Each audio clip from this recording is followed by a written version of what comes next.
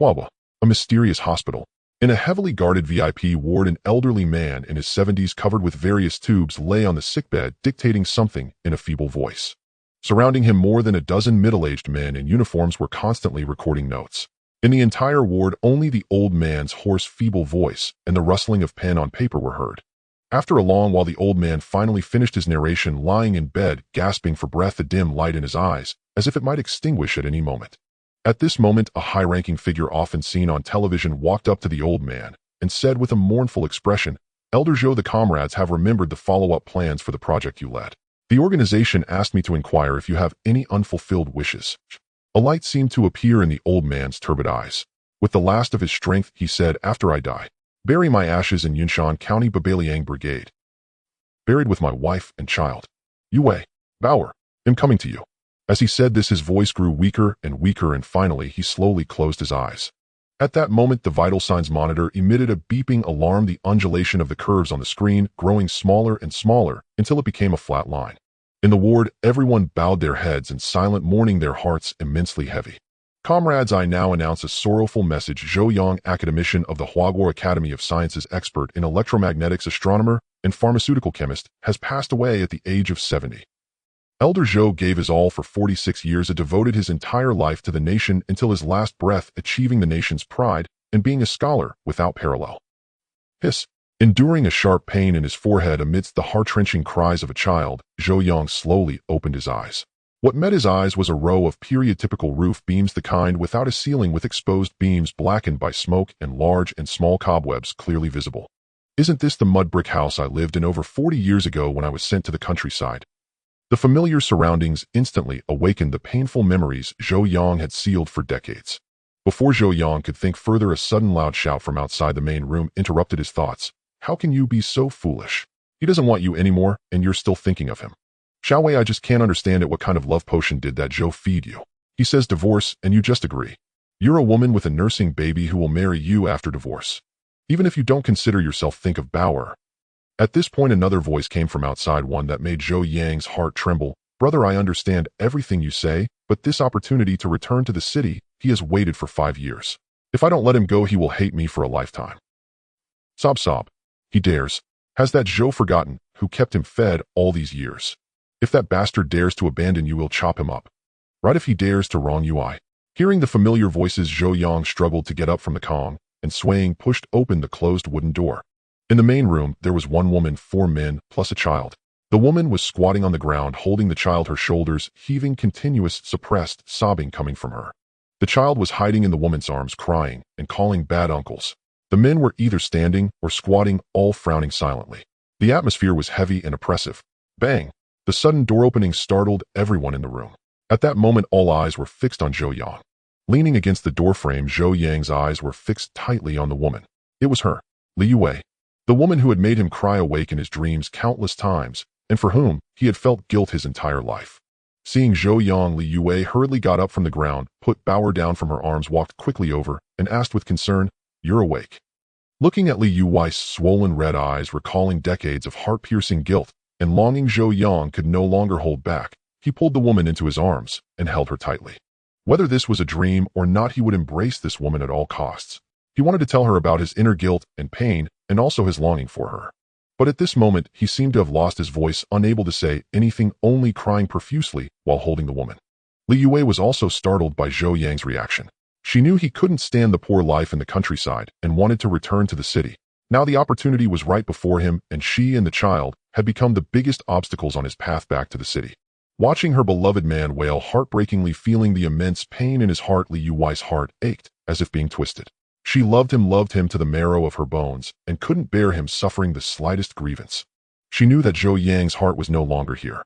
Forcing him to stay would only turn him into a walking corpse and make him hate her for the rest of his life. Gnashing her teeth against her inner pain, Li Yue gently patted Zhou Yang's back to soothe him while speaking in a trembling voice, "Don't cry, I agree to divorce you, okay?" After saying this, as if draining all her strength, her body swayed and collapsed into Zhou Yang's arms. Divorce. Hearing these 2 words, Zhou Yang snapped back a bit. Why was this scene so familiar? His arms holding the woman suddenly tightened with more force. Feeling the reality in his hands and catching the faint floral scent from her body, Zhou Yang's expression became agitated, and his body began to tremble slightly. I've been reborn. This is not a dream. Right, this should be the moment when he had just received the notice to return to the city and had confronted his wife about divorce. He recalled that because of this he had been severely beaten by his brothers-in-law, and if Li Yue hadn't stopped them, he might have been beaten to death. That means the tragedy hasn't happened yet, everything can still be changed. Thinking this, Zhou Yang's heart raced, and his body trembled even more. However, his reaction was obviously misunderstood by Li Yue. Just now he had been crying profusely, but now upon hearing her agree to divorce, he suddenly stopped crying and became so agitated. In an instant, Li Yue's face was filled with despair. She had always known that this man was like a white swan in the sky, a prince charming from a fairy tale. He was an intellectual from the city, handsome, well-educated, knowledgeable, and articulate. Both the female sent-down youths and the young women from the surrounding villages all admired him. And she was just a country bumpkin, not even a Cinderella. He married her not because he liked her, but because her father was the party branch secretary of the brigade, and she had 4 older brothers, so her family had many strong laborers and surplus grain. So their union had nothing to do with love, it was just a story of a country girl taking advantage of a down-and-out prince. Being able to live with him for 4 years, she was already very content. If her letting go could bring him happiness for the rest of his life, she would willingly break off her own wings and give them to him, so he could fly. After firming up her decision, Li Yue looked at Zhou Yang's pale, handsome face, forced herself to suppress her heartache, and said, "Let's get a divorce." Upon hearing Li Yue mention divorce, once again Zhou Yang's feelings were entirely different. In his previous life, Li Yue had spoken the same words, and he had agreed, without hesitation, even obtaining the county's divorce certificate the very next day. Soon after, he abandoned Li Yue and his 3-year-old daughter Zhou Bauer and returned to the city. Yet he never could have foreseen that this parting would become a permanent farewell. Not long after his return to the city, he was reassigned as a technician to a secret base to undertake scientific research, a sojourn that lasted 3 long years. During those 3 years, like all members of the project, he concealed his true identity and severed all ties with the outside world. And it was during this time that he finally recognized his innermost truth. He had fallen in love with that rustic country girl whose eyes seemed to mirror only him. Thus, when the project achieved resounding success, he eagerly took leave and headed to the Boboliang Brigade, where he had once worked, determined to remarry her. However, upon returning to the familiar place, everything had changed. All that awaited him were 2 solitary graves overgrown with weeds. It turned out that in the year following their divorce, the Li family suffered a catastrophic upheaval, resulting in the loss of Li Yue's father and 3 elder brothers, while the 4th brother was left crippled and broken. Suddenly, Li Yue transformed from the family's cherished darling into its steadfast pillar, forced to toil in the fields, while also caring for her disabled brother and the 7 or 8 children. Moreover, since Li's father had once offended influential figures while serving as the brigade secretary, the Li family had fallen from grace, inevitably drawing vengeful retribution. Furthermore, despite having borne children, Li Yue remained the most beautiful blossom in the village, and thus frequently attracted the unwelcome advances of local hoodlums. During this period, Li Yue had sought Zhou Yang in the capital, but at that time the Zhou elders had not returned, the children were scattered, and Zhou Yang himself was engaged in a project on the northwest Gobi Desert. Each of her 2 attempts in the capital left her with no trace of him. At that critical juncture, Bauer was diagnosed with a severe illness that demanded exorbitant treatment costs. The relentless series of calamities finally broke Li Yue, who 3 months before Zhou Yang's return ended her life by throwing herself and her daughter into the river. The brutal loss of his wife and daughter became an everlasting nightmare for Zhou Yang, who loathed himself for abandoning them for over 3 years, a neglect that culminated in an irreparable tragedy. For a long time thereafter, he drowned himself in alcohol and stupor, drifting listlessly through life, even attempting suicide thrice, each time being rescued by his family.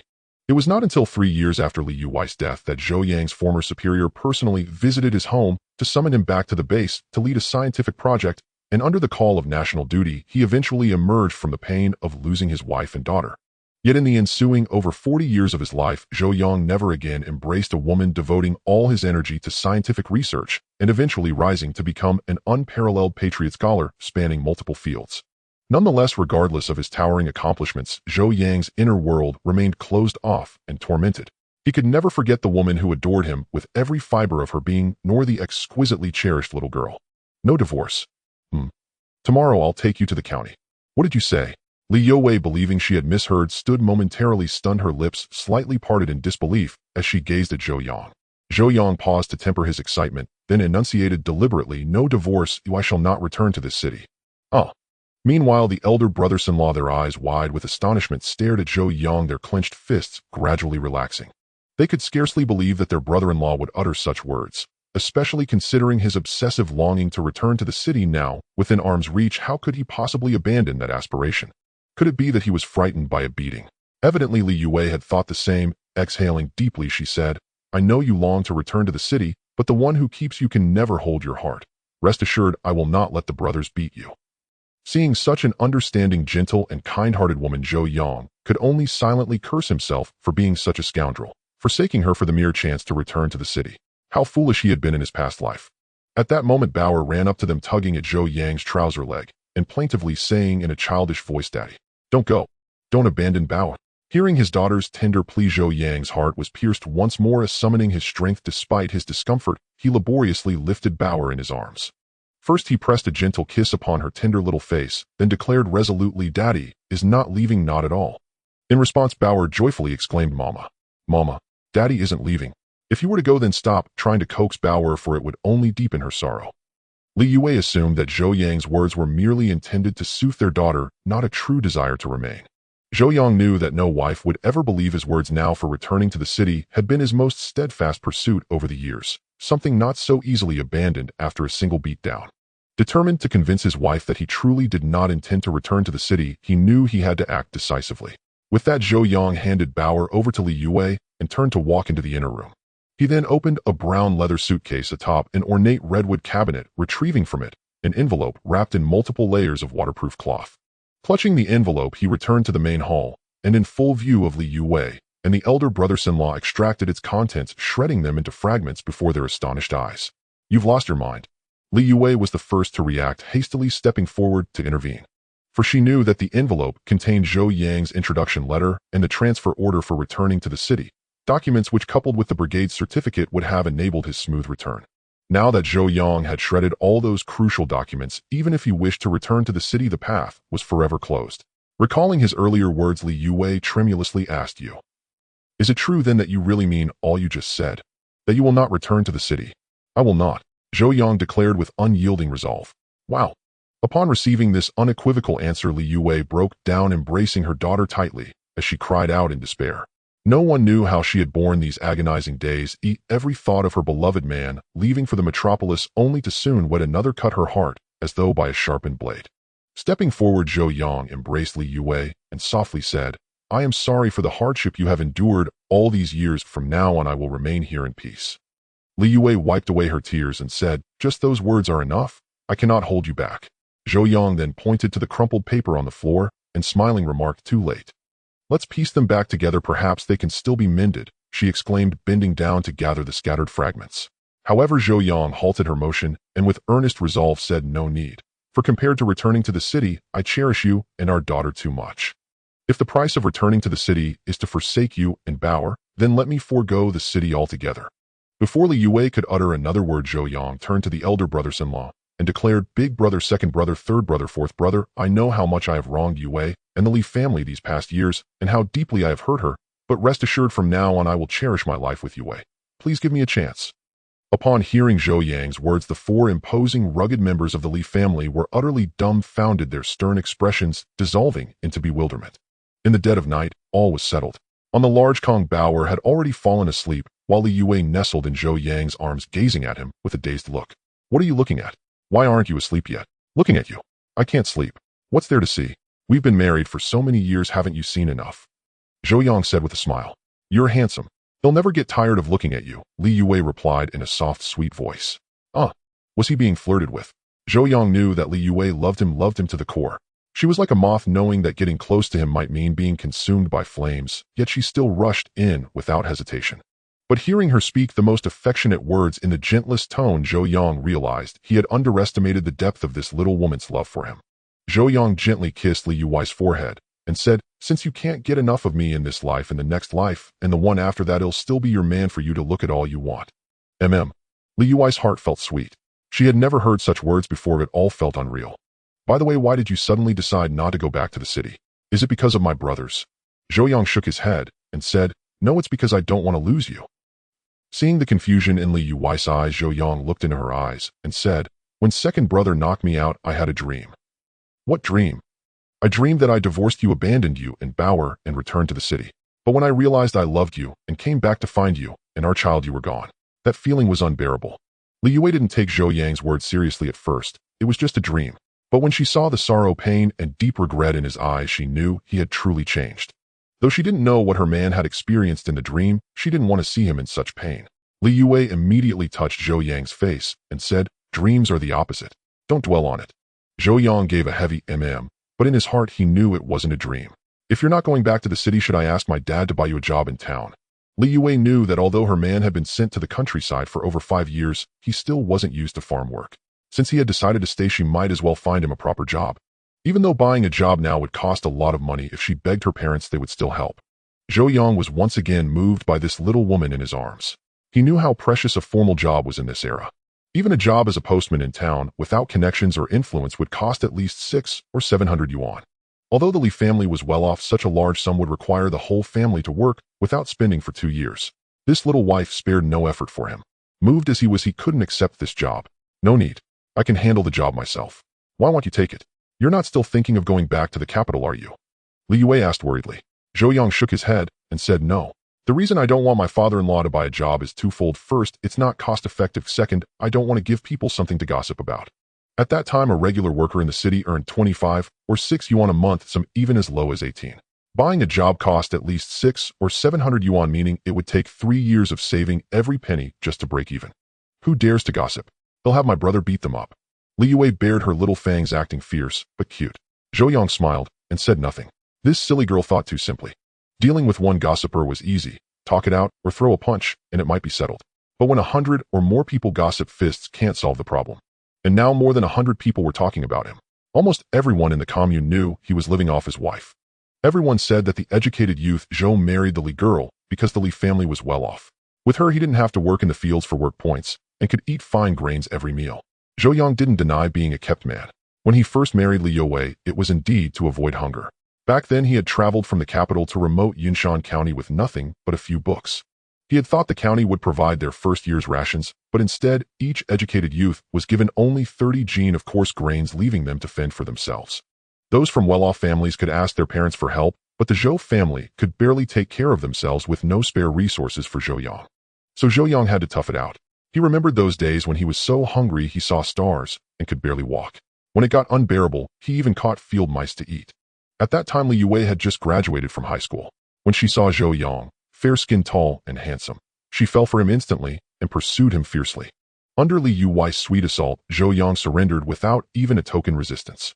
In the years of their marriage, Li Yue, cherishing him, had her father use his position to find Zhou Yang an easy job where he could earn some work points without heavy labor. After all, her father had that authority. When there was no food at home, they would go to her parents' house. Fortunately, Li's father, who had a daughter late in life, doted on her and didn't mind supporting an idle man like Zhou Yang. Thus, he became known as a kept man. He hadn't cared about others' opinions before because his heart wasn't here. But now things were different. He wanted to live a good life with Li Yue and didn't want people pointing fingers at him. He had to change his image. "By the way, how much money do we have at home?" Zhou Yang suddenly asked. "About 100 yuan. Do you need it?" "Yes, I want to go to the city." "You mean the city, not the county?" "Yes, the city." "Why go all the way to the city? It's so far." Li Yue frowned, her eyes full of worry. Seeing her expression, Zhou Yang knew what she was thinking. He tapped her nose and said, "Don't overthink it. I'm not planning to run away. My teacher once told me a way to make money, and I want to give it a try." Li Yue blushed and said sheepishly, "I wasn't overthinking. When do you want to go?" "I'll ask my dad to write you a travel permit. Let me recover first. Your brother's really hit hard. My whole body aches." "Serves you right. Who told you to keep thinking about abandoning us and going back to the city?" "I won't. He'll never abandon you again. I believe you." At the Babao Liang Village Party branch office, Li Fengyan frowned at his son-in-law and asked, "You want to go to the city?" He was deeply dissatisfied with this son-in-law who could neither lift nor carry anything. He knew that his son-in-law was unmatched in both appearance and knowledge, not just in Unity Commune, but perhaps in all of Yunshan County there might not be a second like him. But that was no excuse for bullying his precious daughter. If not for his foolish girl being dead set on staying with this rascal, he wouldn't want to bother with him at all. "I plan to go to the city for a few days. Father, could you issue me a travel permit?" Zhou Yang said. Despite his father-in-law's current disdain, Zhou Yang knew the old man was a devoted daughter lover and by extension treated him quite well. Besides, he had real business in the city this time, so he figured the permit wouldn't be denied. "What are you going to the city for?" "I haven't heard of any relatives of yours there. Father, my teacher once mentioned a way to make money, and I'm going to check it out," Zhou Yang replied truthfully. "Make money? Is the family out of funds? If so, I can have Yue come home for a while. Father, I know you care for us and want to help, but how long can you keep helping us? Then Zhou Yang added, as a man, I want to support our little family. You're showing some manliness now, but I need to warn you about something. Father, please speak. I can issue the permit, and I have no problem with you returning to the city, but I hope you leave with dignity, not sneak away. Li Fengnian feared Zhou Yang would never return, breaking his daughter's heart. Father, rest assured, wherever Yue and the child are, there I will be. I won't leave them. Zhou Yang spoke with unwavering resolve. Good, I hope you keep your word. Exiting the party branch office, Zhou Yang felt a surge of excitement. With the village permit, he could seek opportunities to earn money and improve their living conditions. Otherwise, the daily fare of potato porridge was truly unbearable. Returning home, he saw Li Yue busy in the kitchen while Bauer played alone with mud in the yard. Seeing Zhou Yang, the little girl joyfully stood up, toddled toward him on her short legs, and cheerfully called out, Daddy. Zhou Yang quickly stepped forward, scooped up his precious daughter, and said, looking at her dirty face, Come on, Daddy will wash your face. You are turning into a little kitten. Bauer is not a little kitten, Daddy, is he? Hearing the commotion, Li Yue turned around, and seeing the little girl squirming in Zhou Yang's arms, quickly said, Bauer, get down. Daddy's body hasn't fully recovered yet. No, Daddy, lift me high. Zhou Yang replied, It's fine. He lifted the little girl onto his shoulders and took her to wash her hands. After cleaning Bauer and returning indoors, Li Yue had already prepared the meal: a few wild vegetable steamed buns, 3 bowls of thin porridge with barely any rice, and a plate of cold mixed bitter herbs. This meal was truly healthy. Then Li Yue took a small clay jar the size of a fist from the spice cabinet, scooped out a spoonful of brown sugar, and put it in Zhou Yang's bowl, saying, Eat up. Li Yue's gesture moved Zhou Yang to tears. He remembered that in his past life this woman had always done this. Knowing he couldn't stomach such bland food, she would add sugar to his porridge while denying it to herself and their child. Mommy Bauer wants sugary treats too. Sugar is bad for kids, it rots your teeth. Zhou Yang held back his tears. He pushed his own sugared bowl toward Bauer, patted her little head, and said, If Bauer wants sweet porridge, then go ahead and drink it. You spoil her too much. With that, Li Yue reluctantly scooped another spoonful of brown sugar from the jar, intending to put it in Bauer's original bowl.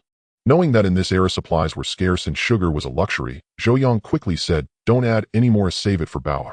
Seeing Li Yue's puzzled look, Zhou Yang hastily explained, When I held Bauer, just now I felt she had hardly any flesh on her bones. She's too thin. Not that thin is she. I think Xiaobing from Big Brother's family and Erwazi from Second Brothers are both lighter than Bauer, and they were born earlier than her. Still too thin. Indeed, Bauer's weight was decent for the times, but at 3 years old she weighed less than 20 jin, while children her age in later generations averaged 28 jin, a significant gap. Though Li Yue was pleased that Zhou Yang cared so much about Bauer, she still added the sugar to the bowl and pushed the porridge back to him. Feeling her deep affection, Zhou Yang didn't refuse. Instead, he took the sugar jar, scooped out another spoonful, and put it into Li Yue's bowl. You have some too, and don't say no. Li Yue couldn't help but feel a pang of regret. Brown sugar was expensive and sugar coupons were hard to come by. This stash had been obtained by her father through much pleading when she was in confinement 2 years ago. Back then he had managed to get 2 jin. After her confinement and years of use, less than 3 liang remained. At this rate, it wouldn't last long. Did you get the permit? Father issued it for 3 days. Then go early and return soon, and don't engage in any buying and selling. Be careful not to get reported. Li Yue cautioned him. She knew that in the past couple of years the situation had relaxed somewhat, and some people had grown restless. Many villagers often sneaked to the city's black market at night, and it was said some had indeed made money. But the authorities still enforced strict rules. If reported, the penalty could range from confiscation of property to imprisonment. She didn't want her man to risk himself for money. Zhou Yang smiled and said, Don't worry, I know my limits. While buying and selling could yield quick cash, Zhou Yang looked down on it. Too risky and too little profit. Moreover, a man of his caliber scorned such methods. He had a far easier and more lucrative way to make money, and that opportunity lay in the city. Don't put too much pressure on yourself. We may not have white flour buns every meal, but with my parents' help we won't starve. I understand. Despite his words, Zhou Yang knew he had to make money, and plenty of it. On one hand, they urgently needed funds to improve their living conditions. On the other, he worried about Bauer's health. In his past life, Bauer had been diagnosed with heart disease at age 5. Though the little girl showed no symptoms now, Zhou Yang was determined to take her to the provincial capital for a checkup as soon as possible. Additionally, it was now June 1975, and the National College entrance examination would resume in September 1977, barely 2 years away. This was their chance to escape rural life and step onto a broader stage. So Zhou Yang not only wanted to take the exam himself, but also hoped Li Yue would join him. As for whether they could pass, Zhou Yang had no doubts. With his own abilities, acing the exam was a trivial matter. With his tutoring, Li Yue, who had already finished high school, should have no trouble either. However, both attending university would place a heavy burden on the family. Although university was free in this era and students received a stipend, the meager allowance wouldn't sustain two people, let alone a young child like Bauer. Thus, Zhou knew he had to earn enough in 2 years to cover their university expenses. If possible, he wanted to buy a house in the city where they would study. And all of this required money, a great deal of money. In a daze, Zhou heard someone calling him. Opening his eyes, he found Li Yue standing by the Kong. "It's past 5, time to get up," Li Yue said softly. Zhou remembered they needed to go to the city today. Since there was no direct bus, they had to first reach Yinshan County, then take another bus to the city. Yinshan County was 20 kilometers from Bapeo Liang village. To catch the first long-distance bus, Zhou had to arrive in the county by 9 o'clock. As Zhou dressed, Li Yue had already placed the prepared breakfast on the table. It was porridge with boiled potatoes, but there were a few extra eggs. She peeled an egg and placed it in his bowl, then packed the remaining eggs into a small cloth bag. "Take these eggs to eat on the road. I've also prepared 50 yuan for you. When you're away, don't be too hard on yourself. I don't need that much. Just give me 30 yuan and prepare some meal tickets too," Zhou said. "Take it all. A poor family should be generous on a journey. If you don't use it, just bring it back." After finishing the lovingly prepared breakfast, Zhou kissed the sleeping face of his daughter Bauer, then set off with a canvas bag slung over his shoulder. Watching Zhou retreating figure, Li Yue's eyes grew moist, tears slowly welling up. In this marriage, she had been the initiator, yet also the passive one. She had pursued Zhou first, but she knew he didn't love her, being with her was out of necessity. Thus, Li Yue was always in a state of anxiety, deeply afraid that this swan-like man would leave her and their daughter forever. Yet she couldn't stop him from leaving, so her heart was tormented. Although he repeatedly assured her that he was only going to the city to find a way to earn money and would never leave, Li Yue's heart was still filled with bewilderment and helplessness. Just as Zhou reached the gate and turned to close the courtyard door, he saw Li Yue standing at the entrance, constantly wiping her eyes with her sleeve. Knowing she was overthinking, Zhou returned to the yard and quickly approached her. Sure enough, she was crying. Seeing his tear-streaked young wife, Zhou felt a pang in his heart. This girl had no sense of security at all. "I am just a little." Before Li Yue could explain, Zhou pulled her into his arms and whispered softly in her ear, "Don't cry. He'll be back soon." "I believe you." Zhou patted his young wife's back again. As he turned, a thought struck him. "When I get back, let's go get our marriage certificate." Li Yue trembled all over, hardly daring to believe it. "Really? Get your documents ready. We'll go when I'm back. Then come back early." Seeing his wife too excited to speak coherently, Zhou felt the softest part of his heart touched once more. The regulations for educated youth returning to cities were strict. Once married locally, their household registration would be transferred to the village, essentially forfeiting their chance to return. Thus, to facilitate a future return, even though they had been together for over 4 years and Bauer was over 3, they had never officially registered their marriage. An unregistered marriage was not legally protected. If they separated, only a certificate of dissolution was needed, and both parties' files would still show them as unmarried. He had to admit his past self was selfish. But in this life, Zhou vowed not to let this girl stay with him in ambiguity. Registering their marriage was long overdue. The 20-kilometer journey took Zhou over 3 hours. He arrived at the bus station just after 8. The walk was pleasant only for the fresh air, otherwise the experience was far from enjoyable. Muddy rural paths, low adobe houses, and sallow-faced commoners. The poverty of this era was laid bare, unabashed and unrelenting. Even the county town lacked the imagined prosperity, merely boasting a few more brick and tile houses. Fortunately, it was already 1975. The era of reform was only a few years away. All he had to do was wait patiently. He bought a ticket and boarded. With a clattering din, the long-distance bus set off for Ningshi, 120 kilometers away. Traveling in this era was truly an ordeal. A distance of just over 100 kilometers would take only an hour by car in later times. But Zhou journey consumed a grueling 3.5 hours. The violent jolts, crowded passengers, and incessant noises nearly drove him mad. Still, Zhou knew these were the conditions. Having a bus ride was already a luxury, why ask for a bicycle? Stepping out of the dilapidated bus station, Zhou carefully surveyed the streets. Slowly the scene merged with his memories. Compared to the future northwestern transportation hub, the current Ningshi was desolate and bleak. In his past life, Zhou visited Ningshi almost every year, so he was quite familiar with it. Without asking for directions, he relied on his memory and headed toward the nearby Xinhua bookstore. The familiar sign made the corners of his mouth lift slightly, and he pushed open the door, striding in. The bookstore was small with a simple layout.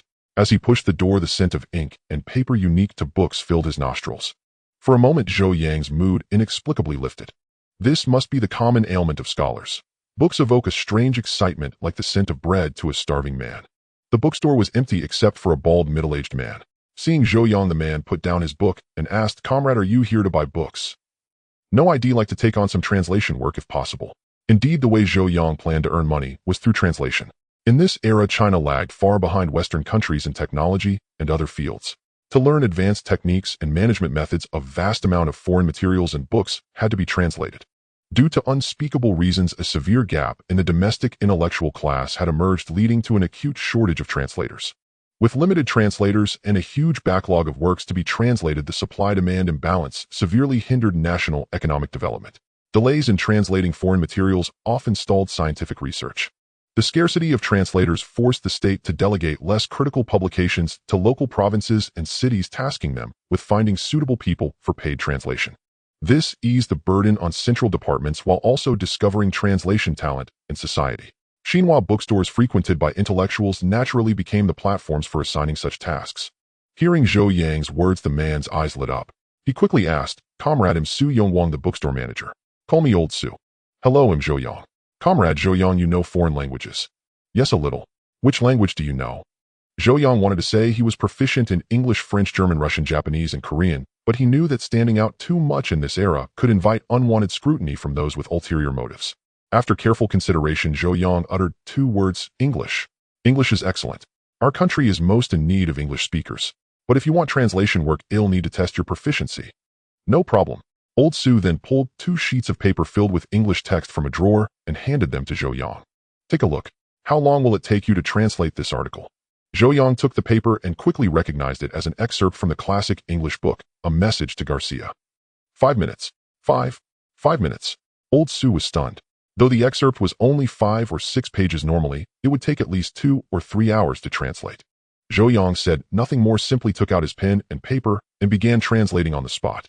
A few pages of translation were hardly a challenge for Zhou Yang, a national scholar who regularly published papers in English. If it were merely oral translation, he could have finished it in at most 2 minutes without the need to write it down. Yet even so, when Zhou Yang handed the letter paper filled with his translation to Old Su, after 5 minutes the latter was still utterly astonished. This English passage had already been translated before, and Old Su compared Zhou Yang's version with the standard answer. Aside from minor differences in word choice, the overall quality was excellent. Old Su realized that the young man before him was a true translation prodigy. He promptly said, "Your skills are good enough to take on tasks, but per regulations we need to verify your personal information." Zhou Yang was clearly prepared. He immediately produced his identification and the letter of introduction issued by his production brigade. Old Su carefully examined the documents Zhou Yang handed over. When he saw that Zhou Yang was an educated youth from the capital, he couldn't help asking, "You're from Beijing, and you were sent to our area for re-education?" At the Unity Commune in Yinshan County. "How many years?" 5 years. 5 years, and you never thought to come here for work before?" Zhou Yang smiled and said, "For one thing, I didn't know this job existed. For another, my wife used to support the family, so I had no motivation to earn money." "Hey, you married a good wife then?" "I think so too." Thinking of that adorable little woman, the corners of Zhou Yang's mouth involuntarily lifted and a happy smile spread across his face. "I've checked, your identification is fine. How would you like to take on assignments?" "Are there options?" Zhou Yang asked, puzzled. "Yes. Based on skill level, we classify all translators into translator, translation specialist, and senior translation specialist. Different levels have access to different tasks." Old Su continued, "Your skill is not bad, but for now you can only be considered a translator. That means you can only take on work like translating foreign magazines and journals. Once your level rises, you'll be able to take on more advanced tasks." May I ask how the translation fees are calculated, and how do I upgrade my level?" "For magazine or journal translations, if it's under 3,000 characters, it's paid per piece, 5 yuan per piece. For more than 3,000 characters, it's calculated at 3 yuan per 1,000 characters. Then Old Su added, "As for upgrading your translator level, there's really only one way: translate more works." "Are there specific criteria for promotion?" "Translating over 10,000 characters with an accuracy rate above 90 qualifies you as a translator. Exceeding 100,000 characters with over 95 accuracy allows promotion to translation specialist. Over 1 million characters with over 98 accuracy qualifies you for senior translation specialist." Zhou Yang nodded and said, "All right, please find me a few journals first, preferably on industry or mathematics." Old Su then took out a medium-thick magazine and said, "This is the latest assignment from above. You can give it a try, but if you want to take the book home to translate, you'll need to pay a deposit of 10 yuan. Zhou Yang picked up the book and saw it was an industrial journal published last month by the United States, about 50 pages thick. Given his skill, if he went all out, he could finish translating this journal in at most 4 or 5 hours. With that thought, Zhou Yang looked at a nearby desk and chairs and asked, "Can I work over there for a while?" Old Su clearly guessed Zhou Yang's intention and asked in surprise, "You want to translate it right here? Is that not allowed?" "It's allowed, but you should know that your finished translation must be submitted for review by the higher-ups. Only works that pass review will be compensated. So even if you finish now, I can't pay you right away." "That's fine, the payment can wait. I have 3 days off. I hope to raise my level to translation specialist during this time, so I can take on more advanced tasks to do at home." All right. Perhaps because Zhou Yang's earlier performance had truly impressed him, Old Su not only prepared pen and letter paper for Zhou Yang, but also poured him a glass of water. Zhou Yang didn't stand on ceremony. He settled at the small round table by the bookstore window and began translating the journal with peace of mind. This journal wasn't a top-secret document. Although it contained some specialized terminology that made parts of it obscure, it still posed no significant challenge to Zhou Yang. Working from 12 noon until 3:30 in the afternoon, Zhou Yang had already translated half the work. The letter paper covered with translation amounted to 60 or 70 pages, estimated at over 10,000 characters. Zhou Yang was quite satisfied with his pace. Translation work tests not only foreign language proficiency, but also command of one's native language and writing speed. None of these were a problem for Zhou Yang. With a master-level command of English, expert-level literary skill, and the speed of a stenographer, he navigated the translation process with effortless ease. By 5 o'clock, just before the bookstore closed, Zhou Yang had finished his first translation work. When he handed the completed manuscript to Old Su, the balding middle-aged man was utterly dumbfounded. He had seen highly skilled translators before, but never one who could finish translating an entire magazine in a single afternoon. Moreover, upon inspection, the accuracy of Zhou Yang's translation was remarkably high. Fast and accurate. Wasn't this exactly the kind of talent they needed? Overcoming his shock, he decided to send the translation to the provincial office for review that very night and to report Zhou Yang's talent to the relevant authorities, marking him as a key person of interest. There was no other choice. Highly skilled translators were in such short supply that each one was a national treasure not to be treated lightly. Zhou Yang had no idea that his extraordinary performance had already caught Old Zu's attention. At that moment, he was contemplating what to do next. Hearing the growl of protest from his stomach, Zhou Yang remembered he hadn't eaten for nearly a day. He decided to appease his hunger first. Across from the Xinhua bookstore was a state-run restaurant, and the aroma of food drifted all the way to Zhou Yang's nose. After saying goodbye to Old Su, he left the bookstore with a journal in hand. Arriving at the state-run restaurant, it was mealtime, and the place was bustling with people. Seeing large chunks of braised meat in the kitchen, Zhou Yang's cravings were instantly aroused. For the past 2 days at home, his meals had been nothing but wild vegetable buns and potato porridge, a health diet that made him sick. Now at the sight of meat, his eyes practically lit up. But then he thought of his wife and child eating coarse food at home while he feasted in a restaurant. That would be utterly heartless. Even if he wanted to eat meat, he should buy it and take it home to share with Li Yue and Bauer. After much deliberation, Zhou Yang reluctantly tore his gaze away from the braised meat and ordered a bowl of hot noodle soup. Though it was just a simple noodle dish, it was still a rare delicacy compared to the coarse grains and wild vegetables in the countryside. Having gone hungry all day, his stomach was practically stuck to his back. Zhou Yang downed the entire bowl soup and all in one go. Having eaten and drunk his fill, the next consideration was where to rest for the night. There were no private hotels or inns, now only state-run guest houses. Those places were not only expensive but also offered poor service. More importantly, the single rooms in guest houses were basically reserved for officials, and ordinary people couldn't enjoy such treatment. If Zhou Yang stayed at a guest house, he would have to share a room with others, which he found quite uncomfortable. So if there were any other options, he truly didn't want to stay there. However, he was an outsider with no relatives or friends in Ning City, and aside from the guest house, there seemed to be no other place to go.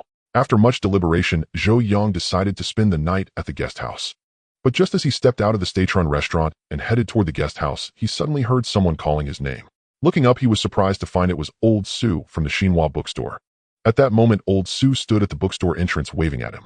Zhou Yang crossed the street, approached Old Su, and asked with a smile, "Brother Su, are you heading home?" "I'm off work. I saw you coming out of the state-run restaurant and wanted to have a word with you. Is that convenient?" "Convenient. Very convenient, as long as it doesn't delay your leaving, Brother Su. Haha, my job is quite leisurely. Leaving a bit earlier or later doesn't matter much." With that, Old Su unlocked the bookstore door again and invited Zhou Yang inside. Then they sat down across from each other at Old Zu's desk. "Xiao Zhou, after you left earlier, a question occurred to me. Are you in Ning City on business or visiting friends and relatives?" Old Su asked. "Neither. To be honest with you, I came to Ning City to earn some money to help support my family." Old Su wasn't surprised by this answer. Times were hard for everyone, being able to eat one's fill was already good. Anyone with a bit of ability wanted to earn some extra income to improve their life. So you won't be staying in Ning City long. I've only taken 3 days off from the production team. I must return the day after tomorrow. A flicker of regret passed through oldZus' eyes, but he immediately said, I've already sent your manuscripts to the provincial capital overnight. If nothing unexpected happens, we'll have news by tomorrow. If they pass, I'll settle your payment as soon as possible. Thank you, Brother Su. You're welcome. In fact, helping you is also helping myself. Seeing Zhou Yang's confusion, old Su explained, You know, all industries nationwide are now learning advanced Western technology and experience. Every day there's a massive amount of documents and materials needing translation. So the higher-ups have assigned translation tasks to bookstores in every province and city with regular assessments. As you know, Ning City is just a remote small town with no universities nearby, so translation talent is scarce. Every month when tasks come down from above, I have to beg and plead with people to get them done. It's time-consuming, exhausting, and expensive. If your translations are of acceptable quality, that would be a good thing for me too. After listening to oldZus' explanation, Zhou Yang immediately grasped the implications. You can rest assured about the quality. With me here, Brother Su, you won't have to worry about completing your tasks anymore. That would be wonderful. You have no idea how hard it is to find a qualified translator. Every time a new task is assigned, it takes a toll on me. It's really beyond words. Zhou Yang smiled and said, From now on, whenever there's a task, Brother Su, you can directly give it to me. That way you'll fulfill your quota and you'll earn some money. A win-win. Great. Xiao Zhou, you haven't settled on a place to stay tonight, have you? Not yet. I was planning to spend the night at the guest house. Forget the guest house. Come to my place. They'll have your sister-in-law prepare a couple of dishes, and we'll have a few drinks tonight. How can I do that? That would be too much trouble for you and sister-in-law. It's no trouble. But Zhou Yang interrupted him before he could finish. Brother Su, I know you mean well, but let's skip it this time. First, I haven't prepared anything today. It's not proper to visit empty-handed. Second, as you know, I have limited time. I plan to translate more manuscripts tonight to level up as quickly as possible. Seeing Zhou Yang's sincerity, old Su didn't insist further. Instead, he said, If you're going to continue translating tonight, why not stay in the bookstore? Stay in the bookstore? There's a small room in the back that I use for afternoon naps. It has a bed and blankets. It'll do for a simple overnight stay. Zhou Yang was tempted. It wasn't about saving the accommodation cost. The environment here was far better than the guest house and very suitable for work. But seeing the room full of books, he hesitated and asked, Is that convenient? Haha, nothing inconvenient. There's nothing here but these worthless books. Besides, if you stay in the store, you won't have to pay a deposit for the books. According to bookstore rules, anyone borrowing English books had to pay a corresponding deposit. Once the translation was complete, the books would be returned and the deposit refunded. Hearing this, Zhou Yang knew old Su was genuinely sincere. After a moment's hesitation, he nodded and said, In that case, it'll trouble you, Brother Su. Ha, no trouble at all. Then old Su pointed out the small room to Zhou Yang, and at his request fetched 2 English journals. After that, he locked up and left the bookstore. After old Su left, Zhou Yang returned to the small round table from the afternoon. Then by the light of the store's small electric bulb, he continued translating. In the silent bookstore, there was only a single lamp and a single person. Apart from the rustling of paper and pen, no other sound could be heard. He didn't know how much time had passed, but by the time he finished translating the 2 books, old Su had left. The sky outside had already begun to lighten. He had accidentally worked through the entire night.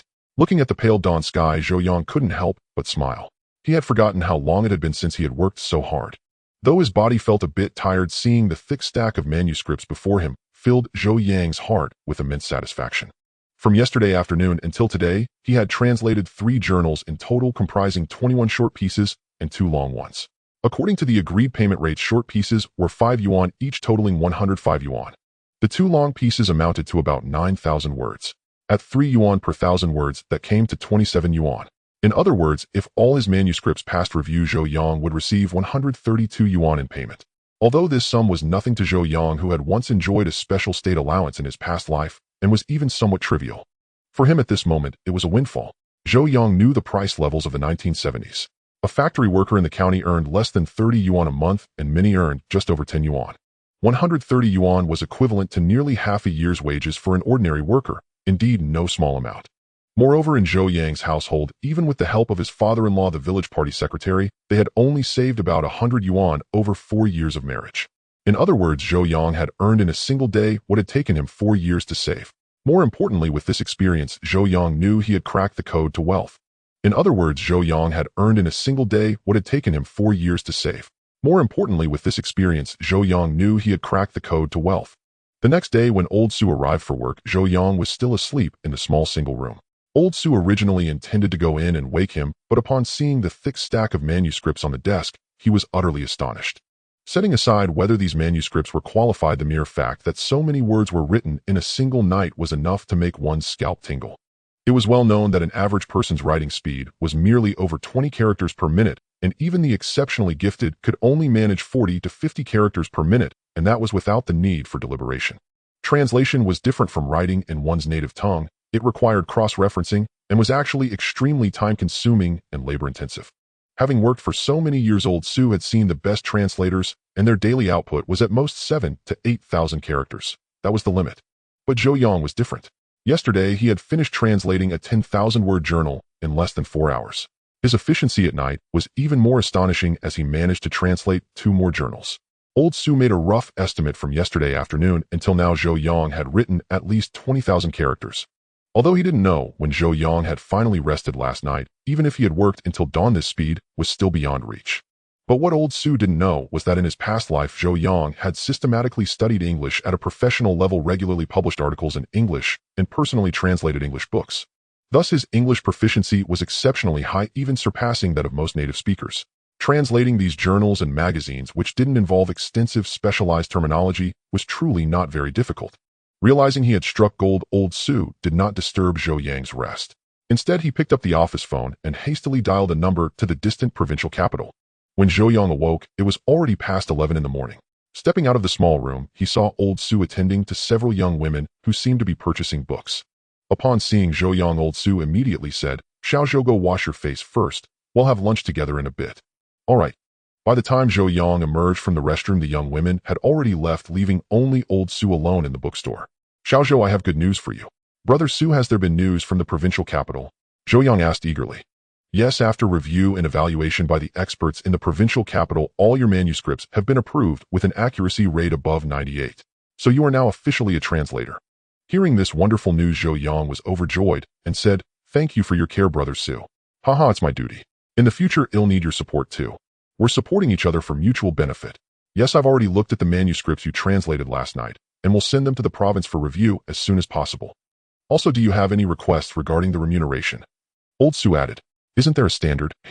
"There is a standard, but to take care of special talents like you, the authorities can also provide some ration tickets in addition to money." "What tickets do you need?" Old Su said. Zhou Yang hadn't expected such a perk and immediately said, "I'd like some rice tickets and meat tickets, and if possible, oil tickets and sugar tickets would be even better." In truth, Zhou Yang also wanted a few industrial coupons, since it was over 20 kilometers from Babaoyang village to Yinshan County, a trek of at least 3 hours on foot.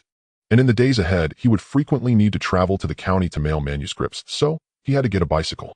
But industrial coupons were hard to come by, and since this was his first time asking, having requested rice and meat tickets, he felt too embarrassed to ask for industrial coupons as well. Since there would be other opportunities, Zhou Yang forcibly suppressed the urge to ask for industrial coupons. Hearing that Zhou Yang only asked for common items, Old Su said, "I'll report it to the higher-ups. It should be fine." "Thank you, Brother Su." Old Su glanced at the time, and seeing it was about right, locked up the shop and took Zhou Yang to the state-run restaurant across the street. Zhou Yang finally ate meat, a plate of fatty succulent pig's head meat, and half a pork elbow.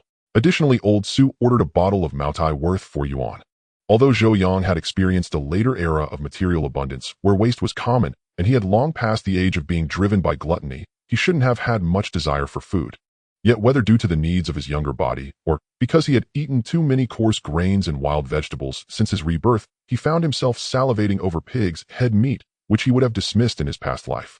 Old Su apparently sensed Zhou Yang's craving and arranged it for him. The meal was thoroughly satisfying, ending only when they had cleared every bit of food and drink from the table. After eating and drinking their fill, the two returned to the bookstore.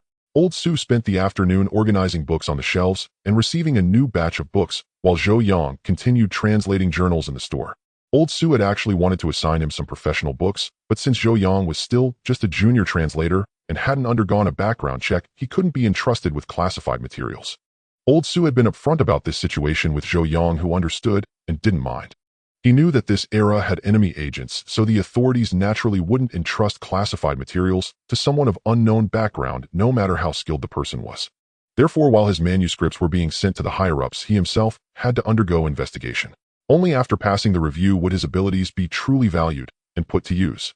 Until then, he could only practice on less important journals and magazines publicly released by Western countries. Fortunately, his goal in translation wasn't to access state secrets, but to earn money. Translating professional books or magazines made no difference to him except for the varying remuneration. Throughout the afternoon, Zhou Yang completed 2 journals at an astonishing speed. His efficiency once again amazed old Su, forcing the bookstore manager to reassess Zhou Yang's abilities. Initially, he had thought Zhou Yang's foreign language skills were at a professional level only slightly inferior to the language experts in the provincial capital. But now it seemed he had greatly underestimated Zhou Yang's prowess. His level was at least expert level, likely on par with, or even stronger than those language experts. Overjoyed, old Su dragged Zhou Yang to the state-run restaurant again after work. He had to build a good relationship with this young man. Such talent was incredibly rare. But this time Zhou Yang didn't let old Su treat him. He knew that the lunch had been anything but cheap, costing at least a dozen yuan, given that a bottle of Maotai alone was 4 yuan. And although old Su was a state cadre with an iron rice bowl, his monthly salary was only about 30 yuan. Spending a third of it on one meal meant he couldn't let him pay for 2 consecutive meals. Moreover, friendship required reciprocity and mutual exchange. Constantly taking advantage of others would not sustain a relationship. So Zhou Yang insisted on paying for dinner himself. However, having very little money on him, Zhou Yang didn't treat old Su to meat or alcohol, but simply ordered 2 bowls of simple hot noodle soup. Silence reigned through the night. At dawn, Zhou Yang rose early and packed his modest belongings. Having been granted only a 3-day leave by the brigade, he had to return to Babao Liang Brigade that very day. The long-distance bus between Ning City and Yunshan County ran just once daily, departing each morning. Zhou Yang therefore planned to bid farewell to Lao Su before heading to the long-distance bus station. Though Lao Su genuinely hated to see this linguistic prodigy depart, he well understood that Zhou Yang was a sent-down youth assigned to the commune, and without urgent necessity, he could not remain away for long. Moreover, Zhou Yang's political review remained incomplete. Until its conclusion, Lao Su could not possibly retain him in Ning City. Fortunately, higher authorities had already approved his request to advance Zhou Yang's manuscript payment, an unequivocally welcome development for Zhou Yang. As Zhou Yang accepted from Lao Su a stack of over a dozen de Tuanjia banknotes and a small bundle of vouchers, his heart swelled with exhilaration. Though this sum would not make him wealthy, it was more than enough to significantly improve his family's living conditions. After expressing heartfelt gratitude, once more Zhou Yang left Xinhua bookstore carrying over a dozen English-language periodicals and boarded the return bus. After several hours of jolting travel, he arrived back in Yunshan County shortly before noon. Yet Zhou Yang did not head straight home to the village. Having made the rare trip into town, and now holding both money and ration coupons, he resolved to make a thorough procurement. Yunshan County was small, its urban center hosted, but a single supply and marketing cooperative situated at the heart of the main street not far from the county middle school. It was Monday midday, so the cooperative stood nearly empty. When Zhou Yang entered, he saw several clerks attending a group of rural women wrapped in headscarves, their weathered darkened skin and patched garments unmistakably marking them as villagers. More tellingly, each woman carried a basket brimming with eggs, clearly there to sell them. Indeed, poultry farming and egg sales constituted one of the few commercially permitted activities in the countryside, a defining feature of that era. So pervasive was this practice that people wryly dubbed chickens the henhouse bank. Without exaggeration, the income from selling eggs often covered an entire household's annual expenses on oil, salt, soy sauce, and vinegar. Zhou Yang's entrance immediately drew the clerk's attention. His neatly tailored coarse woolen coat and canvas crossbody bag were unmistakable emblems of contemporary urban style. Add to this his striking good looks, the very charm that had utterly captivated the young Li Yue, and in the female-dominated cooperative, he shone like a radiant beacon. Quickly, a young clerk with braided pigtails approached him and asked, "Comrade, may I help you with something?" Zhou Yang scanned the shelves behind her before replying, 10 jin of rice, 5 jin of meat, and 2 bottles of sorghum wine. Also weigh out 2 jin of sugar, 1 jin white, 1 jin brown, and give me a pack of white rabbit milk candies and a box of malted milk powder. Just as the clerk assumed he'd finished, Zhou Yang spotted rows of jars and bottles nearby, and grew intrigued. A new 1 bar of soap, 2 towels, 3 toothbrushes, 1 tube of toothpaste, and a jar of snowflower cream, please. Hearing his rapid-fire supermarket-style shopping list, the clerk was utterly stunned. In that era of severe material scarcity, people purchased goods in minuscule quantities, not only because most lived in poverty, but also because supplies were genuinely limited. Thus, frugality had become second nature. Zhou Yang's wholesale-style spree, reminiscent of modern discount store hauls, stood out starkly, even jarringly, against the prevailing norm. In an instant, every person inside the cooperative, whether buyer or seller, paused mid-motion, all eyes fixed unblinkingly upon Zhou Yang. Yet Zhou Yang paid no mind to their astonished glances. His money was earned honestly through labor, neither stolen nor seized, and he feared no idle gossip. Nor would he let fear of slander prevent him from lifting his wife and daughter out of hardship. His family's plight had been too dire. Now that he had earned money, improving their lives was his solemn duty, and he would never allow them to endure privation any longer. After this extravagant spree, Zhou Yang departed the cooperative laden with parcels, deeply satisfied, and leaving behind a legend that would echo through the county. Carrying over a dozen periodicals from Ning City alongside all his purchases, walking home was simply impractical. He decided instead to try his luck at the mill east of town. Perhaps some fellow villager grinding grain might offer him a ride. Fortune favored him. Upon arriving, he spotted Niu Dazhuang from his own brigade loading a cart. Seeing the man's bright-red mule-drawn wagon, Zhou Yang's eyes lit up instantly. "Dazhuang, are you heading back to the village?" Niu Dazhuang, surprised to see Zhou Yang, quickly recovered his composure. "Yes, I am. Did you just return from town?" Just got back. Bought some things hoping you'd give me a lift." Zhou Yang replied with a smile. "Sure, once I finish loading we'll be off." Soon Niu Dazhuang loaded several sacks of finely milled white flour and bran onto the cart, while Zhou Yang stowed his purchases aboard. Together they guided the mule-drawn cart toward Babao Liang Brigade. No sooner had they left town than Niu Dazhuang ventured cautiously, "Zhou, the sent-down youth. Everyone in the village says you've abandoned Xiaowei. Is it true?" Zhou Yang paused, startled, then frowned. "Who said that? How could I ever abandon my own wife? Everyone's saying you plan to return to the city and won't take Xiaowei or Bauer. They even claim your elder brother-in-law gave you a fierce beating over it. The rumors are vivid and detailed. What else are they saying?" Zhou Yang asked. Niu Dazhuang pondered, then replied, "Didn't you take leave for town a couple days ago? Everyone says you fled and will never come back." Didn't Xiaowei step forward to explain? "She did, but folks say she's been deceived, that you'll never return." Hearing this, Zhou Yang's heart tightened with sorrow. During those few days away, how much pressure must that girl have borne? He bore no resentment toward the villagers for judging him so harshly.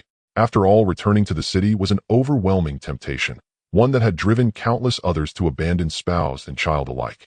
To the villagers, he had always appeared the archetypal parasitic scholar, a man who married Li Yue for ulterior motives. In their eyes, casting off mother and daughter now was not merely plausible, it was inevitable. As Zhou Yang fell silent in reflection, Niu Dazhuang asked again, "Zhou, will you leave again after this return?" Zhou Yang answered firmly, "I have no immediate plans to leave. And if I do depart, I will take Xiaowei and Bauer with me, never abandoning them." "Now that's what I call a man's word." "I knew it. You're an educated man, you'd never sink so low," Niu Dazhuang declared. Zhou Yang managed a faint, bitter smile, because in his past life he truly had done just that, heartlessly abandoning them in the countryside. Looking back, he had indeed been worse than beast or dog. But in this life, he would never repeat that unforgivable error. Not only would he stay with Li Yue and Bauer, he would uplift them, grant them abundance, and make them the happiest mother and daughter in the world. It was already past 4 in the afternoon when he returned to the village. Dazhuang, a man of integrity, escorted Zhou Yang to his doorstep before taking his leave. Zhou Yang lived in a new house. Though it was only a modest two-room adobe dwelling, it was built with the help of his father-in-law Li Fengnian and his 4 brothers-in-law. He shouted twice outside the yard, but hearing no response, Zhou Yang knew his simple wife must have gone to work. Pushing open the gate, he first retrieved a key from under a flower pot beneath the windowsill and unlocked the door. Then he carried the supplies he had purchased outside into the house one by one. Seeing that the sun was still high, Zhou Yang decided to visit his mother-in-law first to pick up Bauer and also inform her to come for dinner that evening.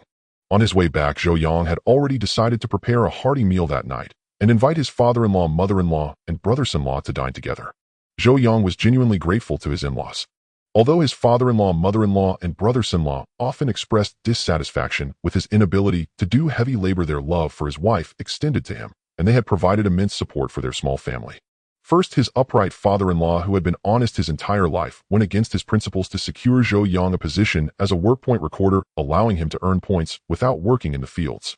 At the same time, his mother-in-law took over the responsibility of caring for Bauer after her birth. Whenever Zhou Yang and Li Yue were at work, Bauer stayed with her grandmother. As for the brothers-in-law, they served as the family's free labor, helping build the house, constructing the courtyard wall, and doing it all. Even the firewood Zhou Yang's family burned each year was brought by his brothers-in-law from a forest dozens of kilometers away during their spare time. In this era of scarcity, families often fought bitterly over a morsel of food, and sibling conflicts were common. Daughters were considered water spilled once married, so it was rare to see a family like the Lis who spared no effort to help their son-in-law. Thus, Zhou Yang swore that in this life, he would not only ensure Li Yue lived a good life, but also lead his brothers-in-law to prosperity and happiness. He found a small basket at home, cut a slice of meat, placed a packet of brown sugar, and took a tin of malted milk powder from the box. Stuffing everything into the basket, Zhou Yang prepared to leave. But just as he turned, as if remembering something, he grabbed a handful of white rabbit creamy candies and stuffed them into his pocket before locking the door and departing. His father-in-law's family lived just behind Zhou Yang's house, separated by 7 or 8 households with a straight-line distance of less than 100 meters. Speaking of this, Zhou Yang couldn't help but tease his father-in-law Li Fengyan for being a doting father. After having 4 sons, he finally got a little daughter, Li Yue. Li Fengyan cherished her so much that he feared losing her if held, or melting her if kissed, wearing his preference for daughters over sons on his sleeve. Before she married, Li Yue ate fine grains at home, while the rest had coarse grains. Even her brother's new wives did not receive such treatment. The 4 Li brothers were barely literate, yet Li Yue was supported through high school graduation. When his daughter married, Li Fengyan originally planned to expand their house to add a room for the young couple, wanting them to live with the Lis, simply because he couldn't bear to have her far away.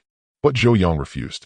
He still harbored some intellectual pride, fearing others would call him a Livian son-in-law, so he preferred to live in the educated youth dormitory with Li Yue rather than move into the Li household.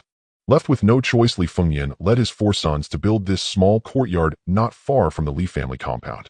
When Zhou Yang arrived at the Lis, he heard children playing and laughing in the yard from a distance. Following the sound, he saw 6 or 7 little children chasing each other in the yard, including his precious daughter. These children were the 3rd generation of the Li family, the offspring of his rough-and-tumble brothers-in-law. It was undeniable that people of this era had remarkable fertility. All 5 of Li Fengmian's children were married, and each had their own kids. The eldest brother, Li Jiangwo, 26, had been married for 7 years and had 3 children. The second brother, Li Guoqing, 24, had been married for 6 years and had 2 children. The third brother, Li Jianjun, 23, had been married for 5 years and had 2 children. The fourth brother, Li Guoqiang, and Li Yue were twins, 21, married for 3 years with 1 child. Counting Bauer, the Li family's 3rd generation totaled 9 children. More importantly, the 3rd and 4th sisters-in-law were both pregnant, and soon the family would welcome new additions. At this rate of reproduction, Zhou Yang dared not imagine how many grandchildren the Lis would have by the time family planning policies were enforced. Looking further, Zhou Yang saw 2 women, 1 old and 1 young, sitting on square stools in the shade under the eaves, chatting, unaware of his arrival. The elder was his mother-in-law, Zhang Guiying. If his memory served, she was 46 this year. However, years of hard labor and raising 5 children made her look much older than her age, easily appearing to be 55 or 56 at first glance. The younger one was Li Yuwei's 4th sister-in-law. Her prominently swollen belly indicated she was far along in her pregnancy and likely resting at home. The creak of the gate startled the children in the yard first. Spotting Zhou Yang, the older boy, Huzi called out loudly, "It's little uncle. Bauer, your dad is here for you." Upon seeing Zhou Yang, Bauer immediately abandoned Chunni, the 3rd brother's daughter, and scurried toward him on her short legs, her little arms spread wide. Fearing she might fall, Zhou Yang quickened his pace to meet her. The moment they met, he swept her up with his right hand, lifting the little girl, and planted a kiss on her grubby cheek. "Giggle, Dad, you're back." "Yes, I'm back." "Did Bauer miss Daddy?" Zhou Yang asked with a smile. "Yes." "How much?" "So much, this much." The little girl spread her arms wide, demonstrating an exaggerated distance to show the depth of her longing. Zhou Yang, cheered by Bauer's rosy cheeks, took a white rabbit candy from his pocket and handed it to her. "Yay, it's white rabbit. Bauer loves it." Hearing there was candy, the other children gathered around, staring at Zhou Yang with expectant eyes. Zhou Yang didn't hold back. He took out all the candies from his pocket and distributed them among the little ones, earning cheers of delight from the group. The commotion naturally couldn't escape the notice of Zhang Guing and Zhong Na, the mother-in-law and daughter-in-law, under the eaves. Seeing that it was Zhou Yang who had entered, both were slightly taken aback. Zhang Guing in particular had been fretting for days that Zhou Yang might never return. Although her daughter insisted that her husband would surely come back, even claiming he had torn up his recall notice and couldn't return to the city even if he wanted to. But Zhang Guiying remained skeptical. She knew her son-in-law's character all too well. He was handsome and learned the kind of man women coveted. Yet intellectuals like him were also proud. There was no way he would willingly stay in this godforsaken mountain village forever.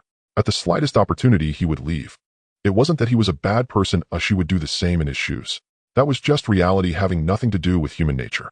So in Zhang Guiying's view, everything Zhou Yang said or did was merely to placate her daughter. His sudden leave to the city with so much money most likely meant he had returned to the city for good. Thus Zhang Guiying had been restless for days, truly worried about how her precious daughter would cope with the blow if her husband had indeed left. Thankfully, the worst hadn't happened. Her son-in-law had finally returned. "Xiao Yang is back. Just got home." Then Zhou Yang told Bauer to go play with his cousins and place the basket beside his mother-in-law. "Mother, I bought some meat and some nutritional supplements for you. Please put them away." Zhang Guiying was startled by the basket's contents and quickly asked, "Why did you buy so much? How much did this cost? Her fourth sister-in-law, Zhongna, glanced at it and clicked her tongue in amazement. The slab of meat weighed over a catty, a tempting mix of fat and lean. And that tin of malted milk. She had asked at the supply cooperative last time. A box of 4 tins cost 12 yuan, 3 yuan per tin. The bag of brown sugar was also a luxury, about half a catty. What had gotten into their young unclean law today, sending such expensive gifts? Had he struck it rich or something? However, Zhou Yang just smiled and said, I haven't been able to show you much filial piety over the years. I'm truly ashamed. Please accept these gifts. Then he added, also I'll cook a feast tonight. After father and my brothers and sisters-in-law finish work, please come to my place. We'll have a good sit-down, and I have something to discuss. Oh, all right. With that, Zhou Yang didn't linger and turned to leave the Li family home. Before leaving, he asked Bauer if he wanted to come back. Receiving a negative answer, he returned home alone. After Zhou Yang was out of sight, Zhong Na said in surprise, Mother, what's gotten into our young unclean law? It's not a holiday or anything, and he's sending gifts and inviting us to dinner. What's he up to? Zhang Guiying sighed, her expression grim. My heart is uneasy. I feel this doesn't bode well. Mother, how is sending gifts and inviting us to dinner a bad thing? Zhong Na asked, puzzled. You said it yourself, it's not a holiday. There's no reason for him to send gifts. Besides, these things aren't cheap. They must have cost 7 or 8 yuan. Zhang Guiying continued. And didn't you hear him say he has something to announce tonight? I'm afraid he wants to talk about returning to the city, or maybe. Maybe what, Mother? Just say it. About getting a divorce. A divorce? You all know about your young unclean law's family. His parents are highly educated. Although they've suffered a setback with the changing times, their return to the city is inevitable. And right now the first obstacle blocking his return is Xiao Wei. Mother, do you mean our young unclean law is giving gifts and hosting a dinner because he's about to leave? Besides that, I can't think of any other reason for him to act this way. If he leaves, what will happen to Xiao Wei and Bauer? Knowing her sister-in-law's devotion, Zhong Na knew Xiao Wei's heart belonged entirely to her husband. If he abandoned her, she would go mad with grief. Alas, that girl is too devoted. As her mother, I can't help her. I just hope she can. Zhang Guiying's voice choked with emotion. She knew too well how difficult life was for a divorced woman. And knowing Zhou Yang, he most likely wouldn't take Bauer with him. Thus her daughter would not only be a cast-off wife, but also burdened with a child, making it impossible for her to find another good match. Thinking that her only daughter's life was ruined, Zhang Guiying couldn't help but feel a surge of sorrow. Unaware that his act of filial piety had been so misunderstood, Zhou Yang, in high spirits, returned home and busied himself in the kitchen. The Li family was a large clan totaling 18 people. Including his own family of 321 people would be coming for dinner. Feeding so many required ample preparation. Fortunately, he had bought rice and meat from the supply cooperative, and there were plenty of vegetables in the yard. It should be enough. Rural folk weren't particular about elaborate dishes. Zhou Yang didn't want to fuss over 10 or 8 courses. He planned to make braised pork belly. But considering the crowd, just meat wouldn't suffice, so he decided to add some side ingredients. At the moment, suitable additions were limited to potatoes and sweet potatoes. So the main dish for the feast would be braised pork belly with potatoes and some green beans. Additionally, Zhou Yang planned to stir-fry some bok choy and make a large mixed salad. For the staple, he couldn't make steamed buns, so he decided to cook a pot of rice. Zhou Yang was a decent cook, but only for a few signature home-style dishes. He was average at everything else. He cut the meat, caramelized the sugar, and braised the pork, all in one smooth, fluid motion. In less than half an hour, the braised pork was simmering in the pot. The rest of the time was for preparing the side ingredients and waiting for the meat to cook. While waiting, he prepared the salad and sliced all the ingredients for the stir-fried cabbage, setting them aside. With that done, he began to arrange the dining area. His house had only 2 rooms, far too small to accommodate so many people indoors. So Zhou Yang decided to dine in the yard.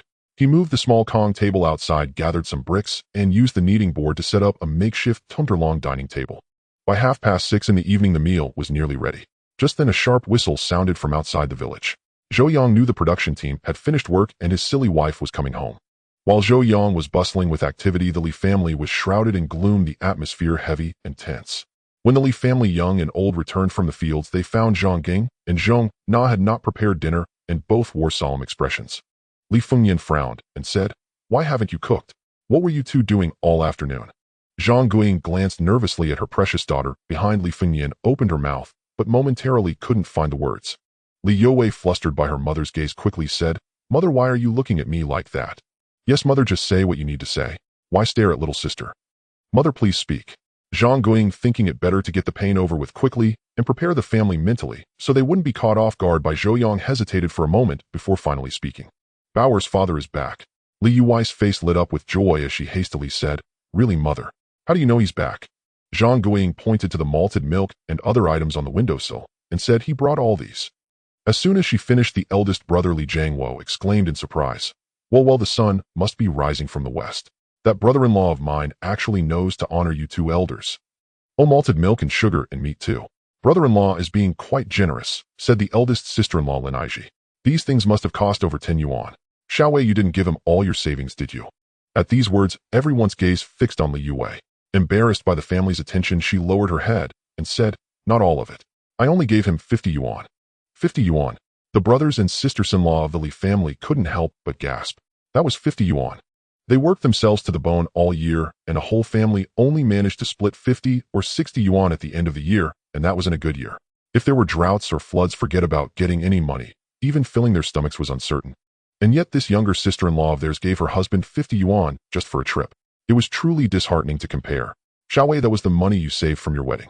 How could you just hand it over like that? Zhang Guiying said with a tone of frustration. Li Yuwei quickly replied, Mother, he was going on a trip. It's better for him to have more money on him, so he won't face difficulties out there. You're just bewitched by him, always thinking of him. Li Yuwei smiled and said, he is my husband. If I don't think of him, who else would I think of? Zhang Guiying frowned and said, have you considered what will happen if he abandons you and Bauer? Li Yuwei quickly said, Mother, you're overthinking this. I hope so too, but when he came this afternoon, he brought all these expensive gifts and said not to cook dinner because he's inviting us out. He also said he has something to announce. Li Fengyan said sternly, what else did he say? Just tell us directly. He said he has something to announce, Zhang Guiying replied. Mother, I don't understand. He brought gifts for you and father and invited us to dinner. That seems good, but you don't look happy. What's wrong? Asked the second son, Li Guoqing, puzzled. The second sister-in-law son, Lu, a shrewd woman, tapped her husband's head and said, you're so dense. They say when someone is uncharacteristically nice, there's always a motive. Our brother-in-law is usually as proud as a wild rooster. When has he ever shown respect to our parents? Bringing gifts for no reason and inviting us to dinner. It's too unusual. And he specifically mentioned having something to announce. If he's being so formal, it must be very important. And for brother-in-law, right now the most important thing is returning to the city. So he must be talking about that. Li Yuwei quickly said. He said he's not going back, and he even tore up the recall order. Tearing it up doesn't mean it can't be reissued. Maybe he went to the city to handle it, and came back to tell us after it was done, Sun Lu said. If brother-in-law returns to the city, what will happen to Xiaowei and Bauer? The third sister-in-law Wang Lixia suddenly asked. Zhong Na, one hand on her belly, sighed, and said, that's what mother worries about most. It's hard to get a food supply in the city. If brother-in-law goes back, he definitely can't take Xiaowei and Bauer. And to return to the city, you have to be unmarried. Brother-in-law has never gotten a marriage certificate with little sister all these years, probably to make it easier to get away when he returns. No, it can't be. He said he wouldn't go back. Li Yuwei's voice trembled. She couldn't believe her husband would be so heartless as to abandon her. But thinking of everything in the past, she had no confidence, and her words became incoherent. The hot-tempered third son Li Jianjun threw his hoe to the ground and roared, that bastard never learns. He'll go settle the score with him. Li Fengyan immediately said stop. As the head of the family, his words carried weight. Everyone fell silent, their eyes turning to him. Don't be so rash. All this is just speculation. We don't know what Zhou Yang really means. What if we're wrong? The more steady fourth son Li Guoqiang nodded and said, father is right. Let's not rush. It's not too late to figure things out first. Father, if he insists on returning to the city, what should we do? Li Fengyan thought for a moment and said, if that's the case, let him go. You can't force love. Father, that would be letting him off too easy. Yes, what about Xiaowei and Bauer? Father. Li Fengyan said coldly, everything in this world has its due course. Some things may escape the blame of others, but they cannot escape the condemnation of conscience. If he truly dares to abandon his wife and child, he will regret it one day. As for Xiaowei and Bauer, can't 5 grown men from the Li family support them? The eldest Li Jiangwo chimed in, father is right. If he abandons little sister, our Li family will take care of her. Yes, we'll find Xiaowei someone better and make him jealous. So what do we do now, father? Zhang Guiying asked. Li Fengyan said, let's go. Since he's invited the Li family to dinner, we'll go see what kind of feast he's prepared.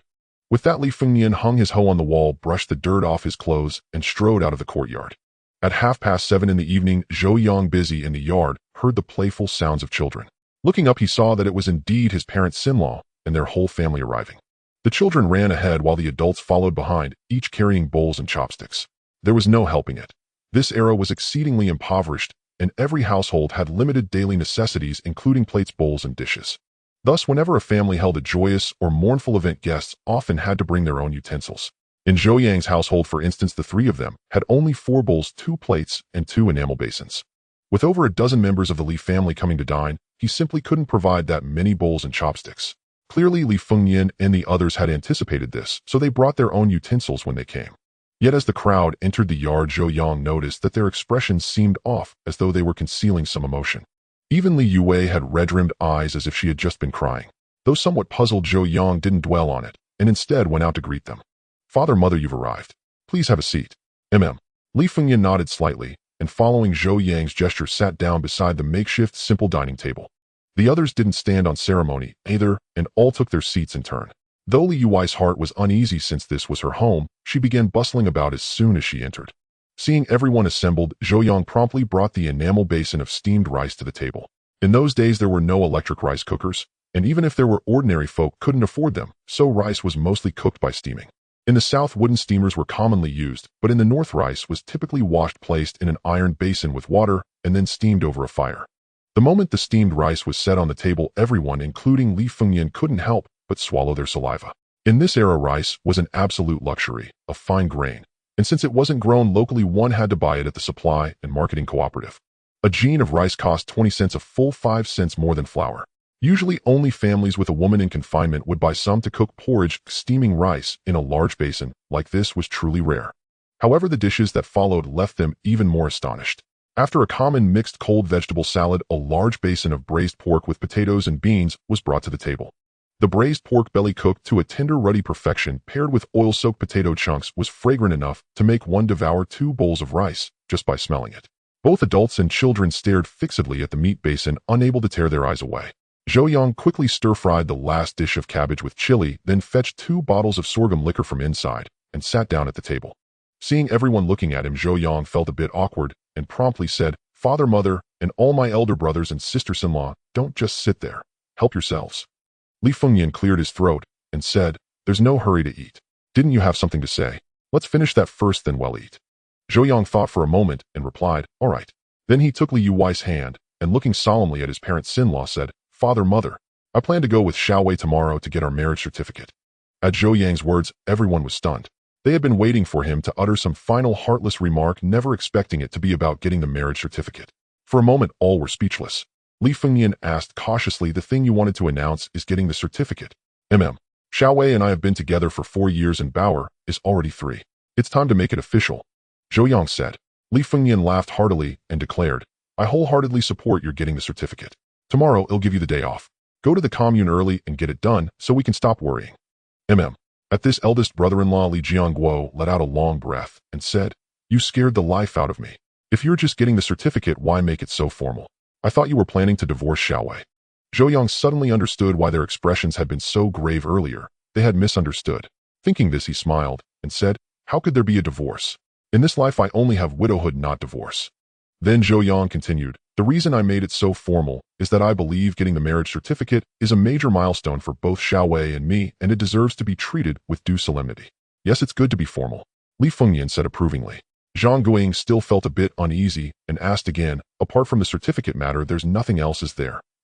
"There is." As soon as Zhou Yang spoke, the atmosphere grew tense once more, and everyone's gaze fixed on him again.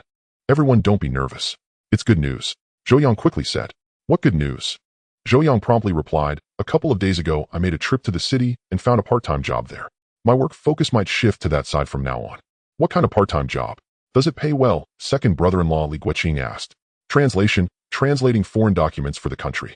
"It does pay quite well, certainly better than earning work points," Zhou Yang answered truthfully. "So do you have to go to work in the city?" "No, I can do it at home. I just mail the translated manuscripts to them, and they send the payment to me." "And how much can you earn in a month?" Zhang Guiying asked. Zhou Yang shook his head and said, "I'm not sure yet, but I went there for 3 days and actually worked for a day and a half, earning 132 yuan in total." "How much?" 132. Everyone was astounded by Zhou Yang's answer. This figure was far beyond their expectations. That was 132 yuan. Li Fengyan, as village party secretary, earned less than 300 yuan a year, averaging about 25 yuan per month. Yet Zhou Yang had earned 132 yuan in 3 days. No, in a day and a half. This completely exceeded their understanding. "Is this legitimate work? It won't be illegal, will it?" Zhang Guiying worried. Zhou Yang smiled and said, "Mother, I'm working for the country. How could it be illegal?" But this is too much money, even more than what state officials earn. You might not know, but there's a severe shortage of translation talent at the national level right now. I'm just starting out. As I gain experience and my rank rises, I'll earn even more, Zhou Yang said. Even more. Conservatively 7 or 800 yuan a month should be no problem. Good heavens. That would make you a 10th Sanyuan household in a year. Zhang Guiying exclaimed in astonishment. Something like that.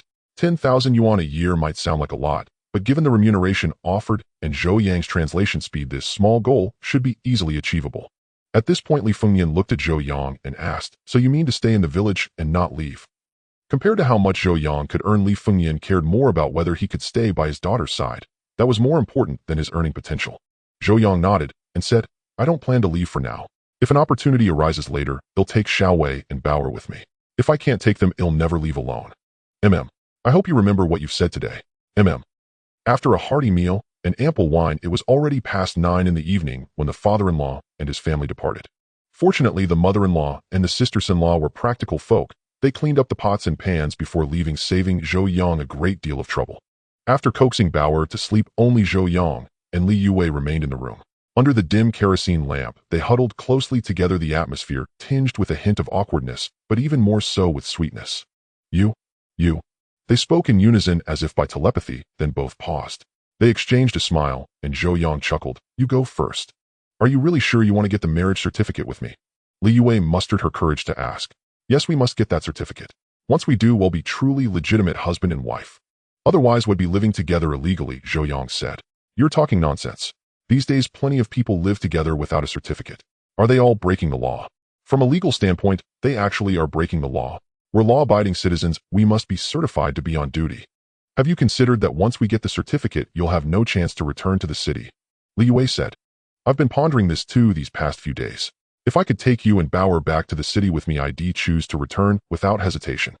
But the reality is it's a choice between returning to the city and having a wife and child. You can't have both fish and bear's paw." Zhou Yang continued. "I've asked myself countless times, is returning to the city more important, or are you and Bauer more important? In the end, my answer is that you and Bauer are what matter. But there's no but about it.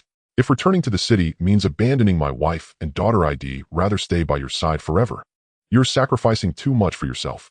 Zhou Yang smiled and asked, "So do you want me to return to the city or stay here and get the certificate with you?"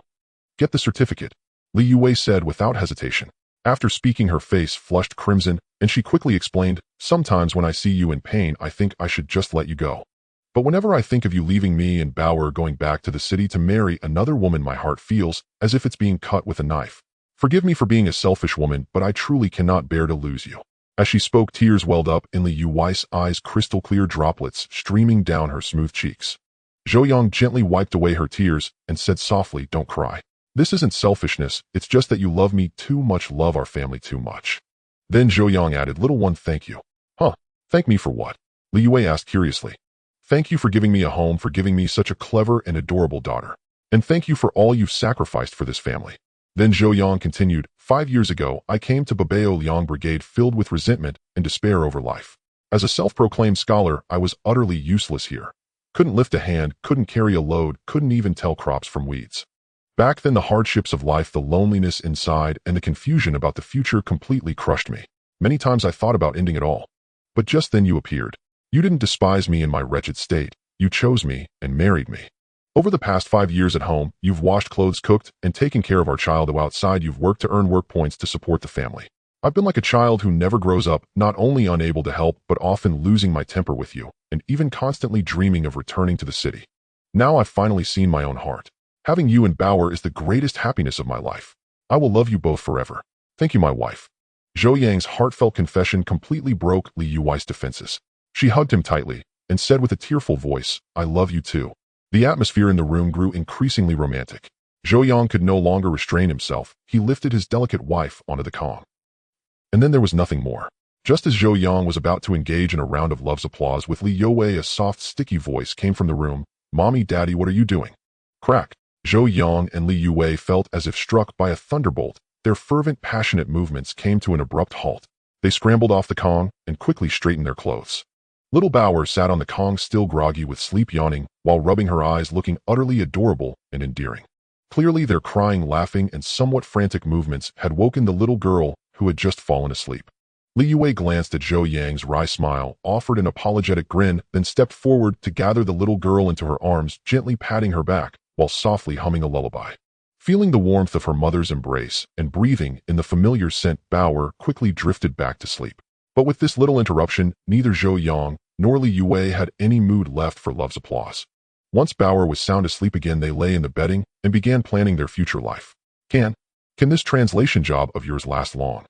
Hearing Li Yue's question, Zhou Yang immediately replied, "It shouldn't be a problem for 3 to 5 years. After all, training translators isn't something that happens overnight. Then you focus on translating at home from now on, and leave the field work to me," Li Yue said. "No, my idea is that you shouldn't work in the fields either. That won't do. Every family must have one laborer working for work points, otherwise there will be no rationed grain. Once we start earning money, we can buy grain from the supply and marketing cooperative. With money, why fear having no food?" "That's true, but if no one in our family works in the fields, the villagers will gossip. Dad is the village party secretary, and people will inevitably think he's abusing his power for personal gain. Let's not give them that excuse," Li Yue said. "If you insist on working, then find an easy job. I probably won't be going to the fields anymore. The position of workpoint recorder is vacant, isn't it? You're a high school graduate, you'd definitely be qualified for it," Zhou Yang said. "We'll see. After all, many people have their eyes on that recorder position. Dad went through great trouble to get you that job. If I take over for you, there will surely be gossip. Well then, how about cutting pigweed or herding livestock? The work points may be fewer, but at least it's easy. All right, I'll discuss it with Dad and decide." "Good. Let's sleep early. We need to go to the commune tomorrow." Sleep early. "All right, I'll discuss it with Dad and decide." "Good. Let's sleep early. We need to go to the commune tomorrow." Sleep early. In this era, getting married was incredibly simple. All one needed was a household registration booklet and a certificate from the commune. What mattered most was that there were no age restrictions, yet as the marriage law wouldn't come into effect for several years in principle, it only required both parties to be at least 18. Occasionally being a year or two younger was also acceptable. The process of obtaining the certificate was straightforward as well. The clerk first inquired about their basic situation, mainly asking if they willingly consented to be husband and wife. After receiving affirmative answers, they took photos, paid the fee, filled out the marriage certificate, and stamped it. In less than 10 minutes, the couple walked out of the commune holding the marriage certificate. Gazing at the two pieces of colored paper joined together, Zhou Yang and Li Yue felt a surge of emotion. What stirred Zhou Yang was the memory of his past life, where he had delayed obtaining the certificate to ensure a smooth return to the city, leaving Li Yue to die without ever receiving the marriage certificate she so longed for. As for Li Yue, her excitement stemmed from the fact that she had mentioned the marriage certificate at least 10 times before, only to be rejected by Zhou Yang each time. At first he would come up with excuses, but later he simply refused to respond, and when pressed he would lose his temper. But this time not only did he agree to get the certificate with her, but he also went through the process so readily, making Li Yue feel as though it were all a dream. More importantly, now that they had the certificate, he had completely cut off his path back to the city. It was clear he truly intended to build a life with her. This made Li Yue feel that her years of devotion had finally paid off. Watching her beam with a foolish grin, Zhou Yang couldn't help but call out, "Wife." Li Yue's face flushed, and she replied with a coy smile, "Yes." The sight of her bashful demeanor stirred a longing in Zhou Yang's heart. Ignoring the people coming and going at the commune entrance, he cupped his young wife's face and planted a fervent kiss on her cheek. Li Yue hadn't expected her husband to be so bold. She quickly pushed him away, saying, "How embarrassing. Aren't you afraid others will laugh at us in broad daylight?" Zhou Yang waved the marriage certificate in his hand and said, "Who would dare laugh at me for kissing my own wife? We've got the proof. I know you have the certificate, but you still need to be mindful of appearances." "Haha, then let's kiss behind closed doors. How did you become so cheeky after getting the certificate?" Zhou Yang gently cupped her face and said softly, "Thank you, my dear. Thank you for not despising me when I was at my worst, for bearing me children, and for having your heart and soul filled with me. Li Yue, from this day forward, I will devote the rest of my life to you, granting you a lifetime of unwavering love. Husband." Li Yue was completely moved by Zhou Yang's heartfelt words. Tears streamed down her face as she could no longer hold back, throwing herself into his arms and holding him tightly. After a long while, they finally ended their affectionate moment. Basking in the warmth, Li Yue said, "It's getting late. Let's head back to the village. We can still make it for a bit of work." "Not going back. Then where are we going?" Zhou Yang chuckled and replied, "To the county town." "What for? Didn't you just come back from the city yesterday?" Li Yue asked, puzzled.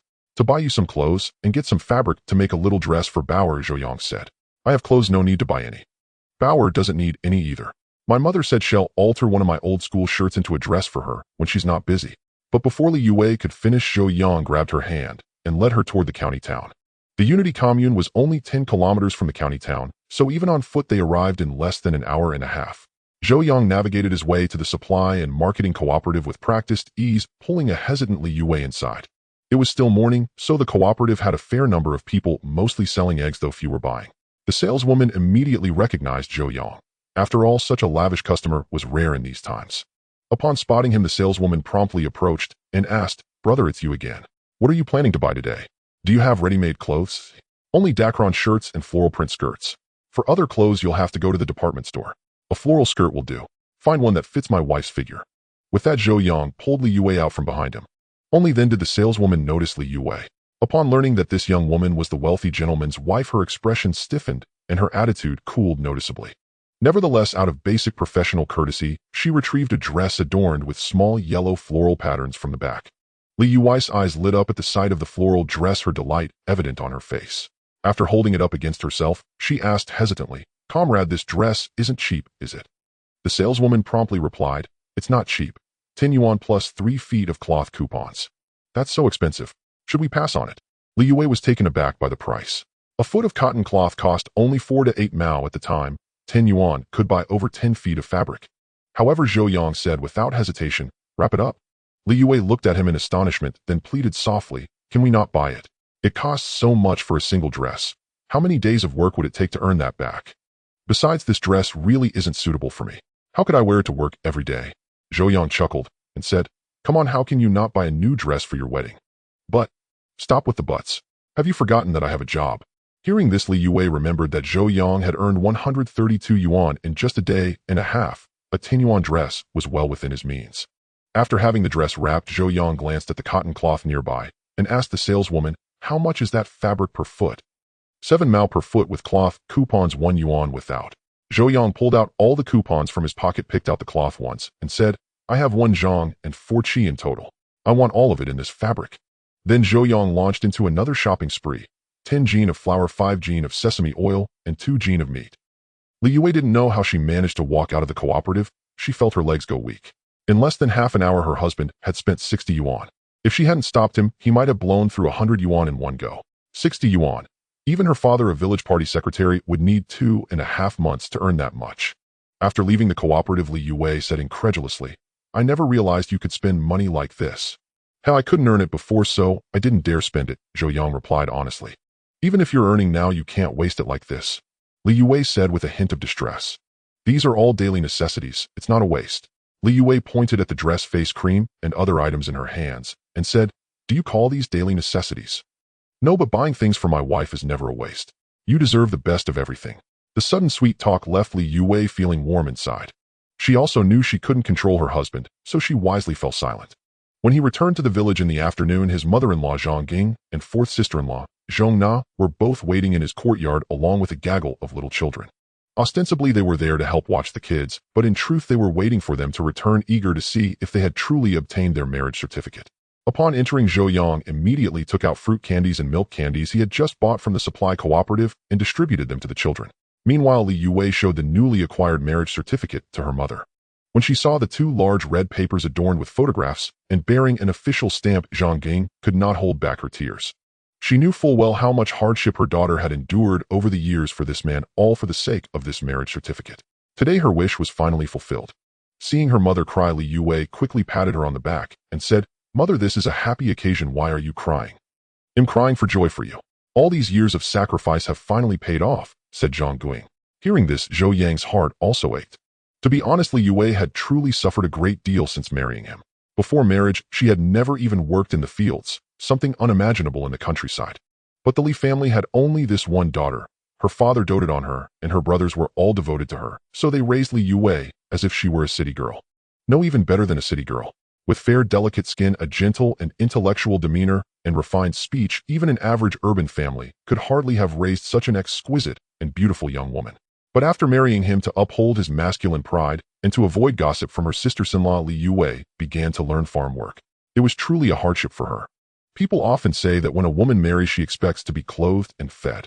But Li Yue, in marrying this man, had to not only support herself, but also sustain the entire household. Although Zhou Yang held a job as a scorekeeper in the production team, he worked sporadically, earning very few work points each year.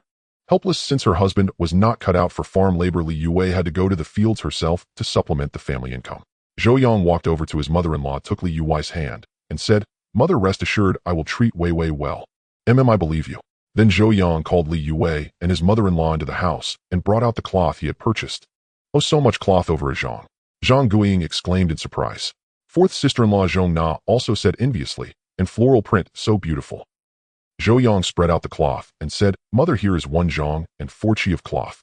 Take it home and tailor it into clothes. Make a suit for me and Wei Wei a dress for Bauer, and with the rest you can make clothes for you, father, and the little ones at home." This can't be so much cloth." Seeing his mother-in-law about to decline, Zhou Yang immediately said, "Mother, over the years we owe so much to your support. Otherwise I don't know how low I might have sunk. The money and grain you've given to our little family far exceed this. My brothers-in-law have also helped us greatly. Before I wanted to honor you, but I lacked the means. Now that I have the ability, it's only right that I spend some money on you." Li Yue chimed in, "Mother, just listen to him." Zhang Guiying, seeing her daughter and son-in-law so filial, wiped her tears and said, "All right, I'll listen to you. You are both good children." Then she took Li Yue into the inner room to discuss how to use the cloth. Zhou Yang, on the other hand, moved the remaining supplies into the house one by one for storage. Seeing that it was still early, he took out his paper and pen along with the English journal he had brought back and began to work. Over the past couple of days, Zhou Yang had been making frequent trips to the supply cooperative, and the price of his extravagance was that he had nearly spent all the royalties he had earned a few days ago. Thus, earning money was now his top priority. For one thing, he needed money to expand the house. Their current home consisted of only 2 rooms made of rammed earth, cramped and poorly lit. So Zhou Yang planned to add a study specifically for his work. Moreover, bathing was also a problem. For men it was easy. They could simply wash in the reed marshes by the river or the small reservoir. But for women it was different. They could only wipe themselves down with a bit of water at home. With the hot weather, wiping was not very effective. Soaking in a bath would be far more comfortable. So Zhou Yang decided to build a simple bathroom at home. A conservative estimate suggested that all these renovations would cost over 100 yuan. Beyond these immediate necessary expenses, Zhou Yang also had to find a way to cover the tuition for both of them to attend university. Assuming a basic monthly expense of 20 yuan per person, that would be 240 yuan a year or 480 yuan for both.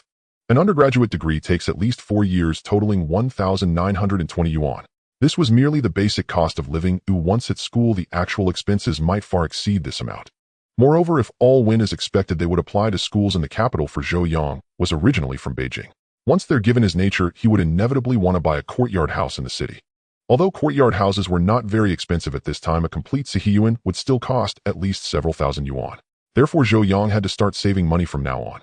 At present, Zhou Yang's sole source of income was translation work, so he began working whenever he had free time. Since there was no desk at home, Zhou Yang had to set a low stool beside the stone millstone in the yard, leaning over it to read and write. During this time, fourth sister-in-law Zhong Na curiously came over to take a look. Finding the content of the journal to be like indecipherable scribbles, she lost interest immediately.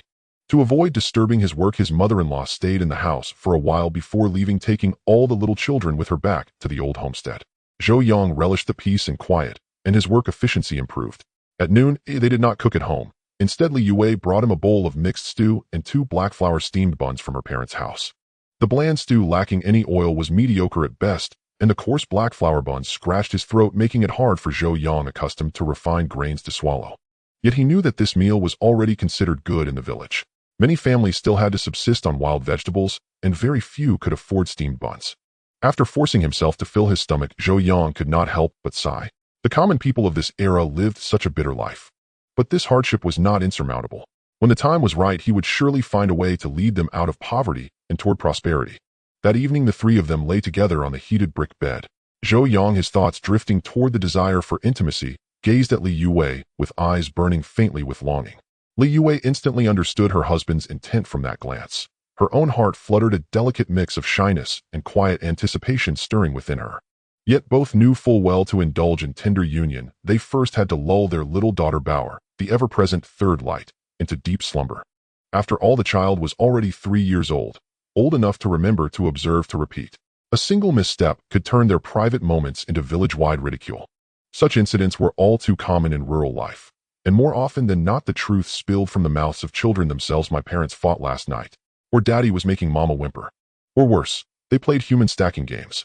Neither wished to become fodder for the gossiping women beneath the old elm tree at the village entrance, so once settled on the bed, they set about coaxing their daughter to sleep with every gentle trick they knew. Yet tonight Bauer seemed determined to defy them. No matter how softly they whispered or how tenderly they rocked her, her bright eyes remained wide awake, darting playfully about. After half an hour of fruitless effort, Li Yue, flushed and flustered, finally teased Zhou Jia, "If you don't fall asleep, right now Daddy will spank your little bottom." Bauer burst into a peal of giggles. "Mommy's mean. Daddy would never spank me." Zhou Yang could only sigh inwardly before gently urging Bauer, "It's very late. Time to sleep now. Daddy, tell me a story first, and then I'll sleep." She bargained. "All right," he agreed, "I'll tell you the tale of the tortoise and the hare." Then Zhou Yang's rich, resonant voice filled the room. "Long ago in a sun-dappled forest, a hare mocked a tortoise for crawling so slowly. When the story ended, he asked softly, 'Was that a lovely tale, Bauer?' 'Yes. The bunny was so silly.' 'Do you know what lesson it teaches?' 'No. It tells us humility advances one while arrogance leads to decline. To succeed, one must persevere steadily, firmly rooted, patiently enduring, until victory is won.'" "Oh, Bauer understands now. I won't be a silly bunny anymore." "Then would you like to become a humble little tortoise?" "No, I want to be a clever bunny." "Why is that?" "Because tortoises are ugly." The sudden guileless twist left both Zhou Yang and Li Yue utterly disarmed. Laughter erupted, warm and unrestrained, filling the room with the joyful harmony of their family. On this extraordinary night, their wedding certificate freshly signed, Zhou Yang finally savored the sweetness he'd longed for. Though delayed, his appetite remained undimmed.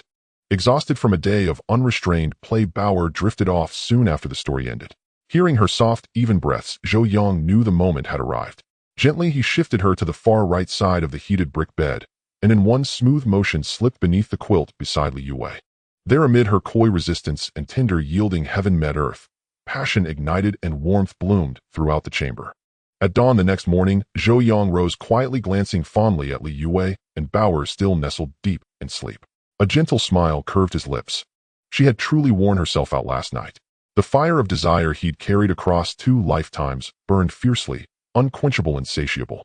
He could scarcely recall how many times he'd claimed her, only that when their passion finally subsided, pale light was already seeping through the window. Utterly spent, she slept through the production team's morning whistle, twice. Zhou Yang heard it clearly, but chose not to wake her. Those few word points meant nothing to him. A full day's labor earned barely 5 or 6 points. Less than 50 fun. Whereas with focused effort, he could translate 20,000 characters in a single day, earning dozens of yuan. There was no need for his wife to toil for such meager returns. Perhaps because that pent-up fire had finally been released, Zhou Yang awoke feeling invigorated, lucid, light, and wholly unburdened by fatigue. He sensed something subtle had shifted within him since his rebirth. Though no outward change was apparent elsewhere, his physical stamina had noticeably increased, and his mind felt sharper, quicker, more agile than before. Uncertain where this transformation stemmed from, he chose not to dwell on it. After emptying the chamber pot, he washed swiftly and began preparing breakfast. A pot of millet porridge simmered gently on the stove while yesterday's 2 large steamed buns were sliced thin, brushed with oil, and pan-fried until golden and crisp, then sprinkled lightly with salt. The aroma was exquisite. But Bauer's tender teeth couldn't manage such firm fare, so he steamed a delicate bowl of egg custard just for her. Scarcely had breakfast finished cooking when he heard her soft, sleepy murmurs. Knowing she was stirring, he hurried into the inner room, dressed her quickly, and carried her outside, careful not to disturb Li Yue's rest. This was Zhou Yang's first time tending to Bauer's morning routine. She gazed up at him with wide, luminous eyes, curious, enchanted. Her dimples deepened with delight, and her tiny hands waved joyfully in the air. After washing her face and brushing her teeth, he carried her to the large stone millstone in the courtyard and arranged breakfast for father and daughter alike. Bauer ate heartily, devouring the entire bowl of egg custard made with 2 eggs and sipping a small bowl of millet porridge before setting down her chopsticks with contented satisfaction. Once the dishes were cleared and the remaining breakfast safely stored in the pot, Zhou Yang lifted Bauer and stepped out the door. He needed to visit the brigade headquarters to formally resign from his production team duties and complete the handover. His focus would henceforth center entirely on translation work, leaving no room for agricultural assignments. Though the role of record keeper demanded little physical strain, it consumed excessive time and required constant supervision of villagers' tasks, severely hindering his translation progress.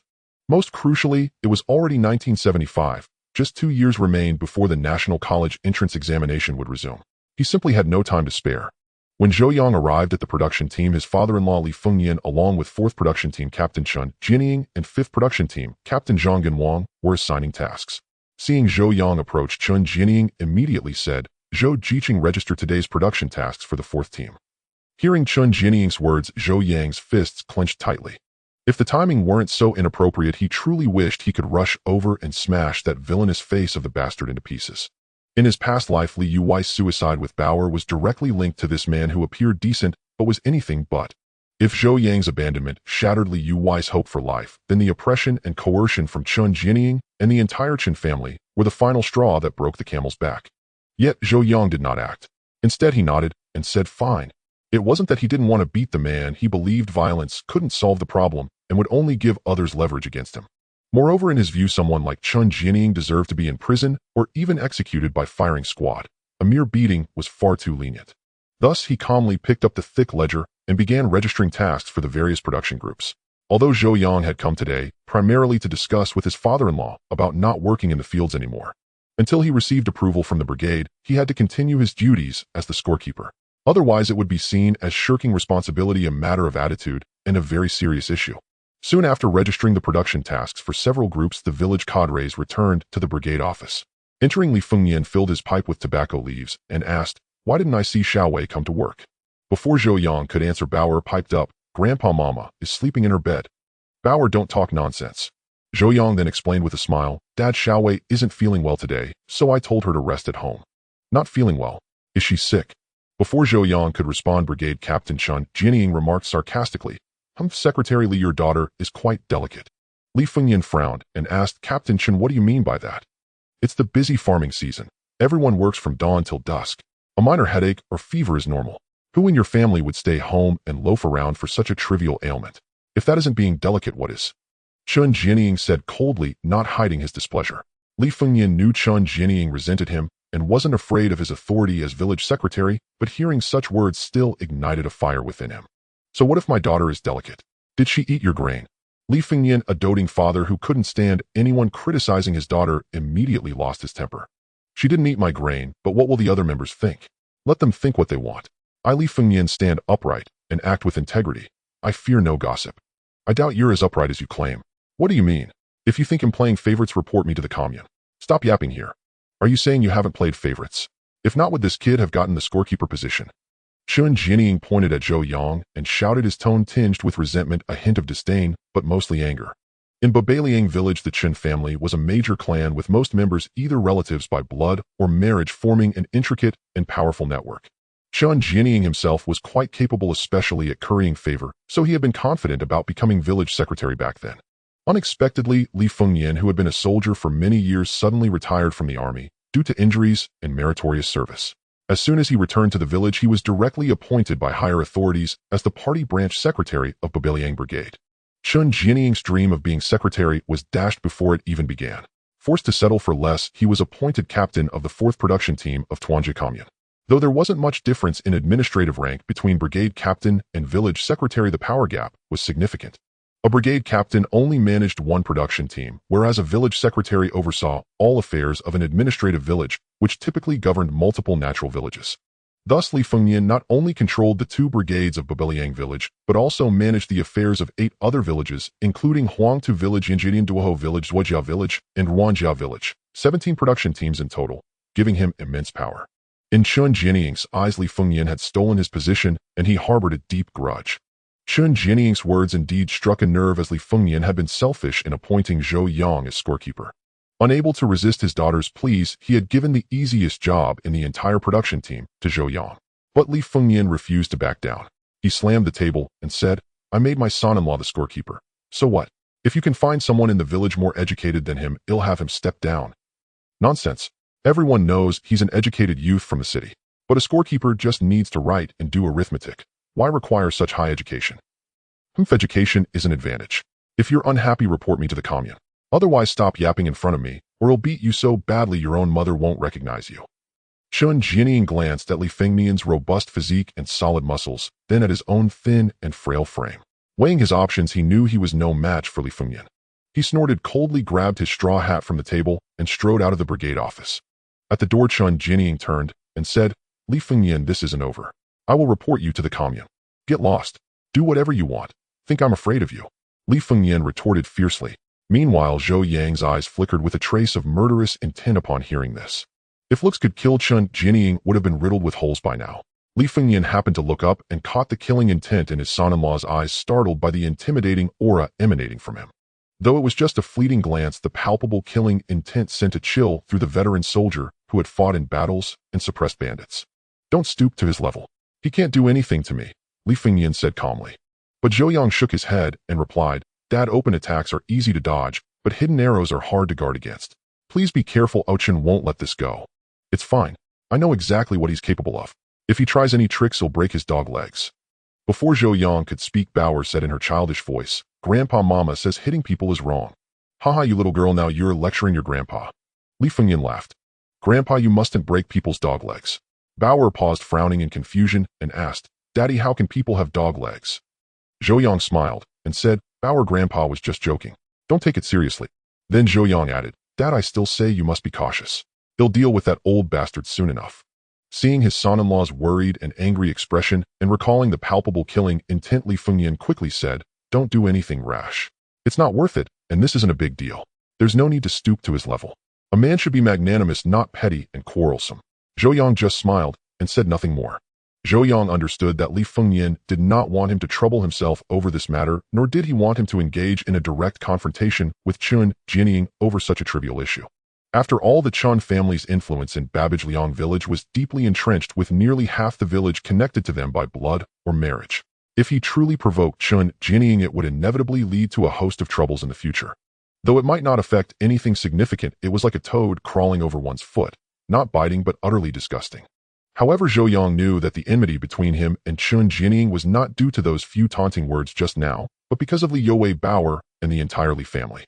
Their hatred was not a petty verbal squabble, but involved multiple lives, a deep, bloody vendetta. In his previous life, Zhou Yang left Babbage Liang village in July 1975 and returned in September 1978. At that time, Li Yue had passed away less than 100 days prior. In his grief, Zhou Yang immediately began investigating the cause of her death. He knew Li Yue well. Though she was naive and adorably silly, she was bold in love and hate, with an unyielding will. Unless there was a compelling reason, she would never commit suicide, let alone take her daughter with her. After all, she loved Bauer, so dearly cherishing her as the apple of her eye. How could she be so heartless? He had not investigated before, but once he did, he uncovered a host of hidden secrets, including the heinous acts committed by Chun Jianying and the Chun family against the Li family. According to Zhou Yang's findings, the tragedy of Li Yue and the Li family was attributed to a natural disaster.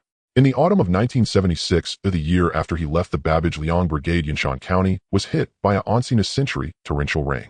The rain poured relentlessly for 3 days and 3 nights, causing the water level of Baofeng Reservoir upstream to exceed the warning line. The dam, weakened by years of neglect, began to develop cracks. Baofeng Reservoir, as the second-largest reservoir in Yanshan County, not only served to prevent floods and discharge water, but also bore the crucial responsibility of irrigating farmland for dozens of villages upstream and downstream. If the dam were breached by the flood, hundreds of millions of cubic meters of water would surge forth, threatening dozens of downstream villages with inundation. This was no longer just a matter of villages being submerged, it was a grave crisis involving the lives of tens of thousands. A single misstep would lead to unimaginable consequences. When the danger emerged, Li Fengnian, as the village party secretary, acted decisively. He ordered people to evacuate the villagers and livestock from all downstream villages in the ring. Simultaneously, he personally mobilized thousands of able-bodied men from 7 or 8 surrounding villages to defend the dam, bringing all 4 of his sons to the embankment to join the rescue and reinforcement efforts. However, the danger was discovered far too late, and the flood discharge outlets were blocked by silt and debris washed down from upstream, preventing the excess floodwater from being released. In the end, the dam could not be saved. When it collapsed, Li Fengnian and his 4 sons were all on the embankment, and all 5 were swept away by the floodwaters. Also carried away by the flood were 60 or 70 young men and women who had joined the flood-fighting efforts, becoming the first victims of this major disaster.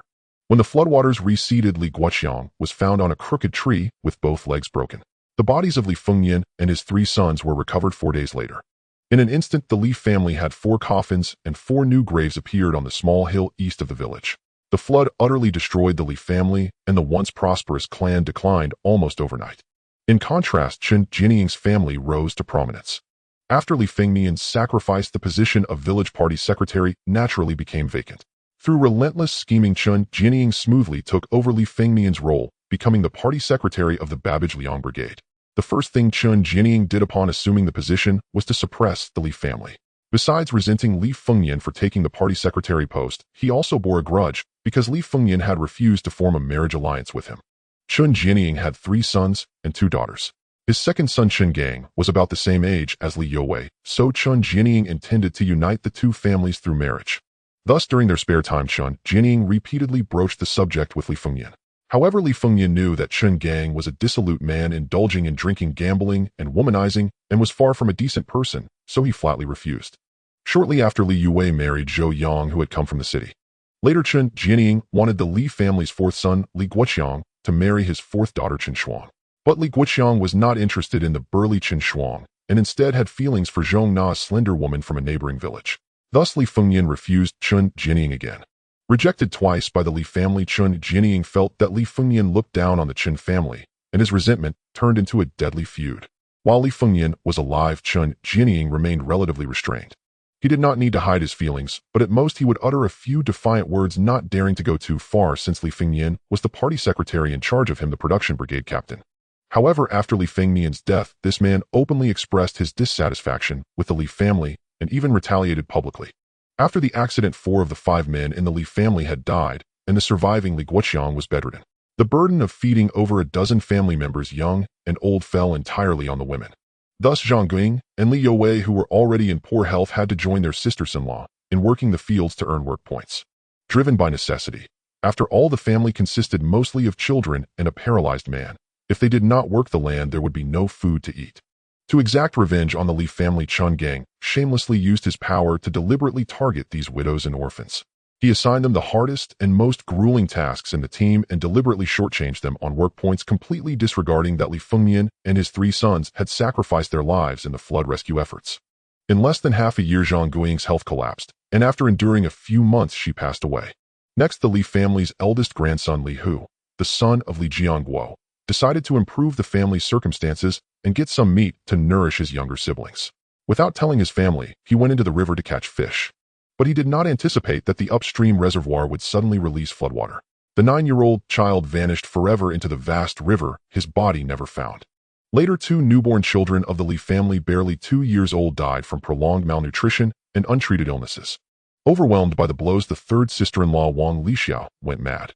The 2nd sister-in-law, Sun Lu, took her children and returned to her parents' home.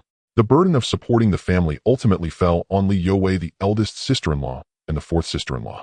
But the Li family's tragedy was not over. What truly drove Li Youwei to despair was Chun Jianying's son, Chun Gang.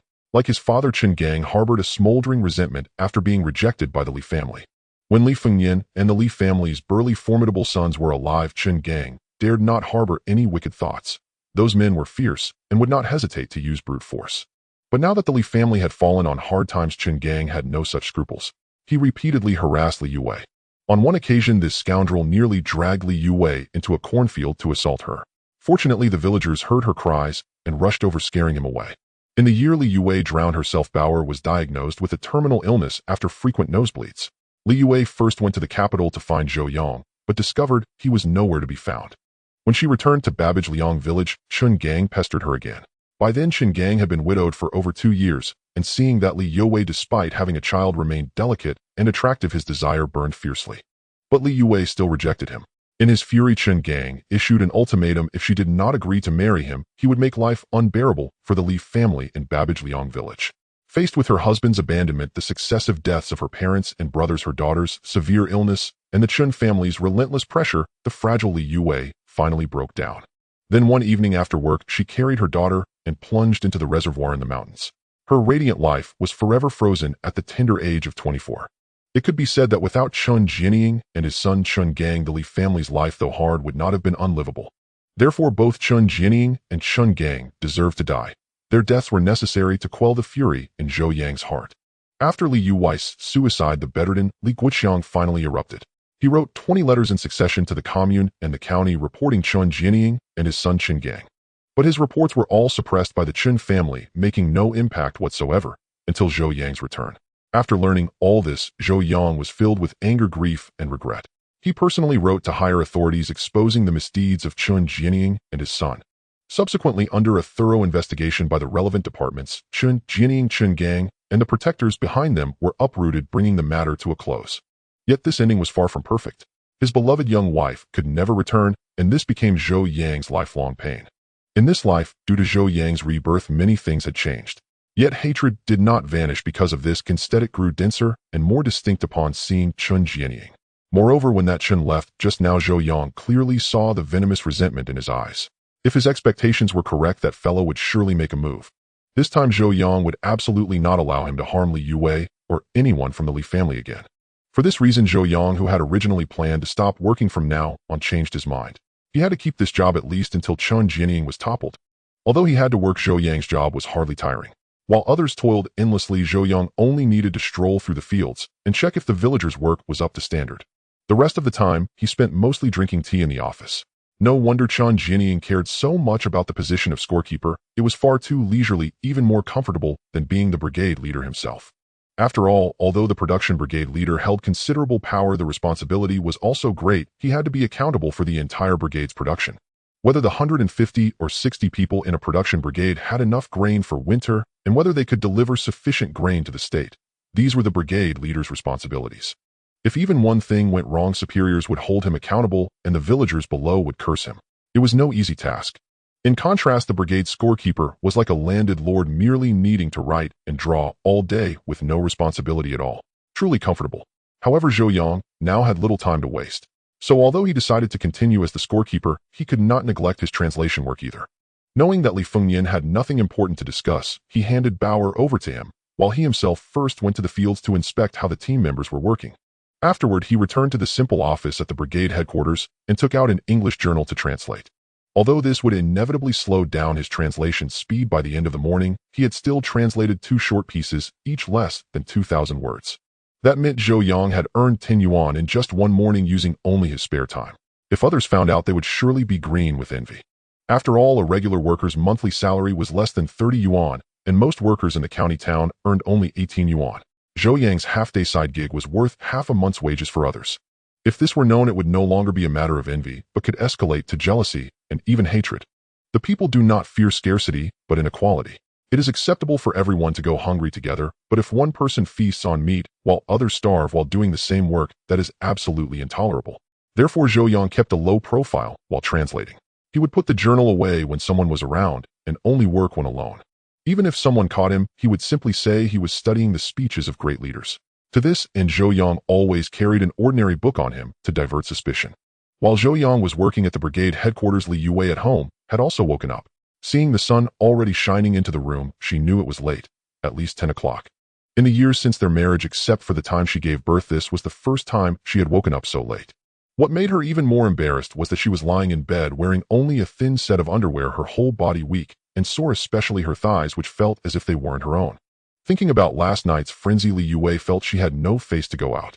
At the same time, she couldn't help but wonder how her husband had changed so dramatically after getting the marriage certificate. Not only had he become adept at earning money and supporting the family, but he was also kinder to her. More importantly, there was a change in that aspect as well. Before, even in bed, he was like a dumb goose rushing through things perfunctorily. But last night was completely different. Though somewhat shameful, the process was truly unforgettable. After lying on the Kong lost in thought for a while, Li Yue reluctantly crawled out from under the covers and put on her normal clothes. After folding the bedding on the Kong, Li Yue went to the main room. Having tossed and turned all night, she was now ravenously hungry, feeling as if she was swaying as she walked. Fortunately, there was breakfast ready in the pot. After wolfing down a bowl of porridge and a few pieces of fragrant, crispy, steamed bun slices, Li Yue stood by the door and called out twice for Bauer. Hearing no response, she knew her husband had taken the child away, though she wasn't sure if he had been taken to the fields or to her mother's place. Seeing that the sun was nearing noon, and knowing that Zhou Yang would come back for lunch, Li Yue immediately began preparing today's midday meal. There was still a piece of meat left from yesterday's trip to the county town. Since it was the height of summer, and the meat wouldn't keep, Li Yue decided to cook it all to nourish her husband.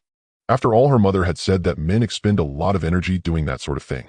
He had worked hard all night and must be exhausted. There were cabbages in the family vegetable garden. Li Yue chopped one down, then sliced the meat and vegetables, mixed the filling, kneaded the dough, and rolled out the wrappers. Soon a steamer full of plump, white meat buns was freshly out of the pot. Due to limited ingredients, there were fewer than 20 buns in total. Li Yue left 6 for herself, and Zhou Yang planning to send the rest to the old house. The dog days of summer were the hardest to endure. On one hand, the weather was swelteringly hot. On the other, this was the time of year when food was scarcest, and most families had to survive on wild vegetables. Coincidentally, farm work was also at its heaviest during this period. As a result, many people would lose over 10 pounds in a single summer, and the bit of fat they had managed to gain over winter would vanish in the heat of the dog days. There wasn't much else she could do to help, so she thought of making some food for her parents and elder brother and his wife to nourish them. She was about to head out with the buns in an enamel basin. But Li Yue seemed to think of something else. After a moment's hesitation, she took 3 large buns out of the basin, then locked the door and set off toward the Li family home. Upon arriving at her natal home, she saw her mother busy in the kitchen with her 4th sister-in-law, Zhong, Na, helping to tend the fire at the stove opening while the children played in the yard. Seeing Li Yue walk and carrying a basin covered with a white cloth, Zhang Guing knew her daughter had brought them food again. "Child, what have you brought this time?" Li Yue smiled and said, "Mother, I steamed some buns for you. You can just cook a pot of porridge for lunch." As she spoke, Li Yue placed the enamel basin full of buns on the stove. Zhong Na lifted the cloth for a look, her eyes widening in surprise as she exclaimed, "Mother, they're white flour buns. They look absolutely delicious." Zhang Guing noticed the yellow grease seeping from beneath the buns and opened her mouth to say, Wei, these buns wouldn't happen to have meat filling, would they? Pork and cabbage filling." Li Yue nodded. "Really meat-filled? That must have taken so much meat. Besides, you just treated the family to a meal. Why are you sending so many buns over again?" At this, Zhong Na also said, Wei, you really shouldn't send us things anymore. It doesn't look good, and it might make your husband unhappy with you." Zhang Guing nodded in agreement. "Your sister-in-law is right. You have your own family now. It's not appropriate to keep sending things to your natal home." Li Yue smiled and said, "You're overthinking it. Baoer's father isn't that kind of person." With that, not waiting for her mother and sister-in-law to say more, she left the Li family home on the pretext of bringing lunch to Zhou Yang. Li Yue smiled and said, "You're overthinking it. Baoer's father isn't that kind of person." With that, not waiting for her mother and sister-in-law to say more, she left the Li family home on the pretext of bringing lunch to Zhou Yang. At the brigade office, when Li Yue brought his meal, it was still before noon. Zhou Yang was at that moment translating a manuscript on a simple wooden table. Hearing footsteps, Zhou Yang promptly hid the English journal to avoid unnecessary trouble if discovered. However, upon seeing it was his beloved wife entering, he immediately relaxed. "You're all alone here." After entering, Li Yue asked while unwrapping the cloth bundle to place the packed steamed buns and millet porridge on the table. "Dad took Baoer to the field by Xiao Bei. Everyone else is busy with their own tasks, so indeed it's just me here," Zhou Yang said with a smile. "Then eat up quickly."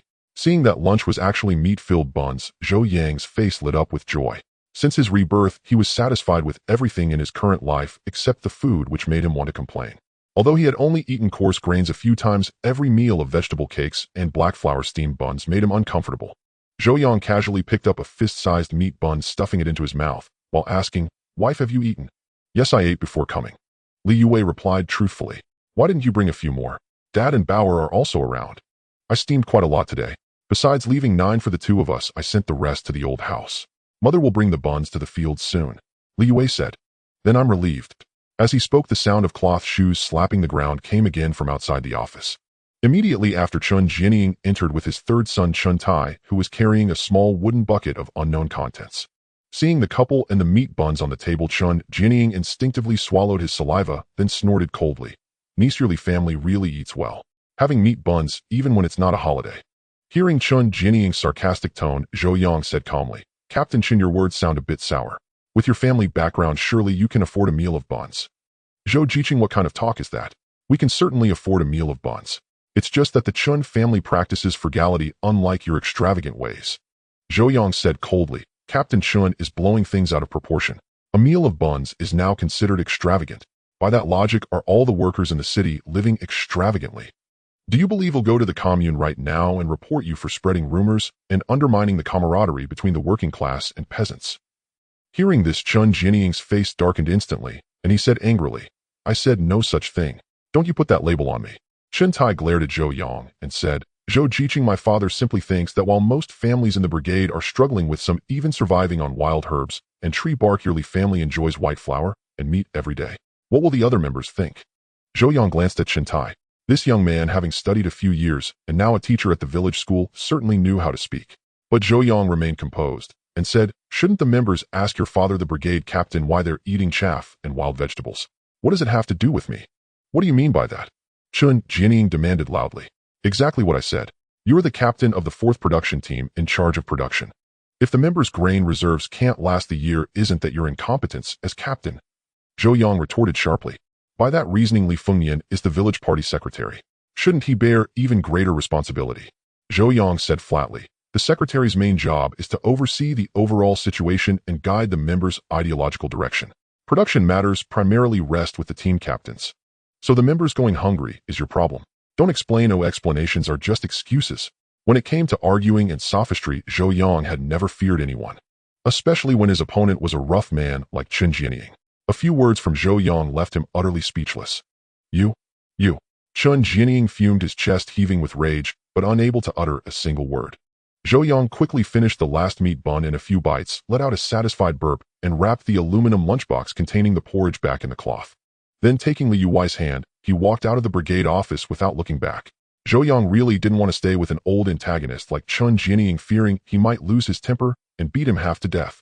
Just as they stepped out, they ran into Chen Jianying's second son Chen Gang coming in. The bastard was carrying 2 lunchboxes, clearly delivering food to Chen Jianying and Chen Tai. The moment Chen Gang saw Li Yuwei, Zhou Yang caught a lecherous glint flash in the scoundrel's eyes, though it was well concealed. If Zhou Yang hadn't been watching him closely, he might have missed it. Wei Wei bringing lunch for Zhou Jiqing. Chen Gang took the initiative to greet Li Yuwei. Li Yuwei replied softly, but said nothing more. Although Chen Gang appeared fair-skinned and clean-cut, his reputation was notorious. Li Yuwei had no desire to engage with him. Zhou Yang naturally wanted nothing to do with him either. He simply led Li Yuwei past Chen Gang, without any exchange. Seeing the couple completely ignore him, Chen Gang was seething inside, silently vowing that if he ever got the chance he would make them pay. Away from the brigade office, Li Yuwei looked at Zhou Yang and asked, "What happened? You seem to really dislike Captain Chen. This morning that Chen guy argued with Dad again, and he keeps harping on about me being the scorekeeper. I find it annoying." Zhou Yang said. "Is that so? Don't take it to heart. We can't control what others say," Li Yuwei comforted him. "It just bothers me to hear it." Then Zhou Yang added, "Wife, there's something I'd like to discuss with you, okay? Didn't we agree long ago? You make the big decisions in the family. Just go ahead with what you want." Li Yuwei said. "Haha, I don't think there will be many big decisions from now on." Li Yuwei, though occasionally a bit scatterbrained, rarely faltered at critical moments. She quickly caught the implication. Her face flushed, and she looked at Zhou Yang with stars in her eyes. "What is it? You're being so formal, it's a bit scary." Zhou Yang hesitated for a moment, then dropped a bombshell. "Actually, it's nothing much. I just want to tell you that I don't want to be the scorekeeper anymore." Hearing this, Li Yuwei immediately furrowed her brows. Hearing this, Li Yuwei immediately furrowed her brows. Hearing this, Li Yuwei immediately furrowed her brows. "Why? Just because of those unpleasant words that Chen said?" Li Yuwei frowned and asked. "Partly, but not entirely." Just as Zhou Yang was about to elaborate, Li Yuwei interjected, "If you're worried about gossip, there's no need. After all, your position as scorekeeper wasn't handed to you for nothing." Zhou Yang was taken aback. "What do you mean, not for nothing?" Li Yuwei's cheeks flushed. "Don't ask about this. Even if Chen reports it to the commune, it won't matter. Father didn't play favorites, and we didn't take advantage of the team." Hearing this, Zhou Yang realized there were hidden circumstances he didn't know about. But seeing her expression, he knew she didn't want to discuss it, so he decided not to press further and would ask his father-in-law later. However, his resolve remained unchanged. Avoiding gossip is only one reason. The main reason I don't want to be the scorekeeper is that I can't spare the time. Zhou Yang continued, "You know, I've taken on a translation job for the city. Continuing as scorekeeper would affect my work, and I might end up neglecting both." Li Yuwei pondered for a moment. "Can't you manage both? I'm worried your translation work might not be stable. You know, besides this scorekeeper job, there's really no other work in the production team that you can do." Zhou Yang understood that Li Yuwei was trying to keep a safety net for the family. If the translation work fell through and the scorekeeper position was also gone, they would truly be in dire straits.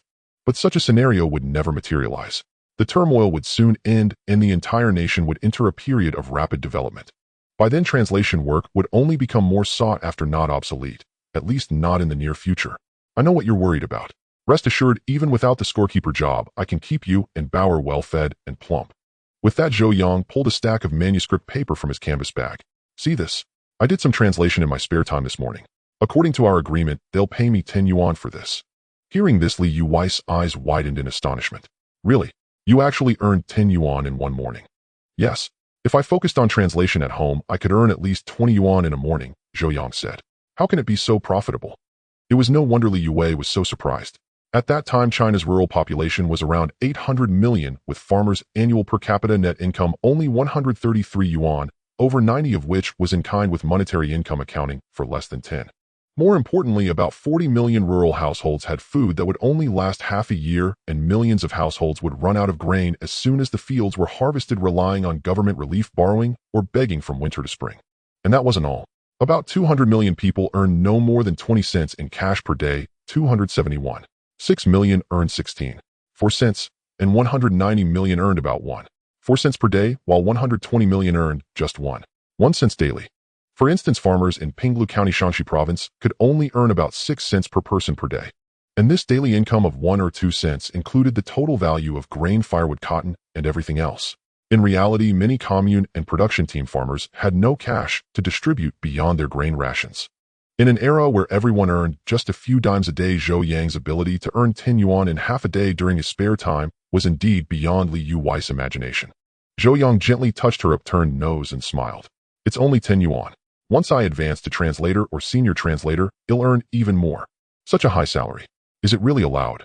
Don't worry, I'm working for the country. It's fine. Even so, Li Yuwei was still uneasy. Let's discuss this further. The scorekeeper job is easy and not tiring. It would be a shame to give it up. All right, I wasn't planning to quit immediately anyway. They'll talk it over with father later, Zhou Yang said. Okay. When the couple arrived at the river bend, they saw the Li family gathered under a large poplar tree having a meal next to the unfinished cornfield.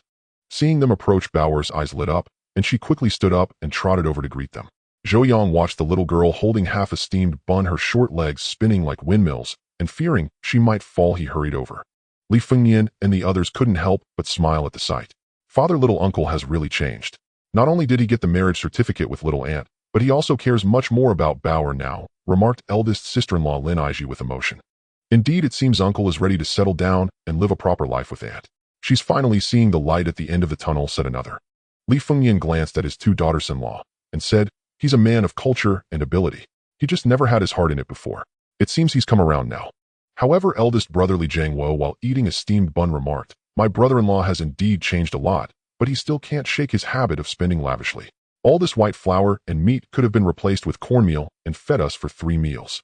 Lin Aiji shot him a look. Just tell me, are these meat buns delicious or not? Delicious.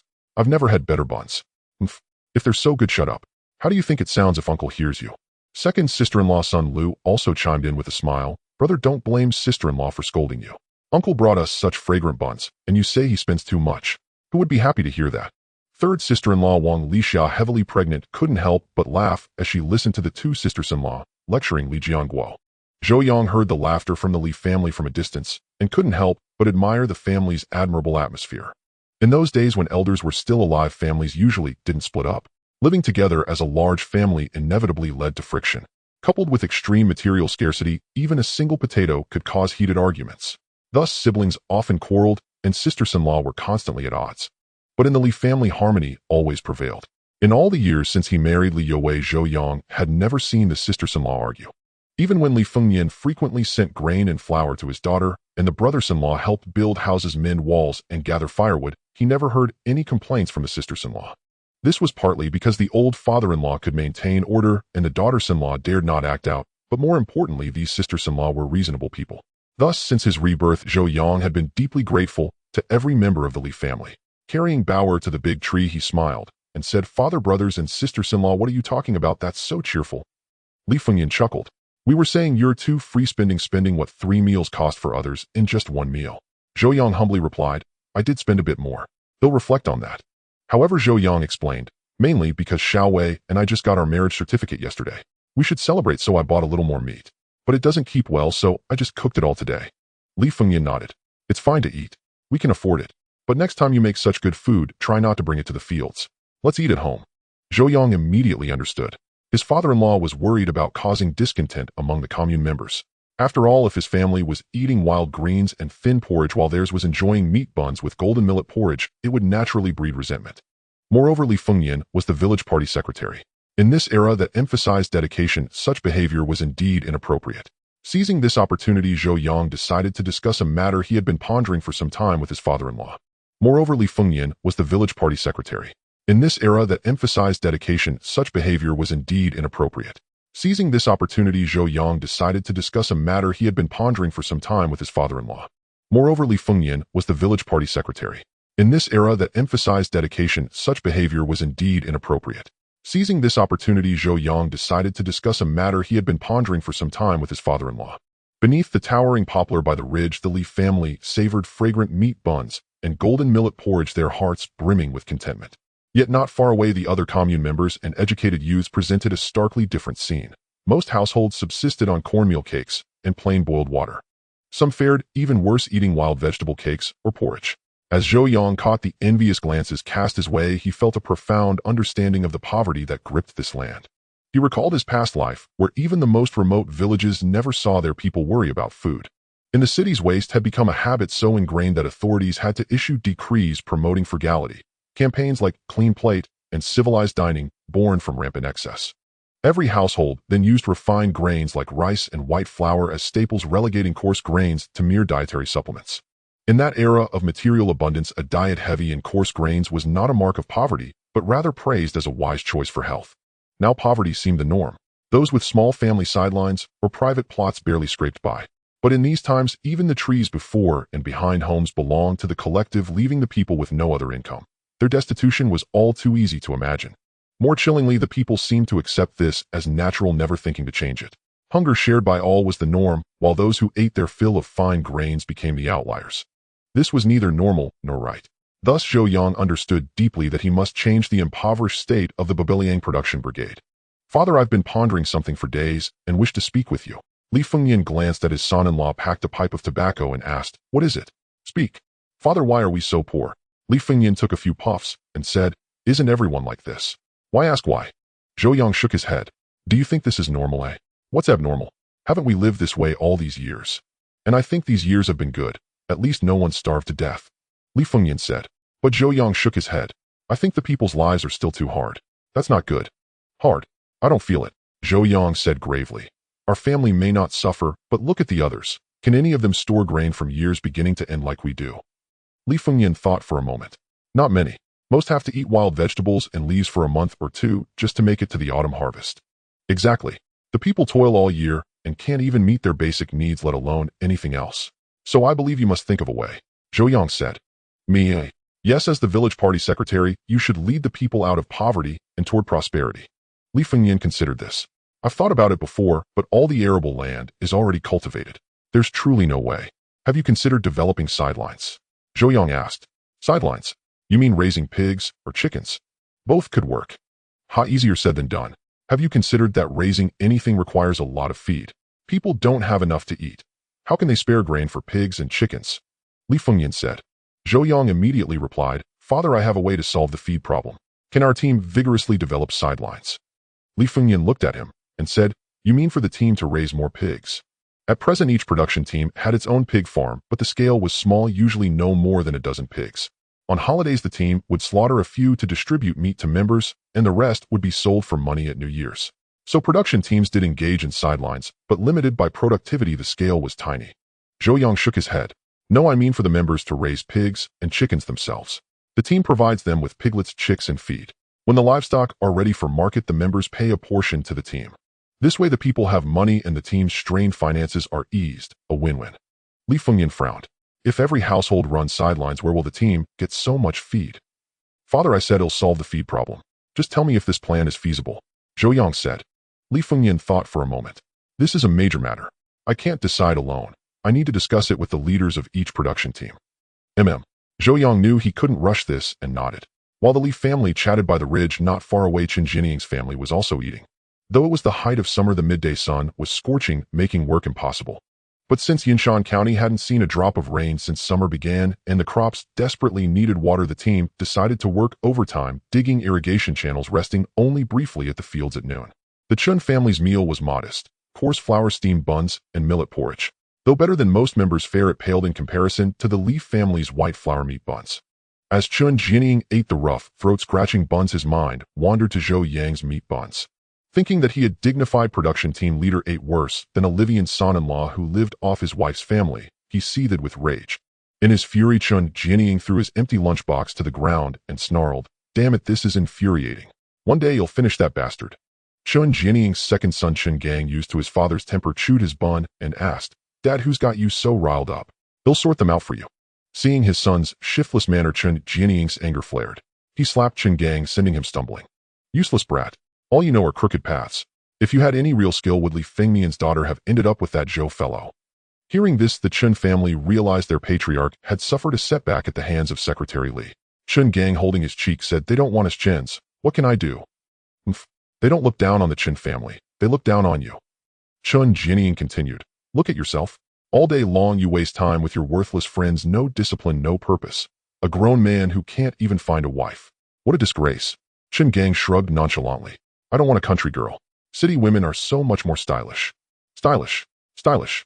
That's all you know. Even if I found you a city girl, you couldn't keep her." Seeing his father's murderous glare, Chun Gang knew he had to redirect his anger or face a beating. His eyes darted and he said, "Dad, forget about me. But didn't you try to marry Sister Shuang to the Li family's fourth son? They refused to. I think the Li's don't look down on me. They look down on the entire Chin family." Mentioning this only stoked Chun Jinying's resentment. He had twice approached the Li family for marriage alliances, and Li Fengyan had rebuffed him both times, grinding his face into the dirt. "Mph. One day you'll make them regret this." Chun Jinying growled, "Dad, I have a way to get back at the Li's. Are you interested?" Chun Gang said slyly. Chun Jinying knew his second son was clever with a knack for shady schemes. "What's your idea?" he asked. Chun Gang grinned. "Dad, let's talk after work. We'll discuss it later." Chun Jinying glanced around at the many people nearby, knowing this wasn't the place for such talk. He grunted in acknowledgement and fell silent. Chun Jinying glanced around at the many people nearby, knowing this wasn't the place for such talk. He grunted in acknowledgement and fell silent. Chun Jinying glanced around at the many people nearby, knowing this wasn't the place for such talk. He grunted in acknowledgement and fell silent. In the afternoon, Zhou Yang spent over 3 hours translating journals in his office. Only when the sun was no longer so scorching did he pick up his workpoint booklet and head towards the fields. His role as a workpoint recorder required not only accurately documenting each commune member's points, but also fulfilling the duties of a supervisor and inspector. It was largely up to Zhou Yang to decide how well the commune members performed and how many points they earned. Of course, if anyone disagreed, they could report to the brigade leader or the party secretary, who would then make the final judgment. Zhou Yang first made a round of the dry fields at East Ridge, where potatoes were planted. The current task for the commune members was mainly hoeing and loosening the soil. Compared to hoeing wheat, millet, or corn fields, working on the potato fields was relatively easier. The reason was simple: the spacing between potato plants and the width of the ridges were larger than those for other crops, so there was less risk of damaging the seedlings with the hoe. Because of this, when assigning tasks, the team usually gave such work to half-grown youngsters or female educated youths who were not yet skilled in farm labor. The 400 acres of potato fields at East Ridge had been hoed for a week, with less than 1/5 remaining. According to the production schedule, this work had to be completed within 2 days, or it would delay the subsequent plowing of the soybean fields. Zhou Yang first stood on a mound to survey the area. Seeing no one had finished early, he walked over to each worker one by one. As Zhou Yang approached to inspect their progress, the commune members greeted him in turn. Although a considerable number looked down on Zhou Yang for living off his wife, no one dared to say it to his face, as they did not want to offend the workpoint recorder, who held considerable power. Zhou Yang responded to each greeting with a gentle demeanor. Though remote and isolated, the villagers of Babalyang village were genuinely simple at heart. While not all were virtuous, there were indeed troublemakers like Chun Jinying and his son Chun Gang. The vast majority were kind. For instance, in their treatment of the educated youths who had come from outside, other villages often saw incidents of bullying. To many locals who did not fully understand the policy, the arrival of educated youths to settle in the countryside seemed like a threat to their own livelihoods. In some places, due to limited resources, the youths had to lodge with local families, which led to numerous conflicts. But none of this happened in Babalyang village. Although the villagers did not always approve of the youths' behavior, they rarely criticized them, and the two groups coexisted harmoniously. As one of the educated youths, Zhou Yang felt grateful to the villagers. Halfway through his inspection, he spotted a familiar figure, Zhao Xue. Zhao Xue was also an educated youth, but she was younger than Zhou Yang, having only arrived at Babalyang Brigade the previous year, by which time Zhou Yang had already moved out of the youth dormitory. However, since the youths often went to the commune or the county town together on errands, they frequently met and were familiar with each other. Seeing Zhou Yang approach, Zhao Xue smiled and said, "Yanggo, are you here to check on our work? I'll see if you've done a good job. If not, I'll deduct your work points." Zhou Yang teased, "I've already learned how to hoe. You have to give me at least 7 work points today," Zhao Xue declared, brandishing her small hoe. "Haha, if you can hoe all the way to the end of the row by nightfall, it'll give you 7 points. It's a deal." "Deal." Just as Zhou Yang was about to move on to the next commune member, Zhao Xue suddenly said, "Yanggu, if you have time, you should go see Lu Jie." Shen Chenlu. What happened to her? Zhou Yang asked, frowning. Lu Jie collapsed this morning. Why would she collapse? Was it her low blood sugar acting up? Zhou Yang demanded. Maybe. I was too far away to see clearly. Where is she now? At the dormitory or the clinic? Zhou Yang pressed. I saw Liang Yujie helping her back to the village. She should be at the dormitory, Zhao Xue replied.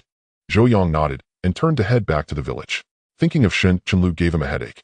He and Shen Chenlu were both children of the compound, and their families had been close for generations, practically family friends.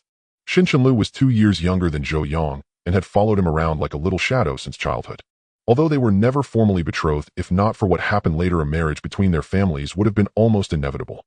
Zhou Yang's parents had always regarded Shen Chenlu as their future daughter-in-law, and she seemed content with that. But everything changed one day, 6 years ago. The Zhou family suddenly fell from grace, and even the 18-year-old Zhou Yang was sent to Yunshan County, 1,000 miles away from the capital. After the incident, the Shen family not only refused to help, but kept their distance, fearing they would be implicated. Worse still, Shen Chenlu's father had played a dishonorable role in the handling of Zhou Yang's father's case. Because of this, Zhou Yang left with a heart full of hatred for the Shen family and did not even say goodbye to Shen Chenlu. That was why when Zhou Yang hastily married Li Youwei, it was not only out of necessity, but also to heal a broken heart. In fact, Zhou Yang had accepted Li Youwei mainly because he was emotionally vulnerable at the time, and she had filled that void. But to Zhou Yang's surprise, the year after his marriage to Li Youwei, Shen Chenlu arrived at Babliang Brigade as an educated youth. Even more unexpectedly, Shen Chenlu had not been forced to come to the countryside. She had come specifically to find Zhou Yang. She had secretly taken her household registration and signed up without telling anyone. By the time her family found out, it was too late. She had chosen to endure hardship in this remote place solely for Zhou Yang. But upon arriving, she learned that Zhou Yang was already married and his wife was expecting a child. The shock devastated the young woman, and she stormed to Zhou Yang's home to confront him. This incident tarnished Zhou Yang's reputation in the village even further. Everyone assumed he had a girlfriend back in the city and had still pursued Li Youwei. Only Zhou Yang knew that he and Shen Chenlu had no future. Not only had they never openly acknowledged their feelings, but even if they had been formally betrothed, given the Shen family's betrayal of the Zhou family, his parents would never have allowed her through their door. Thus, before his rebirth, Zhou Yang had always treated Shen Chenlu coldly, as if she were a stranger. But after living a full life in his previous incarnation, Zhou Yang understood that Shen Chenlu was different from the rest of the Shen family. She was a good person. He knew that even now Shen Chenlu was unaware of what Shen Jinghua had done. She had been completely kept in the dark. Once she learned the truth, she stopped bothering him. More importantly, in the decades that followed, Shen Chenlu had quietly sought to atone for her family's past misdeeds in her own way. Having experienced life and death, Zhou Yang had long since let go. Shen Jinghua was Shen Jinghua, and Shen Chenlu was Shen Chenlu. There was no need to take out his anger on her for what her father had done. It would be unfair. So upon hearing that Shen Chenlu had collapsed, Zhou Yang decided to visit her at the youth dormitory. At the educated youth settlement, in the female dormitory, Shen Chenlu lay pale on the large communal bed, her delicate face drained of color, her eyes red and filled with despair. She couldn't understand what she had done wrong, why brother Zhou Yang had treated her so cruelly. Clearly, he didn't love that country woman, yet he had married her and even had a child with her. Though she had felt despair and resentment upon first learning of Zhou Yang's marriage, when she discovered that he and Li Youwei hadn't formally registered their marriage, a glimmer of hope rekindled in her heart. If only Zhou Yang could return to the capital, then his separation from that woman would be inevitable and her opportunity would come. So she rejected her family's arrangement for a medical discharge and chose to remain in Babliang Brigade. A few days ago, news arrived from the commune that Zhou Yang's transfer order back to the city had been issued. As long as the brigade provided the necessary documentation, he could return to the capital. Upon hearing this, Shen Chenlu was overjoyed for a long while. She believed that once Zhou Yang left that country woman and returned to the capital, she could reconcile with him. But today she overheard some sisters-in-law from the Li family mentioning that Zhou Yang and that country woman had officially registered their marriage. After confirming the truth of this news, she could no longer bear the crushing blow and fainted on the spot. Beside the large bed, female educated youth Liang Yu poured a glass of water for Shen Chenlu and said, "Lulu, that Zhou is nothing but a heartless pretty boy. Ruining yourself over him isn't worth it." Shen Chenlu seemed not to hear, tears streaming silently down her cheeks, evoking pity. "So I get some rest. I'm off to work." With that, Liang Yu turned and left the female dormitory. As she stepped out, she encountered Zhou Yang rushing back. Seeing his still dashing and handsome appearance, Liang Yu couldn't help but feel a pang of jealousy. Everyone had endured years of hardship here, each becoming weathered and haggard, especially the female educated youths who had changed the most. The most noticeable change was their skin. In the city sheltered from wind and sun, their skin had been fair and supple, full of collagen regardless of their natural looks. But after arriving in the countryside, exposed daily to the elements and farm labor, without money for skincare products, their skin had become rough and dark, no different from ordinary village women. In contrast, Zhou Yang, despite arriving 2 years earlier, had skin that remained fair and largely unchanged. As the brigade scorekeeper, he didn't have to work in the fields. He wore not coarse cloth, but a Dacron shirt and blue trousers looking at first glance like a cadre from the commune. Most importantly, he was clean, unlike them who had to toil in the dirt, always covered in grime. "What are you doing here?" Liang Yu asked with hostility. Zhou Yang had never held much fondness for Liang Yu. She had arrived only about half a year after him, and before Li Yue appeared, she had been persistently pursuing him. If that were all, it might be tolerable, but Zhou Yang had discovered that while flirting with him, she was also involved with several other male-educated youths. She even exchanged flirtatious glances with the third son of Chun Jinying's family.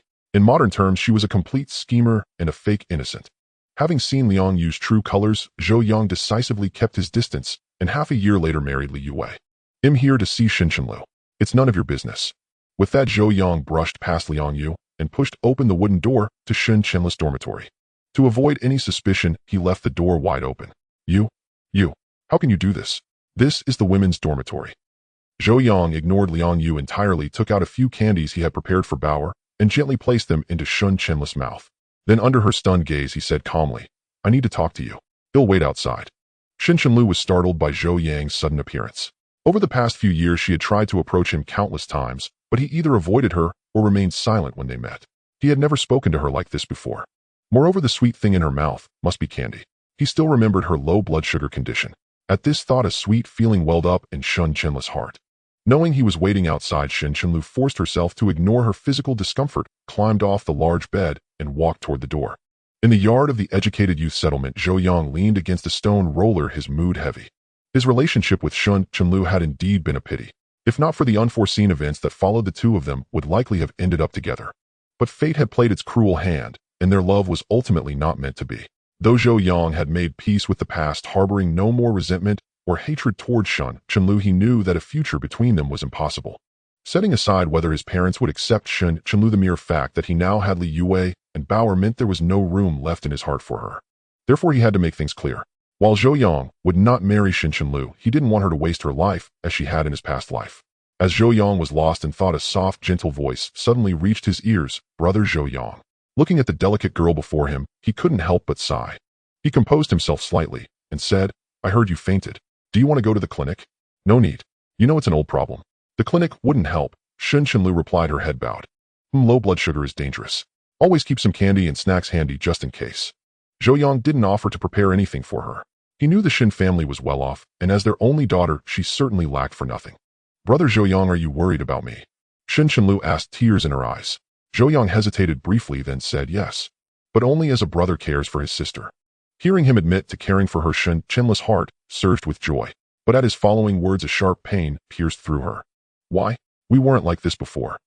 Zhou Yang gave her a profound look and said, "You've always wanted to know why I treated you coldly, why I married Li Yue so quickly. Fine, I'll tell you everything today." Then almost word by word he said, "Because of your father Xin Jinghua." "My father?" Shocked, Qinchenlu immediately said, "Brother Zhou Yang, are you angry that my father didn't speak up for Uncle Zhou after your family's misfortune? If it were only that, I wouldn't have treated you this way." Then, Zhou Yang enunciated each word. "The letter that reported my father was written by Xin Jinghua." Upon hearing this, Qinchenlu staggered back a few steps, her face filled with shock. She knew the Zhou family's downfall had been caused by a letter of accusation, but she never imagined it was written by her own father. If that were the case, it explained Zhou Yang's coldness toward her. Yet Qinchenlu still couldn't believe her kind and gentle father could be such a person. She shook her dizzy head, fighting the discomfort in her body, and said, "My father and Uncle Zhou were close friends for decades. How could he report Uncle Zhou? Could there be a misunderstanding?" However, Zhou Yang said gravely, "There's no misunderstanding. Most of the content in that letter was known only to my father and Xin Jinghua. Yet those very words ended up in the accusation. Who do you think wrote it? This?" Upon hearing this, Qinchenlu fell silent. "Brother Zhou Yang, did you guess this yourself, or did Uncle Zhou tell you?" Zhou Yang paused briefly, then said, "My father told me before he left to keep my distance from you." Qinchenlu's tears instantly streamed down her face, her weeping like pear blossoms in the rain, a sight that tugged at the heartstrings. At this moment her heart ached, brimming with despair. She had come here for love, for the sake of brother Zhou Yang, who had protected her for 16 years. But she had never expected that upon her arrival brother Zhou Yang was already married and had a child. When she first learned this, she had resented Zhou Yang, hating him for his fickleness and cold treatment toward her. Only after discovering that Zhou Yang hadn't formally married that rural woman and had been seeking a way back to the city did she find a reason to wait. Yet she never imagined the truth would be so cruel. If this were indeed the case, any possibility between her and brother Zhou Yang was completely gone. Brother Zhou Yang, I still can't believe my father would harm your family. There must be some mistake. Xin Chenlu said again. I wish it were just a misunderstanding, but unfortunately it's not. Setting aside what my father said, think carefully after our family's downfall who benefited the most. At Zhou Yang's words, Xin Chenlu pondered deeply. The more she thought, the more alarmed she became, her face etched with fear. Indeed, after the Zhou family's ruin, the greatest beneficiary was the Xin family. First, after Uncle Zhou was sent down, her father, once his subordinate, was quickly favored by higher-ups and took his place. Then, unexpectedly, her older brother joined the municipal party committee secretariat, the very unit where Zhou Yang's brother had worked. The former was sent down, and the latter stepped into the department shortly after. It was impossible to explain without some connection. More importantly, the Zhou and Shun families had once lived in the same compound, each with 3 rooms. The Zhous in the main house, the Shuns in the side wing. But after the Zhou family's misfortune, the Shun family quickly moved into the former main house. It seemed the Shun family had become the greatest beneficiaries of the Zhou family's tragedy. From a conspiratorial perspective, what brother Zhou Yang said might not be impossible. No, it was likely true.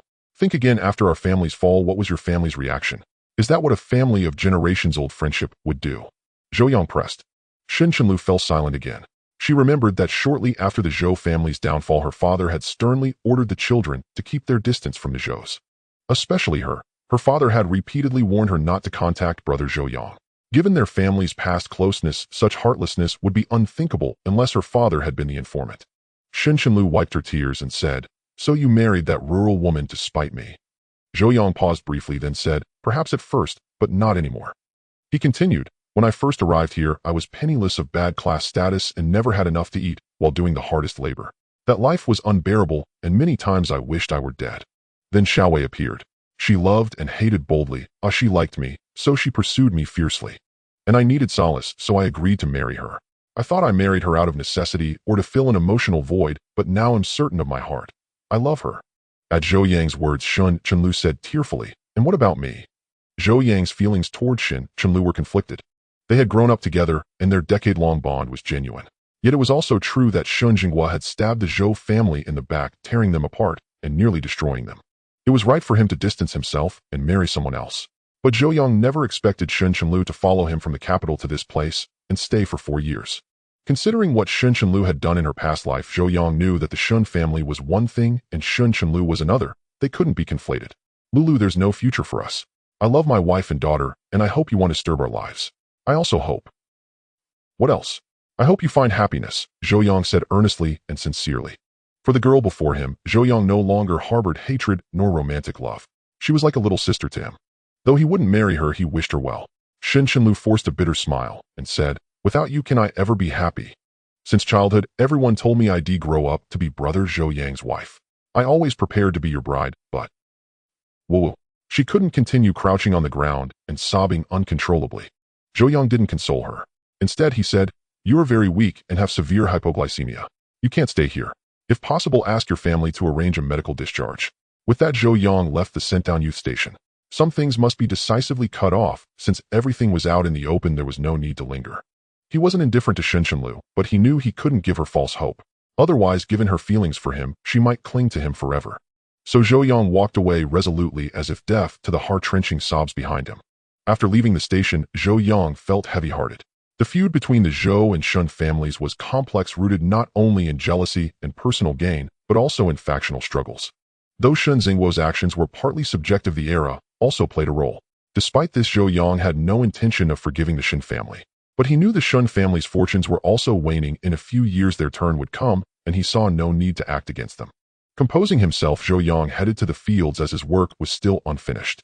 Unbeknownst to Zhou Yang, rumors of his rekindled flame with Xin Chenlu had spread across the fields. East Liang, potato field. Liang Yu was resting in the fields with a few educated youths, spreading all sorts of juicy gossip. That Zhou fellow is utterly despicable. Just heard he got the certificate with the party secretary's daughter, and now he's already trying to seduce Shun, the educated youth. You all didn't see it. That Zhou brazenly barged into the educated youth compound, didn't even knock, just pushed open the female dormitory door and told me to mind my own business. When I left, I could hear Shun crying in there. Who knows what that Zhou did to her? The greatest pastime of the people was to indulge in gossip and watch the spectacle unfold. Whether the story was true or not, as long as there was something to hear, they would gather around for the excitement. Listening to Liang Yu's gossip, everyone's curiosity blazed fiercely as they delved into the relationship between Shun Chenlu and Zhou Yang. What exactly is the relationship between Shun and Zhou?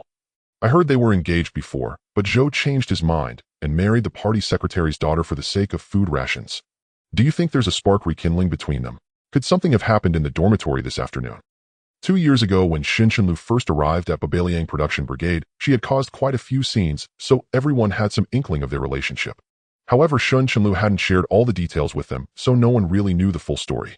But as the educated youth discussed these matters, a few children nearby overheard them, and soon the news spread. Before dusk fell, many had learned that old Li's son-in-law had gone to the educated youth compound that afternoon and barged into the female dormitory. After all, gossip is nothing but unverified hearsay separated from rumor by just a few unreliable tongues.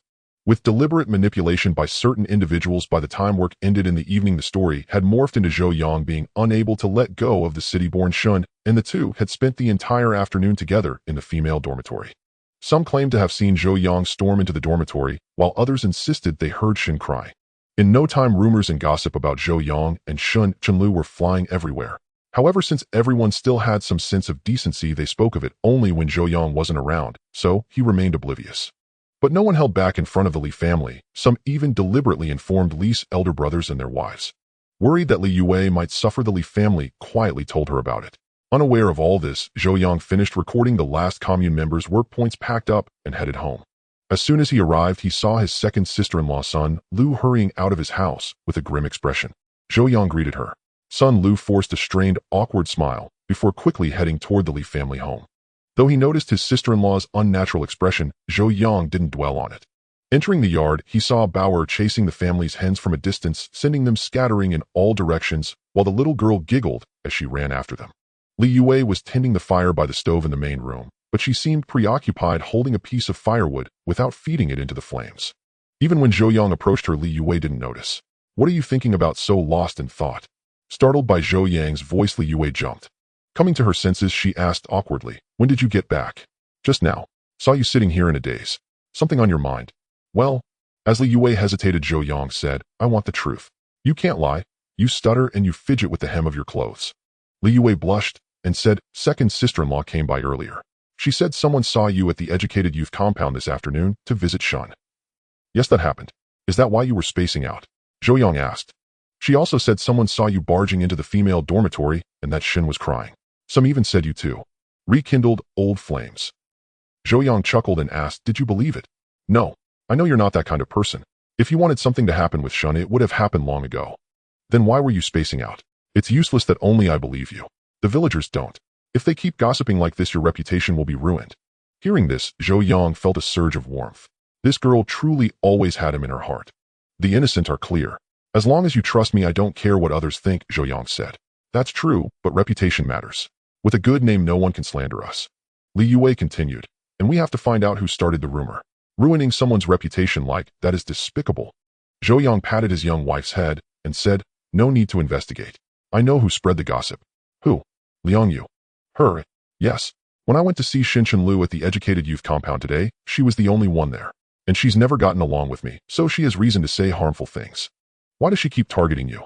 Li Yue asked in confusion. "Because she wanted to be my revolutionary partner, and I rejected her."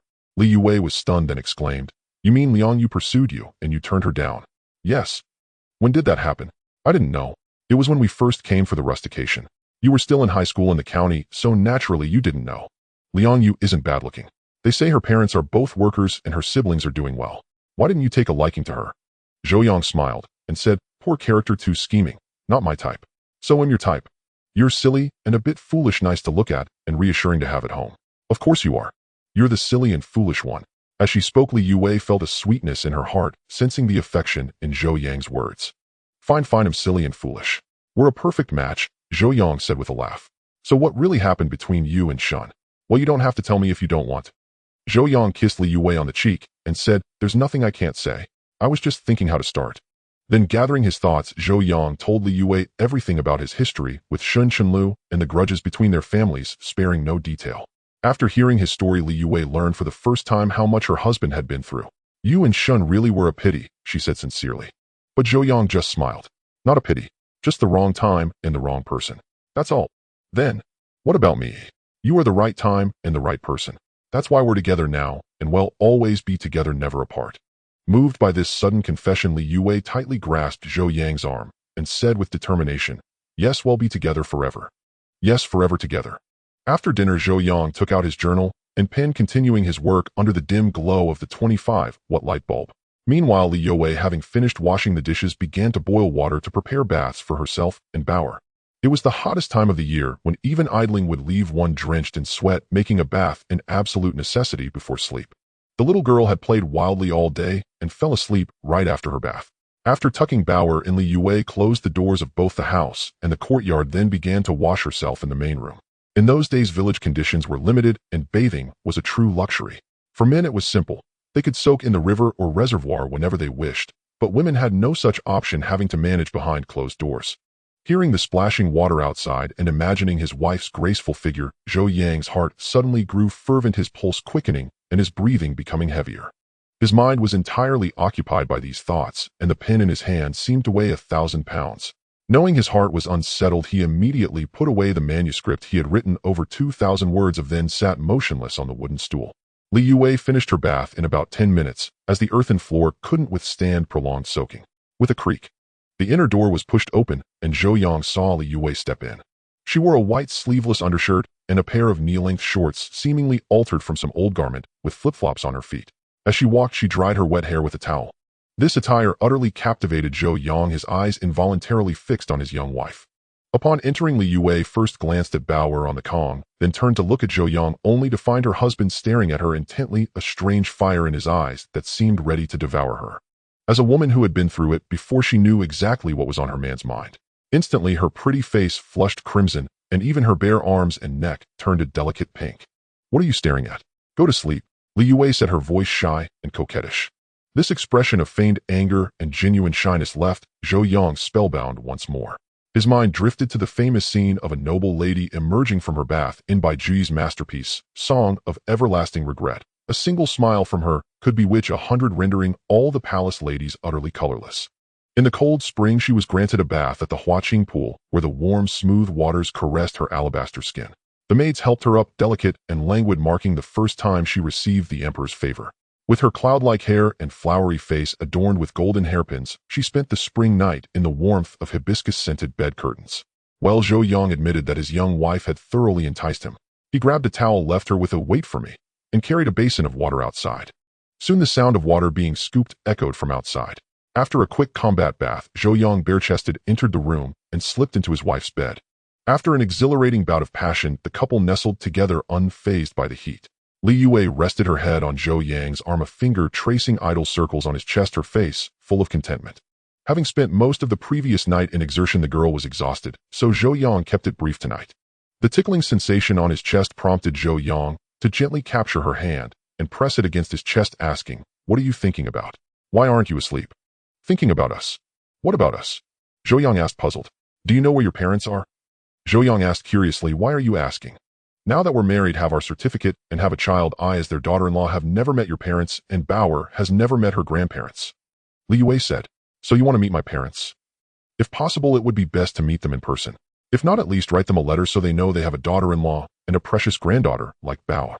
Zhou Yang immediately replied, "I do know where my parents have been sent. It's in a small farm in city, the neighboring province.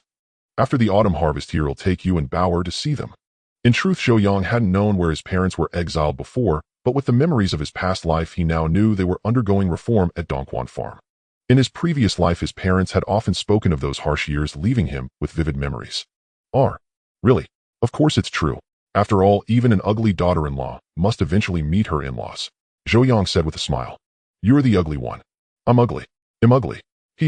Hurry up and sleep, we have work tomorrow." The night passed without incident. The next morning, before the work whistle blew, Li Yue was already up.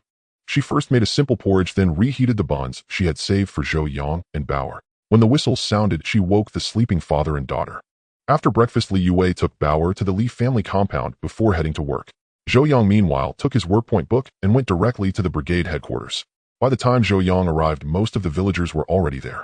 While waiting for the brigade leaders to assign tasks, the villagers gathered in small groups, chatting about family matters. "Have you heard? That son-in-law of party secretary Li went to see his mistress at the educated youth point yesterday afternoon." You mean that educated youth Shin, right? I heard they were both crying bitterly like a pair of star-crossed lovers. That guy is really despicable, having a wonderful wife like Xiao Wei and still fooling around. That educated youth Shun has no shame either. Doesn't she know Zhou is already married? Although the villagers spoke in low voices, Zhou Yang's senses seemed mysteriously enhanced after his rebirth, allowing him to hear their conversations from a distance. He knew this had to stop, or the harm would not be limited to Shun Chenlu and himself. It could even affect Li Yue and Bauer. Seeing Zhou Yang approach, Chen Jianying and Zhang Jinwang began assigning tasks. The tasks were quickly distributed. Just as Chen Jianying was about to order everyone to start work, Zhou Yang suddenly spoke loudly. Wait a moment, I have something to say. Though displeased at being interrupted, Chen Jianying said, since Comrade Zhou has something to say, let's all wait a bit before starting work. Zhou Yang strode to the front of the gathered villagers and declared loudly, I've heard that some are spreading rumors about me and Comrade Shun behind my back. I didn't want to say much, but now that I'm married, I owe my wife and child an explanation. So, I want to make it clear today, there is no improper relationship between Comrade Shun and me. I went to see her at the Educated Youth Point yesterday because she suddenly fainted in the fields. We grew up in the same courtyard. To me, she is like a younger sister. How could I, as her brother, ignore her when she fainted? Don't you all agree? Then Zhou Yang continued. Also, let me state, Comrade Li Yue and I have obtained a marriage certificate. We are legally married. We love each other and are faithful to our marriage. I will not allow anyone to disrupt it. So I warn those who slander us, if I ever catch anyone gossiping behind our backs again, they will face serious consequences. Having said his piece, Zhou Yang ignored everyone, took his work point book, and returned to the office, leaving the villagers staring at each other in bewilderment. Zhou Yang's work was as leisurely as ever. In the morning, he registered the production tasks for each village team, then returned to the brigade headquarters to do translations. Around noon, he went home to prepare lunch. Originally, his mother-in-law Zhang Guiying would have cooked for them and delivered the meals to the fields along with those for old Li's family. But Zhou Yang could no longer stomach the bland, watery food of the Li family. So yesterday, he had Li Yue speak to her mother, telling her they no longer needed meals prepared for them. His reasoning was sound. He wanted to establish his own household to avoid being seen as a Livian son-in-law. Li Fengyan and Zhang Guiying thought this was a good idea and readily agreed. For lunch, Zhou Yang simply made a tomato and egg sauce, boiled 2 bowls of noodles, and carried the meal to the brigade headquarters. During work hours, Zhou Yang had told Li Yue to wait for him at the brigade headquarters at noon. As Zhou Yang approached the door with the meal, he heard a familiar voice inside. Chen Gang, don't talk nonsense. I believe in my man and he wouldn't do anything to betray me. Then a man's voice followed. Xiao Wei, I'm not lying to you. That educated youth Zhou and that Shun girl definitely have something going on. Yesterday at the educated youth point, it was Chen Gang. That bastard was sowing discord in front of Li Yue with malicious intent. Zhou Yang wouldn't let him succeed. He quickened his pace and kicked open the door of the brigade headquarters. With a thunderous bang, the flimsy wooden door flew open under Zhou Yang's kick, and he strode in with an imposing air. Chen Ergu, you're a disgrace to the men of Babaliang village, spreading rumors behind people's backs like a gossipy old woman. Have you no shame? Chen Gang's nickname was Erguzi, and he hated being called Chen Ergu as an adult. Zhou Yang's words were a deep insult to him, and his face twisted with fury. What, you dare to do it, but won't let me say it? Where's the logic in that? Chen Gang showed no embarrassment at being caught red-handed. His tone was defiant, showing no respect for Zhou Yang, the educated youth from the city. What have I done? Spit it out, or he'll report you to the commune. Zhou Yang continued. You know the consequences of slandering an educated youth. I won't say much, but locking you up for a couple of months is definitely possible. Zhou, you think I was born yesterday. I said what I said, so what? Chen Gang, relying on his father's connections in the commune, was unafraid of Zhou Yang's threats. It was true that educated youth generally came from better-off families than the local country folk with at least one family member working in a state-owned job. But so what? Here they were no better than the locals, living as dependents under someone else's roof. So what? They'll beat you. With that, Zhou Yang shoved the lunchbox into Li Yue's hands and slapped Chen Gang across the face. Chen Gang hadn't expected the mild-mannered Zhou Yang to throw a punch. Without thinking, he swung his fist back. But to Chen Gang's surprise, Zhou Yang withdrew his slap midair, and his own fist landed squarely on Zhou Yang's nose. Zhou Yang let out a sharp cry and collapsed backward. Blood gushed from his nose, quickly staining his work clothes. Li Yue froze for a moment, then reacted. She screamed, dropped the lunchbox, and rushed to check Zhou Yang's injuries.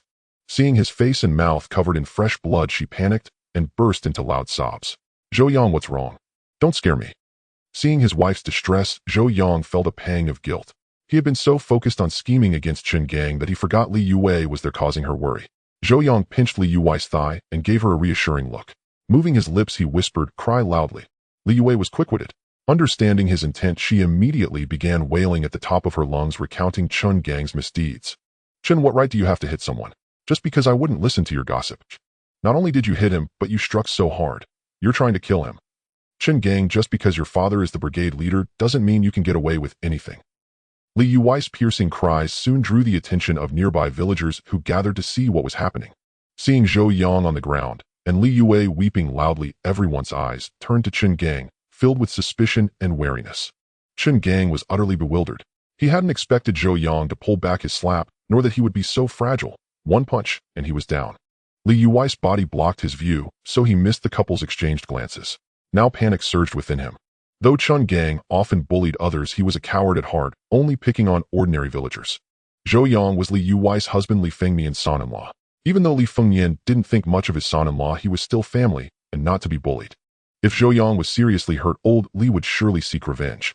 Just as Chen Gang stepped forward to check on Zhou Yang, the man on the ground scrambled backward in fear, stammering, Don't come near me." To the other villagers, this was a clear sign of terror. They wondered what Chen Ergu had done to frighten the educated youth so badly. "What the hell do you mean? It was just one punch." Before he could finish, Zhou Yang's trembling voice cut in, "Chen Gang, have you no shame? Just one punch." Zhou Yang continued, "Just because I wouldn't let you badmouth me in front of Xiao Wei, you had to hit me so hard. You're full of shit. You threw the first punch, I just defended myself." Chen Gang roared, his face twisted with rage. But before Zhou Yang could respond, the onlookers couldn't stay silent. They chimed in, "Chen Ergu, that's going too far. Zhou is so gentle. How could he hit you first? You're lying through your teeth. Chen Ergu, you're a disgrace to our village. How can you act tough, but not own up? This Chen Ergu with his father as the leader is getting out of hand. Look what he did to Zhou." Chen Gang was speechless. That bastard had struck first, and he only retaliated. Why wouldn't anyone believe him? In his fury, Chen Gang caught a faint smirk in Zhou Yang's eyes and realized he had been tricked. He bellowed, "Zhou, you're playing dirty, are you? He'll kill you." With that, he grabbed a wooden stool nearby and charged at Zhou Yang. The crowd was startled to see Chen Gang charging wildly toward Zhou Shun. They all knew how unruly Chen Gang was. If he managed to get through that stool, would surely kill the sent-down youth Zhou. Several able-bodied men immediately rushed forward and grabbed hold of Chen Gang. Amidst the scuffle, a stern voice suddenly came from outside, "Stop, right there." Recognizing it as Secretary Li's voice, everyone halted and voluntarily made way. Then Li Fengyan and the four guardians of the Li family strode in, accompanied by Chun Jianying and his third son Chen Tai. They had all just heard the villagers' shouts and rushed over from a distance. Entering the room and seeing the devastated brigade office, Zhou Yang lying on the ground with a bloody face, and his weeping daughter Li Fengyan roared angrily, "What the hell happened? Who did this?" Zhou Yang wiped the blood from his face and said with a pained expression, "Father, it was Chen Gang. You must seek justice for me." Before Li Fengyan could speak, the four guardians of the Li family erupted, "Chen Ergu, you dare bully my brother-in-law? Have you had enough of living? Chen Ergu, do you think the Li family has no one left? You bastard, getting bold after a few days. Bullying my brother-in-law. Chen Ergu, today, they'll beat the shit out of you." Seeing the furious roars of Li Jiangwo, Li Guoqing, and the other brothers, Chen Gang shuddered. These brothers of the Li family had been his lifelong nemesis. They'd never gotten along since childhood. As kids, they'd often fought over trivial matters. But without exception, Chen Gang and his brothers always ended up on the losing side, nearly traumatized by the beatings. Just as the Li brothers were about to strike back, Li Fengyan promptly stopped them. "Everyone calm down." The Li brothers dared to argue with anyone in the team, but never with their own father. They knew that their father had served as a scout in the army back in the day. Even with his old injuries, he could still easily take them all on. Once the Li brothers quieted down, Li Fengyan turned to Zhou Yang and asked, "Explain clearly. Why did he hit you?" Though it seemed his son-in-law was the one injured in a fight, being the victim didn't automatically mean being in the right. So Li Fengyan decided to get the full story first to avoid accusations of favoritism. Zhou Yang immediately said, "Father, fellow villagers, hey race, what happened? I was bringing dinner to my wife at the brigade office when I heard Chen Gang badmouthing me to her. Xiao Wei didn't want to listen and scolded him. Enraged, he tried to lay hands on her. I couldn't stand by and stepped in to stop him." Before he could finish, the four guardians of the Li family exploded again. These brothers were fiercely protective of their sister. Hearing that Chen Gang had harassed and nearly struck her was unbearable. In a fit of rage, second brother Li Guoqing grabbed a nearby stool and hurled it at Chen Gang. But Chen Gang, wary of the brothers, dodged, and the stool smashed into the adobe wall behind him. Bang! The wooden stool shattered into pieces, leaving a large dent in the adobe wall. Seeing the stool reduced to splinters, everyone, including Chen Gang, shuddered inwardly. The nickname, Li the Reckless, was well-earned. If that had hit him, Chen Ergu's head would have ended up just like that stool. "Second brother, hold on. Let me finish before you act." Zhou Yang was also startled. His plan today wasn't to have the Li brothers beat Chen Gang senseless. That would be meaningless. If violence solved everything, Zhou Yang could easily thrash Chen Gang a street loafer himself. But that wouldn't satisfy his vengeance nor eliminate the Chun family's venomous threats. His main goal today was not only to teach Chen Gang a lesson, but also to provoke the Chen family.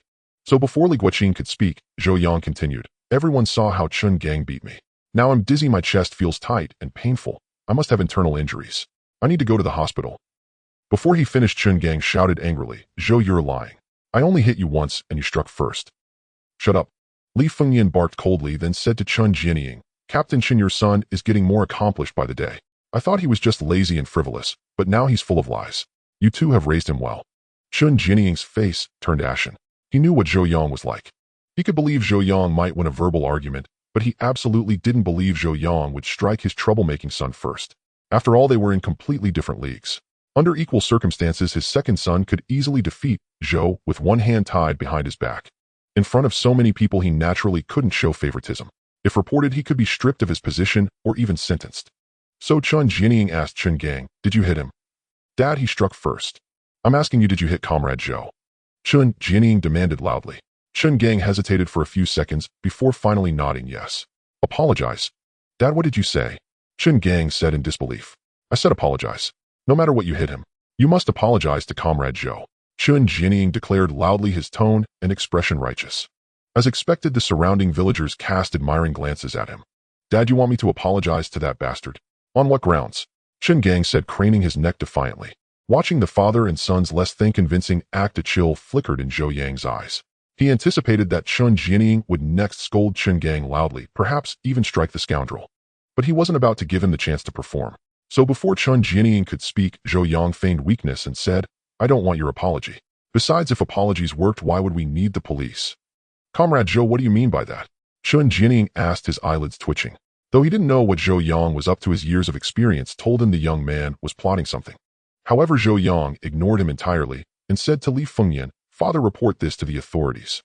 The moment Zhou Yang uttered those words about reporting to the authorities, Chen Jianying's heart skipped a beat. Though he had no idea how severe Zhou Yang's injuries truly were, seeing the blood smeared across his face, mouth, and body suggested they were far from trivial. Once the authorities got involved, even if his second son avoided a prison sentence, he would at the very least be detained for a period. Moreover, following standard procedure, the police would surely enter the village to investigate. As the production brigade's captain, he couldn't help but wonder whether the investigation into his son might also extend to him, a question that remained entirely uncertain. With this in mind, Chen Jianying hastily interjected, "Comrade Zhou, this is merely a minor scuffle between youths. There's no need to involve the authorities, is there?" Zhou Yang replied in an icy tone, "Captain Chen speaks lightly of it. Do you even know the consequences of assaulting another person? According to Article 234 of the Criminal Law of the Hua Nation, anyone who intentionally inflicts harm upon another's body shall be sentenced to fixed-term imprisonment of no more than 3 years, criminal detention, or public surveillance. If the injury is severe, the penalty ranges from 3 to 10 years of imprisonment. In layman's terms, even causing minor injuries through intentional harm can result in up to 3 years behind bars." Zhou Yang continued, "My injuries may not qualify as severe, but they certainly constitute minor harm. This time I will surely send him to prison to eat jail food." Though Chen Jianying was the brigade captain, he was ultimately a rustic fellow unacquainted with the wider world. Upon hearing this, he was utterly stunned. He had never imagined that Zhou Yang's goal was to have his second son locked up. This was indeed a troublesome predicament. Chen Gang was equally dumbfounded and shouted in panic, "Hey Zhou, it was just one punch. I'll let you hit me back, how about that? Is it really necessary to go this far?" Zhou Yang cast a disdainful glance at him, showing no intention of responding. Li Fengyan, having served as a soldier and even faced enemies on the battlefield, could tell at a glance that his son-in-law merely had a nosebleed and was otherwise unharmed. He figured Zhou Yang was likely bluffing the Chen father and son. With that thought, Li Fengyan promptly declared, "Since Zhou Yang insists on involving the authorities, let the police handle it. Zhang Wo, go make a trip to the commune. You can't involve the authorities." Chen Jianying stepped forward, his lean frame moving 2 paces, and addressed Li Fengyan, "Secretary Li, this matter is not that serious. Our brigade can resolve it internally. There's no need to call in the police, right?" Li Fengyan replied calmly, "Old Chen, the 2 parties here are your son and my son-in-law. We must avoid any suspicion of favoritism. Let the authorities handle it. No one can object then." Chen Jianying quickly retorted, "Secretary Li, this happened within our brigade. If it blows up, it will ruin the reputation of our Babaliang brigade. Then what do you suggest?" Li Fengnian asked, seeing that he had dangled the threat long enough. How about this? We pay 20 yuan as compensation for Chun Gang's assault, and we drop the matter. Sound fair? Before Li Fengnian could respond, Zhou Yang decisively interjected, no. 20 yuan to settle this privately. Captain Chen, you clearly have no idea about the compensation standards for personal injury. Well, Zhou Yang continued, since Captain Chen is unaware, let me enlighten you. As the assailant, you must compensate the victim for all expenses incurred for medical treatment and income lost due to missed work, including medical fees, lost wages, nursing costs, transportation accommodation, hospital meal subsidies, and necessary nutritional expenses. Furthermore, according to regulations, in cases of assault resulting in minor injuries, the responsible party bears criminal liability. The public security authorities will file a case for intentional injury.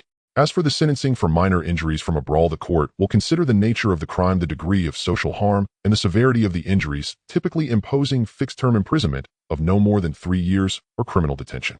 Additionally, the suspect must also bear civil compensation. In other words, regardless of whether Chen Gang is sentenced, he must pay this money. Upon hearing this, the Chen father and son were once again utterly bewildered. In their view, fights among villagers were utterly commonplace. At worst, the offender would pay a few yuan in compensation, and more often than not the matter was resolved with the parents bringing a few eggs and cans of preserves to visit the injured party. Now, with talk of involving the authorities and compensation, they were completely out of their depth.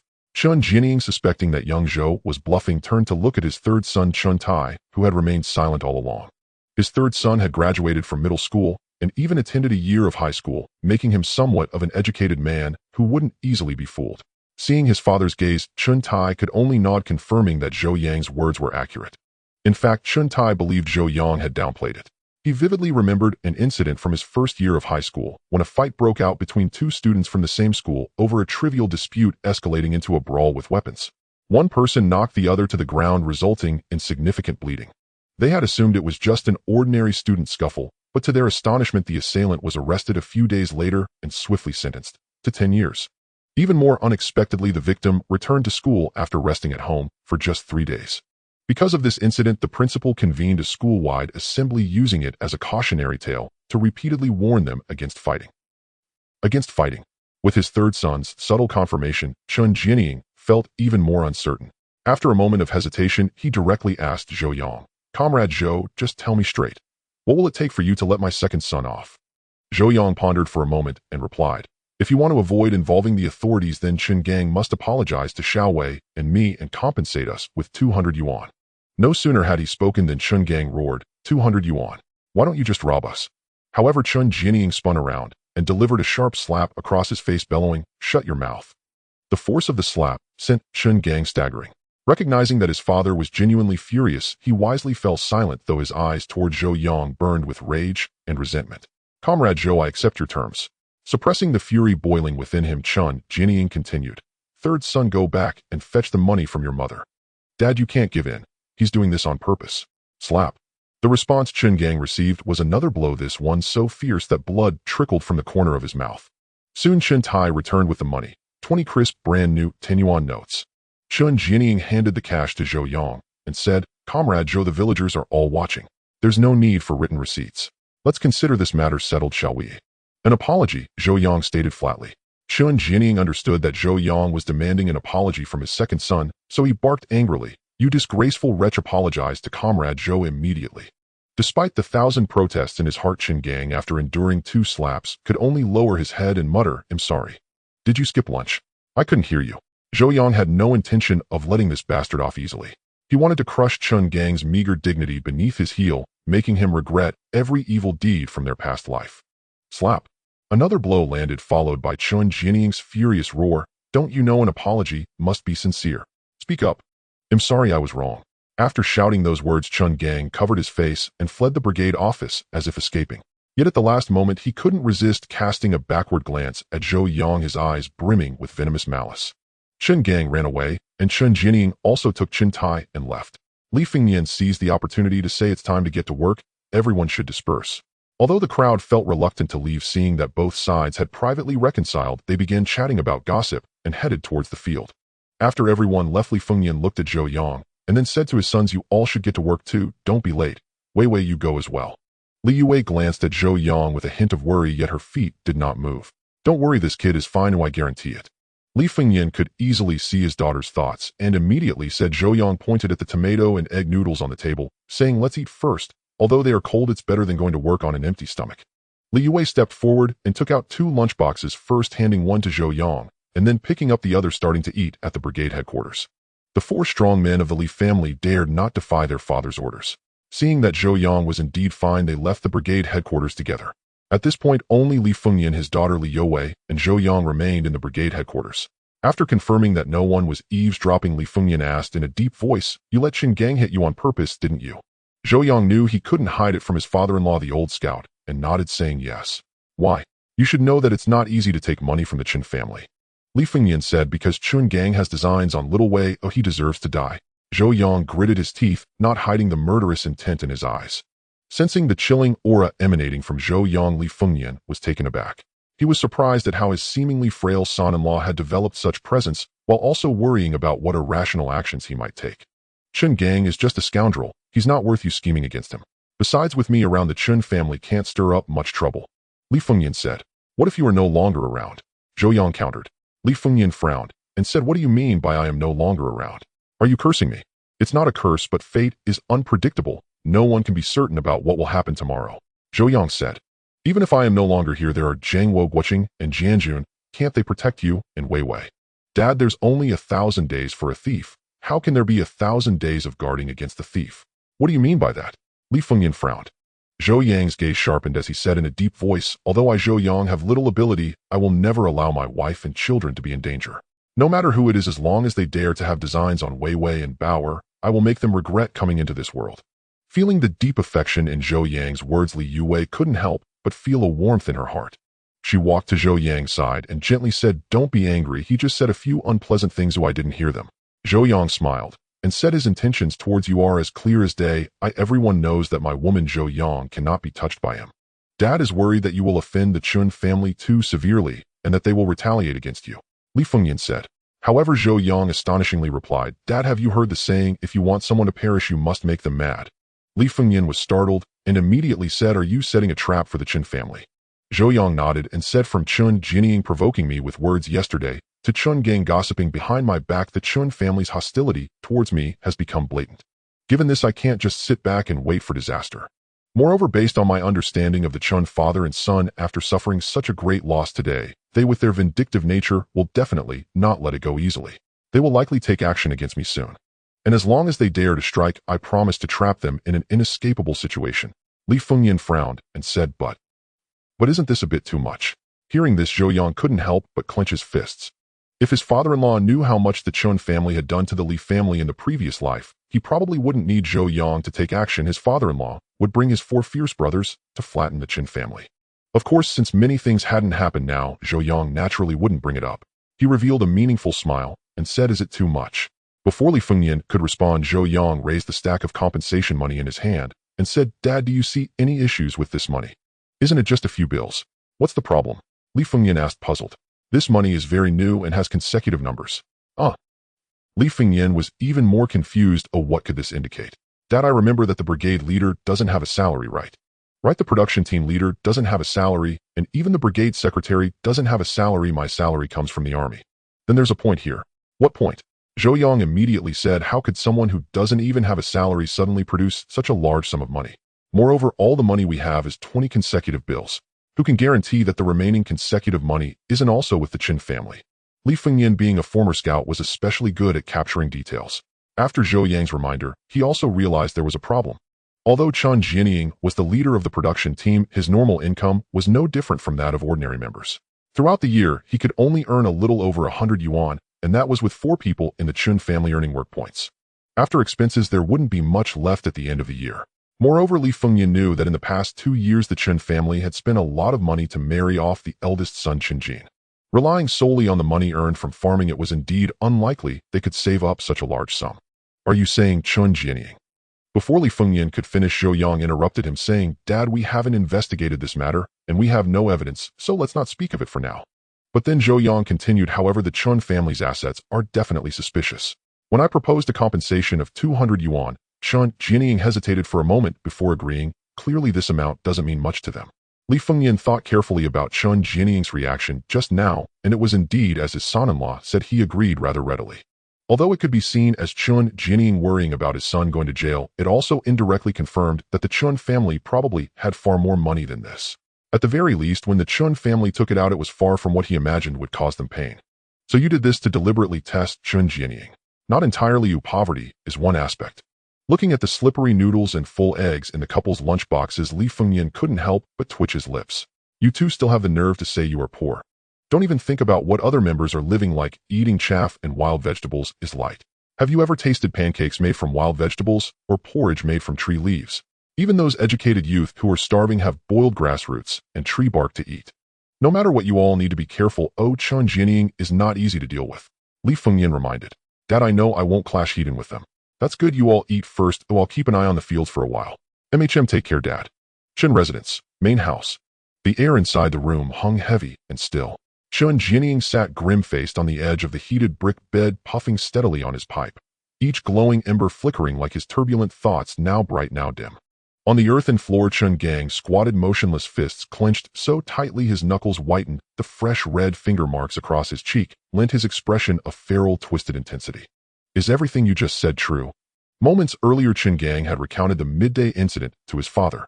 Father, it was Zhou who struck first. I merely returned a single punch. Beyond that, I laid not a fingertip upon him. Chun Gang protested, voice thick with grievance. Chun Jianying now understood all too well the Chun family had been deliberately ensnared. At the thought of those 200 yuan, a sharp pang tightened his chest. 200 yuan. That could buy a full-grown pig. And yet it had slipped away, handed freely to that Zhou fellow. Seeing his father remain silent, Chun Gang pressed urgently. Father, you must believe me. The boy was faking it, I swear. Chun Jianying exhaled a slow plume of smoke, then spoke in a low, gravelly voice. You have the nerve to say that. If you hadn't been hovering around that girl like a moth to flame, would he even have set his trap for you? Father, it's only because Zhou always opposes you openly. I went to stir up trouble for him, nothing more. But then... Nonsense. You think I don't know every crooked turn of your scheming mind. You're infatuated with that Li girl. Plain and simple. Chun Jianying knew his second son's nature better than anyone. Father, whatever else you say, you must avenge me. Chun Gang ground his teeth as he spoke. Never in his life had he felt so humiliated. A single punch, and yet he'd borne 5 or 6 stinging slaps from his own father, paid 200 yuan in compensation, and suffered it all before the entire production brigade. His shame ran bone deep. Chun Jianying let out a cold, derisive snort. Need I remind you? Do they truly think the Chun family's money is so easily extorted? At those words, Chun Gang's eyes lit up instantly. Father, what do you plan to do? Chun Jianying drew 2 deep, deliberate puffs from his pipe, then said slowly, I haven't settled on a course yet, but this incident should teach you one thing. Zhou is no ordinary city youth sent down to the countryside. His mind is sharp, cunning, and full of hidden stratagems, not easily overpowered. Father, what if we stage an accident? Stop right there. Do you take Li Fengyan for a fool? He'll see through any accident in an instant. Chun Jianying knew well that Li Fengyan had served in the military, not as a common soldier, but as a decorated veteran. When he returned to the village years ago, he arrived under escort from Unit 212 itself. And upon his return, the commune appointed him party secretary of Babao Liang Production Brigade outright. No election, no deliberation. Proof enough of his formidable connections. Thus, confronting Zhou demanded patience and precision, not rashness. Today's humiliation stood as a stark warning. Father, then what do we do? Chun Jianying paused, then asked quietly, has Ho San returned to the village? Yes, he came back yesterday. I even saw him myself. Good. Skip work this afternoon. Go find him. Chun Jianying commanded. Find him. But father, you've always forbidden me from associating with him. Chun Gang exclaimed, startled. Take him drinking, and get him to act against Zhou. Chun Gang froze for a beat. Then a flash of fierce delight ignited in his eyes. Father, brilliant. Ho San himself said just yesterday, sooner or later the Li family will fall. Ho San was indeed a blight upon Babao Liang. His father died young, his mother remarried and vanished. He'd been raised by his grandparents. When both elders passed away a few years prior, Ho San lost all restraint and drifted irrevocably astray. Brawling and bullying were commonplace. But he also stole chickens, and last year was caught red-handed pilfering from the production team's flock by Li Fengyan himself, who delivered him straight to the commune authorities. Ho San was sentenced to 1 year of re-education through labor, and had only been released 5 or 6 days ago. Ho San bears a grudge against the Li family. Stir his resentment just a little, and he'll strike without hesitation. But father, what then? Ho San may be ruthless, but the Li brothers are no weaklings. The Li brothers are formidable, so let Ho-san deal with Zhou first. I've already devised the full plan. Just follow these steps precisely. He then laid out his scheme in meticulous detail. As Chen Gang listened, his face flushed with exhilaration and twisted once more into something dark and cruel. By afternoon, the sky had turned leaden and brooding, and soon a fine steady rain began to fall. The commune members and sent-down youths working the fields rejoiced, not only because the rain meant rest, but because abundant rainfall promised a bountiful harvest. This summer had brought scarcely any rain. The crops had already begun to wilt and droop. This downpour arrived quite simply at the perfect hour. As storm clouds gathered ominously overhead, the team leaders conferred with Li Fengyan and decided unanimously to end work early that day. At the sound of the dismissal whistle, Zhou Yang gathered his things and left the brigade office. When he reached home, Li Yue had already returned and had brought Bauer back from the ancestral residence. Spotting Zhou Yang entering the courtyard, the little girl squealed with delight, "Daddy," and dashed toward him, bare feet splashing in puddles. Zhou Yang's spirits lifted instantly. He hurried forward and swept her up into his arms. Amid peals of joyful, bubbling laughter, father and daughter stepped together into the house. Inside, Zhou Yang found Li Yue tossing soiled clothes into a basin, preparing to wash them. "We finally have half a day off. I'll handle the laundry tomorrow. Go tend to your work. When has any man in this village ever washed clothes at home? If you did, the village women would mock me until I withered." Li Yue laughed warmly. Though she'd never truly let him do the washing, the very fact that he offered filled her with quiet joy. Zhou Yang smiled faintly, saying nothing. He'd forgotten. This era held rigid divisions between men's and women's roles. Men worked outside. Women managed the domestic sphere. A man who performed household chores wasn't seen as devoted or tender. He was deemed incapable. His wife, in turn, would be scorned as lazy and neglectful. Outside, the rain swelled into a torrential downpour, thunder rumbling like distant drums, dimming the light within the room. Zhou Yang set aside his translation work and stayed indoors playing games with Bauer. Earning money was satisfying, but to Zhou Yang nothing compared to time spent with his daughter. Work could wait. Childhood, however, slipped away like mist, too precious to miss. And so the small house overflowed, with the bright, unrestrained laughter of father and daughter. In the dead of night, the young couple, exhausted after a day of passionate quarrels, were about to sleep. Suddenly shouts erupted from outside. Though the words were indistinct, Zhou Yang threw on a coat and opened the door to investigate. In the darkness, Zhou Yang saw a figure standing at the yard gate and called out, "Who is it?" "It's me, Guqiang. Fourth brother, why are you here so late at night?" Zhou Yang asked in surprise. "The production team just reported that the cowshed collapsed. Dad wants you to come over immediately." "All right, I'll be right there." Li Guoqiang didn't wait for him, but went on to notify the next household. Li Yue, having clearly heard her fourth brother's words, said, "It's cold at night. Dress warmly. You go to sleep first, I'll go take a look." With that, Zhou Yang quickly dressed, planted a kiss on Li Yue's forehead, and then left. The cowshed was at the far end of the production team. When Zhou Yang arrived, Li Fengyan, Chun, Jinying, Zhang Gunwang, and others were already there, directing the commune members in clearing the rubble from the shed. From a distance, Zhou Yang heard Chun Jinying's furious roar, "The rafters of the cowshed have rotted like this," and no one said a word. "If the livestock are crushed, who will bear the responsibility?" Just then a 7 or 8-year-old boy rushed up to Chun Jinying, sobbing, "Captain, please come quickly. My father is buried under the cowshed. Please save him." However, Chun Jinying replied impatiently, "Get out of the way. Can't you see there are still livestock buried underneath? Well, dig out the livestock first." Hearing this, the boy burst into loud sobs, whimpering, "I'm afraid my father won't make it. If he can't hold on, it's his own bad luck. Besides, can his life compare to these valuable livestock?" Zhou Yang couldn't help but twitch his lips at these words. Although he also felt Chun Jinying's words were harsh, he knew Chun was telling the truth. To some extent, these livestock were indeed more precious than the ordinary commune members.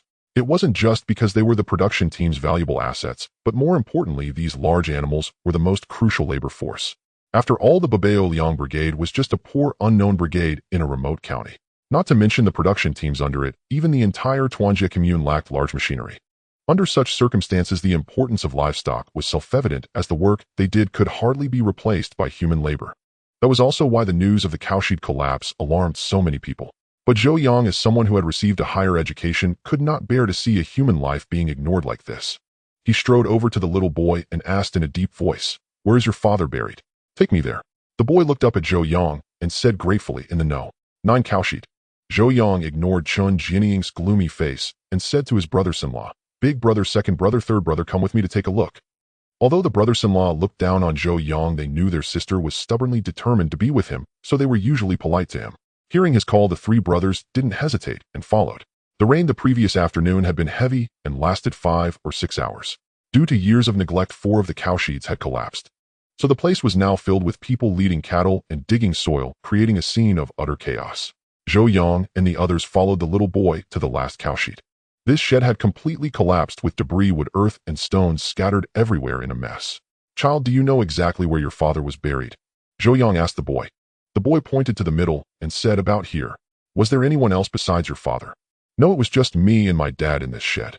Zhou Yang asked no further questions and said to his brothers-in-law, "Brothers, let's rescue the person first." Then they began digging through the rubble. Fortunately, the cowshed structure was simple. Besides adobe, there were only some thin rafters and beams, and the roof was just thatch. So they quickly uncovered one of the buried man's legs. Zhou Yang pulled his leg and called out loudly to check his condition, but there was no response. This made Zhou Yang's heart sink. He feared the man might have been crushed to death. The little boy grew even more panicked, rushing forward to help while crying out, "Dad," in a heart-wrenching voice. Hearing the child's address for his father, Zhou Yang knew they must be from the city, and a big city at that. Locally, children usually called their fathers Dai, which was also common in the county and city. Only those from truly large cities would have their children say Baba. For instance, in the Li family, Huzi called Li Jiangguo Dai, while Bauer called Zhou Yang Baba. "Where are you from? Do you have any relatives here?" Zhou Yang wasn't interested in prying into their background, but he was genuinely worried that if the man died inside, what would become of the child. We're from the capital. We have no relatives here." Hearing this expected answer, Zhou Yang paused in his movements, then sighed and said, "I'll do my best to get your father out. Step back." With that, he threw himself back into the tense rescue efforts. After much struggle, they finally managed to free the man. But his condition seemed critical. Zhou Yang checked and found the man wasn't dead, just unconscious. However, when he unbuttoned the man's shirt, he saw a skeletal frame covered in wounds of various sizes. Worst of all, his arm was broken with bone fragments exposed and blood seeping from the wound. Realizing the man might be in shock from blood loss, Zhou Yang decided to stop the bleeding first, otherwise even a deity couldn't save him. He immediately took off his shirt, tore it into strips, and tightly bound them around the injured arm.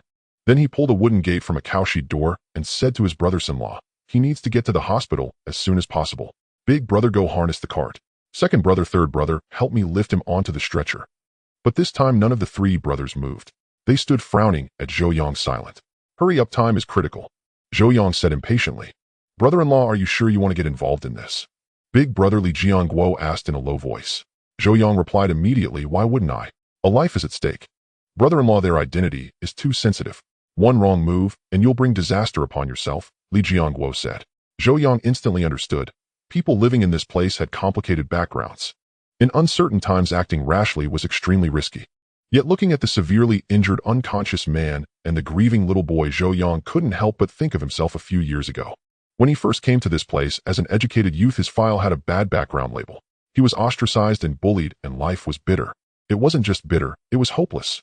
If not for Li Yuwai's affection and their eventual marriage, Zhou Yang didn't know how long he could have endured. Thinking this, he hesitated no more and said, "Big brother, it's a human life after all. If something goes wrong, he'll take full responsibility."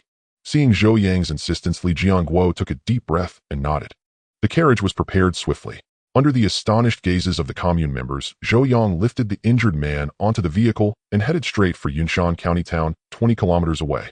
Since Zhou Yang had never driven a carriage before, Li Fengyan arranged for the brothers Li Jiangguo and Li Guoqing to accompany him, ensuring they could look out for one another on the journey. Once they left the village, Li Jiangguo looked at Zhou Yang and said, "Brother-in-law, you should steer clear of such matters in the future." Zhou Yang understood his concern. He sighed and replied, "Brother, are you worried that saving him will land us in trouble?" You know the climate these days. Though it's not as turbulent as a few years ago, if someone catches hold of our weakness, it's still easy to get into trouble." Zhou Yang nodded and said, "I know. But a man must have principles. There are things he should do and things he shouldn't. When a life is hanging by a thread and we have the means to help but stand by and watch him die, that's something I simply cannot do." Li Guoqing glanced at his elder brother and said, "Brother, I think our brother-in-law is right. Whatever he did is his own business. Saving a life is never wrong. You think it's not wrong? These days, countless people are waiting with wide eyes to seize on any mistake. You're practically handing them a handle to use against us," Li Jiangguo said with irritation. Being older, he had been 15 or 16 when the movement began, and he still remembered those events vividly. Zhou Yang smiled and said, "All right, we're just saving a life now. Let's not worry about anything else. Since it's come to this, we have no choice. Brother, I saved him also for our father's sake. He's from the capital after all.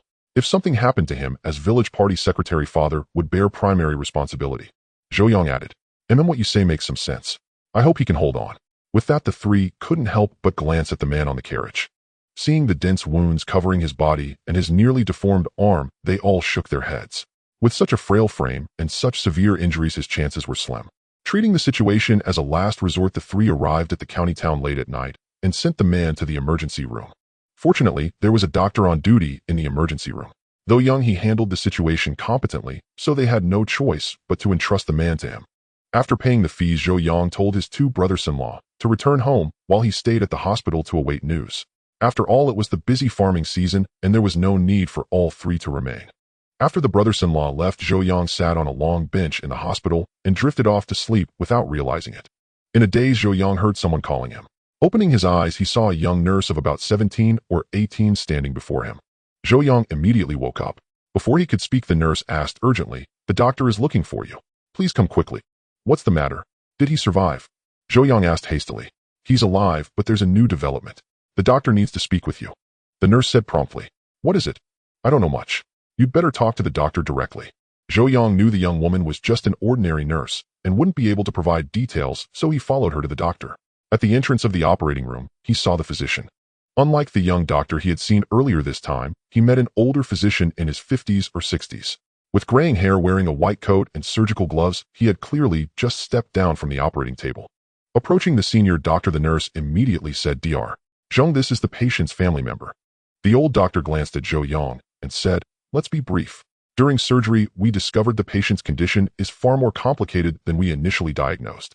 Not only is his arm broken, but 3 ribs are also fractured, with one piercing directly into the chest cavity.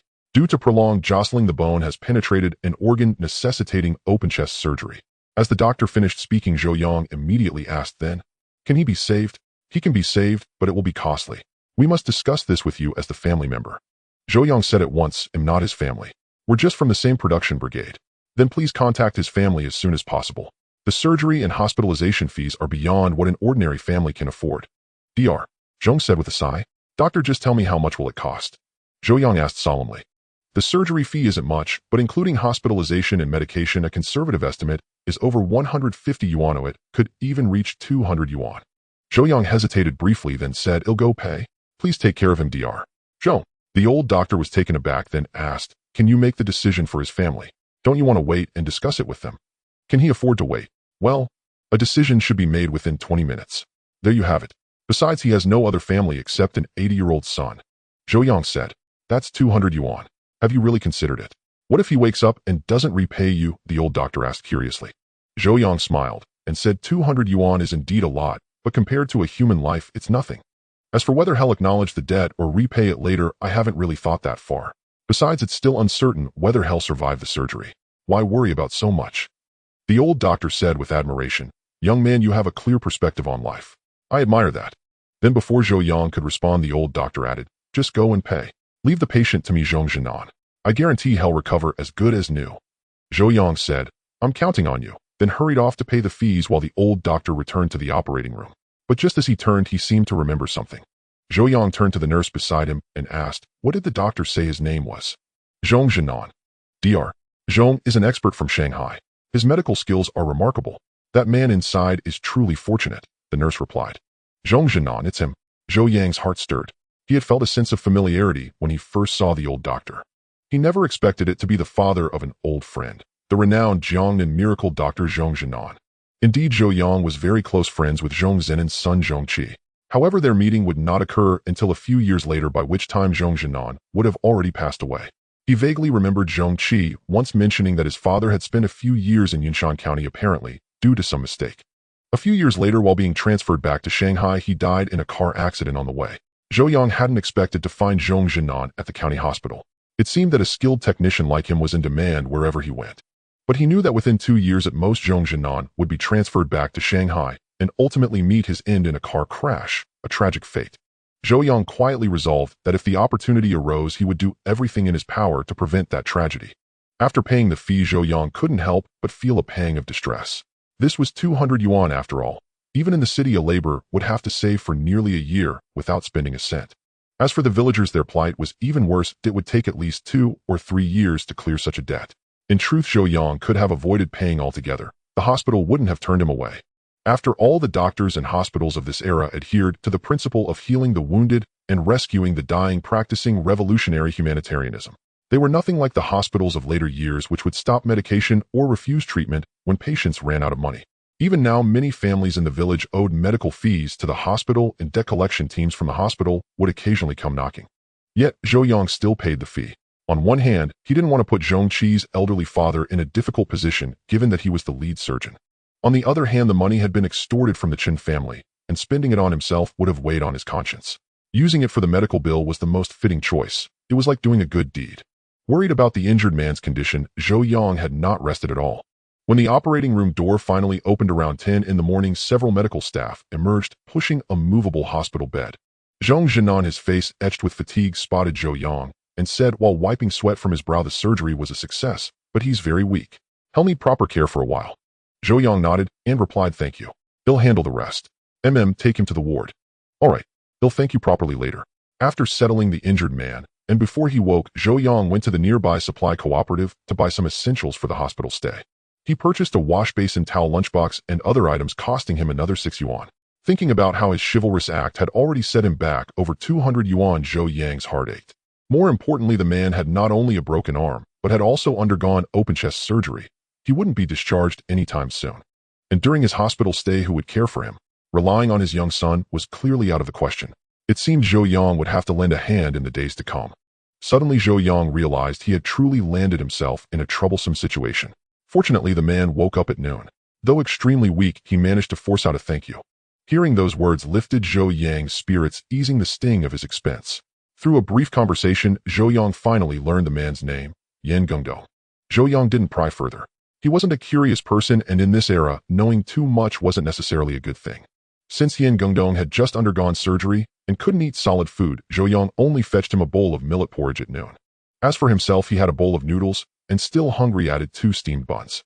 Zhou Yang had assumed he would have to spend the night at the hospital, but to his surprise, his father-in-law Li Fengyan arrived in the afternoon accompanied by a ragged old man. After inquiring about Yan Zhengdong's condition, Li Fengyan took Zhou Yang away from the hospital, leaving the old man to care for the severely injured Yan. Outside the hospital, Li Fengyan sighed and said, "You did well last night." "Father, aren't you worried I might cause you trouble?" Zhou Yang countered. "How do you know that Yan Zhengdong's older brother is a comrade in arms who has faced life and death with me?" Then why didn't you help him?" "How do you know I didn't?" "This." Li Fengyan sighed again. "The Yan family is a tall tree that attracts the wind. Even in the countryside, countless eyes are still on them. If I acted too openly, it wouldn't be helping him. It would be harming him. Then was I too conspicuous today? It couldn't be helped. If I hadn't sent him to the hospital, Yan might have lost his life," Li Fengyan said. "Father, I didn't think that far. I've always believed that no matter the circumstances, human life deserves respect." Then Zhou Yang added, "As for the rest, let it be. Don't worry about this anymore. The team will take over from here," Li Fengyan said. "All right." Then noticing Zhou Yang's bloodshot eyes, he added, "Get some sleep in the cart now. He'll wake you when we reach the village." "Okay." Zhou Yang was indeed exhausted, having not slept a wink since the previous night. No sooner had he spoken than he lay down on the cart and fell asleep. The swaying cart, the warm sunlight, and the gentle breeze made for a wonderfully comfortable sleep. He didn't wake until Li Fengyan called him as they entered the village. Back in the village, Zhou Yang immediately noticed something amiss. There wasn't a soul in the fields. "Father, is today a day off? Why is no one working?" Zhou Yang asked in surprise. Not exactly a day off. The rain last night was too heavy and the fields are flooded. Impossible to work in. Plus, several of the team's livestock sheds collapsed, so this morning the commune members went to the brigade to repair the cattle and horse pens. Li Fengyan continued, "This afternoon the team is going to slaughter a pig, so the commune members are probably at the brigade headquarters waiting for their share of meat. But it's not a festival or anything. Why slaughter a pig? Who says it's not a festival? The Dragon Boat Festival is just around the corner," Li Fengyan replied. Zhou Yang frowned. "In previous years, we only slaughtered pigs for the Mid-Autumn Festival and the New Year. If we kill one now, what will we do during the New Year?" Li Fengyan sighed. "We have no choice this time. The pig pen collapsed last night too, and several pigs were crushed. They probably won't survive. So I discussed it with the other team leaders, and we decided to slaughter those injured pigs to give everyone a treat," Li Fengyan said helplessly. "How many were injured?" 11. Zhou Yang couldn't help but gasp.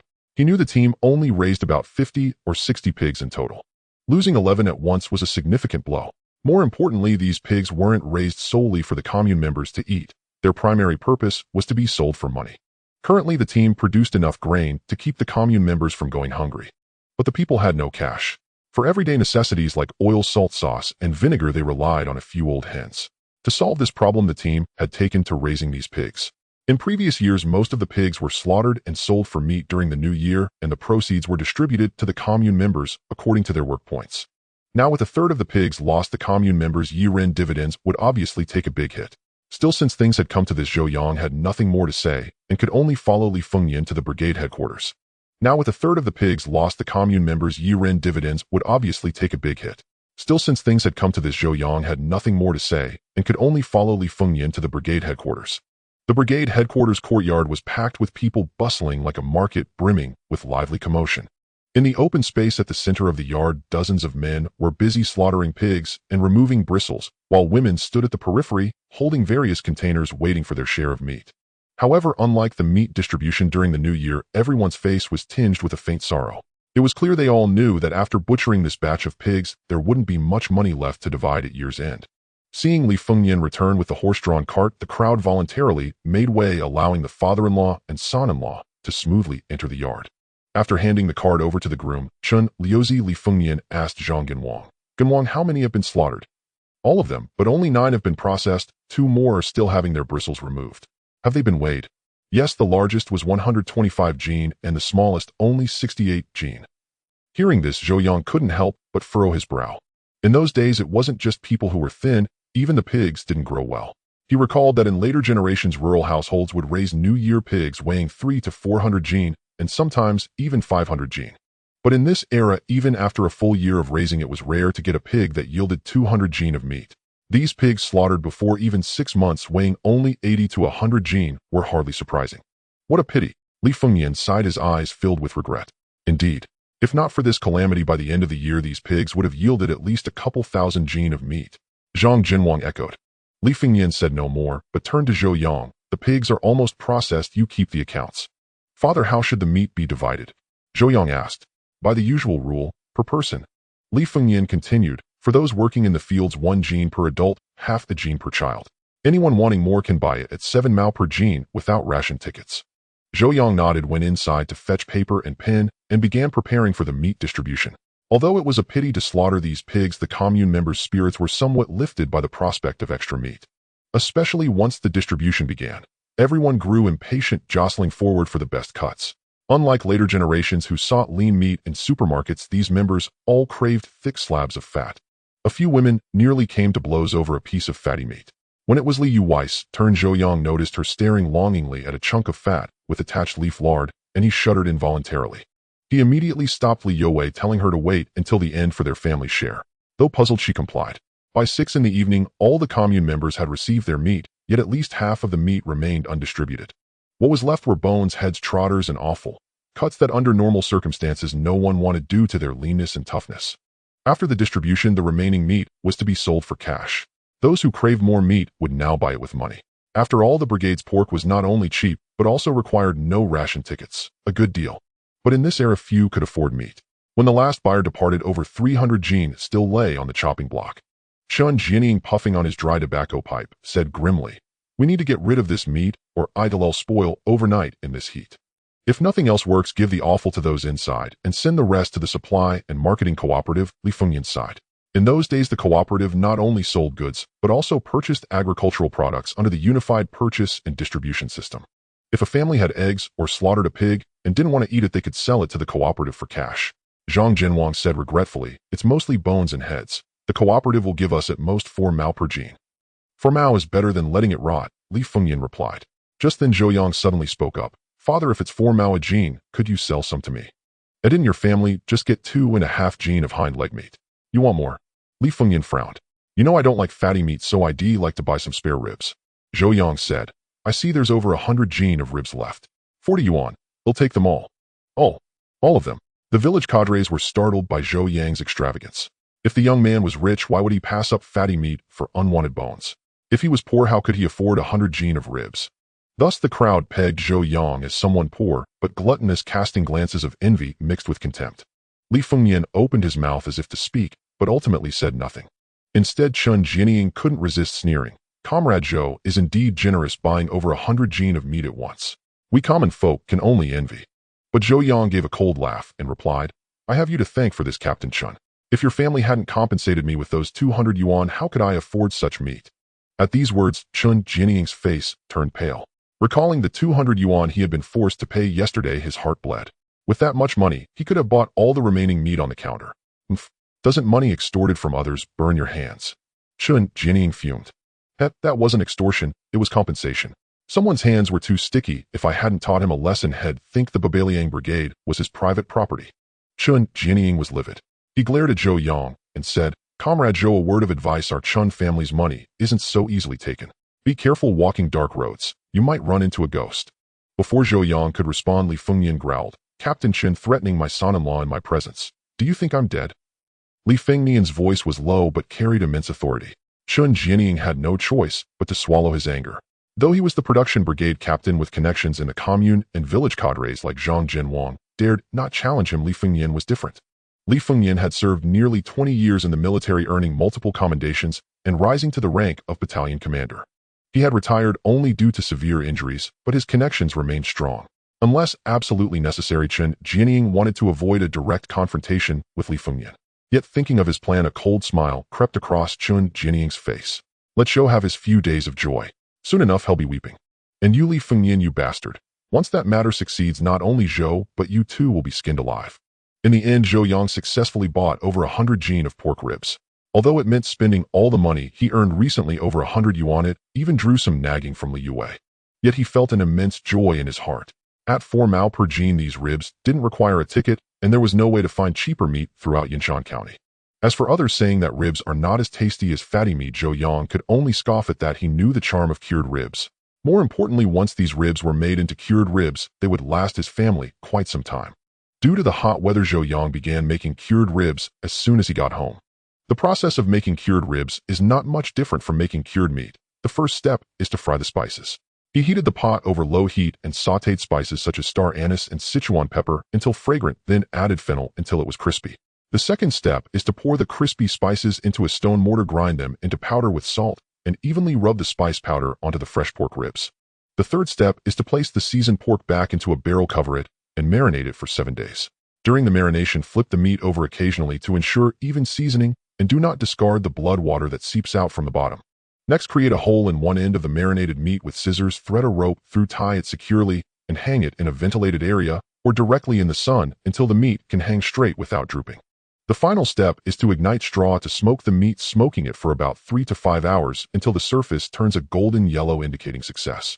Though the entire process is tedious and time-consuming, the resulting cured ribs can be stored for a long time and are incredibly delicious. While Zhou Yang was busy making cured ribs, he suddenly heard someone outside the courtyard calling his name. Looking up, he saw a familiar face from the educated youth site, Cui Qianjin. Cui Qianjin was from Beihai province and joined the Baibao Liang Brigade a year after Zhou Yang. He was known for his upright character and enthusiasm, making him well-liked among the educated youth. It's Qianjin. Come inside to talk, Zhou Yang said with a smile. No need, Brother Yang, I just wanted to ask you if you're coming to the gathering of the educated youth tomorrow night. Cui Qianjin replied from outside the gate. Zhou Yang had planned to decline, but he heard Li Yue shout from inside. Yes, he's going. I'll ask him to bring a dish when he goes tomorrow. All right, sister-in-law, then I'll put him down as coming, Cui Qianjin said. Thanks for the trouble, Zhou Yang replied. No trouble at all. You two continue with your work, I'll go notify the others. All right, you go ahead, Li Yue said enthusiastically. After Cui Qianjin left, Zhou Yang couldn't help but say, why didn't you ask for my opinion before agreeing to it? I was afraid you would refuse, Li Yue replied with a smile. Upon hearing this, Zhou Yang fell silent. The educated youth in the site were far from home, feeling lonely and helpless, thus they could only seek warmth together. Even though living conditions were harsh, they still gathered for meals every so often. While the food might not always be lavish, it helped ease some of the longing for family and friends. However, ever since marrying Li Yue out of a pitiful sense of pride, and to avoid Shen Shenlu, he had nearly turned down all invitations to gatherings. You won't blame me for making the decision without consulting you, will you? Li Yue asked cautiously. Zhou Yang shook his head and said, no, it was my fault before. This time I can finally talk with everyone. Well, you're all educated youth after all. It wouldn't be good for you to not socialize with them, Li Yue said. I know I won't do it again.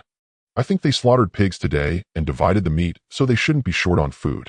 Do you want to bring some wine tomorrow? Zhou Yang thought for a moment and said, let's bring 2 bottles. However, Li Yue smiled and said, with over a dozen people at the educated youth site, 2 bottles of wine won't be enough. Tomorrow morning, let's go to the commune to get some bulk wine. We have to make sure you all have a good time. For Li Yue, as long as it helped her man become more sociable, she was willing to spend some money. All right then, Zhou Yang agreed. During dinner, Zhou Yang suddenly remembered Yin Gungdong's son and wondered if that child had anything to eat now. Wife, isn't the livestock shed collapsing quite a bit? Where's that child staying now? Li Yue knew who Zhou Yang was talking about and thought for a moment before saying, this afternoon the villagers repaired a few sheds, so he should still be living there tonight. But the new sheds are very damp. How can anyone live there? Zhou Yang frowned. Alas, what can we do? No one in the village dares to take them in. Li Yue sighed. Zhou Yang hesitated for a long time, but ultimately said, I still can't stop worrying about that child. I want to go check on him. Li Yue's eyes showed a hint of worry, but she still said, be careful, if anyone sees you just say you're looking for Chen Liuji about the livestock. After saying that, Zhou Yang immediately took out a lunchbox, filled it with the remaining porridge, grabbed a steamed bun, and headed out. Bauer initially wanted to follow Zhou Yang, but realizing that this matter shouldn't be too conspicuous, Zhou Yang ultimately refused her request. This made the little girl pout, her big eyes becoming watery. In exasperation, Zhou Yang had no choice but to promise numerous unequal treaties before he could make the little girl happy again. Under the cold moonlight, though it was night, one could still see 5 fingers. The villagers had all lit kerosene lamps except for the Chen family at the eastern end of the village and the father-in-law's house in the center. The village had received electricity last year, but only a few families were willing to use electric lights. Currently, 99 of the villagers were still using kerosene lamps, including Zhou Yang's family. Thus, Zhou Yang had been thinking these past few days that he needed to get the electric lights connected quickly, or otherwise reading at night would strain his eyes terribly. But connecting electricity required going to the commune to find the people at the transformer station. Ordinary citizens could not connect electricity themselves. If caught stealing power, it would be troublesome. Upon arriving at the livestock shed, he found it was pitch black. Because a lot of firewood had been piled near the shed, the village forbade anyone from lighting a fire there. Those living here had to cook outside in a makeshift kitchen built nearby. Zhou Yang searched around the livestock shed, but did not see that child. Just as he was about to leave, he suddenly saw a figure coming from the entrance. Under the moonlight, the shadow was elongated. Upon closer inspection, the person was small like a child. Zhou Yang quickly walked over and indeed found the person he was looking for. Come here, Zhou Yang called out. Upon hearing his voice, the little boy was startled at first, but quickly responded and ran a few steps to Zhou Yang's side.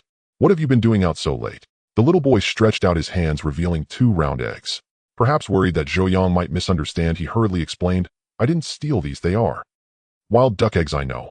Zhou Yang interrupted before the little boy could finish. Thank you. What are you thanking me for? Zhou Yang said with a smile. Thank you for saving my dad.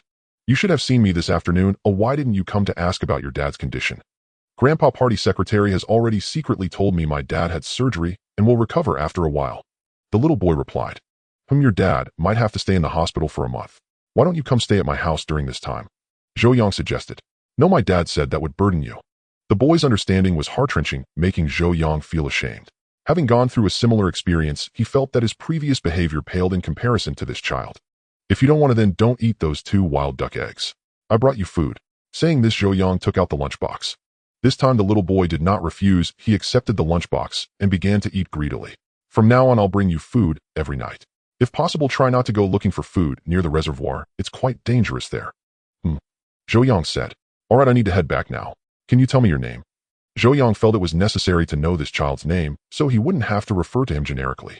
Upon returning home, Zhou Yang's heart was still in turmoil, so much so that he didn't even notice Li Yue bringing him a basin of foot-washing water. What's the matter?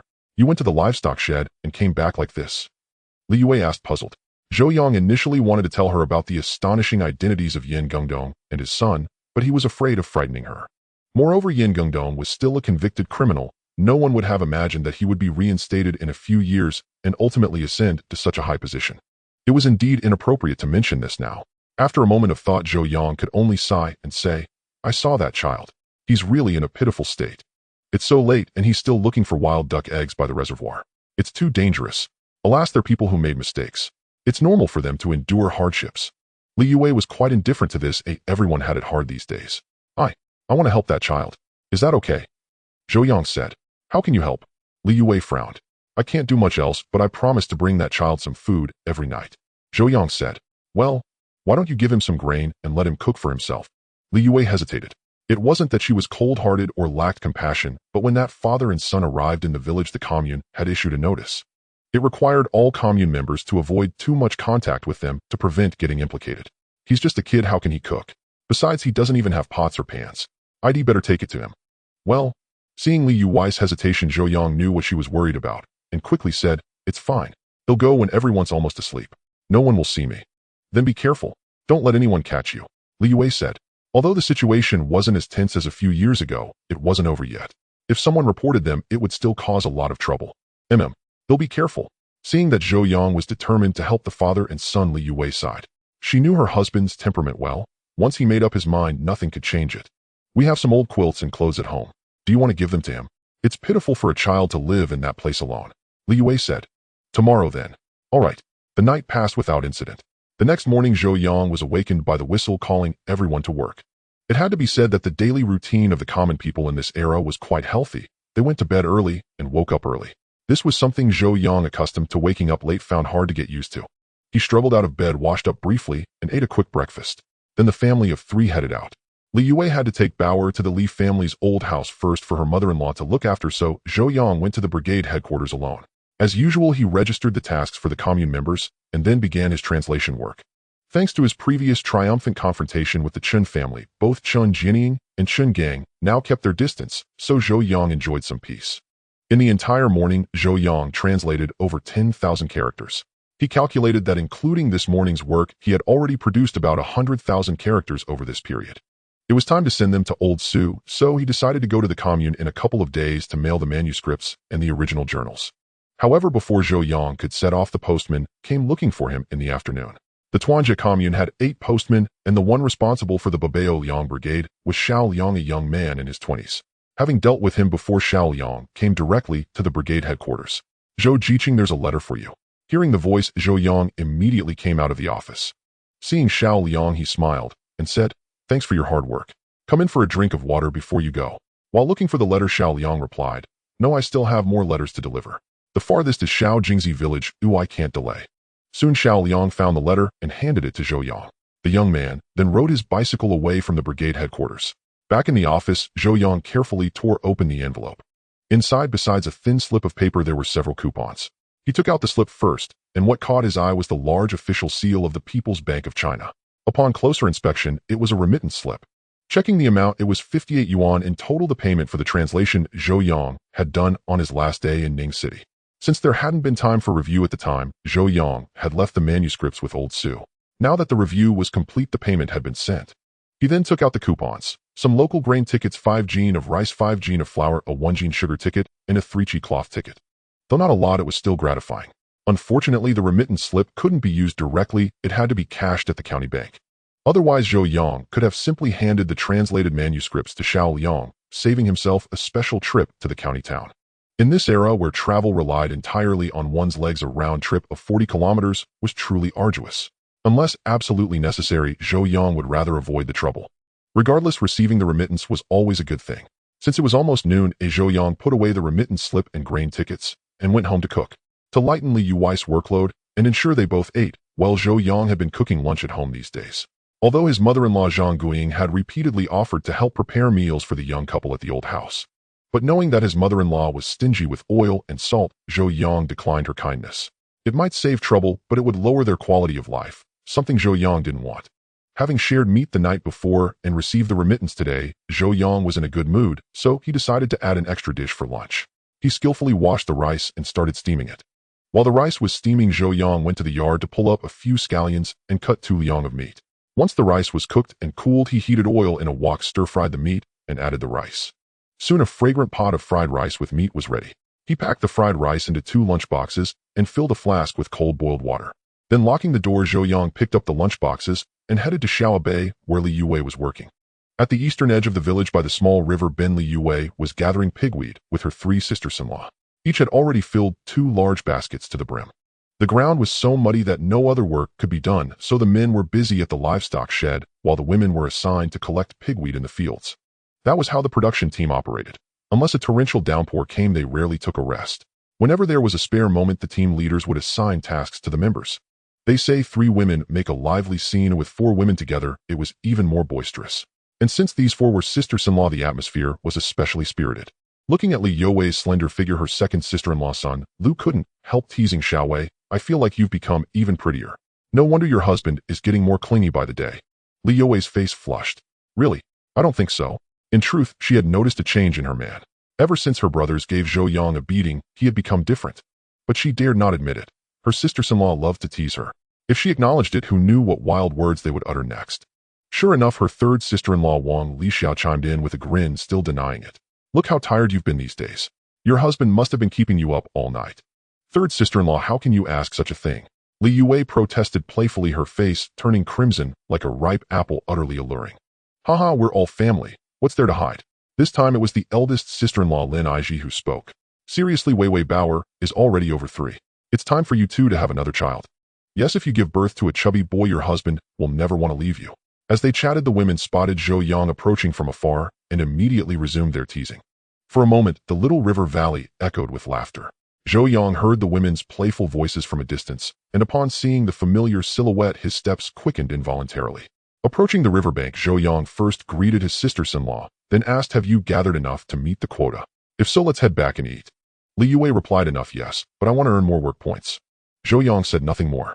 Though he didn't care much for the 3 cents per work point, he knew better than to say so. He'd rather his wife rest. But he also understood that if he voiced that thought, the little lady, already insecure, might overthink it. "All right, let's eat first, then continue." "Okay." Li Yue then excused herself to her sisters-in-law, washed her hands in the stream, and joined Zhou Yang under the large willow tree for lunch. Since the meal was modest, Zhou Yang didn't invite the sisters-in-law to join. They didn't mind. Life was hard for everyone in those days, and even relatives rarely treated one another to meals. Under the willow, Li Yue gazed at the golden, fragrant fried rice in the lunchbox and instinctively swallowed. "Smells good," Zhou Yang asked with a smile. "It does, but isn't this too extravagant? If we eat like this, we'll soon be broke," she said worriedly. "How we won't go broke?" Zhou Yang pulled an envelope from his pocket and placed it in her hands. "Where's this letter from? Did your parents send it? See for yourself." He poured water for her as he spoke. Curious and puzzled, Li Yue opened the envelope. When she saw it contained a remittance slip and various vouchers, her face filled with astonishment. "This money? Yeah, it's from the bookstore. 58 yuan in total," Zhou Yang explained. "All from your last earnings." "Yes, I earned 190 last time, but some manuscripts hadn't been reviewed, so the rest was delayed until now." Li Yue gasped. She knew he had only been gone for 3 days on that trip, yet he had earned so much. That meant if he worked hard, he could make 1,900 yuan a month. Instead of joy, her first reaction was a surge of intense insecurity. How can it be so much? "You." Seeing her expression, Zhou Yang knew she was feeling insecure again. He smiled and said, "Don't overthink it. No matter how much I earn, I'm still your man. And besides..." "Besides what?" she asked nervously. "Besides, now that I have the ability to earn money and our life isn't as hard as before, I won't be thinking about going back to the city." Hearing this, Li Yue felt he had a point. The educated youths in the village clamored to return to the city precisely because rural life was tough. If the food and drink in the village were better than in the city and the work was easier, who would still want to leave? If her husband's translation job could last, maybe he truly would stay with her in the village forever. With that thought, Li Yue felt a bit more at ease, but the underlying unease lingered. Zhou Yang didn't press further, knowing that words alone wouldn't help. Time would tell. After lunch, instead of going home, Zhou Yang carried the pigweed Li Yue had gathered to the brigade headquarters, saving her the trouble of hauling it back later. In the afternoon, Zhou Yang worked on his translations at the brigade office. By the time the members started turning in their tasks at 4 o'clock, he had translated another 8,000 characters. At this rate, he would finish translating the dozen journals he had brought back from Ning City within a week at most. But to avoid any gaps, he decided to go to the county town tomorrow to mail the manuscripts. At 6 o'clock, after the last member had submitted their work and the tools were accounted for, Zhou Yang locked up the brigade office.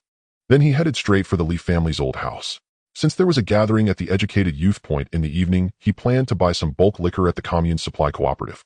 The Tuanjie commune was a full 5 kilometers from Babao Liang Brigade, a round trip on foot that would take an hour and a half. To save time, Zhou Yang decided to borrow his father-in-law's bicycle. When Zhou Yang arrived, all the Li family members were home.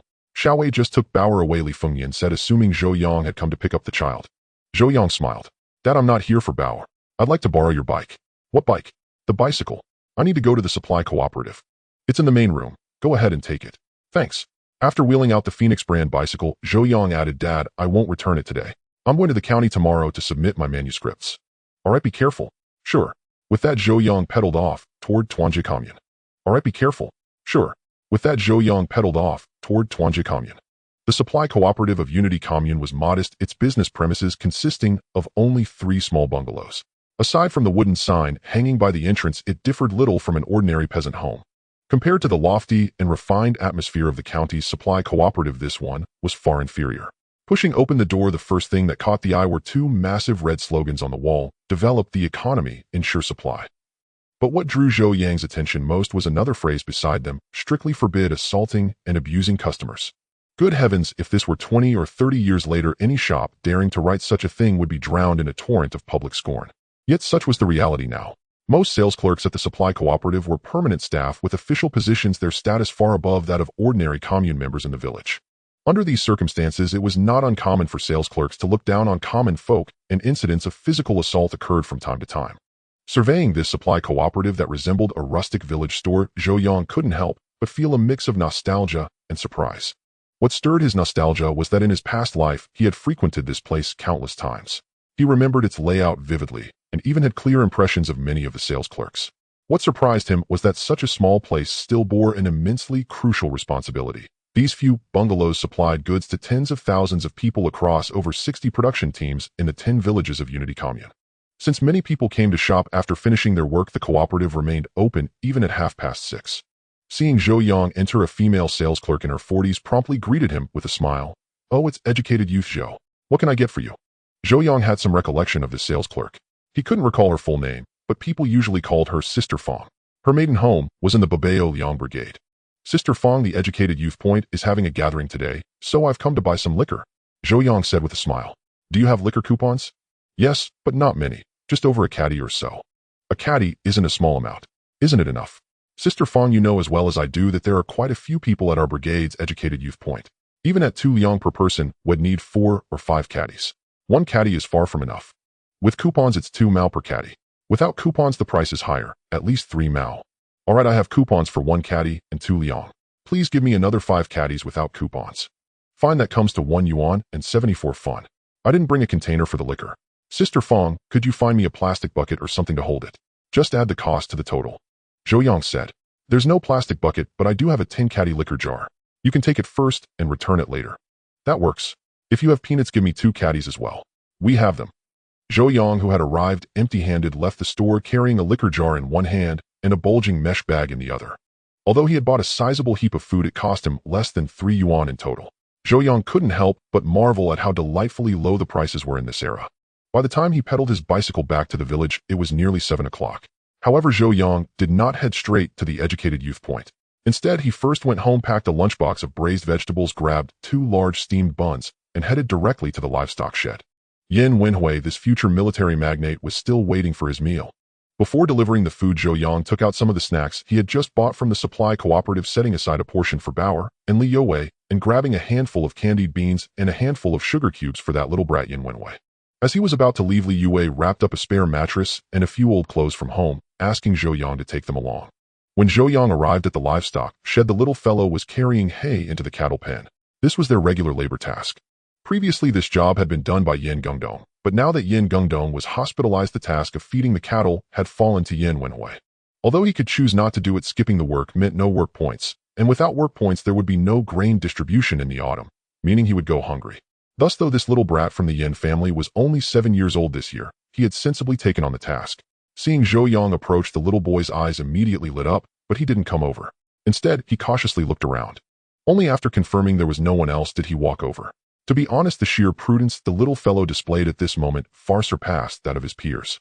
But while Zhou Yang admired him, he felt even more pity. A child so young should be full of innocence and playfulness, yet his face bore an air of premature maturity, a maturity that should not belong to a child. "Uncle Zhou, you're here. You must be starving. Eat up quickly. It's okay. This mattress and clothes are spares from home. Spread them under you at night so you don't catch cold." "Thank you, Uncle Zhou." Take care of yourself.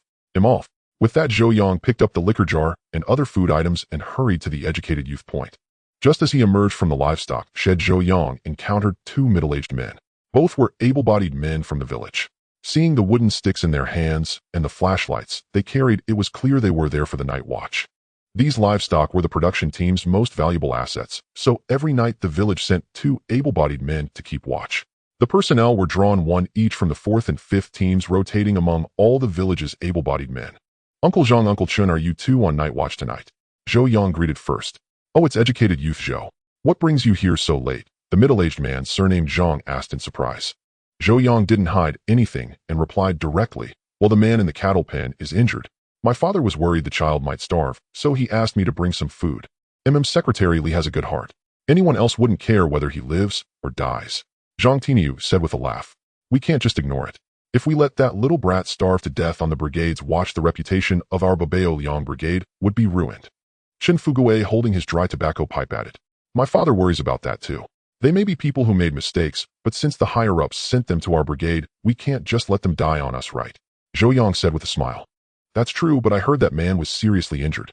I wonder if he'll make it," Zhang Tinyu said. "We've sent him to the hospital, and he's had surgery. Whether he survives depends on his fate." Then Zhou Yang added, "Uncle Zhang, Uncle Chun, the educated youth point, is having a gathering today, and they're waiting for me. I want to keep chatting." "Then go ahead," the two said in unison. Watching Zhou Yang leave, Zhang Tinyu remarked with emotion, "Apart from his inability to endure hardship, educated youth show is excellent in every other way. It's a pity he's stuck in our village." "What's there to pity? With a father-in-law who's a party branch secretary to back him up, he'll always be better off than the two of us. You're just meddling in things that don't concern you." "True enough. I heard educated youth Zhou bought over 100 caddies of pork last night. Is that real?" "It wasn't pork, just bones nobody wanted." "Bones are good too. They're certainly better than pickled vegetables and cornbread. They're tasty, but they cost a fortune, over 40 yuan. He really knows how to spend." "Why do you care whether he spends it or not?" Seeing that the sky had fully darkened and thinking that the gathering at the educated youth point was about to begin, Zhou Yang hurried home, picked up the jug of wine and other odds and ends, and rushed to the gathering spot. Knowing he would be drinking that night, Zhou Yang did not ride his bicycle. Not because he feared a drunk driving charge. No one checked for that in this era. The main concern was safety. On the village's dilapidated roads, even cycling during the day required caution. With no streetlights at night and a few drinks in him, riding would easily land him in a ditch. Better to save himself the trouble. The educated youths had chosen the village primary school as their gathering venue, as the educated youth point consisted of just a few ordinary dormitories with no tables or chairs for a feast. So every time they gathered, they borrowed the school grounds. When Zhou Yang arrived at the school, it was already 7:20 and preparations were nearly complete. Unbeknownst to Zhou Yang, just as he entered the school, a shadowy figure emerged from a distance and peeked out. After waiting a few minutes and seeing no sign of Zhou Yang, the figure hurried toward the village outskirts. Zhou Yang had no idea he was being watched. Once inside, he was captivated by the aroma wafting from the makeshift kitchen. Though he couldn't identify the dishes, the tantalizing scent was irresistible. As Zhou Yang walked in carrying a wine jar and a bundle in his hand, Cui Qianjin immediately came over to greet him. "Yangge, you're here. Brought a jar of wine. Let's all have a good drink today," Zhou Yang said with a smile. "That's great. I bought some this afternoon too, but we only managed to scrape together 2.5 Jin worth of wine tickets. I was worried it wouldn't be enough to wet everyone's whistle." Cui Qianjin said happily. "I bought 6 Jin and 2 liang. There are 18 of us in total, so even the women can each get half a Jin." Zhou Yang chuckled. Good. Go sit inside, dinner will be ready soon." Soon the food was prepared, 2 dishes and a soup. The main dish was braised pork belly with potatoes served in a wash basin-sized enamel basin heaping full.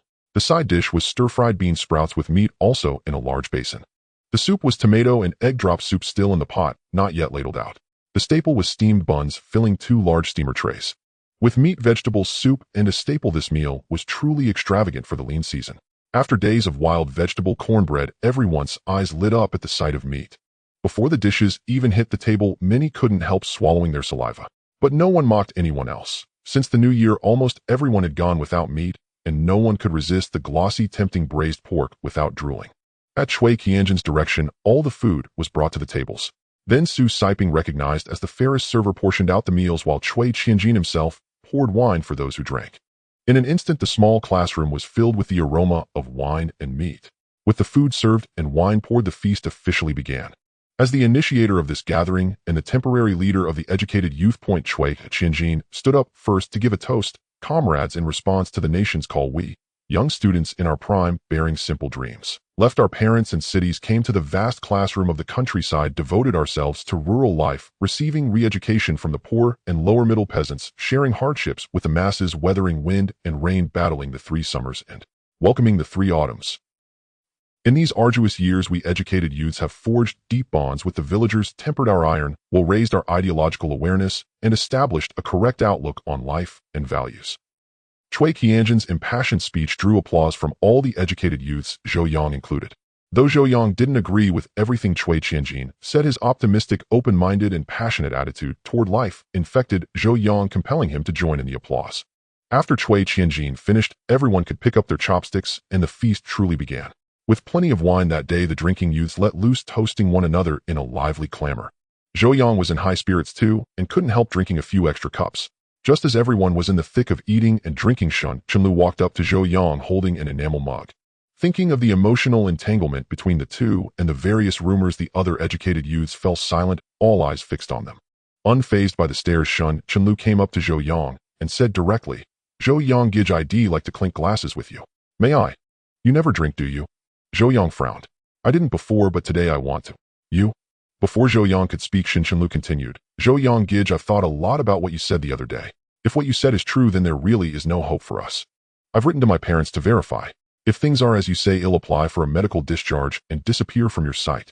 I haven't received my parents' reply yet, but I don't think you'd lie to me about this. So if nothing unexpected happens, I'll be leaving soon. I have no other wish, just to share a drink with you before I go." Seeing the unintentional sorrow in Shin Chenlu's eyes, Zhou Yang ultimately couldn't refuse. "All right, I'll drink this cup with you." Then Zhou Yang added, "And I want to say that although I won't forgive Shin Jinghua, I still hope you find happiness." A flicker of pain passed through Shin Chenlu's eyes, but she still raised her cup and said firmly, "To happiness, cheers." With that, she downed half an enamel mug of liquor in one gulp. Zhou Yang didn't hesitate, either gulping down the wine in his mug. To keep the atmosphere from cooling and to ease their awkwardness, Cui Qianjin also raised his cup and said, "To happiness, cheers." "Cheers. Cheers. Cheers." With the deliberate push from Cui Qianjin and the others, the mood in the room soared once more, and the small classroom filled again with laughter and joy. The gathering lasted until about 10 o'clock, finally ending only after all the wine was finished. After helping clean up the classroom trash and putting the tables and chairs back in place, Zhou Yang headed home. However, Zhou Yang didn't know that the moment he stepped out of the school gate, several shadowy figures emerged from the darkness and followed him. On his way home, Zhou Yang, in high spirits, couldn't help but sing Peking opera, and the melodious yet rustic tunes echoed along the countryside path. "I am atop the city gate, viewing the mountain scenery, hearing the clamor outside the town. Banners flutter and shadows shift. It turns out to be Sima's advancing troops." Today's gathering was truly fruitful for Zhou Yang. Not only did it strengthen his bond with the other educated youths, but most importantly, the entanglement between him and Shun Chenlu had finally reached a preliminary resolution. Although Shin Jinghua had brought nearly a decade of suffering to the Zhou family in his past life, Shin Chenlu had spent her entire life making amends to them. For the first 20 years, she had been waiting for him, even though he never responded. In the following 20 years, she took care of his parents until her life ended at the age of 56 that summer. During that time, Shun Chenlu devoted herself to caring for the elderly couple as if she were a daughter of the Zhou family. Even knowing she was a Shun, the old couple forgave her and even repeatedly suggested that he marry her. To prevent the feud between the Zhou and Shun families from becoming an obstacle, his parents even forgave Shin Jinghua. Thus, whether in his past or present life, Zhou Yang harbored no hatred for Shin Chenlu, only pity and affection. He had his own wife and daughter, unable to make any promises to her, nor did he wish to hold her back.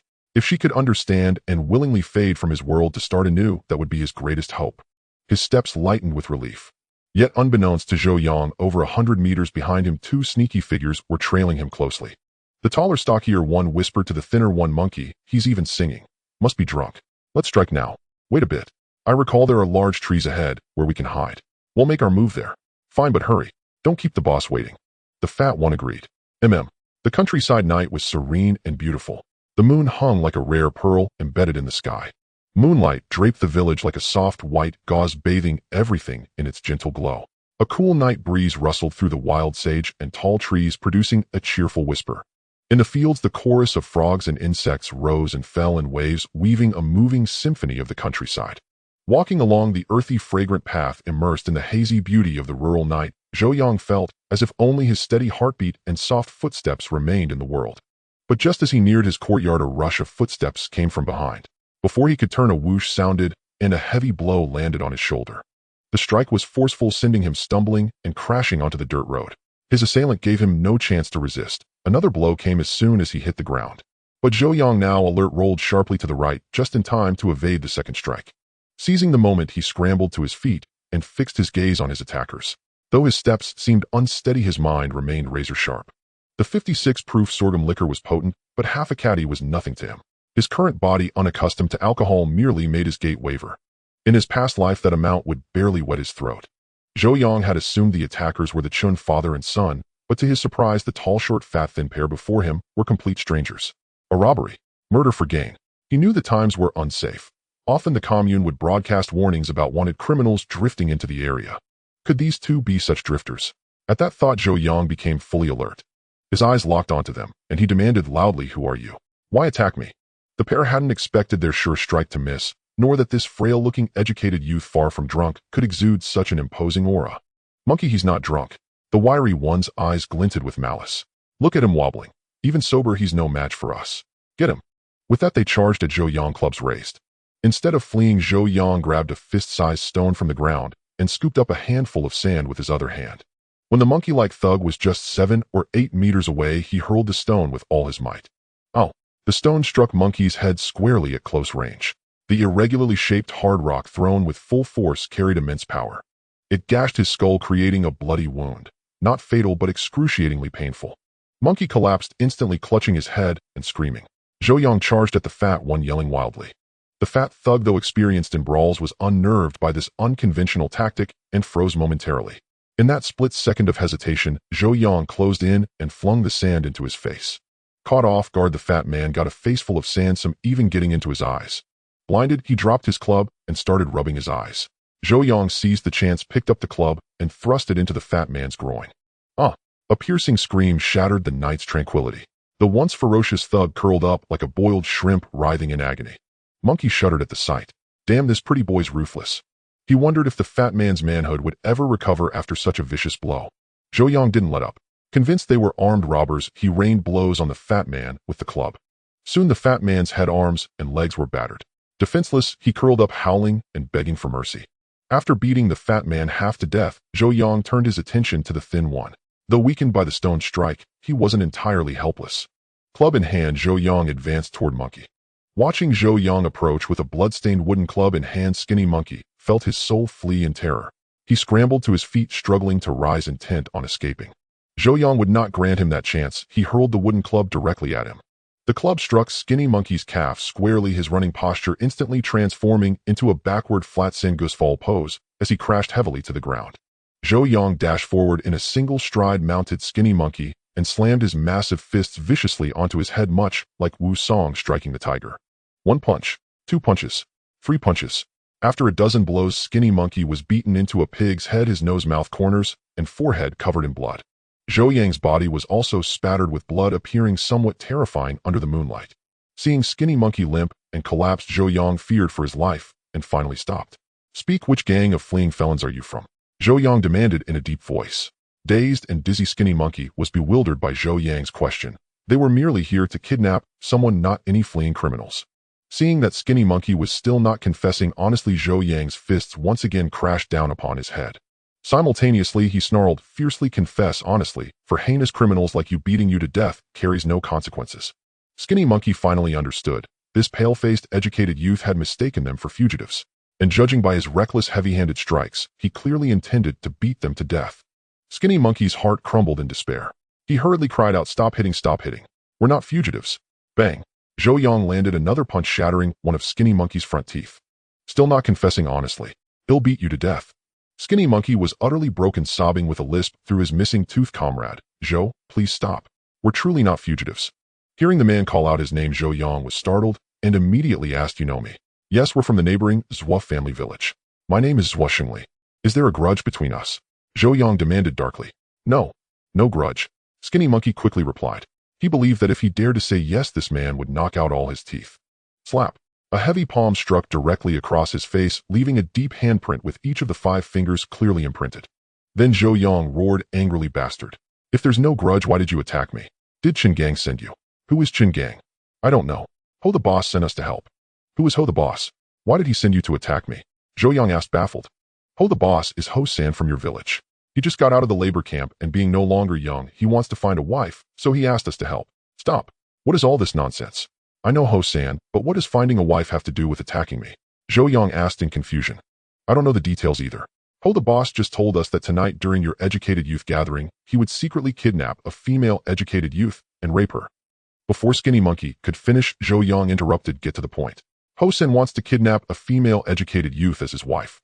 What does that have to do with me? Why did you attack me? Ho the boss was worried that his deed with the female educated youth would be exposed, so he told us to knock you out and tie you up.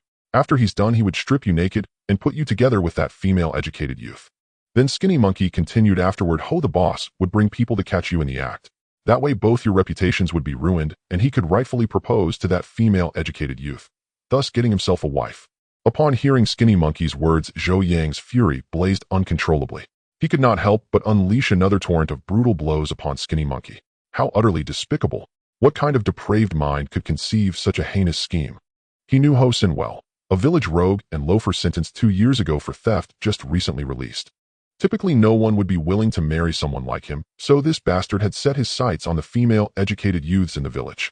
One could imagine that if a female educated youth were truly raped by him and caught in the act, her reputation would be utterly destroyed. Moreover, since educated youths could not easily be transferred or returned to the city under such circumstances, she would have no choice but to marry someone hastily. And who in the village would dare marry a woman with such a tarnished reputation? Thus wouldn't someone like Ho-san have his chance? In essence, that bastard scheme was to drag the woman's reputation down to his own despicable level. And he, Zhou Yang, was nothing more than a complete scapegoat. After all, if a female educated youth was raped, someone had to take responsibility. Don't say that a false charge cannot hold water. In this era, there was no DNA technology or video surveillance. If he were stripped naked and thrown onto the woman's bed, it would be like mud in the crotch. Not shit, but certainly shit. There are so many people in the village, why did that bastard Hosen single me out? Zhou Yang asked again. Ho the boss said you don't like your wife. Even if he couldn't get the female educated youth, he could break up your marriage. Then he might get his hands on your wife. Besides what?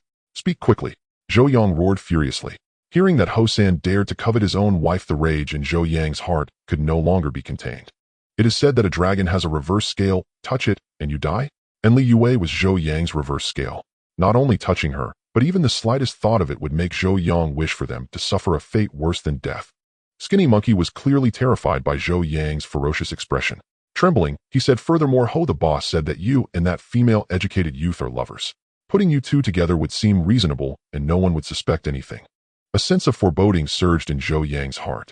He immediately asked, which female educated youth is that bastard Hosen planning to kidnap? I think her surname is Shun. I don't know her full name. Surname Shun. Shinshinlu. Zhou Yang's heart shuddered. There were 2 educated youths with the surname Shun at the station, but only one female, Shinshinlu. That bastard Hosen had set his sights on Shinshinlu. Zhou Yang recalled that due to her low alcohol tolerance, she had returned to the educated youth station supported by Liang Yu 20 minutes before the gathering ended. If Hosen ambushed them on the road, he might very well succeed. With this thought, Zhou Yang grabbed the wooden club and pointed it at Skinny Monkey's head. Tell me, where is Hosen? Where was he supposed to have you take me? Before Skinny Monkey could speak, Zhou Yang added, you only have one chance. If you dare lie to me, you'll smash your dog's head. Thoroughly terrified by Zhou Yang's expression, Skinny Monkey hastily said, He'll talk. He'll talk. Ho the boss told us to knock you out and take you to the abandoned temple on the back hill. He's waiting for us there. Upon learning Hosen's location, Zhou Yang immediately rose ready to rush to the back hill to rescue her. But just then a flashlight beam appeared in the distance accompanied by a gruff-voiced brother-in-law, is that you? Upon learning Hosen's location, Zhou Yang immediately rose ready to rush to the back hill to rescue her. But just then a flashlight beam appeared in the distance accompanied by a gruff-voiced brother-in-law, is that you?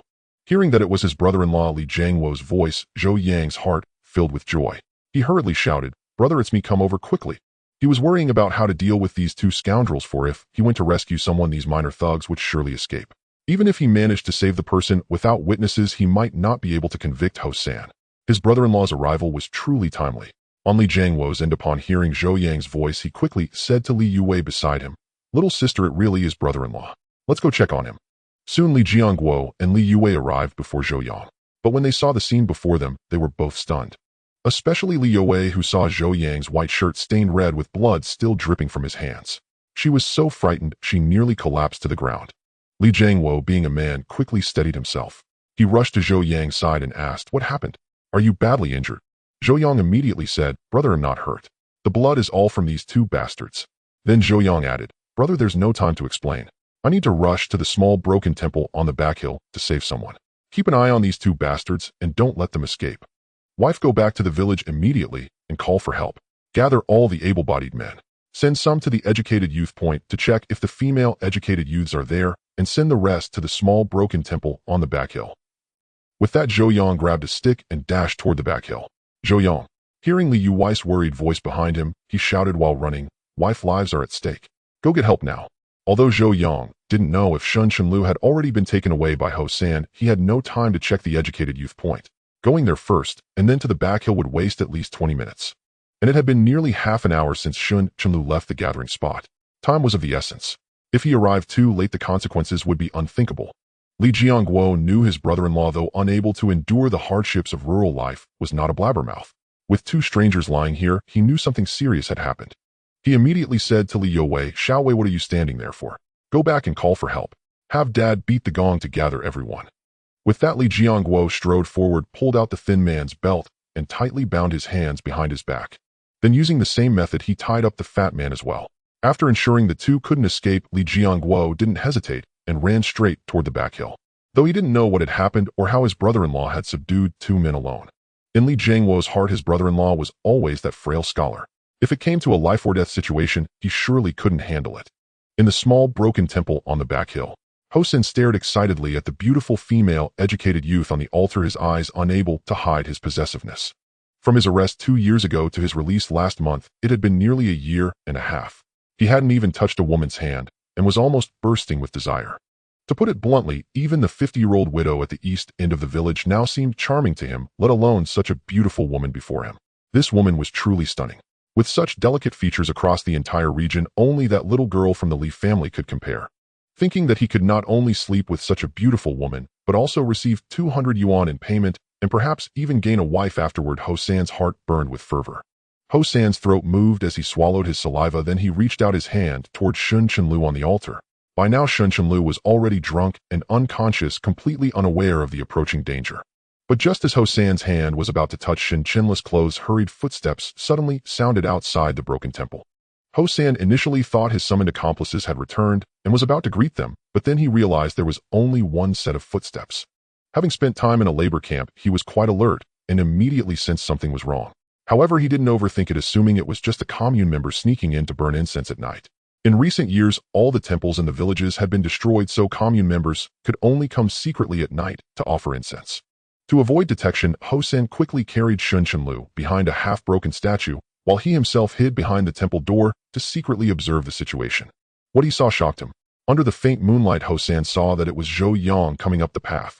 Realizing that his two brothers must have gotten into trouble and likely betrayed him, Hosan knew he had to flee. Otherwise, if caught, he would probably face a bullet. But leaving like this filled him with reluctance.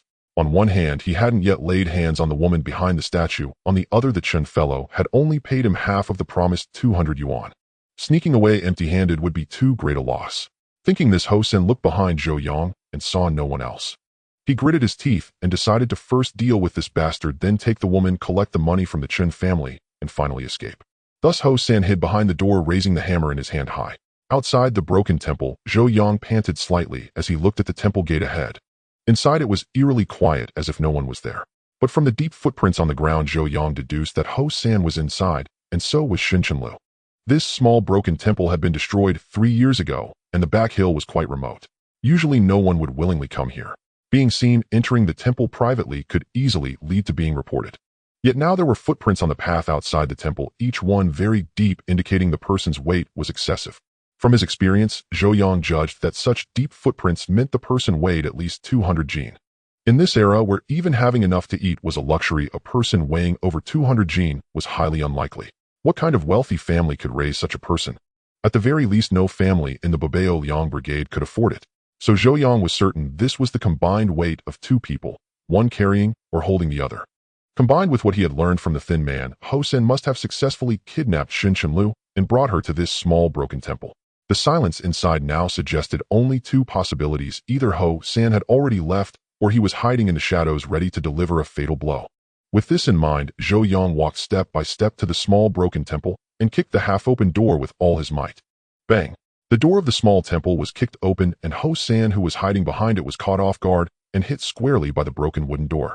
Feeling a warm sensation on his nose, Hosan immediately realized that he was definitely bleeding. Wiping the blood with his sleeve, Hosan stepped out from the shadows and shouted angrily, "Zhou, how dare you find this place? You've got guts." Outside the broken temple, Zhou Yang stared coldly at Hosan, who looked like a demon, and shouted, "Where is Shun Jiqing? What have you done to her?" Ha ha, are you worried about your girlfriend? Too bad you came too late. I've already had my way with her. Ho-san said with a smirk, his expression extremely lewd. You bastard. In a fit of rage, Zhou Yang disregarded any danger and charged towards Ho-san with a stick. Seeing Zhou Yang couldn't withstand the provocation and rushed over, Ho-san's face revealed a cold smile of triumph as he tightened his grip on the hammer. He was a ruthless man. Having decided to flee, he naturally wasn't afraid of making a scene. Therefore, he decided to cripple this meddlesome Jiqing. However, what he didn't expect was that after Zhou Yang rushed in, he didn't immediately attack, but instead circled around him with a stick, constantly shouting loudly. This action left Ho-san bewildered. Was this guy yelling like a mad dog to intimidate him? He naturally didn't know that Zhou Yang was currently employing the unlimited fighting technique, and shouting loudly was part of its standard practice. Martial arts in Huagua emphasize sect inheritance, while unlimited fighting is the only school with a record of lethal strikes since the founding of the nation. Speaking of unlimited fighting, one must mention its founder Chen Hagao.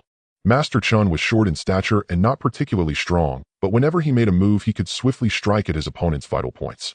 His moves weren't standardized. He would jump left and right, darting back and forth combined with various shouts, which is why his boxing style was known as the Mad Dog Fist. Although the techniques of the Mad Dog Fist were unpredictable and lacked rules, its combat power was astonishing, and wherever practitioners of the Mad Dog Fist went, chaos ensued, catching everyone off guard. In Shenzhen in 2005, a man named Luo Xingguang encountered 3 thieves while waiting for a bus. Luo Xingguang stood up bravely and yelled at them, causing the 3 thieves to flee in a panic. Unexpectedly, just a few minutes later, the thieves returned armed for revenge. Luo Xingguang instantly entered combat mode, brandishing scissors and charging at the thieves, ultimately resulting in 1 dead and 2 seriously injured. Subsequently, after an investigation by the Shenzhen Public Security Bureau, the incident was classified as justifiable defense. Later, another disciple of Chen Hagao, Feng Jinhan, faced off alone against 12 street thugs, resulting in 1 dead and 2 injured, yet he escaped unscathed.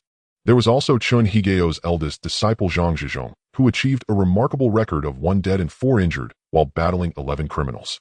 This series of dazzling achievements clearly demonstrated the combat efficacy of this little-known fighting style. By chance, Zhou Yang came into contact with the Mad Dog Fist because one of his personal bodyguards was a devoted fan of Chen Hagao. After encountering this fighting style, Zhou Yang grew fond of it. On one hand, it was practical. On the other, it was very cathartic to shout and yell during training. Having practiced the Mad Dog Fist his entire previous life, Zhou Yang never had a chance to use it in real combat, but unexpectedly found himself applying it so soon after his rebirth. After easily dealing with 2 small henchmen, Zhou Yang's confidence surged, so he felt no fear in facing Ho-san, a thug who had been through forced labor. Seeing that Zhou Yang had no intention of attacking first, Ho-san felt annoyed by Zhou Yang's shouting, fearing it would attract others. He swung the hammer at Zhou Yang's head. Zhou Yang was undeterred. At the moment the hammer came down, he dodged to the right and jabbed his wooden stick towards Ho-san's groin. Ho-san was taken aback. This Zhou, who seemed like a gentleman, struck with such a dirty and low blow, even more despicable than him, a small-time thug. Was that area a place to hit? A single blow there would surely be devastating. Missing his strike, Zhou Yang didn't get discouraged. He lifted his stick to jab directly at Ho-san's face. Bang! This time Ho-san couldn't dodge, and the stick, as thick as a child's arm, struck hard against his already injured nose. Oh! After a piercing scream, Ho-san's body quickly toppled backward. The nose is one of the more vulnerable parts of the human body. Although not as weak as the groin or the eyes, a severe blow to the nose is still extremely painful. But Ho-san, having gone through forced labor, didn't show fear after being injured. Instead, the smell of blood made him even more bloodthirsty and violent. He let out a furious roar, climbed up from the ground, and once again charged at Zhou Yang with his hammer. From his crazed and ferocious expression, it was clear that this guy was now in a murderous rage, and if he got caught, Zhou Yang would either be dead or severely injured. However, Zhou Yang was not afraid. He continued to shout, distracting Ho-san while looking for an opportunity to counter. Clang! The hammer came crashing down again, but Zhou Yang dodged it once more. Due to the excessive force, Ho-san's hammer smashed down onto a nearby altar. The already decaying wooden table couldn't withstand such a heavy blow, instantly splintering into pieces. Seizing the opportunity, Zhou Yang struck Ho-san's back with several blows. Although he didn't injure the guy, it caused him immense pain. A furious Ho-san picked up the hammer again and swung it at Zhou Yang with even greater speed and ferocity. If this hit with Zhou Yang's small frame, he would likely lose half his life. Just then, a furious shout from outside the temple rang out, "Brother-in-law, I'm coming." Hearing Li Jiangwo's voice, Ho-san's heart quaked. He couldn't care less about Zhou Yang and immediately dropped the hammer, fleeing deep into the mountains. In the village, whether it was Secretary Li Fengyan or the 2 brigade leaders Chun Jianying and Zhang Genwang, Ho-san was not afraid of them, but he was terrified of the Li brothers. Not for any other reason, but because the Li brothers were not only righteous, but also didn't hesitate to use violence. Since childhood, the Li brothers detested his sneaky behavior. Whenever he did something wrong, the Li brothers would beat him up, and over time, Ho Sin developed a psychological shadow. He knew very well that in certain matters Li Fengyan, Zhang Gunwang, and others might not pursue him, but the Li brothers would definitely show no mercy. Thus, upon hearing Li Jiangwo's voice, Ho San's first reaction was to flee as far away as possible. From a distance, Li Jiangguo heard the sounds of a scuffle emanating from the dilapidated temple. Worried that Zhou Yang might be at a disadvantage, he shouted even before he arrived, his intent being to intimidate the thugs. Just as he was less than 100 meters from the temple, he suddenly saw a figure dash out from within and flee up the mountain. Li Jiangguo's first instinct was to give chase, and he bellowed, "Stop right there, you bastard." Zhou Yang knew that Ho San was now a cornered beast driven by a ferocious impulse that had thrown all caution to the wind.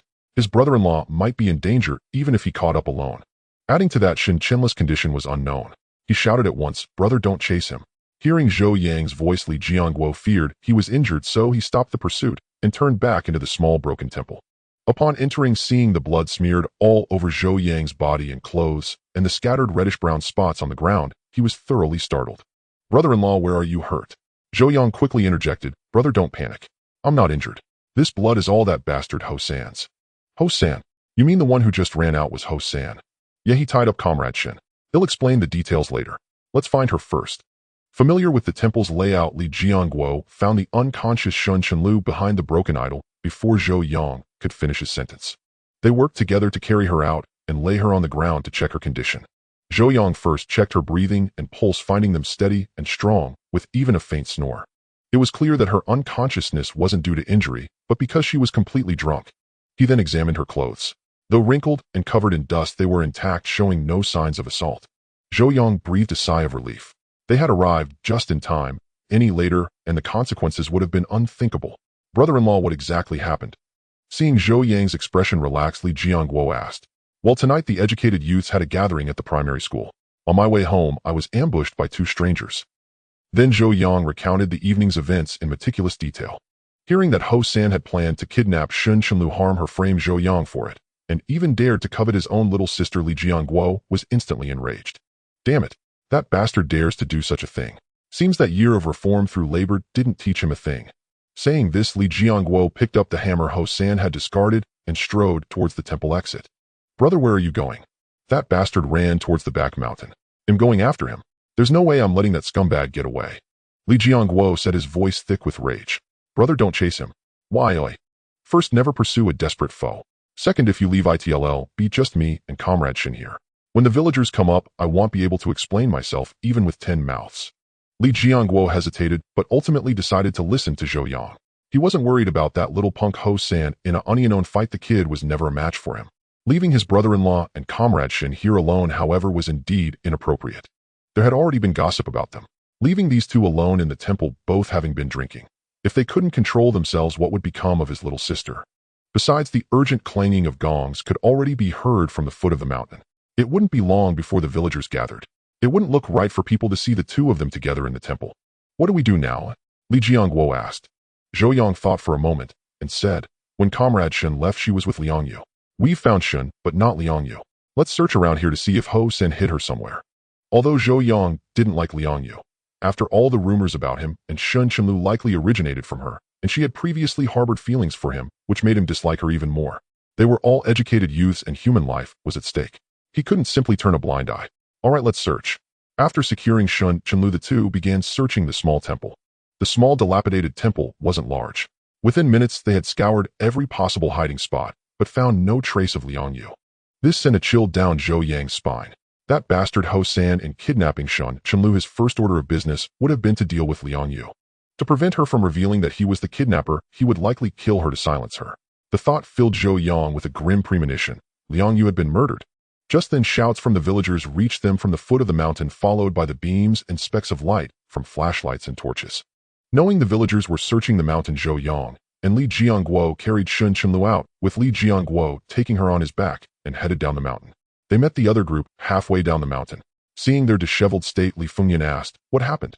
How did you end up like this?" Brigade Leader Chen Jianying looked past Zhou Yang and the others and asked, "Comrade Zhou, how come you're with Comrade Shun?" Hearing this, Zhou Yang snapped back angrily, "Can't you speak properly, Or are you blind? Can't you see the three of us are together? Before Chun Jinying could respond, Zhou Yang added, You don't think I'd bring my brother-in-law along on a date with Comrade Shin, do you? The villagers burst into laughter, and the tense atmosphere dissipated completely. Seeing Zhou Yang covered in blood, Li Fengnian knew something serious had occurred. He said, Enough of this nonsense. Just tell us what happened. Zhou Yang immediately said, Ho San from our village colluded with outsiders to kidnap Comrade Shun and me. Their plan was to harm her and frame me for it. But I overpowered the one who tried to kidnap me. After getting the story from him, I came up the mountain with my brother to rescue her, and I sent Xiao Wei back to the village to raise the alarm. Are you sure it was Ho San? Li Fengnian asked solemnly. Absolutely. I fought him face to face. There's no mistake, Zhou Yang affirmed. The villagers were in an uproar expressing their shock. Didn't Ho San just get out of reform for labor? How is he committing crimes again? A leopard can't change its spots. Isn't he afraid the government will execute him? That bastard has some nerve daring to commit kidnapping. Li Fengnian, being a military veteran, immediately grasped the severity of the situation. This was no longer a simple dispute between villagers. It involved a series of serious criminal offenses, including kidnapping, framing, intentional injury, and attempted rape. He spoke firmly. Everyone quiet down. Once the crowd settled, he continued, This is too big for the production team to handle. They'll make the arrangements now. Zhang Wo, go back immediately and ride your bike to the commune to report this to the authorities.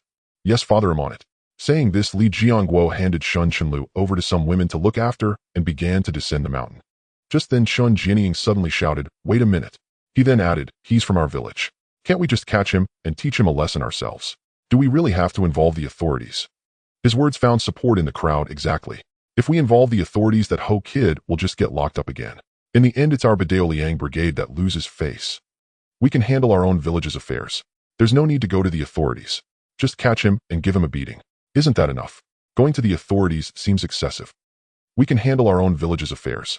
There's no need to go to the authorities. Just catch him and give him a beating. Isn't that enough? Going to the authorities seems excessive. Seeing the villagers express their opinions one after another, Li Fengnian couldn't help but waver. Just then Zhou Yang declared firmly, No, we must report to the authorities. Before anyone could refute him, Zhou Yang continued, It's commendable that everyone cares about the village's honor, but we must not let good intentions lead to harm.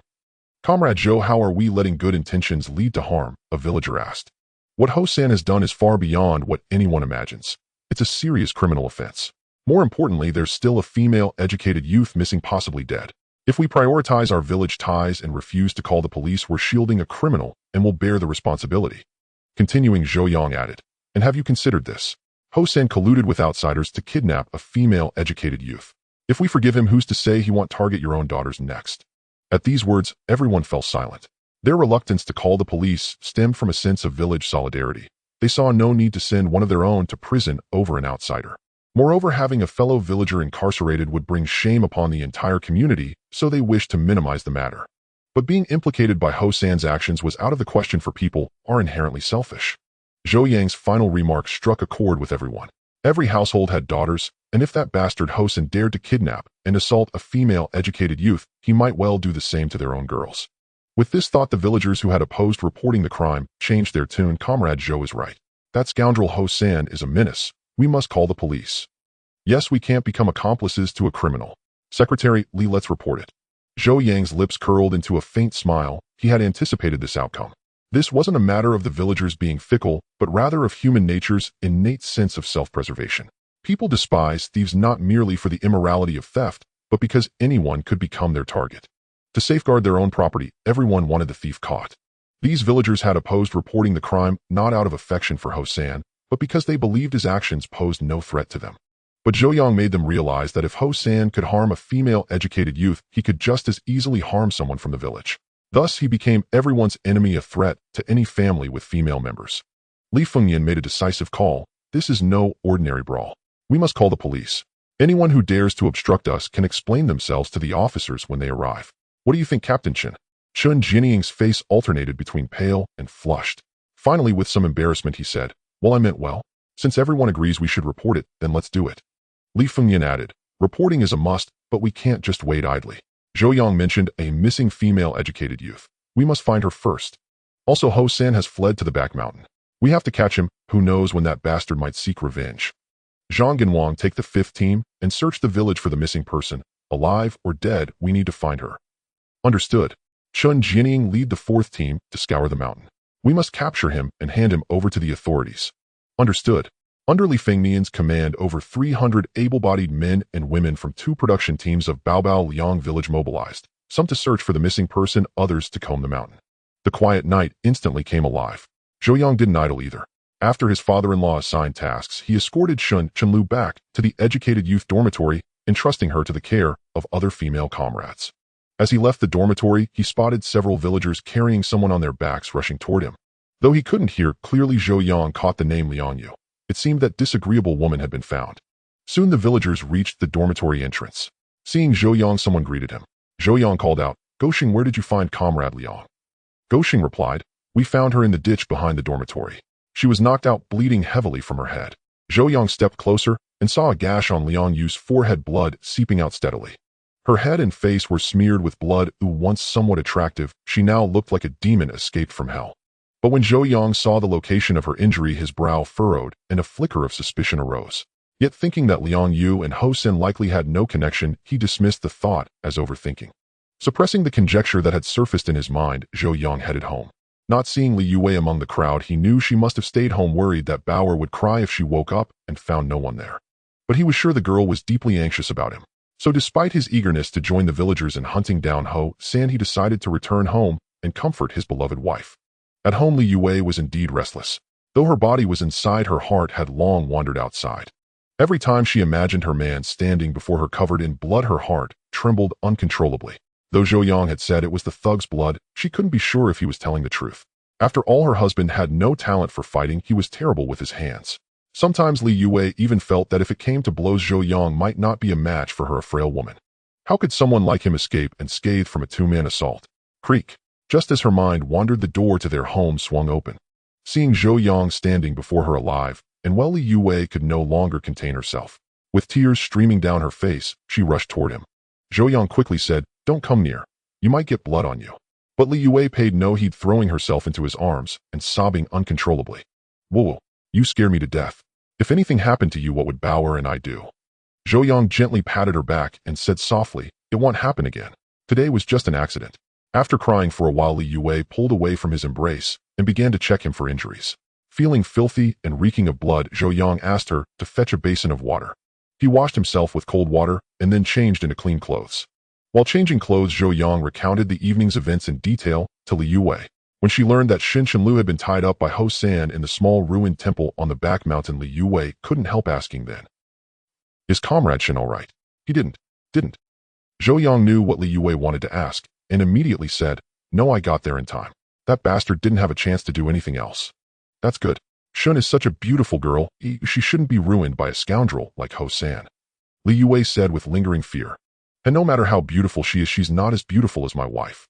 Li Yue blushed and quickly said, "How can I compare to Shun? She's a city girl." Zhou Yang pulled his young wife into his arms, holding her as he said, "What does it matter if she's from the city? You're not inferior to her in height, skin, looks, or even knowledge. Why can't you compare? In my heart, you're the second most beautiful woman in the world." "Then who's first?" Li Yue asked curiously. "My mother." Hearing that she was only slightly below his mother in Zhou Yang's heart, Li Yue felt a sweet warmth spreading through her chest like honey. "When did you become so glib?" "Did I? Are you sure you're not mistaken?" "No." Before Li Yue could finish, Zhou Yang leaned in and kissed her tempting lips directly. After a long moment, their lips parted. Li Yue's face was already flushed crimson from the kiss, her body limp and weak. If not for Zhou Yang's embrace, she would have collapsed to the ground. "You're so good to me. If this is a dream, please never let me wake up," Li Yue murmured. The affection and indulgence Zhou Yang had shown her recently left her pleasantly surprised. In their nearly 4.5 years together, while he hadn't disliked her, he had never shown much fondness, let alone love. Before their marriage, he had never taken her hand voluntarily nor kissed her like this. Every advance was hers. Even on their wedding night, it was she who took the initiative, though he didn't refuse. Toward her, he had always been neither proactive nor rejecting, nothing more. But now he not only cared for and protected her, but also took the initiative to cook delicious meals, earn money, and even show her intimacy. He was even the one who proposed getting their marriage certificate, something she had never dared to hope for. Earlier, Li Yue thought his words were just comfort or empty promises, but now she truly felt his love, deep and intense. Just as the atmosphere in the room was about to spiral out of control, a sharp, piercing siren suddenly wailed outside. Zhou Yang snapped back to reality. He carried Li Yue to the Kong and said, "The police are here. I'm one of the parties involved, so I have to go out. You go to sleep first." Be careful," Li Yue said obediently. With a response, Zhou Yang walked outside and closed the door behind him. As soon as he stepped out, Zhou Yang saw 3 beams of light, one large and 2 small, on the main road east of the village, accompanied by flashing police lights. In those days, only public institutions could afford cars, and police vehicles were the most common. Without hesitation, Zhou Yang strode toward the village entrance to greet them. The vehicles soon drew closer, and Zhou Yang realized there were 2, not 1. Leading the way was a sidecar motorcycle carrying several people, and he immediately spotted Li Jiangguo in the sidecar. Following behind was a BJ-212 Jeep, a legendary vehicle, though he couldn't see how many were inside. Seeing Zhou Yang at the village entrance, Li Jiangguo signaled the police motorcyclist to stop. "Brother-in-law, what are you doing here?" Zhou Yang replied, "I just checked the sent-down youth point. I saw the lights and heard the siren, so I came to meet you." Just then a policeman in olive green uniform got out of the Jeep and approached Zhou Yang. "Comrade Li Jiangguo, why have we stopped?" "Director Zhang, let me introduce you. This is my brother-in-law Zhou Yang. He's the one who caught the 2 thugs." Before Li Jiangguo could finish, Zhou Yang stepped forward and said, "Comrade Director, Zhou Yang is sent-down youth and one of the parties in this serious incident. I stopped you to brief you on the situation first to save time." Comrade Zhou, what's the current situation in the village? Have the main perpetrators been caught?" Director Zhang asked immediately. "Comrade Director, the main perpetrator has fled into the mountains. Secretary Li and several team leaders are leading the villagers in a search. However, the abducted female, sent-down youth has been rescued, and the missing one has also been found, though she's injured." Director Zhang nodded. We've understood the situation, but we'll need your cooperation later." "All right, I'm at your disposal." Then Director Zhang said to the 2 policemen on the motorcycle, "Xiaowang, you 2 go and secure the 2 suspects. If they're seriously injured, take them to the hospital. If not, go to the sent-down youth point and get a detailed account of the situation." "Yes." "Comrade Zhou Yang, now take us to the other crime scene, the small temple on the back mountain." "All right, follow me." With that, Zhou Yang jogged ahead, leading the way to the back mountain. Director Zhang initially offered Zhou Yang a ride, but he declined. After all, there was no road for vehicles up the back mountain. They could only drive to the foot, which was less than a kilometer from their current location. At such a short distance, Zhou Yang felt running wouldn't take long. More importantly, through the Jeep's window, he saw it was packed with people and had no desire to squeeze in with them. Soon the group arrived at the foot of the mountain. When Zhou Yang saw a dozen policemen pouring out of the tiny Jeep, he was utterly stunned.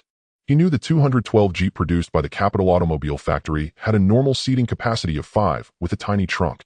He had no idea how they had crammed so many inside. But judging by their expressions, they were clearly accustomed to this. As soon as they got out, they immediately formed up, displaying a military-like discipline.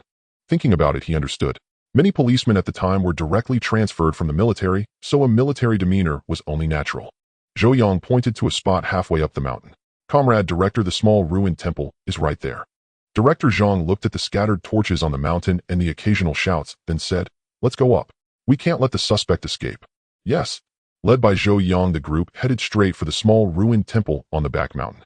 But little did they dream that the suspect, Ho San, whom the villagers were searching for everywhere, had quietly slipped back into the village.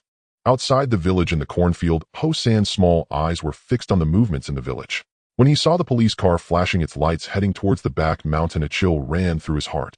He had thought that the people in the village would not call the police, and he assumed that the Chen family would help him out. But now it seemed he was overthinking. Unlike other ordinary folks who were completely ignorant of the law, Ho San had spent over a year in a labor reform team, so he had a certain understanding of what crimes warranted how many years of punishment.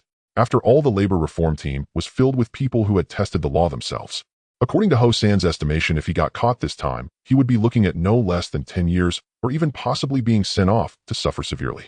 Therefore, he absolutely could not let himself be caught. He could no longer stay in the Ba Baoyang team. He had to run away. However, before fleeing, he needed to pay a visit to the Chun family with a very simple purpose: money. The reason he sought out Shin Chenlu and plotted against Zhou Yang was due to the instigation and manipulation of Chen Gang. Now that trouble had arisen, he couldn't be the only one to bear the responsibility. Moreover, once he escaped from the Ba Baoyang team, he likely wouldn't return. Out in the world, one couldn't do without money. Chen Gang, the instigator, had put himself in a terrible situation, and how could he allow himself to stay at home and enjoy life, while Ho San suffered the consequences outside? Ho San had already made up his mind. The Chen family had to hand over 500 yuan. Otherwise, he would expose the whole affair. He didn't believe that Chen Gang would dare to refuse him. With a determined mind, Ho San quietly sneaked into the village, heading towards Chen Gang's house. At this moment, Chen Gang at home was as restless as an ant on a hot pan. This plan had been meticulously crafted by him and his father, using Ho San to frame Zhou Yang. Once Ho San took care of things, they would bring people to catch them in the act at the small, dilapidated temple. At that time, Zhou Yang and Shun Chenlu would be caught naked in the small temple, and with signs of assault on Shun Chenlu, Zhou Yang would not only suffer, but also face severe consequences. Furthermore, in such circumstances, Shun Chenlu would be under immense pressure, either admitting to committing adultery with Zhou Yang or having to accuse him of assault. But regardless of whether it was adultery or assault, both were serious crimes, especially the latter. They had reviewed their entire plan several times, believing they had accounted for all possible unexpected events. However, what they had not anticipated was that Zhou Yang, even in a drunken state, single-handedly defeated both Sui Shengli and Wang Jianjun. Those two spineless guys, under Zhou Yang's threats and temptations, ended up revealing the entire plan to him, directly exposing Ho San. Now Zhou Yang had rescued Shen Jiqing and had injured Ho San. Their plan had completely fallen apart, and they all faced the prospect of imprisonment. The only thing to be thankful for now was that this matter had always been communicated in a direct line between him and Ho San's two little brothers were unaware of Chun Gang's existence. As long as Ho San wasn't caught, they wouldn't be exposed. However, at this moment, Li Fengnian was leading the villagers in a search on the back mountain. If they caught Ho San, their crimes would be thoroughly exposed. Given Chun Gang's understanding of Ho San, once that guy was caught, he would definitely sell him and his father out completely. Such a heinous event, even if his father was the production team leader, could not be covered up. It might even implicate his brother and younger brother. Now Chun Gang could only hope that Ho San would be smart enough to escape the village quickly. The wailing sirens that had just passed filled Chun Gang's heart with terror. He thought about checking the back mountain, but recalling his father's words, he could only suppress his anxiety and stay at home. Just when Chun Gang was in agony, a shadow appeared outside his yard. Looking around, he saw no one else and immediately threw a few stones into the yard. In the quiet night, the sound of stones hitting the ground was loud and abrupt. Inside the house, when Chun Gang heard the noise, his heart tightened, realizing that the person he was waiting for had arrived, and he immediately prepared to go out. However, just as he stepped over the threshold, he turned back into the room, took out a 1-foot-long pig-killing knife from the cupboard, tucked it into his waistband, and covered it with his shirt. Chun Gang was well aware that Ho San was now like a cornered dog, and he didn't know what reckless act he might commit in his madness. He had to be cautious. Stepping into the yard, Chun Gang first looked around, and then quietly said, "No one's home, come in." Hearing Chun Gang's voice, Ho San did not hesitate, and immediately climbed over the wall into the yard, rushing into the house in a hurry. Once inside, under the light of the kerosene lamp, Chun Gang could finally see Ho San's wretched state.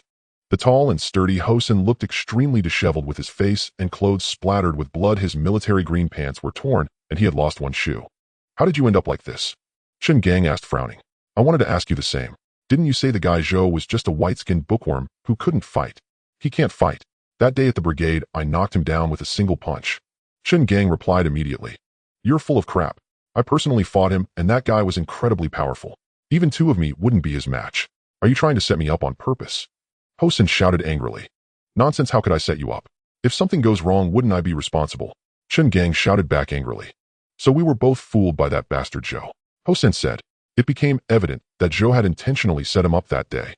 Thinking about how he had been swindled out of 200 yuan for a single punch, Chun Gang's heart burned with anger as he gritted his teeth and said, "Zhou Yang, you bastard, if I catch you, it'll make you wish you were dead. Stop making a fuss here. I can't help you with your revenge against Zhou, but now you need to give me the money. I must run away," Ho San said solemnly. "All right, I promise to give you 200 yuan, but that leaves you with 100.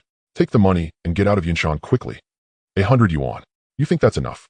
Are you just trying to throw me scraps?" Ho San said with a grim expression. "Keep your voice down. If someone hears us, we're done for," Chun Gang hurriedly said. "Enough of the chatter, 500 yuan. If you don't give me 500 yuan, I won't leave." "What? 500 yuan? Where would I get that much money?" Chun Gang shouted angrily. "You mean to tell me that the Chun family can't even come up with 500 yuan? Who do you think you're fooling? Do you want me to remind you? 2 years ago, I only stole 3 chickens from the team, but when it was reported to the commune, it somehow turned into 50 chickens and 2 pigs. Otherwise, how could I have received a heavy sentence of a year? That incident was handled by you and your father. Tell me where those pigs and chickens went. If you dare say you don't know, I'll immediately go to the back mountain and turn myself into the police. In any case, all my charges are for attempted crimes, and with the self-reporting circumstances, I'll be lucky to get 2 to 3 years at most. But you and your father, on the other hand, won't be so fortunate. Not only will you be removed from your posts, but you'll also be sent to prison.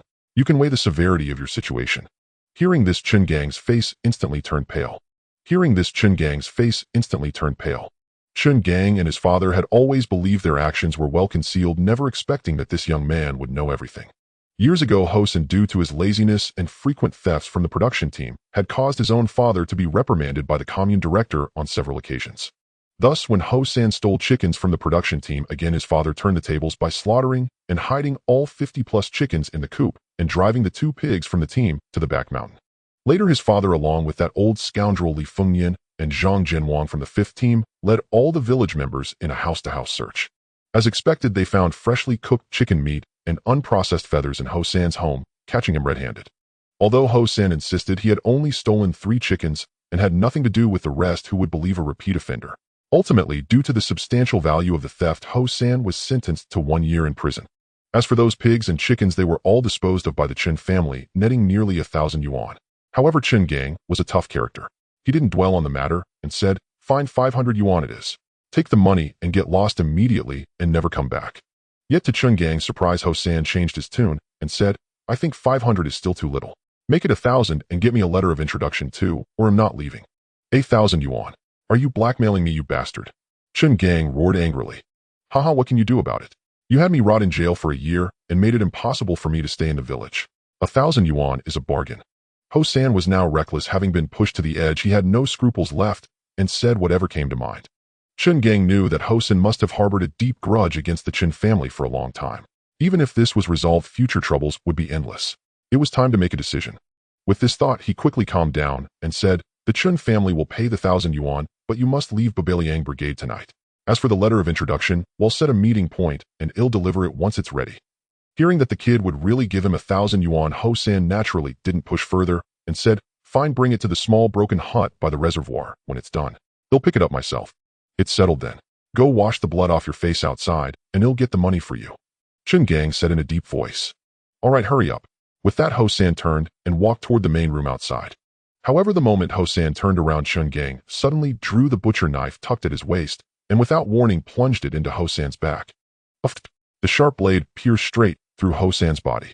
The searing pain elicited a blood-curdling scream as he struggled to turn his head and said, "Chen Gang, you're so ruthless, daring to kill." After delivering that stab, Chen Gang's heart was filled with trepidation. As the blade passed through Hosen's body, he was completely stunned. But Hosen's scream and his following words jolted him awake again. As if provoked, Chen Gang violently pulled out the knife and stabbed Hosen wildly. Hosen struggled at first, but under Chen Gang's frenzied stabbing, he soon stopped moving. After killing the man, Chen Gang collapsed on the ground for a while before getting up to clean up the mess. He first took a stack of banknotes from the hiding place in the cabinet, stuffed them into Hosen's pocket, and then pressed the butcher knife into Hosen's hand. Finally, gritting his teeth, he used the knife to make 2 long but shallow cuts on his own body. After doing this, Chen Gang shouted at the top of his lungs, "Help!" Just then, Li Jiangwo, who had just finished gathering information at the Educated Youth Point with another group of officers, heard the cries for help and rushed over immediately. Hosen was dead and dead in the village. Zhou Yang received this news while collecting evidence with Director Zhang and others in the small ruined temple. Subsequently, the group hurried from the small temple to the village. When Zhou Yang saw Hosen's corpse looking like a tattered rag doll in Chen Gang's home, he was truly shocked. An hour ago, this man had been fiercely battling him, but now he was irrevocably dead.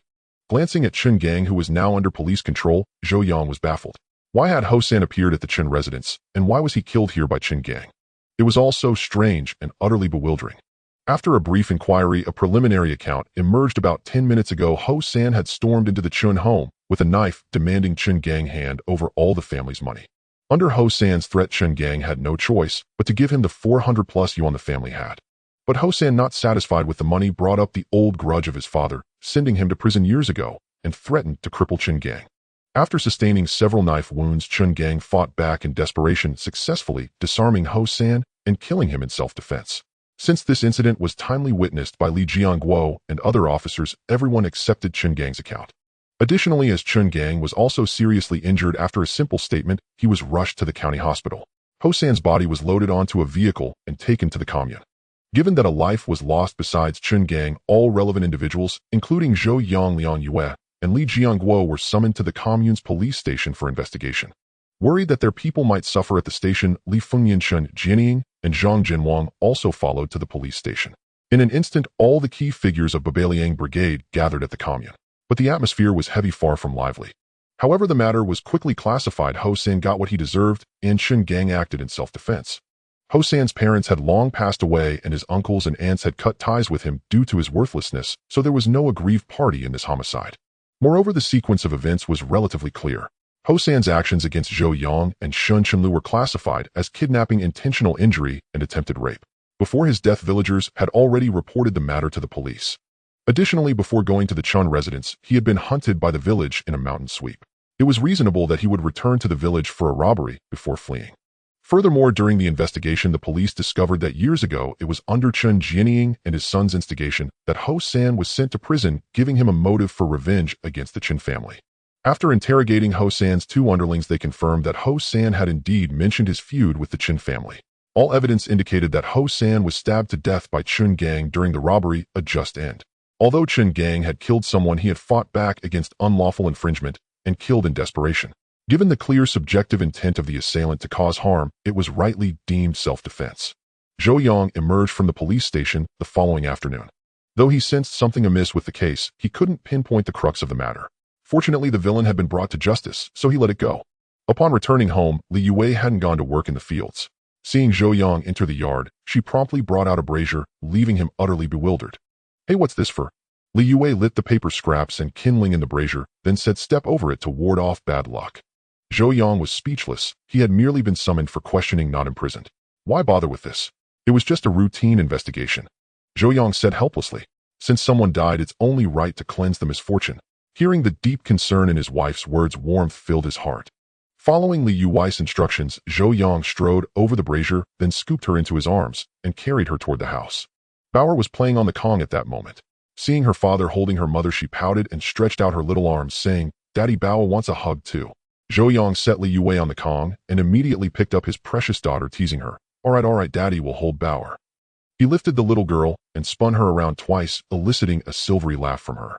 "Is this matter settled? Will the police come again?" Li Yue asked worriedly. "It's settled for now, but if there are complications, they might summon me back for further questioning." "Will there be trouble?" "No, it's fine once they finish questioning. Besides, the case has been decided. Even Chun Gang, who killed someone, will return after he recovers." Zhou Yang replied. "He can come back. Why not lock up that menace?" Li Yue said indignantly. "Chun Gang acted in self-defense, so he bears no criminal responsibility. Forget him. Have you eaten yet?" "There are buns in the pot," Li Yue said, somewhat disappointed. This girl still remembered how Chun Gang had beaten her man that day. Though the Chun family had compensated 200 yuan, it still rankled her. Zhou Yang just smiled unconcerned. Though Chun Gang wasn't a good man, he had done nothing wrong in this matter. Ho-san had brought it upon himself. Thus, when the police station deemed Chun Gang's actions as justifiable, Zhou Yang found nothing unacceptable about it. With that thought, he set Bauer on the Kong and went to the main room stove to grab a bowl, lifting the pot lid. Inside the pot was a small basin of porridge with a steaming rack atop it holding 5 or 6 large buns.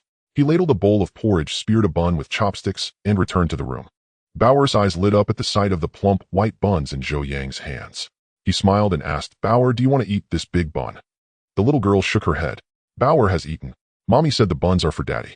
Touched, Zhou Yang asked, "Then what did Bauer and Mommy eat?" "Cornbread."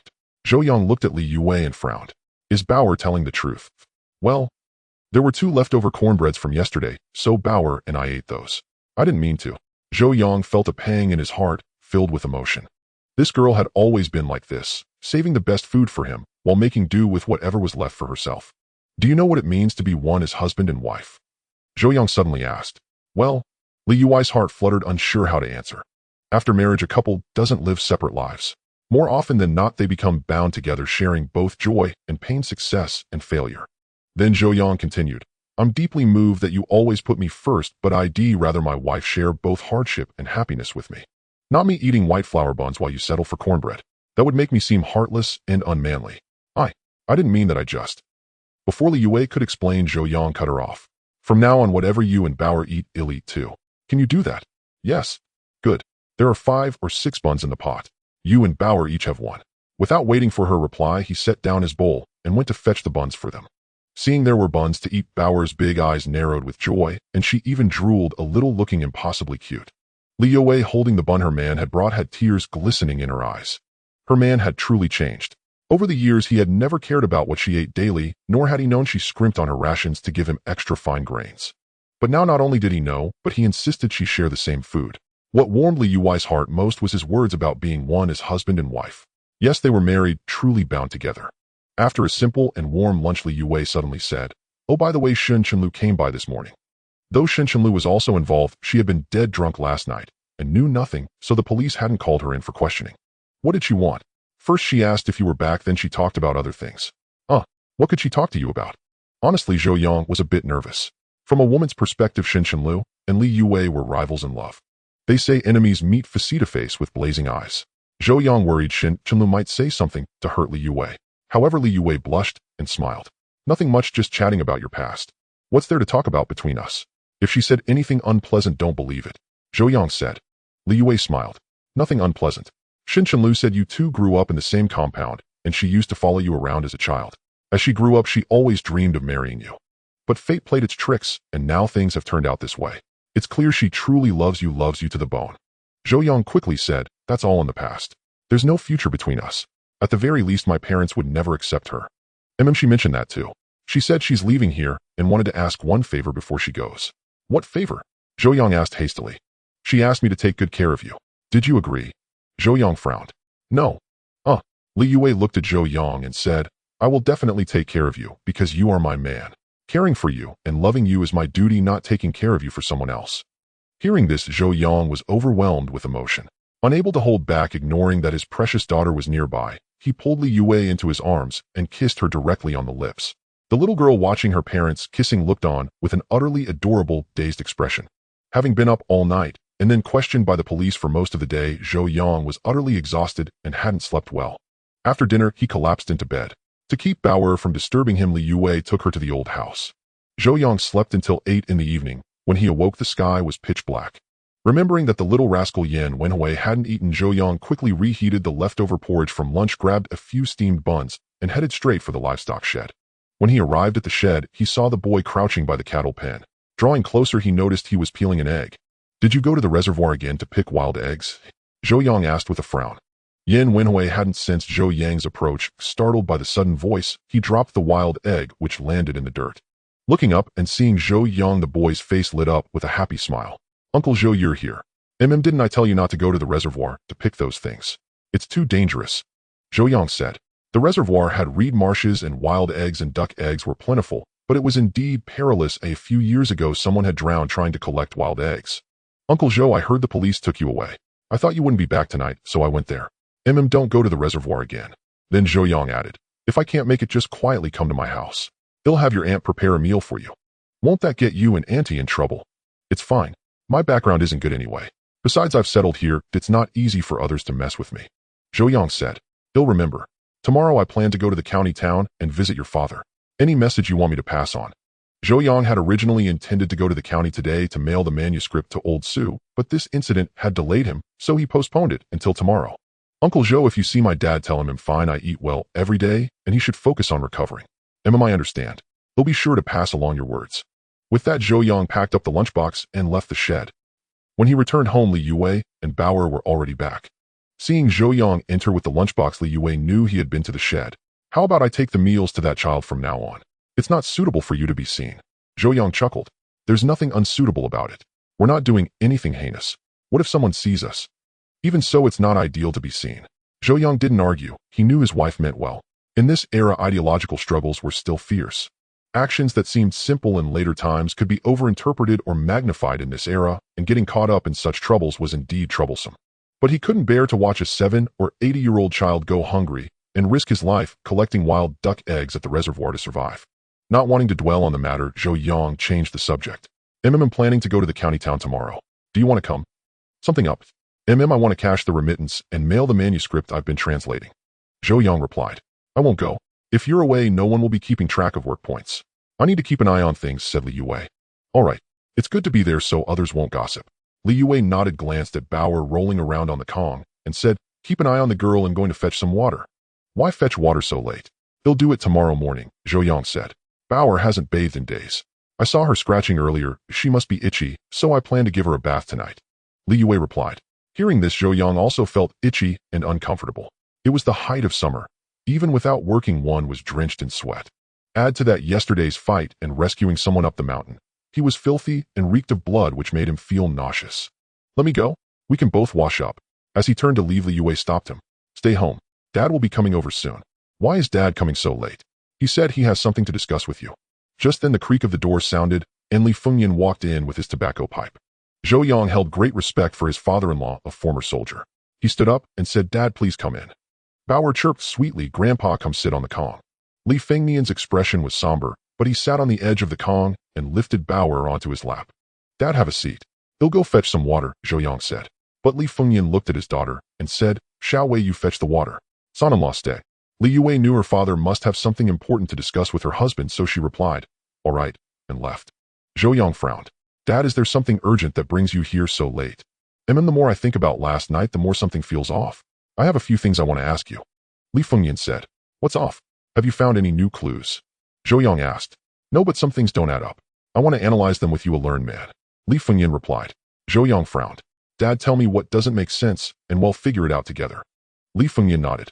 Logically, your educated youth dinner wasn't a public event. How did a loafer like Ho San, who never works the fields, know so much detail, even whether you drank when it ended, and set an ambush on the road ahead of time? It doesn't add up. Zhou Yang thought for a moment. The skinny guy who was caught said they'd been watching us for days. Maybe they observed from the shadows. Even if they watched you every day, they couldn't know that much detail. Li Fengyan continued, Don't forget I was a scout. I know better than you. Dad, do you mean there's an informant among the educated youth? Zhou Yang asked in surprise. That's possible. To plan such a detailed operation, it's impossible without someone tipping them off. Li Fengyan said. If so, then there might be more to this incident, Zhou Yang said gravely. If Ho San had kidnapped Shen Chenlu for a woman and attacked him to frame him, it was merely a personal act. But if another educated youth was involved, the nature of the matter changed.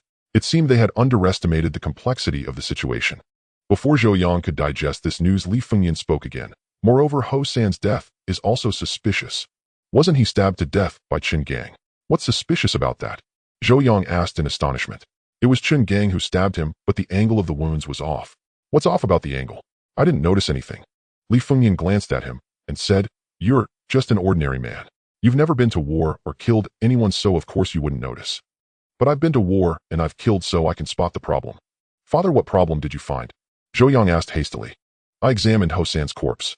He had dozens of stab wounds, but all the fatal ones were inflicted from behind, meaning he was ambushed. This. Although Zhou Yang was not adept at such matters, he understood the implication and frowned, saying, Father, do you mean Ho San wasn't killed by Qin Gang during the robbery, but rather Qin Gang ambushed him from behind? If Ho San had been killed in a mutual struggle, the wounds would be on the front or sides, but definitely not concentrated on the back. Then Li Fengyan continued. Moreover, Ho San had been in fights since childhood and was experienced.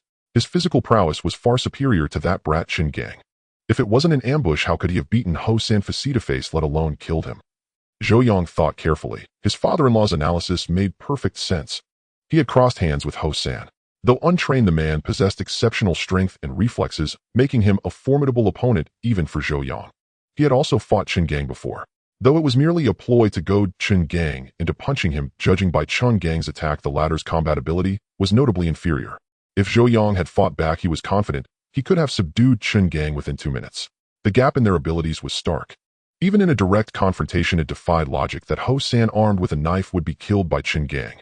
This was utterly unreasonable. Furthermore, Zhou Yang doubted Qin Gang had the courage to engage Ho San head-on. Ho San had been unruly since youth, a habitual brawler who had even served time. His fearsome reputation was well known. Most people's legs would tremble under his gaze. Who would dare to confront him directly? Though Qin Gang often bullied ordinary villagers, he had never dared to provoke Ho San. That he had killed Ho San was truly unexpected. Father, even so, Ho San deserved to die. The robbery was clearly established and the evidence was solid. However, Li Fengyan shook his head and said, Not necessarily. The robbery was only claimed by Qin Gang. No one witnessed it. Wasn't the Qin family's money found on Ho San? Is there something wrong with that? What the eyes see may not be the truth. Money was indeed found on Ho San, but that doesn't mean he stole it. Li Fengyan said. Could it be that Qin Gang willingly gave it to him? That's not impossible. Li Fengyan's words were startling. Father, how is that possible? Qin Gang isn't stupid. Why would he give Ho San so much money? Zhou Yang retorted. But Li Fengyan said calmly. Qin Gang isn't stupid, but the fact that Ho San went to rob his house is itself suspicious. Think about it. Though our Babao Liang village has many poor people, the Qin family isn't the only well-off household. Our Li family and Uncle Jinwang's family are also comfortable. Why did Ho San specifically target the Qin family? As the words fell, Zhou Yang also sensed the anomaly and said yes. If Hosan truly wanted money, he should have targeted our Li family. There's no man at home, making it an easy target. Moreover, Hosan ended up on the run because of me and my elder brother. If he wanted revenge, he should have come to our house. Why did he go to the Chen family? Li Fengyan nodded and said, also last night when the gong sounded, all the able-bodied young men gathered, except Chen Gang. Father, are you saying Chen Gang deliberately stayed home? At the time, Chen Jinying told me Chen Gang was unwell, and I didn't think much of it. But now it's clear he was suspicious. In fact, I suspect the Chen family played a dishonorable role in this affair. Li Fengyan said gravely.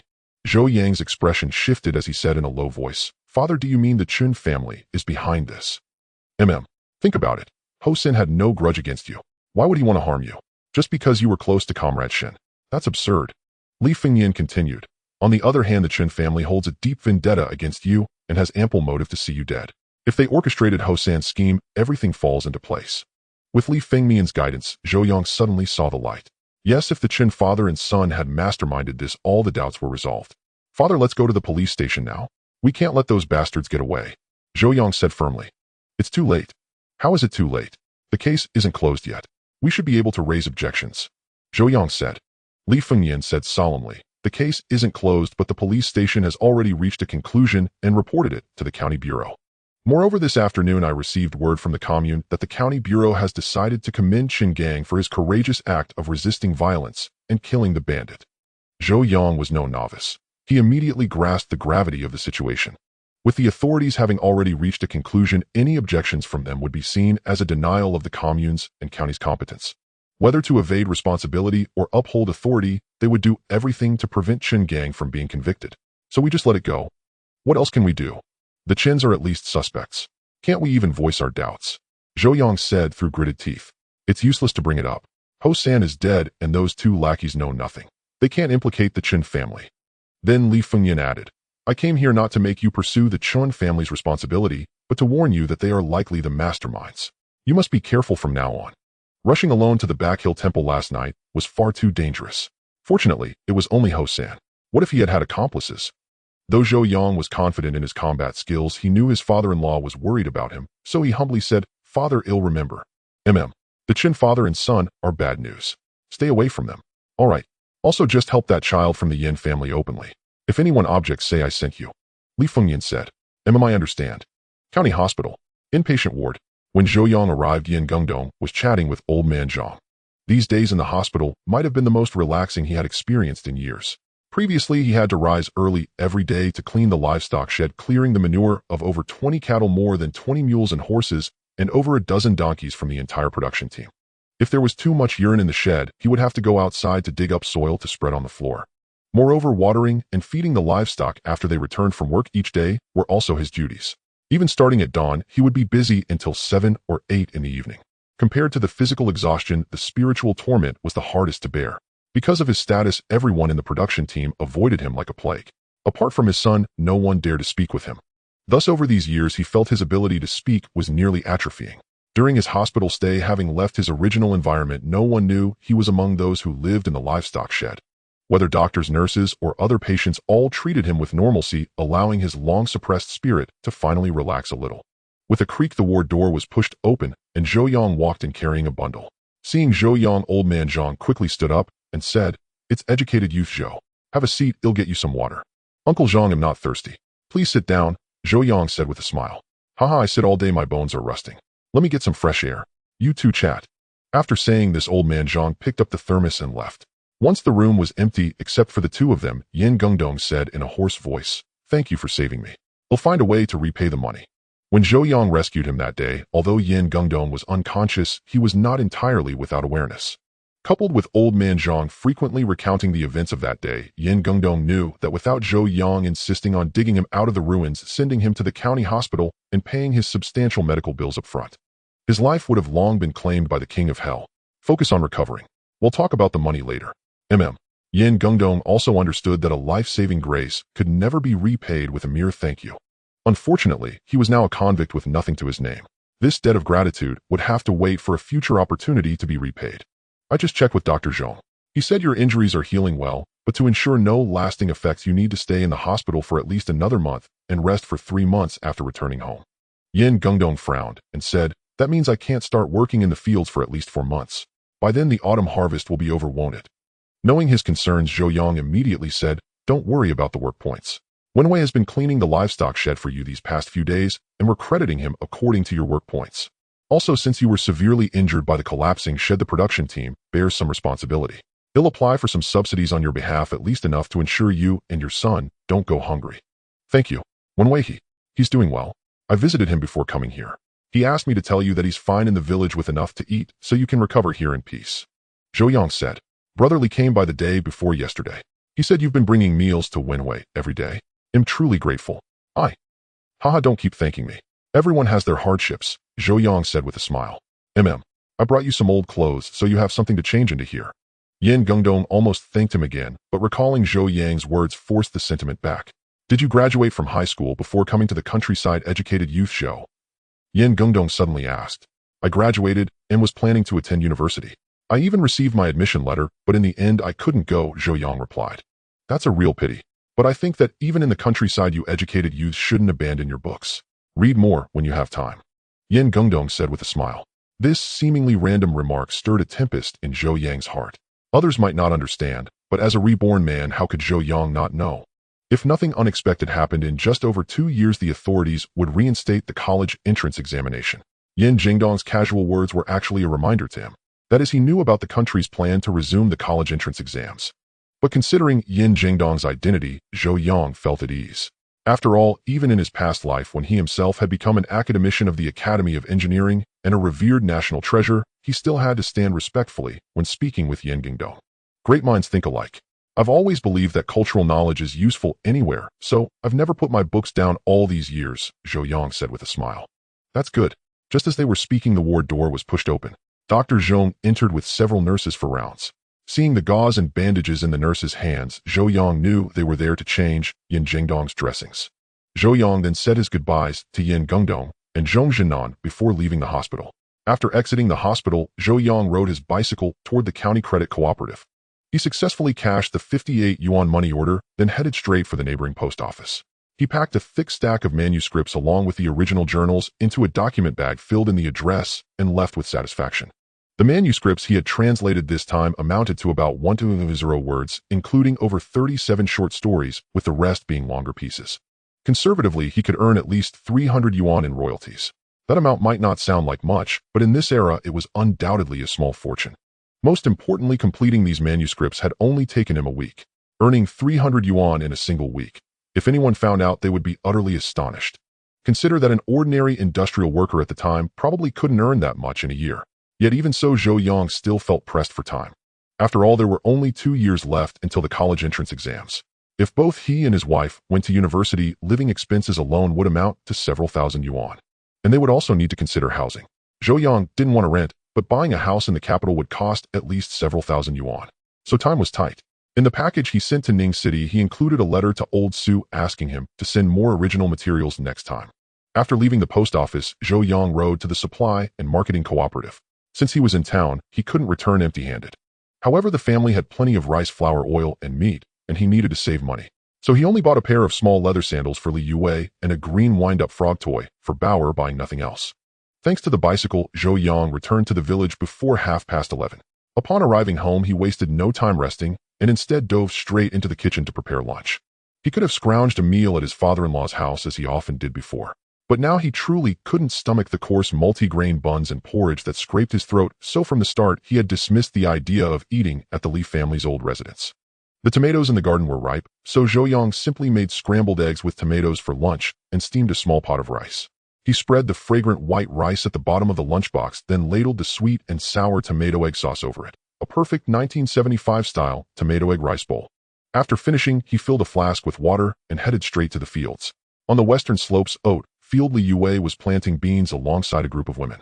Since spring had brought little rain, many of the sown oats had failed to sprout. To avoid wasting the land, they had to plant fast-growing crops after the rain to ensure a harvest.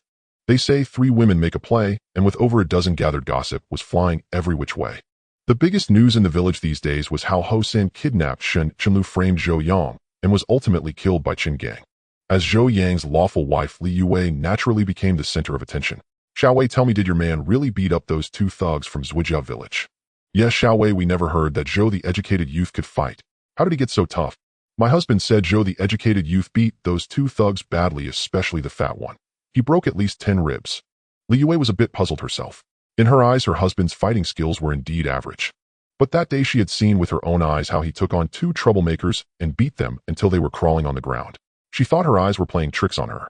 She had meant to ask Zhou Yang about it, but with so much happening these days, she kept forgetting. Now with everyone pressing her, she didn't know how to answer. Thankfully, some of the sisters-in-law were there. The eldest Lin Aiji quickly chimed in, "My brother-in-law can't fight. It was my husband who knocked down those two thugs. My brother-in-law just helped a bit." "Really?" My husband said. By the time Zhang Wo got there, the fight was already over. A woman questioned. But Lin Aiji spoke up loudly, "My brother-in-law is a scholar. How many scholars do you know who can fight?" Zhang Wo just didn't want the spotlight, so he gave the credit to my brother-in-law. As soon as she finished, the women around seemed to have a revelation and voiced their hindsight opinions. I knew it. An intellectual like Zhou the educated youth couldn't take on two people alone. It was Zhang Wo's doing. I guessed it all along. Zhou the educated youth wouldn't even step on an ant. How could he beat someone like that? Zhang Wo is the toughest guy in our team. His skills are impressive. Good thing he doesn't hit his wife, or Aiji would have a rough time. Lin Aiji burst out laughing. With my father-in-law keeping order, who would dare hit his wife? True, the Li family has good values. These days, what man doesn't hit his wife? Exactly. My husband has a good temper, but even he loses it sometimes. Sister-in-law Aiji is lucky. Zhang Wo never. Thanks to Lin Aiji's diversion, the women stopped focusing on Zhou Yang's fight, which gave Li Yue a small sigh of relief. Just then, a little girl working in the fields with her mother suddenly said, "Sister Xiaowei Bauer's dad is bringing you lunch." Li Yue looked up and saw her husband strolling leisurely with a lunchbox only a few hundred meters away. Seeing this, the women grew lively again. "Xiaowei, your man is here. Go meet him, haha. Xiaowei is so lucky. Look how thoughtful Zhou the educated youth is bringing lunch every day. Unlike my husband, no matter how late it gets, I have to go home and cook." Li Yue was naturally shy, and being teased by this group of aunties made her face flush crimson. The second sister-in-law quickly interjected, "That's because Xiaowei earned it with her sincerity. You all know what my brother-in-law was like a few years ago." True, Zhou the educated youth was really something back then. Who says otherwise? We all felt sorry for Wei Wei. At least now things have turned around. The women's director checked the sun and called an end to the gossip with a smile. "Enough talk. It's almost noon. Go home and cook." Hearing her words, the women stopped their work, shook the dirt off their clothes, and headed back to the village in small groups, chatting and laughing. As they passed Zhou Yang, many greeted him, and he responded without any airs. Soon Zhou Yang reached the edge of the field, but didn't go closer. Instead, he called out, "I'll wait for you under that big tree over there." Li Yue acknowledged him, said a few words to her sisters-in-law, and then hurried toward Zhou Yang. Seeing her sweat-soaked face with a thin layer of dust on her forehead, Zhou Yang said with concern, "How about you stop working in the fields? I can support you." "How can I not work? Besides, staying home would be boring." Li Yue felt a warm sweetness in her heart, knowing her husband cared for her. But skipping work was truly impossible. In the entire Babaliang brigade of thousands, few took days off. Anyone who did without a good reason would be ridiculed. If it went on too long, they might even be reported for holding back socialism. She didn't want that. Zhou Yang knew she was stubborn, and that mere words wouldn't work. He decided to think of another way later. "Wash your hands and eat." What did you make?" Li Yue asked with a smile. "Guess. I smell eggs. Did you scramble them? With a nose like that, it's a shame you're not a police dog." Zhou Yang opened the lunchbox and handed it to Li Yue. Seeing the golden eggs with bright red tomatoes, their aroma hitting her senses, Li Yue said happily, "I guessed it right." But seeing the half-full lunchbox of eggs, she felt a pang of regret. "You must have used up all the eggs at home. What a waste." Zhou Yang shrugged it off. "It's all going into our stomachs. How is that a waste?" Honestly, at 8 cents a pound, he didn't see eggs as something unaffordable. As long as we fill our bellies, that's enough. We're not capitalists who need to eat well. This meal counts as capitalist. It's not even a comfortable life. He'll show you what real luxury is someday. Zhou Yang chuckled. "I don't want to see that. I'm content just eating white rice every day." "Ha ha ha, you will. From now on, we'll have white rice every day." "Ha ha, then he'll be in for a treat." The following days passed in tranquil simplicity. Zhou Yang spent his days laboring and translating manuscripts, while evenings were dedicated to teaching Bauer to read and count. Occasionally, he would share intimate moments with Li Yue, a life plain yet blissful. However, one morning, this peaceful existence was shattered by an urgent assembly call blaring from the loudspeaker. "Attention, all commune members, this is a notice. Everyone engaged in labor is to gather at the brigade headquarters immediately." The loudspeaker repeated the call 3 times before Li Fengyan turned off the broadcast. Hearing the siren, Zhou Yang immediately set down his pen, stowed away all the manuscripts, and stepped out to investigate. As he exited, Zhou Yang saw his father-in-law emerging from the brigade's broadcast room with a grim expression. "Father, what happened that requires an emergency assembly?" Zhou Yang inquired. "The commune sent word that Chun Gang is returning," Li Fengyan replied. Frowning, Zhou Yang said, "Even if Chun Gang is back, why call all the commune members? What's the connection? The county is preparing to commend him." A wave of discomfort washed over Zhou Yang. Though there was no concrete evidence yet linking Chun Gang to that incident, the man himself and the Chun family behind him were undoubtedly suspect. If they were indeed involved, Chun Gang's actions were not self-defense nor an act of bravery, but a cold-blooded silencing of witnesses. The thought of such a man being honored before the entire village chafed at Zhou Yang. Li Fengyan, sensing his son-in-law's unease, patted his shoulder and said, "Orders from above, we can only comply." Zhou Yang knew Li Fengyan couldn't stop this. He was merely a village party secretary, not the county party secretary. "I understand, father." Li Fengyan nodded. "Don't act rashly. We'll settle accounts with the Chun family slowly. If they're truly behind that incident, they'll slip up eventually." Zhou Yang nodded in agreement. "They're just scum. I won't ruin myself for them." He had no intention of letting the father and son off. Regardless of whether they orchestrated the Ho San incident, their past life crimes of framing the Li family and driving Li Yue and Bauer to their deaths were unforgivable. Moreover, Zhou Yang was confident he could utterly destroy the Chen father and son. In his past life, to avenge his wife and child, he had investigated the entire Chen family and uncovered their myriad sins. Yet the time was not ripe to expose them. Zhou Yang understood the principle of uprooting evil completely. When dealing with vermin like the Chun family, one must either not strike or strike with lethal force, leaving no chance for their resurgence. As the father-in-law and son-in-law conversed, commune members gradually returned from the fields, soon crowding the open space before the brigade headquarters. The men gathered to smoke and boast, occasionally sharing risque jokes. The women clustered in the shade, chatting about domestic affairs and exchanging gossip that sparked peals of laughter. Just then a cloud of dust rose from the dirt road outside the village, followed by several vehicles pulling up at the brigade entrance. The villagers were captivated by the sudden appearance of cars. In an era when bicycles were a rarity, automobiles were treasures in everyone's eyes. The car doors soon opened and several officials stepped out, followed by a few public security officers and Chun Gang, who came into view. "Hey, isn't that Chen Ergu? Why is he being brought back by the police? Is he going to be publicly tried? No way, didn't Captain Chen say he was fine? Who knows? Maybe Captain Chun was just telling us that to keep us calm." As the commune members speculated, Li Fengyan, Chun Jianying, and Zhang Genwang, along with other village officials, stepped forward to greet the arrivals. After brief pleasantries, a middle-aged man in a mouse suit stepped before the crowd and announced loudly, "Fellow commune members, I am Jian Wenming, director of the Tuanjie Commune Revolutionary Committee. Today we gather to commend Comrade Chun Gang for his heroic actions during the June 15th incident. Now let us invite a comrade from the County Public Security Bureau to read the commendation decision. Let's welcome him with applause." A smattering of applause followed as a public security officer in a peaked cap stepped forward, holding a document resembling a certificate, and read aloud, "Comrade Chun Gang, during the June 15th violent kidnapping and robbery case, bravely confronted armed criminals, fought valiantly, and successfully neutralized them. Upon review by the County Public Security Bureau, he is hereby awarded the title Advanced Individual in Acts of Bravery. It is hoped that he will continue to uphold the great banner and render new services to the people."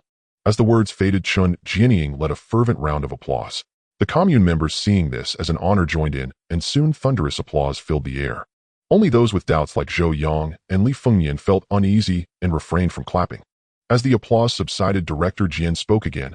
"Our Badaliang Brigade is a heroic collective. Besides Comrade Chun Gang, comrades Zhou Yang and Li Jiangguo also displayed bravery in this incident. The commune has decided to reward each of them with 10 yuan in cash and 50 jin of flour." Hearing that he was included, Zhou Yang was momentarily stunned, then broke into a smile. He realized that the commendation for Chun Gang came from the county, while the rewards for him and Li Jiangguo were decided by the commune. It seemed the commune, seeing the county's commendation for Chun Gang, without acknowledging Zhou Yang and Li Jiangguo, had made a compensatory gesture. After all, the actual capture and rescue efforts relied on him and Li Jiangguo. Chun Gang had merely fought back when robbed later without taking the initiative. If only Chun Gang were commended while ignoring them, it would inevitably invite gossip. Thus the commune used material rewards to silence them. For now, Chun Gang had received a county award, but it was merely a certificate with no practical value. In contrast, Zhou Yang and his brother-in-law Li Jiangguo, though lacking certificates, received tangible rewards. 10 yuan and 50 jin of flour were substantial, equivalent to a month's wages for an ordinary worker. Indeed, the previously smug Chun Gang now wore a sour expression. Hearing that the Zhou and Li families received money and flour, he felt his grandly stamped certificate was worthless. The commendation ceremony ended quickly and the county and commune officials departed. After seeing them off, Chun Jinying wanted to let Chen Gang boast a little given his son's rare county honor. But before he could speak, Li Fengyan dismissed the commune members. Enraged, Chun Jinying cursed under his breath as he and his third son Chen Tai helped the still recovering Chun Gang away from the brigade. Watching the receding figures of the Chen family, Zhou Yang's lips curled into a cold sneer. Let these scumbags revel for a few more days. When that incident unfolds, they'll have plenty to cry about. Nightfall. At the Zhou residence. After a day of toil, rest was finally upon them.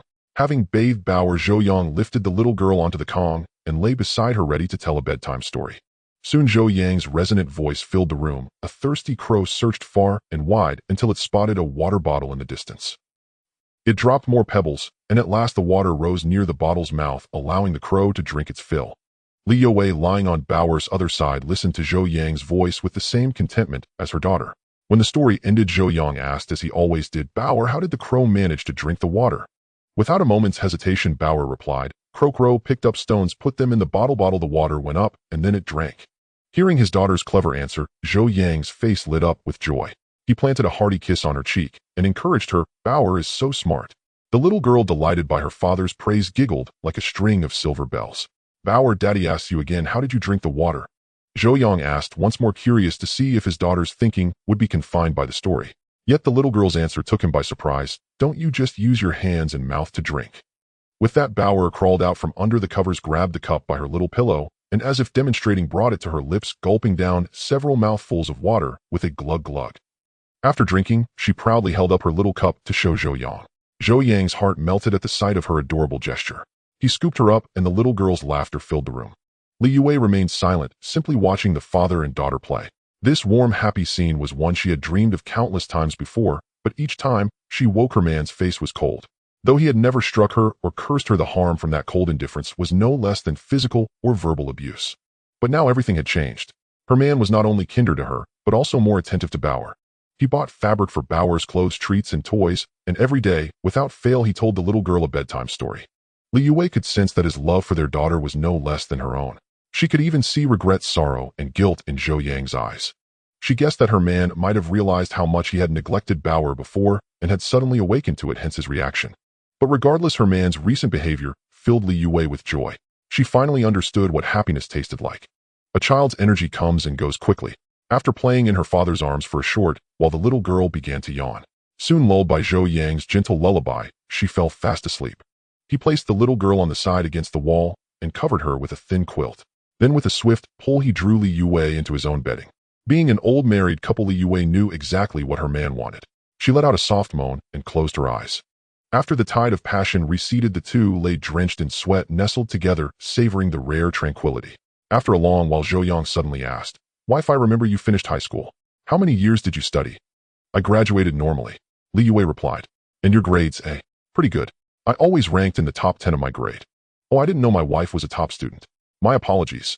Zhou Yang teased. "You're making fun of me. Compared to you city kids, our level probably isn't even as good as a middle schooler's. Don't sell yourself short. City schools do have better resources, but for truly good students, the gap isn't that big. Hey, it doesn't really matter how well you study these days. But why bring this up all of a sudden?" Zhou Yang thought for a moment and said, "I met an interesting person today. He said something that struck me as very true." "What interesting person? What did he say?" Li Yue asked curiously. "He said that no matter what, we young people should never put down our books. Knowledge is for ourselves, and it might come in handy anytime. I think he's absolutely right." Zhou Yang didn't mention that these words came from Yin Gengdong, given the sensitivity of his current identity. Li Yue sighed and said, "What difference does studying make these days? Even if you study well, you still end up in the countryside digging the ground." Zhou Yang didn't think his wife was short-sighted, for her thoughts reflected those of most people at the time. In the short term, that's true. But have you thought about the future? The future? Yes, setting aside the current situation, you know I've been translating articles and books for the authorities lately. Among the books I've translated, some are quite specialized, and there was even a British physics textbook. Li Yue frowned and said, "What? What does that mean?" Zhou Yang stroked her head and said seriously, "It likely means the higher-ups are planning to offer physics courses at the college level and above." College level? That means university. Suddenly Li Yue sat up excitedly, her eyes filled with longing as she looked at Zhou Yang and said, "Really? Even though there's no official word yet, I think it should happen within a year or two." Of course, Zhou Yang dared not say that the college entrance exam would be reinstated in 2 years, or he wouldn't be able to explain it. All he had to do now was prepare Li Yue to review in advance. The process wasn't important. So you mean we should pick up our books again? Opportunities are for those who are prepared. He continued, you know I've always wanted to return to the city. But now I have you and Bauer, your treasures I can't bear to part with. I would never agree to go back to the city alone. But if the country reinstates the college entrance exam, you can take it and come back to the city with me. Hearing this, Li Yue's eyes lit up and her voice trembled slightly as she asked, is that really possible? Yes. I hope that when that day truly comes you can keep pace with me, Zhou Yang said. All right, I'll study hard. Tomorrow we'll go back to the old house and find my old textbooks, then start from scratch. Li Yue said. Zhou Yang nodded and said good. Then Li Yue suddenly spoke with a hint of anxiety, but what if? Zhou Yang knew what she was worried about and immediately said, even if my guess is wrong and the country doesn't reinstate the exam, I still think learning is a good thing. A cultured and knowledgeable person, no matter the time, has more grace and charm than an illiterate one. Learning is a lifelong pursuit. I hope that when my wife stands by my side, people will sincerely praise her as a learned woman, not just a pretty one. Li Yue looked into Zhou Yang's eyes and said earnestly, I will strive to keep up with you and become a woman you can be proud of. Zhou Yang gently kissed her and said tenderly, you have always been my pride. Hearing her man's doting words, Li Yue's heart melted completely. Days slipped by in tranquility and contentment, and before we knew it, half a month had passed. As July began, the fields no longer demanded the frantic labor of earlier times, yet there was still no respite from work. In this era, there was no true off-season for farming. During the busy periods, everyone toiled in the fields. When the fields required less attention, they turned to other livelihoods. The able-bodied men were typically gathered to dig irrigation canals and dredge pond silt, preparing for drought resistance and ensuring a stable harvest. Meanwhile, women and children were tasked with cutting grass to fatten the production team's livestock, carrying farmyard manure to the fields for fertilization, and occasionally repairing the roads. In short, there was always work to be done. However, during the slack season, the tasks were less urgent and the members were more relaxed, chatting and laughing while they worked, mostly just going through the motions. The production team leader rarely said much at such times, often turning a blind eye to their lackadaisical attitude. The members had no complaints either. After all, having work meant earning work points. Staying idle at home was the real cause for worry. Unlike the other members, Zhou Yang's work remained unchanged. Whether others were busy or not, he carried on as usual. Each day after recording the members' tasks, he devoted himself to his translation work.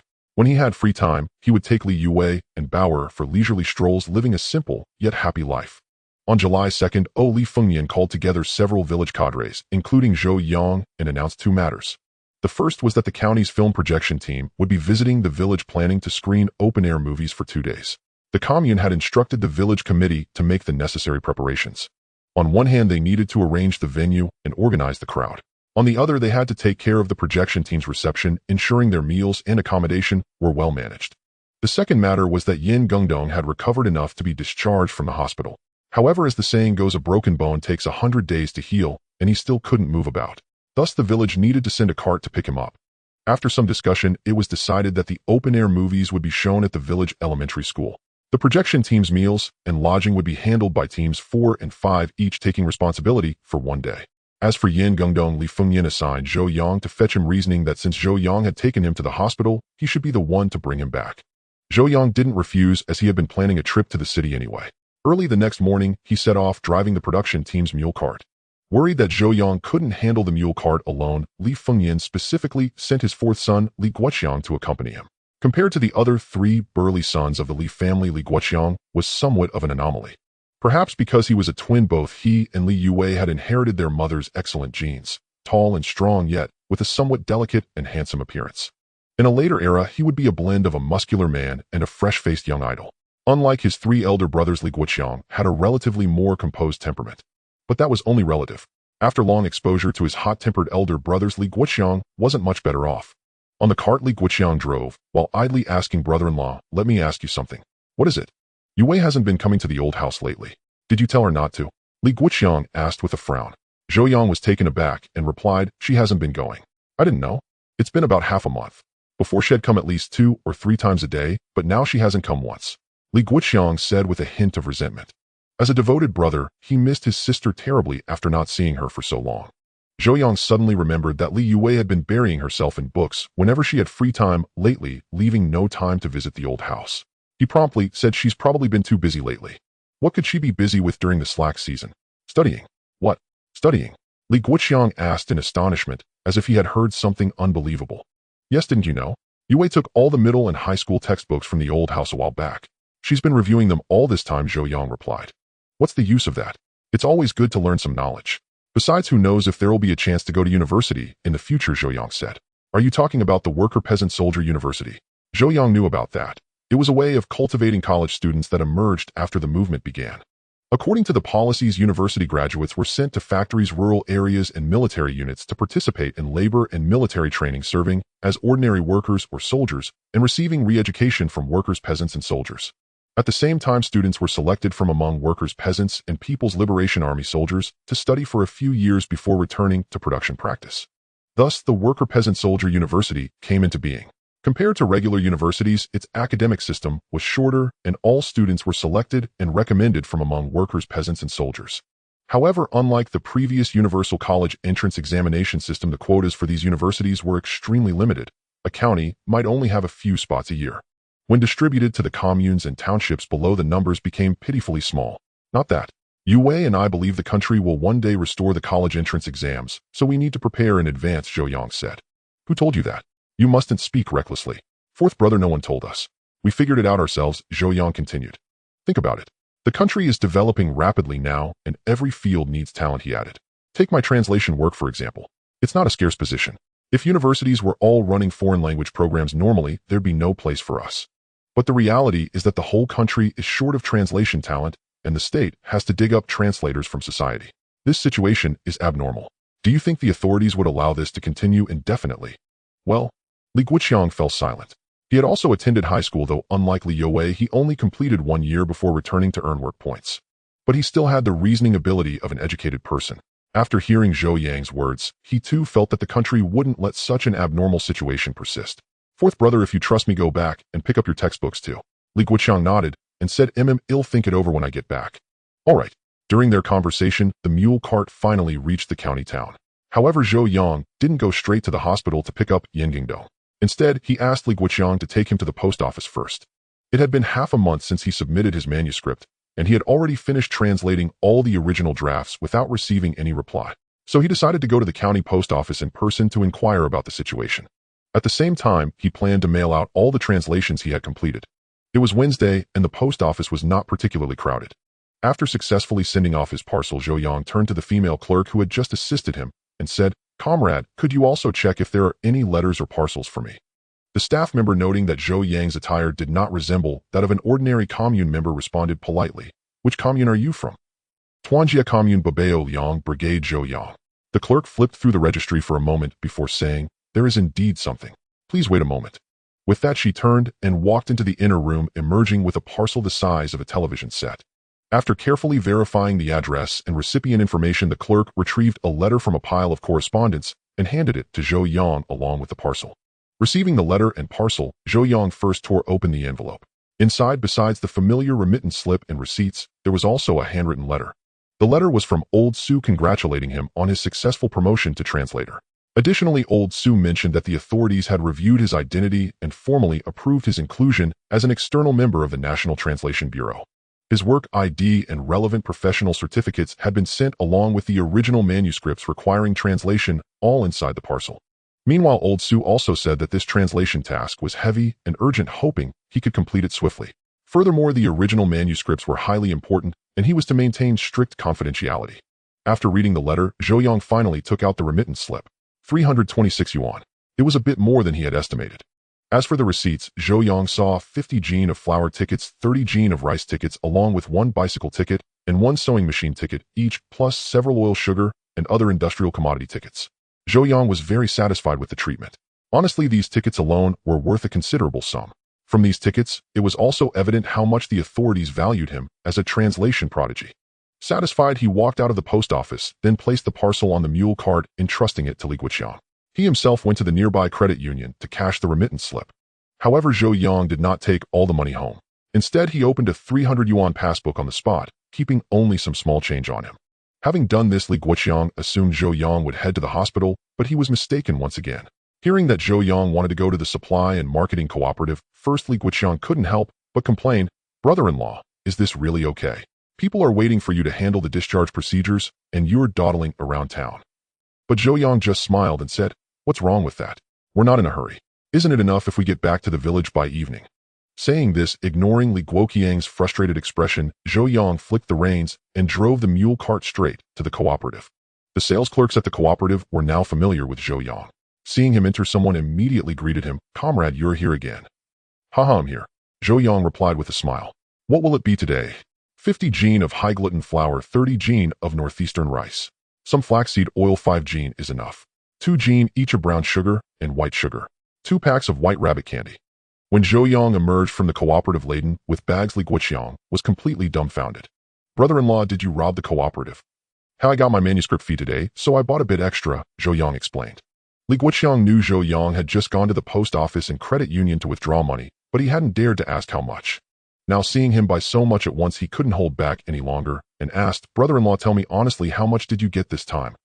"Not much, just over 300 yuan. How much?" "To be precise, 326 yuan, plus some tickets, which adds up to about 360 yuan in total." "My heavens, how can it be so much money?" Truth be told, Li Guoqiang was truly stunned. His brother-in-law had been working as a translator for such a short time, barely a month, and had already earned nearly 500 yuan in total. He thought of his own family of over a dozen people working hard all year. After deducting their food rations, they probably wouldn't even get 300 yuan. In other words, his whole family's yearly earnings were less than what his brother-in-law made in a single month. Shocked, Li Guoqiang couldn't help but worry about his sister. With his brother-in-law earning so much, being handsome and educated, would he truly be content to be stuck with his sister in this small mountain village? Seeing his brother-in-law suddenly fall silent, Zhou Yang couldn't help asking, "What's wrong?" "Feeling down?" "No, just a bit worried," Li Guoqiang sighed. "Worried about what?" "I know you didn't marry Xiaowei out of true love. Now that you have this incredible earning ability, I suppose you don't need our Li family's protection anymore. Will you abandon Xiaowei?" Li Guoqiang said gravely.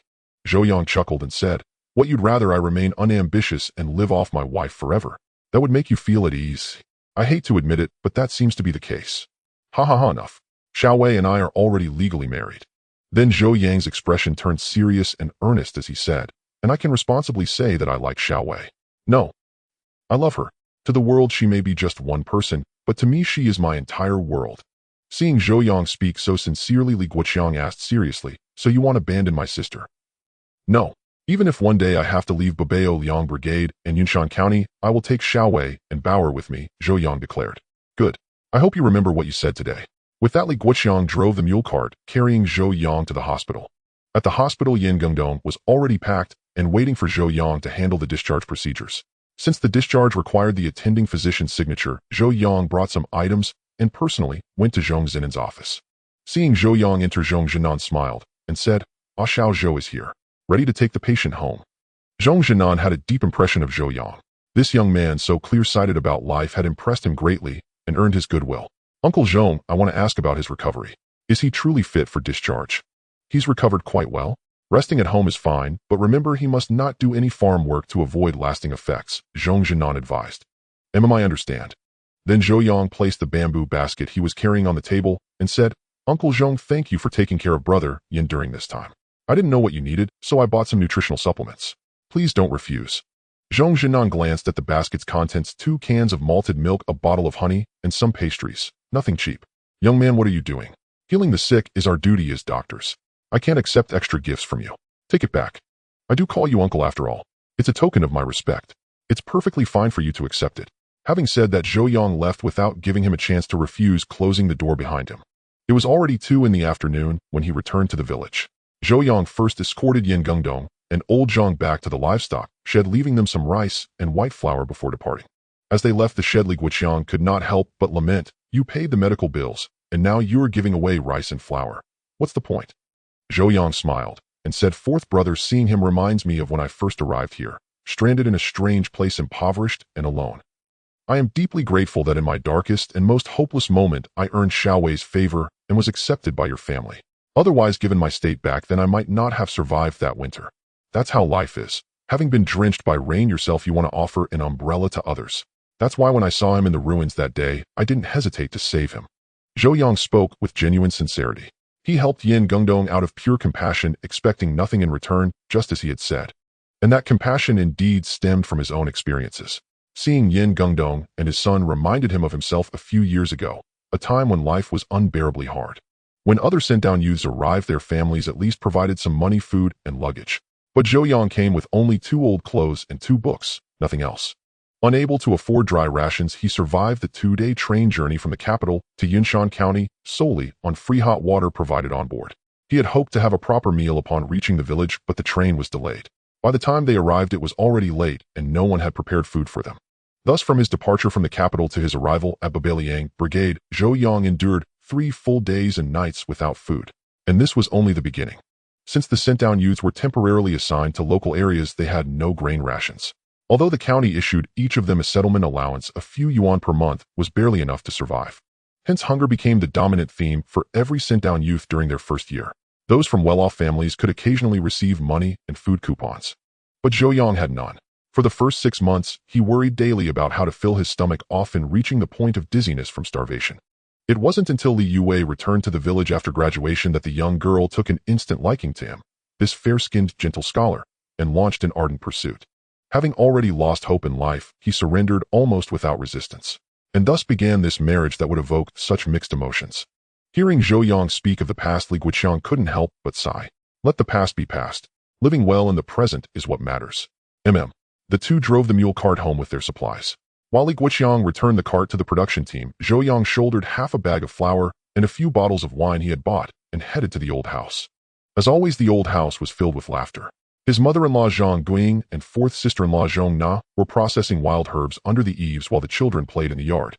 Seeing Zhou Yang push open the gate, big brother's son Li, who called out happily, "Grandma, little unclean law is here." The little ones all adored Zhou Yang not only because he was kind and never stern, but also because he always brought them small treats. Upon hearing his voice, Bauer came running over, her short legs moving as fast as little steam wheels. Bauer slowed down. Worried his daughter might fall, Zhou Yang called out. But the little girl paid no heed and soon reached him, saying in a milky voice, "Daddy, carry me." Zhou Yang smiled. "Daddy's hands are full, so I can't carry you." Before the disappointment could settle on her face, he pulled a pack of white rabbit candy from his pocket and handed it to her. "Bauer, go share the sweets with your brothers and sisters." Seeing the white rabbit candies, the little girl instantly forgot about being carried. Taking the sweets, she ran to join the other children, and under Li Hu's direction, they began distributing the candy. Zhang Guiying watched Zhou Yang carrying flour and wine and asked in confusion, "Child, why are you bringing all this over?" "Mother, I received my manuscript fee today, so I bought some fine flour for the old house and 2 bottles of wine for father," Zhou Yang said with a smile. "We have grain at home. Why waste money?" Though Zhang Guiying complained, a gratified smile spread across her face. Her son-in-law was thoughtful. Now that he had money, he remembered to honor them. It made all their years of supporting the young couple worthwhile. Zhong Na said in surprise, "It's erguo too. A bottle like this costs a whole yuan." Hearing that such a small bottle cost a yuan, Zhang Guiying said with some distress, "That old man can make do with bulk liquor. How can we afford such expensive wine? Mother, father is at least a village party secretary. Surely he can enjoy a bottle of wine worth 1 yuan. Zhou Yang continued, "When I earn more money in the future, I'll buy father Moutai every day." Before his mother-in-law could respond, fourth sister-in-law covered her mouth and said, "I know Moutai. My brother bought some when he needed to get things done. It cost over 4 yuan a bottle." Good heavens, 4 yuan for a bottle of wine. Even county officials probably can't afford that. Zhou Yang smiled. 4 yuan isn't expensive. In Zhou Yang's eyes, 4 yuan for a bottle of Moutai was indeed not expensive. Thinking of later generations, this very Moutai would cost thousands and be hard to find. 4 yuan isn't expensive? Child, you mustn't buy such expensive wine. If you do, we'll be furious. Zhang Guiying said hastily. I won't. He placed his things in the main room, washed his hands, and came out. Sister-in-law, where's my 4th brother? Why didn't he come back with you? Zhong Na asked while processing the wild vegetables. 4th brother went to return the cart to the production team. He should be back soon. So that's it. I thought he'd gone to work in the fields again, Zhong Na said. Zhou Yang looked at Zhong Na's prominently bulging belly and suddenly remembered something. 4th sister-in-law, is your due date approaching? It's at the end of the month. 4th sister-in-law, your belly seems quite large. It might be difficult during delivery. Perhaps you should go to the county hospital to give birth. In his past life, Zhou Yang had already left when Zhong Na gave birth.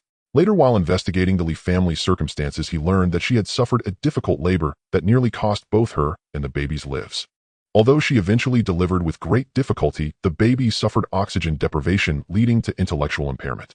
Zhong Na herself lost half her life and was left with lasting damage, never conceiving again. However, Zhong Na was not convinced by Zhou Yang's warning. She laughed and said, "Why go to a big hospital? That's such a waste of money. This is my 2nd child, everything will be fine." Zhou Yang knew she wouldn't listen, so he didn't press further. But he had already made up his mind to ensure she was sent to the hospital before labor to avert the tragedy. Upon returning from the old residence, Zhou Yang opened the package that old Su had sent. What met his eyes was a document bag with a sealed closure stamped with a large red seal. After opening it, there were two red booklets, one large and one small.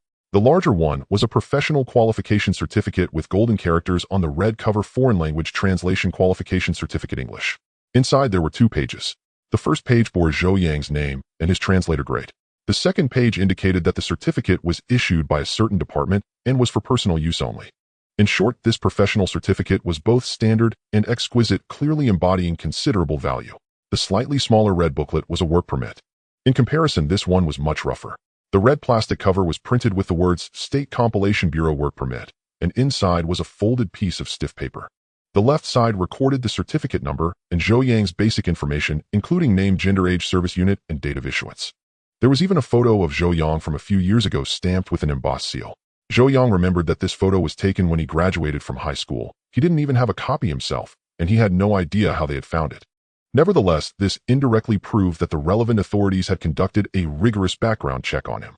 Looking at the 2 red booklets in his hands, a sense of reassurance instantly settled in Zhou Yang's heart.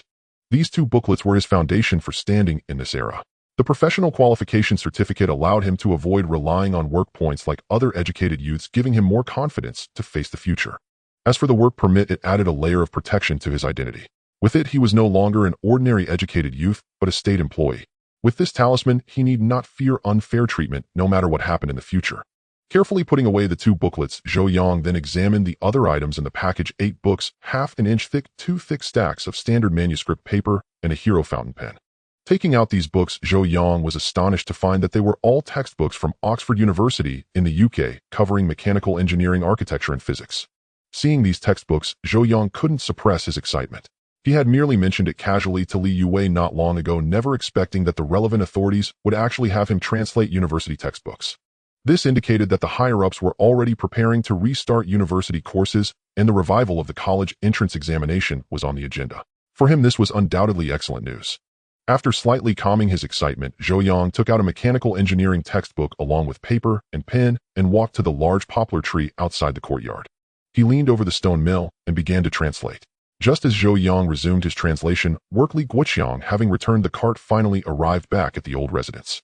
As soon as he entered, Li Guoqiang spotted the bag of flour and the bottled liquor on the floor and immediately called out to his mother outside, "Mom, did my brother-in-law come by?" Before Zhang Guiying could respond, Zhong Na smiled and said, "Yes, my unclean-law came and brought half a bag of flour and 2 bottles of liquor, quite valuable." Zhang Guiying chimed in, "That kid, even though he's earned some money, there's no need to splash out like this." But Li Guoqiang said calmly, "Mom, if my brother-in-law gives you something, just take it. He's not short of this little amount. How can he not be? You know his family's situation." Zhang Guiying replied, "Mom, what do you know? My brother-in-law is doing well now. Do you know how much money he withdrew from the credit union today?" "How much?" 326 yuan. Hiss. Upon hearing Li Guoqiang's words, both the mother-in-law and daughter-in-law under the eaves couldn't help but gasp in shock. After a long pause, Zhang Guiying came to her senses and said, "Where did he get so much money? Just from that translating business of his?" Li Guoqiang immediately said, "It's translation." This time the higher-ups not only gave him over 300 yuan, but also sent him a bunch of various coupons, even a bicycle ticket. "I remember my unclean-law already got paid twice before, right? He's getting it again so soon. So he could earn 500 or 600 yuan a month." Zhong Na asked in surprise. "I think it's more than that. If he focuses solely on translation, he might even make 1,000 yuan. Li Guoqiang said, "Oh my heavens. No wonder my unclean-law brought so many things to the family. He's really made it big." But Zhang Guiying stood up, looked outside the courtyard, and said sternly, "You two keep this to yourselves. Don't go blabbing it around." Zhong Na protested, "Mom, people used to gossip when my unclean-law had nothing, but now that he's successful, we can't say anything." Zhang Guiying glanced at her daughter-in-law and said, "You're still too young. Don't you know there's a sickness called green-eyed envy? Mom, you're worried someone might get jealous of my unclean-law."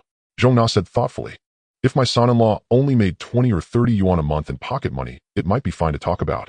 But now he earns as much in 1 month as others do in 2 or 3 years. Who could bear hearing that? Of course they'd be envious." Zhang Guiying, being older and having lived through an era of rampant accusations and frame-ups, knew all too well the consequences of such news getting out. "Mom is right. We need to keep our mouths shut. Let this matter rot in our stomachs." Li Guoqiang, a clever man himself, quickly agreed. "I understand. I won't say a word. Zhou Na also nodded hastily. Li Guoqiang looked at his wife's pregnant belly, a hint of tenderness on his face, and asked, "Has the little one been kicking you today?" "Of course. I don't know what's wrong, but the little one has been very active these days," Zhou Na said with a smile. "Could it be that this boy is planning an early arrival?" Zhou Na paused for a moment, then said, "My unclean law just said my belly looks a bit scary and suggested I go to the county hospital for the delivery." Zhang Guiying chuckled and said, "Those city folks are so superstitious. Our Li family, counting the one in your belly, has already had 9 children and none had any trouble. There's no need to go to the hospital and waste money." But Li Guoqiang's mind stirred. He knew that although his brother-in-law wasn't great at enduring hardship, his insight was truly unmatched. Since he had said so, there must be a reason. Moreover, his wife's belly was indeed much larger than when she was carrying their first child. If she had a difficult labor, it would be a real problem. With this in mind, Li Guoqiang said, "Your belly does look a bit concerning. When Dad comes back tonight, he'll bring it up with him. Maybe we should go to a big hospital for the delivery." Zhou Na had only mentioned it casually, never expecting her husband to actually consider it. For a moment, she was stunned. In the evening, as Zhou Yang busied himself in the kitchen, he suddenly heard a noise outside. Peeking out, he saw Li Yue returning, holding Bauer in her arms, who was chattering incessantly. Noticing Li Yue seemed a bit strange, Zhou Yang immediately said to Bao, "Little one, get down and walk on your own. Your mother has been working in the fields all day and is very tired." Bauer was clearly reluctant to leave her mother's warm and comfortable embrace and said stubbornly, "No, Bauer wants Mama to hold me." With that, the little girl even deliberately made a face at Zhou Yang.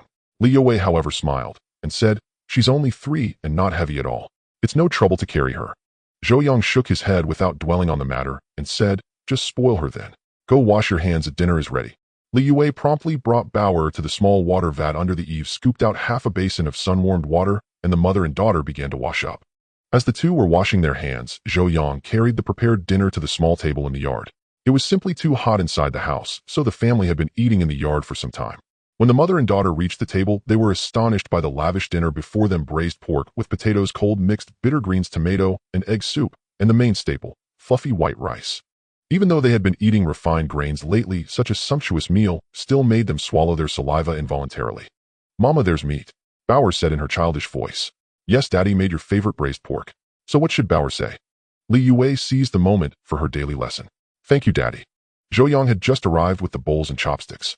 Hearing his daughter's soft voice, he felt all the fatigue of the afternoon melt away, making every effort worthwhile in that instant. "Bauer is so polite.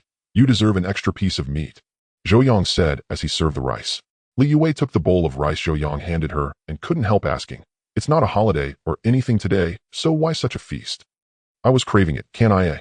Sure, whatever you say," Li Yue said with a smile. Zhou Yang chuckled and explained, "I received my manuscript payment today, so I thought we'd celebrate." "Really? How much?" Li Yue asked happily. Zhou Yang pulled a bankbook from his shirt pocket and handed it to her, saying, "See for yourself." Li Yue took the bankbook with excitement and carefully opened it. "Wow, so much. In total, 326 yuan, plus quite a few receipts. I deposited the round sum and spent the change." Zhou Yang continued, "Also, when I processed Brother Yan's discharge today, the hospital refunded 46 yuan. I put the receipts and the remaining money into the jar where you usually keep cash." Li Yue said happily, "It's so nice to finally have some savings at home." After speaking, she placed the bankbook back in front of Zhou Yang. However, Zhou Yang didn't take it. Instead, he returned it to her hand. "What's this?" "You'll keep the bankbook from now on. I'm putting our family's finances in your hands." I wouldn't dare manage so much money." Though pleased, Li Yue hesitated, knowing her gentle nature made her ill-suited for handling finances. "This isn't much. There'll be even more money for you to manage later. Take it." With that, Zhou Yang tucked the bankbook into her pocket, demonstrating his resolve through action. "All right then. Just tell me whenever you need money," Li Yue said, touched. Zhou Yang nodded and added, "By the way, I bought quite a bit of rice flour, oil, and grains today. I left some for Brother Yan's family and sent half a bag of flour to the old house along with 2 bottles of good liquor for Father." Hearing that her husband had given her family half a bag of flour and fine liquor to her father, Li Yue's heart felt as sweet as honey. She didn't care about the value of the gifts to her family. What mattered was his attitude. They say love extends to the raven. His gesture proved he truly cherished her. "You're so kind." Just as their affection seemed to deepen, the courtyard gate was pushed open and a young woman walked in. They focused and saw it was Shen Chenlu. A flash of unease crossed Li Yue's face. Although Shen Chenlu had told her she'd decided to step back, Li Yue knew she hadn't done so willingly. Her heart still clung to Zhou Yang. Li Yue was deeply wary of this potential threat. Zhou Yang, however, felt nothing special. He gave Li Yue a reassuring glance and stood up. "What brings you here? Have you eaten?" This was Zhou Yang's first time seeing Shun Chenlu since the kidnapping incident with Ho San. Compared to their last meeting, she seemed thinner. Her mental state also appeared poor with a sickly look about her. "I've eaten. Brother Zhou, could I have a word with you?" Shun Chenlu said nervously. As soon as the words left her mouth, she felt they might be misunderstood, so she quickly added to Li Youwei's sister Wei Wei. "No, sister-in-law, I'm actually here to say goodbye to Brother Yang. Please don't misunderstand." Li Youwei nodded and said to Bao, "Mama will take you for a bath. Let Daddy have a word with Aunt Shun." After Li Youwei left with Bao, Zhou Yang looked at Shun Chenlu and said, "So you're leaving?" "Yes, my father arranged a medical retirement for me, and Beijing has approved it," Shun Chenlu said in a low voice. "Going back is good. This place isn't suitable for a girl like you." Shun Chenlu smiled bitterly. "I'm not afraid of hardship, but there's no reason for me to stay now." Zhou Yang wanted to apologize, for it was touching that such a beautiful girl had traveled thousands of miles to find him and stayed in this remote place for 4 years. But the words stuck in his throat. The harm Xin Jinghua had inflicted on the Zhou family was immense. It could be described as ruin.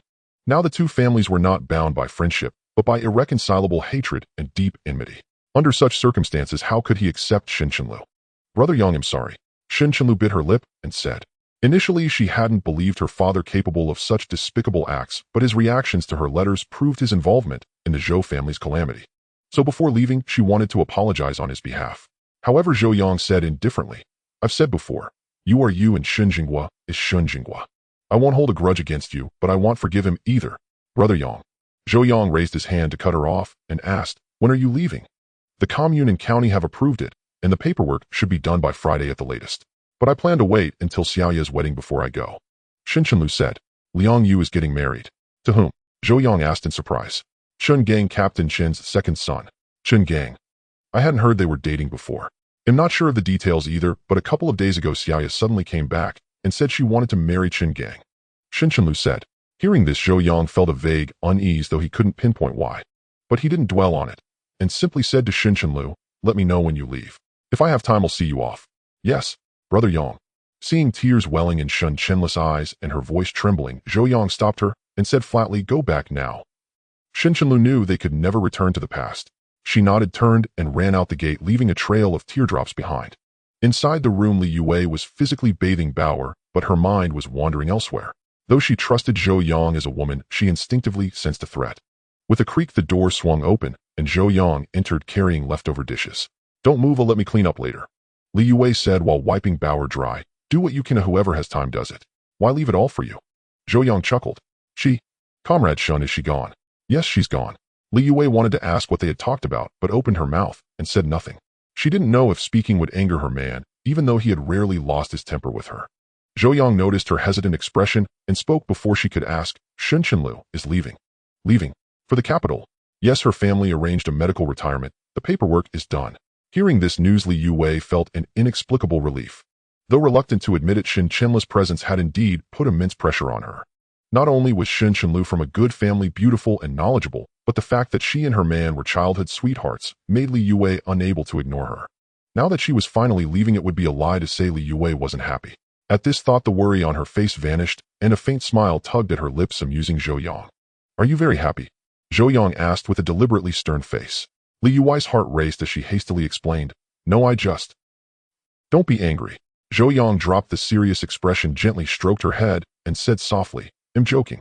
Honestly, I am glad Xin Chenlu is leaving, and you should be too." Are you really glad?" "Yes. You should know that marriage isn't just about two people, it's the union of two families, even two clans." Zhou Yang continued, "Though free love is encouraged now, a marriage without the blessing of family and parents is inevitably harder. Our families are even more complicated. My parents would never accept a woman from the Xin family as my wife, so there's no hope for us. Don't you feel regret? Xin Jiqing is so beautiful, gentle, and devoted. Even I as a woman think she's wonderful." Li Yue said. Zhou Yang smiled and replied, "Maybe, but I won't dwell on it." "Why?" "Because I have a woman better than Xin Chenlu. She's beautiful, generous, gentle, and kind. She tolerates all my bad temper and flaws, and she's willing to bear my children. I'm more than content with her." Zhou Yang spoke tenderly. Hearing such a warm confession, Li Yue felt her heartbeat quicken and a blush crept across her face. Just as she was at a loss for how to respond, Bauer in the basin suddenly asked in a babble, "Daddy, who is that woman? Have I met her?" "Yes, you have. Her name is Li Yue," Zhou Yang answered seriously. "Isn't that Mommy?" "Yes, Mommy is the best woman in the world and the woman Daddy loves most." But before Li Yue could be moved, what happened next left the young couple both amused and exasperated. Bauer's face turned stern, tears welled up in her eyes, and she pouted, saying in a tearful voice, "Daddy is bad. Bauer is the one Daddy loves most." Zhou Yang couldn't help but burst out laughing. Truly his little sweetheart. Her words warmed his heart. Li Yue, on the other hand, looked helplessly at her precious daughter. Could she have given birth to a little rival who was jealous of her own mother? Seeing Zhou Yang snickering, Li Yue said crossly, "It's all your fault." Zhou Yang lifted their daughter out of the basin, drying her off, while coaxing, "Bauer, be good. Mommy is Daddy's most beloved woman, and you are Daddy's most beloved girl." The little girl still couldn't quite grasp the difference between a woman and a girl. She asked curiously, "Daddy, isn't Bauer a woman?" "Bauer is still a child. You'll become a woman when you grow up." "Then Bauer wants to grow up fast." Watching Zhou Yang earnestly fool their daughter, Li Yue shook her head, but her heart felt as sweet as honey. After bathing Bauer, they took a quick shower. Then Li Yue organized the things Zhou Yang had bought that afternoon, while he continued translating the manuscript. "Why did you buy so much sugar?" "We haven't finished the last batch yet," Li Yue asked, distressed, looking at the 2 bags of sugar on the floor. Zhou Yang smiled and said, "The sugar is for 4th sister-in-law. She's about to enter her confinement period. You can take it to her then." "You're so thoughtful." Li Yue added, "Mother was saying yesterday that with 2 pregnant women at home needing nourishment, brown sugar runs out too fast, and it's hard to get sugar coupons. I didn't expect you to have it all prepared. Yes, our parents and siblings helped us a lot before. Now that I can earn money, I shouldn't forget them." Zhou Yang said with a smile. "Right? Since we're not too busy these days, how about we go visit your parents?" Li Yue suddenly suggested. Zhou Yang was tempted, but recalling an impending event, shook his head. "Let's wait. This manuscript is urgent. They'll go after I finish translating it." "That works. You know the address, right? Why not write a letter first to let them know we're safe?" Li Yue said. Zhou Yang thought it over and agreed. After all, he had been married for over 4 years and his parents still didn't know about Li Yue and Bauer. It was time to tell them to avoid being caught off guard. "He'll write it. In a few days, let's go to the county town as a family and take a family photo to send them," Zhou Yang said. "Yes, we should." After speaking, Li Yue blushed and asked, "What kind of person is my mother-in-law? She won't dislike me, will she?" Zhou Yang put down his pen and smiled. "My mother comes from a big family and did hope I'd marry someone of equal status. In the past, she wouldn't have liked someone like you." "Then, what should I do?" Li Yue asked nervously. But Zhou Yang changed his tone. "But don't worry now. The Zhou family has fallen on hard times and lost its glory. Mother won't cling to those old ideas anymore. Besides, Mother has always doted on me. If she knew you've been taking care of me all these years, she'll surely love you very much." Really? Of course. And don't forget we have a secret weapon," Zhou Yang said. "What secret weapon? I don't know about it." Zhou Yang pointed at the little girl playing with a wind-up frog on the Kong. "There she is. Who could dislike such a beautiful, adorable child? Even for Bauer's sake, Mother won't make things hard for you." Li Yue couldn't help but laugh. "I never thought I'd gain status through my daughter." "Huh?" Li Yue couldn't help but laugh. "I never thought I'd gain status through my daughter." "Huh?" The night passed without incident. Early the next morning, Zhou Yang was roused by Li Fengyan, who informed him that the commune had sent word early that the film projection team was on its way. Beyond that, there was an unexpected piece of news: the county's amateur theatrical troupe was also coming to perform model operas for the villagers. With the sudden addition of a performance, the village's preparations were proving inadequate. That was precisely why Li Fengyan had called Zhou Yang over so early. Upon arriving at the brigade headquarters, Zhou Yang found Chen Jianying and Zhang Jinwang already there, along with the 2 accountants from the production teams. Once Li Fengyan arrived, Chen Jianying was the first to speak. "Secretary Li, the projection team and the theatrical troupe are already on the road. You need to decide how to arrange everything quickly." Zhang Jinwang chimed in, "That's right. We originally thought it would just be a few projectionists here to screen some films, so we didn't prepare much.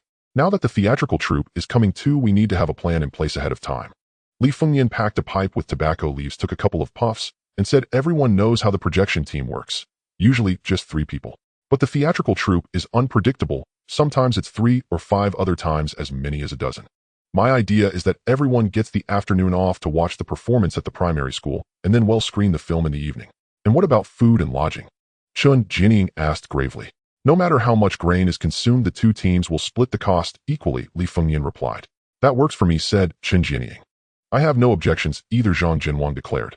With the main cadres in agreement, no one else raised any dissent. Soon the village loudspeakers announced that everyone would work as usual in the morning, take the afternoon off, and watch a film in the evening. The news sent waves of joy through the entire village, young and old alike. In an era starved of entertainment, watching model operas and open-air films was a rare treat. All morning, men and women, young and old, in the fields and on the paths could talk of nothing else, their words brimming with anticipation. Around 10 o'clock the projection team and the theatrical troupe arrived. There were 11 of them in total traveling in 4 horse-drawn carts. After a simple welcome ceremony, they set to work at the designated site. By lunchtime a simple stage had been erected.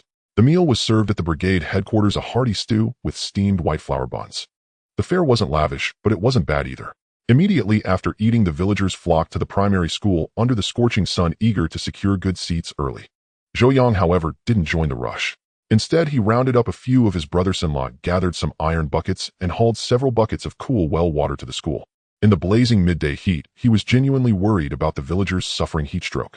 At 2:30 in the afternoon, the performance officially began. According to the troupe's schedule, 2 model operas were to be performed that afternoon in Badiliang village. The first was the classic piece, The White-Haired Girl. The story of the white-haired girl was already widely known, and most of the villagers were familiar with it. Yet, even so, the piece was a favorite among the villagers, and before the performance even began, the area in front of the stage was packed to overflowing. With a jingle of music, the actors slowly emerged from behind the simple curtain, and the performance commenced. The north wind blows, snowflakes fly, snowflakes dance, as the new year draws nigh. Father left home to hide from debts 7 days ago, and hasn't returned even by New Year's Eve. Auntie gave us some cornmeal. Oh, I wait for my father to come home for the new year. As the familiar music played, the villagers couldn't help humming along, and the atmosphere grew increasingly lively.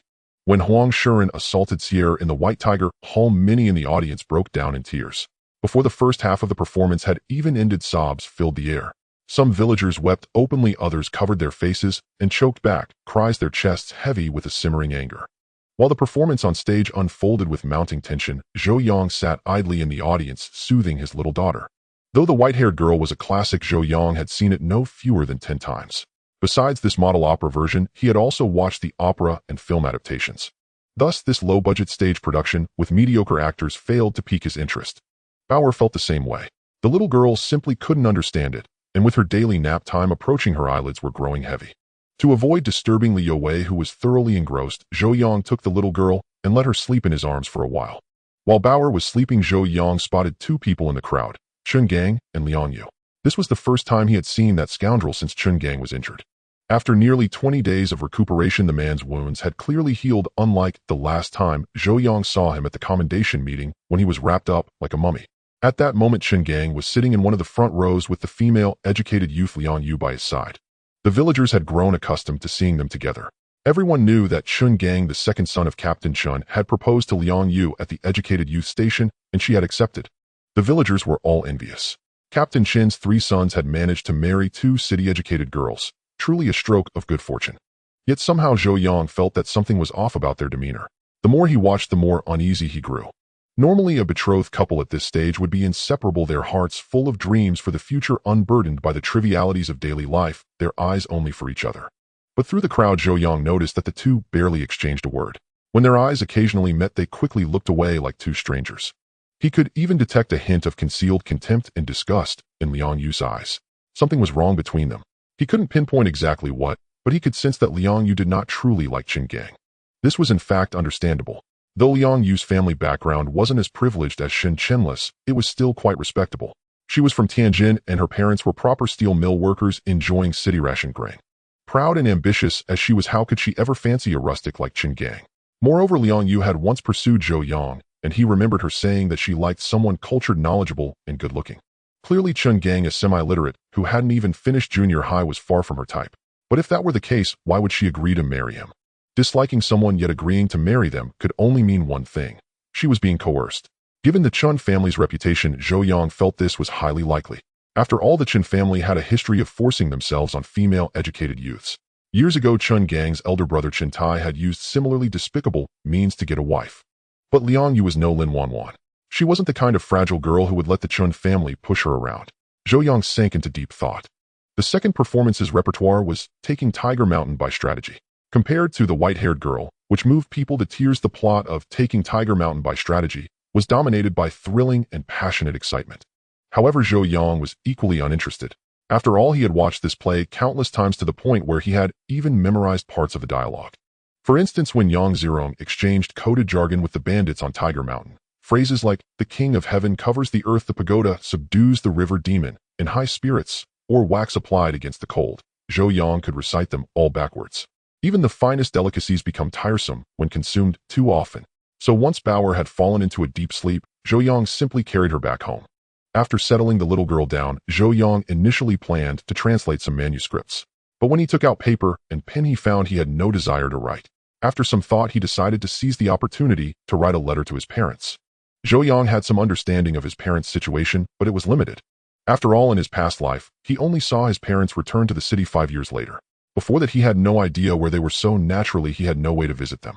As for their life at Dongquan Farm, he only occasionally heard them mention it in later years. But most of the time his parents were unwilling to speak of that period. Because for them life during that time was too dark, every recollection was like tearing open a wound anew. Yet even from the fragments they let slip, one could imagine those days must have been harsh. Unlike Zhou Yang's normal experience as a sent-down youth, his parents' situation was unique. Their status was similar to Yan Zhengdong's. Worse still, Zhou Yang later learned that the Dongquan farm where his parents stayed was no ordinary farm. The circumstances there were very complex. Not only were the conditions arduous, but the environment was also extremely harsh. In less than 10 years, his parents had aged by 20 or 30 years. Moreover, during those few years, their health steadily declined. Even after returning to the capital and undergoing years of recuperation, they never fully recovered. Therefore, Zhou Yang yearned to visit them. Firstly, to ease their longing for their child, and secondly, to bring them money, grain, and supplies to improve their lives. After all, with his current earning capacity, he could fully support the two of them. But when Zhou Yang thought about the impending incident involving the Qin family, he hesitated. That incident not only concerned a precious life, but also presented the best opportunity to thoroughly resolve the Qin family. If he left now, he would miss the chance to completely overthrow that group of scoundrels. Thus he had to wait for now. The letter paper was thin, but lifting the pen carried a heavy heart. In this life and the past, this was Zhou Yang's first time writing to his parents. Previously, he didn't know their address, but later communication became advanced, making letters unnecessary. Gripping the pen, he found himself unable to write. Countless words of longing swirled in his heart, yet he didn't know where to begin. After a long while, Zhou Yang calmed his agitated emotions and then penned a line. Dear Mom and Dad, I am Xiao Yang. Seasons turn, time changes, and it has been 5 years since we parted. It took half an hour for Zhou Yang to finally finish the letter. In the letter, he first greeted his parents, then told them about his own situation, that he was doing well here, had not only married, but also had a very clever and adorable daughter.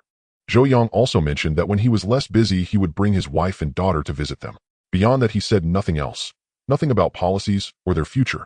It wasn't that he didn't want to, but that he couldn't. Zhou Yang knew that his parents' situation was somewhat special. Every letter they received was subject to inspection. If he wrote such things, the letter might very well be confiscated. Moreover, some words could only be said face to face. The letter was simply not the place, as it would easily leave evidence for others to exploit. Bauer slept all the way until 5:30 p.m. By the time the little girl woke up, Zhou Yang had already prepared dinner. Li Yue had not yet returned. From the enthusiastic applause occasionally drifting over from the primary school, it was clear that the brilliant performance was still ongoing. A little after 6, the model opera performance finally ended. Through the courtyard wall, Zhou Yang saw the commune members heading home in small groups, carrying their little stools. They chatted about the performance just now, each face wearing a happy smile. Zhou Yang couldn't help but sigh.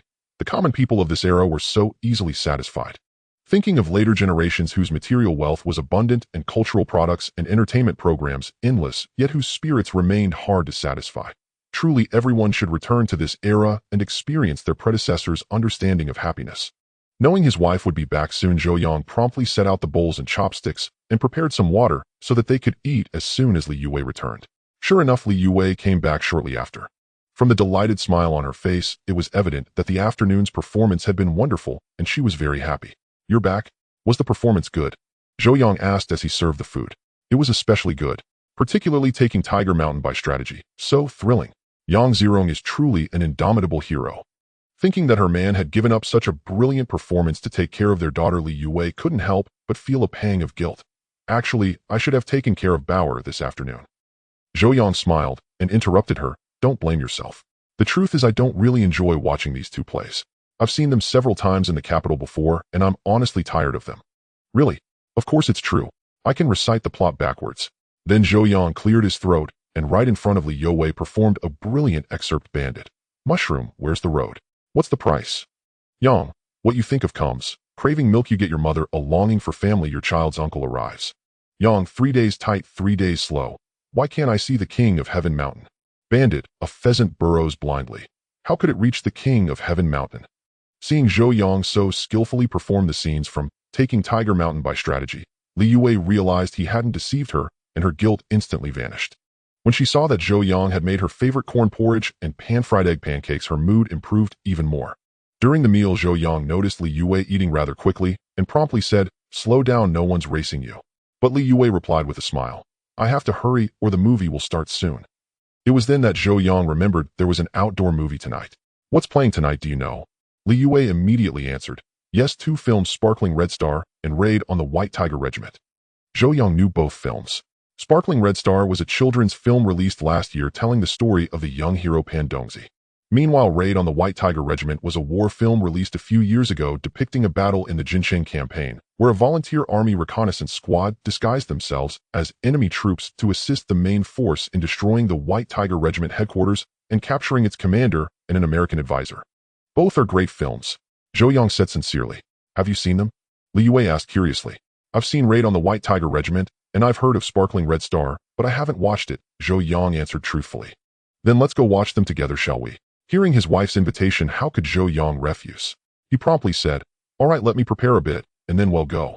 Although Li Yue didn't know what he needed to prepare, hearing that he was willing to accompany her to the movie still made her happily respond with a soft As Li Yue cleared the dishes, Zhou Yang walked into the house, retrieved half a bag of corn and a jug of oil, and brought the sugar jar into the kitchen. "What are you up to?" Li Yue asked, puzzled. "I'm making you a little treat to enjoy while watching the movie later," Zhou Yang replied. Though it was merely an outdoor screening, it marked the first movie he and Li Yue had ever watched together in both his past and present lives, so he took it very seriously.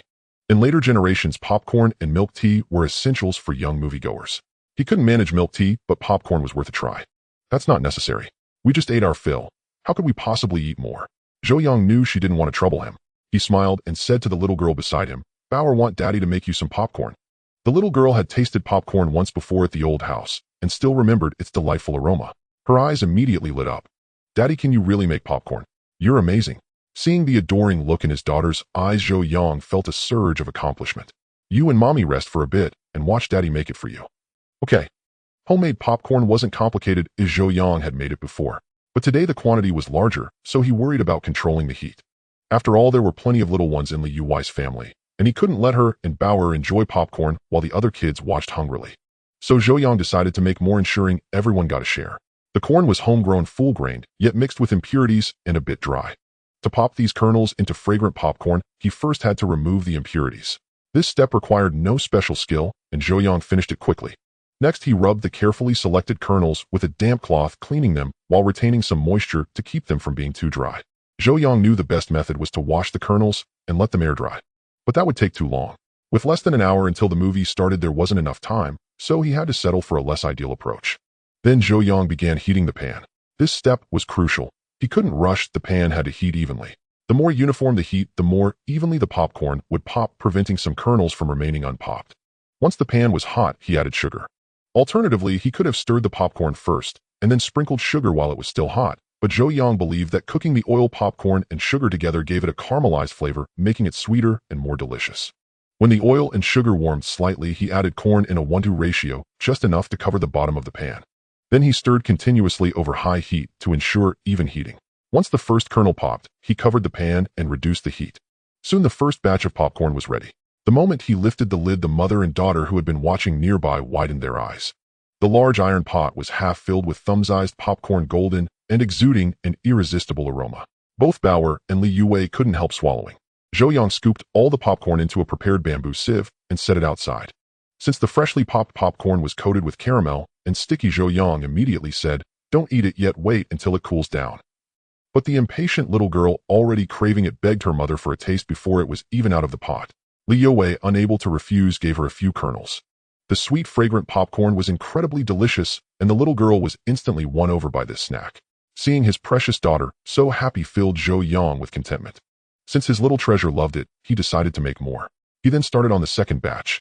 After finishing 2 batches, he began making a homemade drink.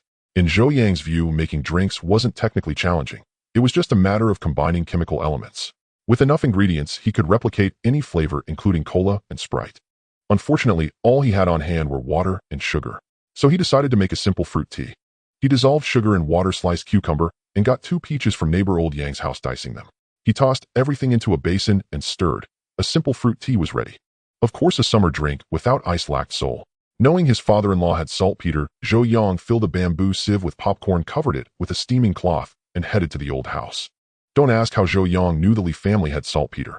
The burly Li brothers often made homemade gunpowder to fish with explosives at the reservoir in the back hills. Gunpowder wasn't something you could buy, you had to make it yourself, and saltpeter was essential. When Zhou Yang arrived, the family had just finished dinner and was chatting under the eaves. Seeing him approach with the bamboo sieve, sister-in-law Lin Aiji quickly said, "Have you eaten, brother-in-law? There's still porridge and buns inside." Zhou Yang replied hastily, "I've eaten. I had some free time and made some popcorn for the kids to try." Popcorn. Everyone was taken aback. They hadn't heard of any popcorn vendor in the village. The children, however, didn't care and gathered around at the mention of popcorn. Zhou Yang set the bamboo sieve on the small dining table and asked his sister-in-law to distribute it. When the steaming cloth was lifted, everyone was astonished. This popcorn was unlike any they'd had before, larger in size and exuding a caramel fragrance that was utterly enticing. "Brother-in-law, did you make this popcorn at the commune? It's so delicious." Fourth sister-in-law Zhong Na asked after tasting one. "No, I made it at home using a cooking pot," Zhou Yang replied honestly. "Can you really make popcorn with an iron pot?" Zhong Na seemed skeptical. "Of course. I can teach you all someday, so you can make it for the kids whenever they crave it." "That would be wonderful." After a brief exchange, Zhou Yang asked his father-in-law for some saltpeter. Upon learning it was just for making ice, Li Fengyan didn't object and had Li Jiangguo fetch a small packet for Zhou Yang. Satisfied, Zhou Yang left the old house with the saltpeter. Back home, he immediately set to work making ice. By the time the movie was about to start, his ice was ready. He put the ice into a military green canteen, poured in the homemade fruit tea, and his homemade iced drink was complete. Then he made 3 paper cups from old newspapers, filled them with popcorn, and the family of 3 grabbed their small stools and headed to the screening area. By the time Zhou Yang arrived at the movie screening venue, it was already packed with a sea of people. He casually glanced around and spotted quite a few familiar faces. On the right, a group of chattering youngsters were the educated youths who had been sent to the village, including Shun, Chenlu Liang, Yue Chui Qianjin, and others. On the left were several lively women from the 5th production team, their voices even louder than those of the educated youths. In the least conspicuous spot at the back, Zhou Yang noticed those with special identities who lived in the livestock shed, including the little rascal Yin Wenhui. Zhou Yang even saw many unfamiliar faces, clearly not from the village. There was no denying the immense allure of open-air movies in this era. Seeing Zhou Yang and his family approach, Li Jiangguo called out from ahead, "Xiao Wei, over here." Li Yue knew her eldest brother must have saved them seats, so she pulled Zhou Yang forward. When the family of 3 reached the front, they indeed found that Li Jiangguo had left a gap for 2 stools. After setting down the stools, Zhou Yang remembered the little boy, Yin Wenhui, and said to the little girl in his arms, "Bao, how about we share some popcorn with that big brother over there?" "Okay. Mom says we should share good food with friends," Bauer replied in her soft, sweet voice. Zhou Yang then told Li Yue and carried Bauer toward the back. When he reached Yin Wenhui, Zhou Yang noticed the boy didn't even have a small stool. But considering the conditions at the livestock shed, there probably weren't any stools or tables either. "Uncle Zhou," Yin Wenhui greeted him proactively. "Have you eaten?" Since Yin Gengdong had returned, Zhou Yang had stopped bringing them meals. Partly because Zhou Yang had left them plenty of rice and flour, which could last half a month if rationed. Partly because of their sensitive identities. Getting too close would invite gossip, so keeping some distance was better. "Yes, I had some porridge." The boy said it was porridge, but clearly that was all there was. Zhou Yang's heart ached a little. This child had to clean the shed and feed the livestock every day. Plain porridge couldn't possibly fill him up. But in these times, most people lived like this, so he couldn't say much. Just then, Bauer suddenly struggled to get down from Zhou Yang's arms, so he set her on the ground. The little girl then held out the paper cup in her hands to Yin Wenhui and said in her childish voice, "Big brother for you." Yin Wenhui was clearly stunned by Bauer's gesture, momentarily frozen. The popcorn in the cup looked tempting, the caramel scent wafting straight into his nose, and he couldn't help swallowing a few times. But the boy didn't take it. He shook his head and said, "Thank you, little sister, you eat it." Zhou Yang looked at this sensible child and couldn't help nodding in approval. No wonder this kid would later rise to such a high position. His integrity alone was admirable. "Go ahead, this is from Bauer. If you don't take it, shall be sad," Zhou Yang said. Yin Wenhui hesitated briefly, then took a few kernels from the cup and thanked both Bauer and Zhou Yang again.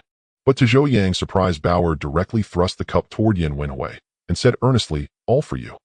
Seeing that Yin Wenhui was about to refuse, Zhou Yang said, "Take it, we have more." This time the boy didn't decline and finally accepted the cup from Bauer. After giving away the popcorn, Zhou Yang didn't linger and carried Bauer back to their seats. Li Yue noticed that Zhou Yang had taken Bauer for a stroll and returned with empty hands, so she couldn't help grumbling. "Why did you give away Bauer's popcorn?" Zhou Yang chuckled and said, "Your daughter wanted to be a kind-hearted little girl. How could I stop her?" Li Yue rolled her eyes and said, I know you too well. You're just using Bauer as an excuse. The little girl, now old enough to understand her parents' conversation, immediately said to Li Yue, "Don't scold Daddy." Bauer wanted to share the popcorn with the big brother. "If you gave the popcorn to the big brother, what will you eat?" Li Yue asked Bauer. The little girl seemed to realize something, her lips pouting and a thin layer of mist formed in her eyes. Seeing his precious daughter about to burst into tears, Zhou Yang quickly said, "To reward Bauer for sharing her popcorn with her friend Daddy, we'll give his popcorn to Bauer, okay?" Hearing there was popcorn to eat, the little girl's mood instantly cleared up. She wrapped her arms around Zhou Yang's neck and planted a big kiss on his cheek. After kissing him, the little girl giggled triumphantly at Li Yue. Li Yue was left speechless by the father-daughter duo, but fortunately the movie started just then. The first film was A Sparkling Red Star, a children's movie released only last year, so most people hadn't seen it. Though it was a children's film, it told the story of a poor child's growth, so almost everyone in the audience could see a reflection of their own past in the young hero Pan Dongzi. Thus both adults and children watched with great interest. Of course, Zhou Yang was an exception. Zhou Yang had seen this movie several times in his past life and already knew the plot, so while everyone else's eyes were glued to the screen, his gaze was fixed on his wife. Although Li Yue was engrossed in the story, she couldn't bear his fiery, unblinking stare. "Aren't you watching the movie? Why are you staring at me?" she asked, blushing. "You're beautiful." "What's beautiful?" "You." Hearing her husband compliment her so directly, Li Yue felt as if an electric current ran through her, but she still whispered, "Don't talk nonsense, just watch the movie." But Zhou Yang didn't listen. While others were distracted, he quietly reached out his right hand, grabbed Li Yue's left hand, and gently tickled her palm. Li Yue was startled by Zhou Yang's bold move. Though they were married, such public intimacy made her nervous. She tried to pull her hand away, but Zhou Yang held on firmly. "Let go," she whispered. "No. Holding my own wife's hand isn't a crime," Zhou Yang said matter-of-factly. Seeing Li Yue's anxious yet restrained expression, he couldn't help feeling secretly amused. This girl was still too innocent. In later times, couples in movie theaters wouldn't think twice about holding hands, let alone more intimate acts. Fortunately, this era placed great importance on moral conduct, so Zhou Yang only quietly held his wife's hand, daring not to do anything more intimate. But what Zhou Yang didn't know was that their little act had been noticed by someone who watched with gritted teeth and simmering resentment. 2 rows back on the left, Qin Gang sat with a dark expression, glaring at Zhou Yang and Li Yue ahead. Since the incident last month, he had been holed up at home recovering. It wasn't that his injuries were severe, but his father Qin Jianying forbade him from going out. The reason was simple: regardless of Ho San's fate, Qin Gang had killed him, and he needed to lie low. Though Ho San was dead, he still had uncles and elders in the village. While most had cut ties with him due to his misdeeds, family bonds were not easily severed. They dared not act openly, but secretly some might still seek justice for Ho San. Most importantly, Qin Jianying knew Ho San's death was unjust. He had been merely a pawn in the Qin family scheme against Zhou Yang, yet ended up killed by Qin Gang. And instead of facing consequences, Qin Gang was commended by the county. If Ho San knew, he'd likely turn in his grave. So once Qin Gang was discharged, Qin Jianying strictly ordered him to stay indoors, threatening to break his legs otherwise. Today, finally out, Qin Gang was in good spirits. But seeing Zhou Yang and Li Yue ahead soured his mood. They were an eyesore. Qin Gang had loved Li Yue since childhood.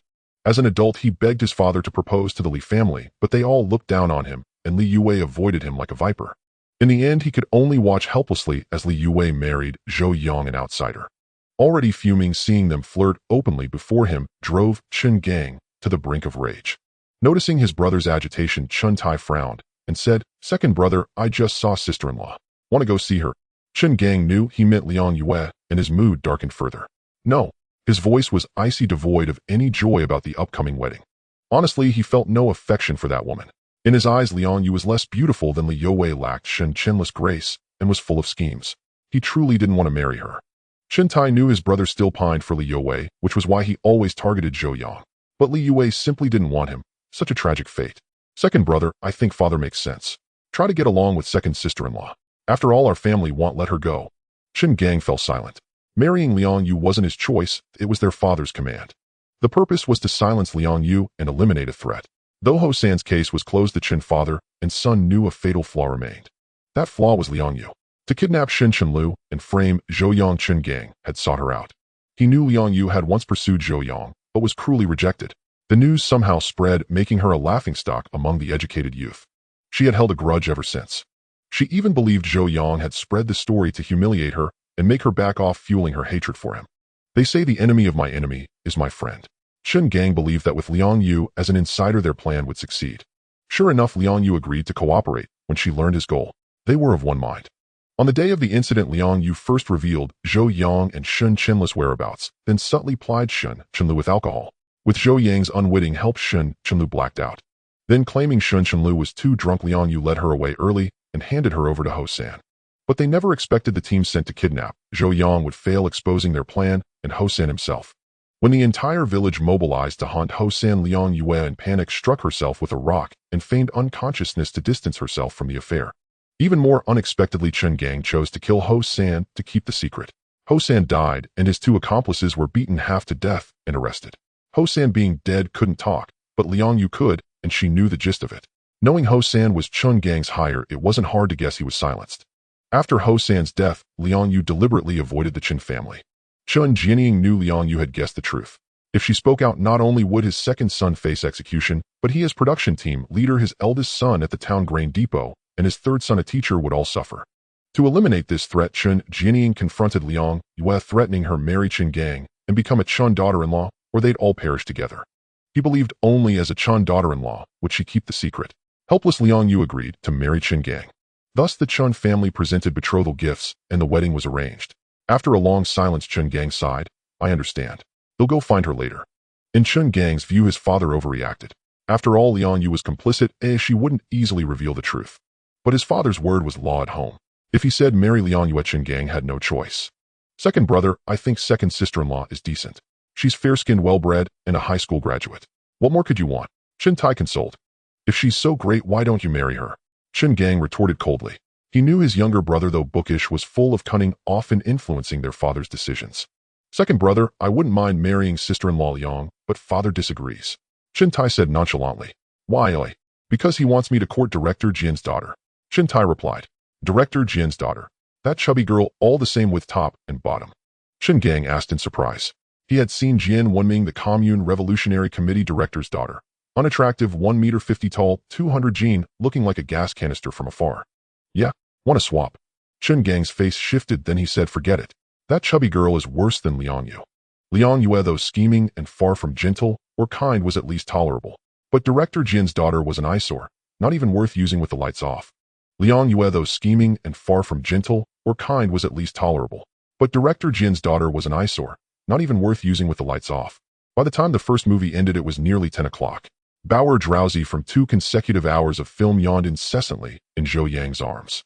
Yet when Zhou Yang attempted to carry her home, the little girl protested. Helpless, he had no choice but to accompany her through the rest of the night.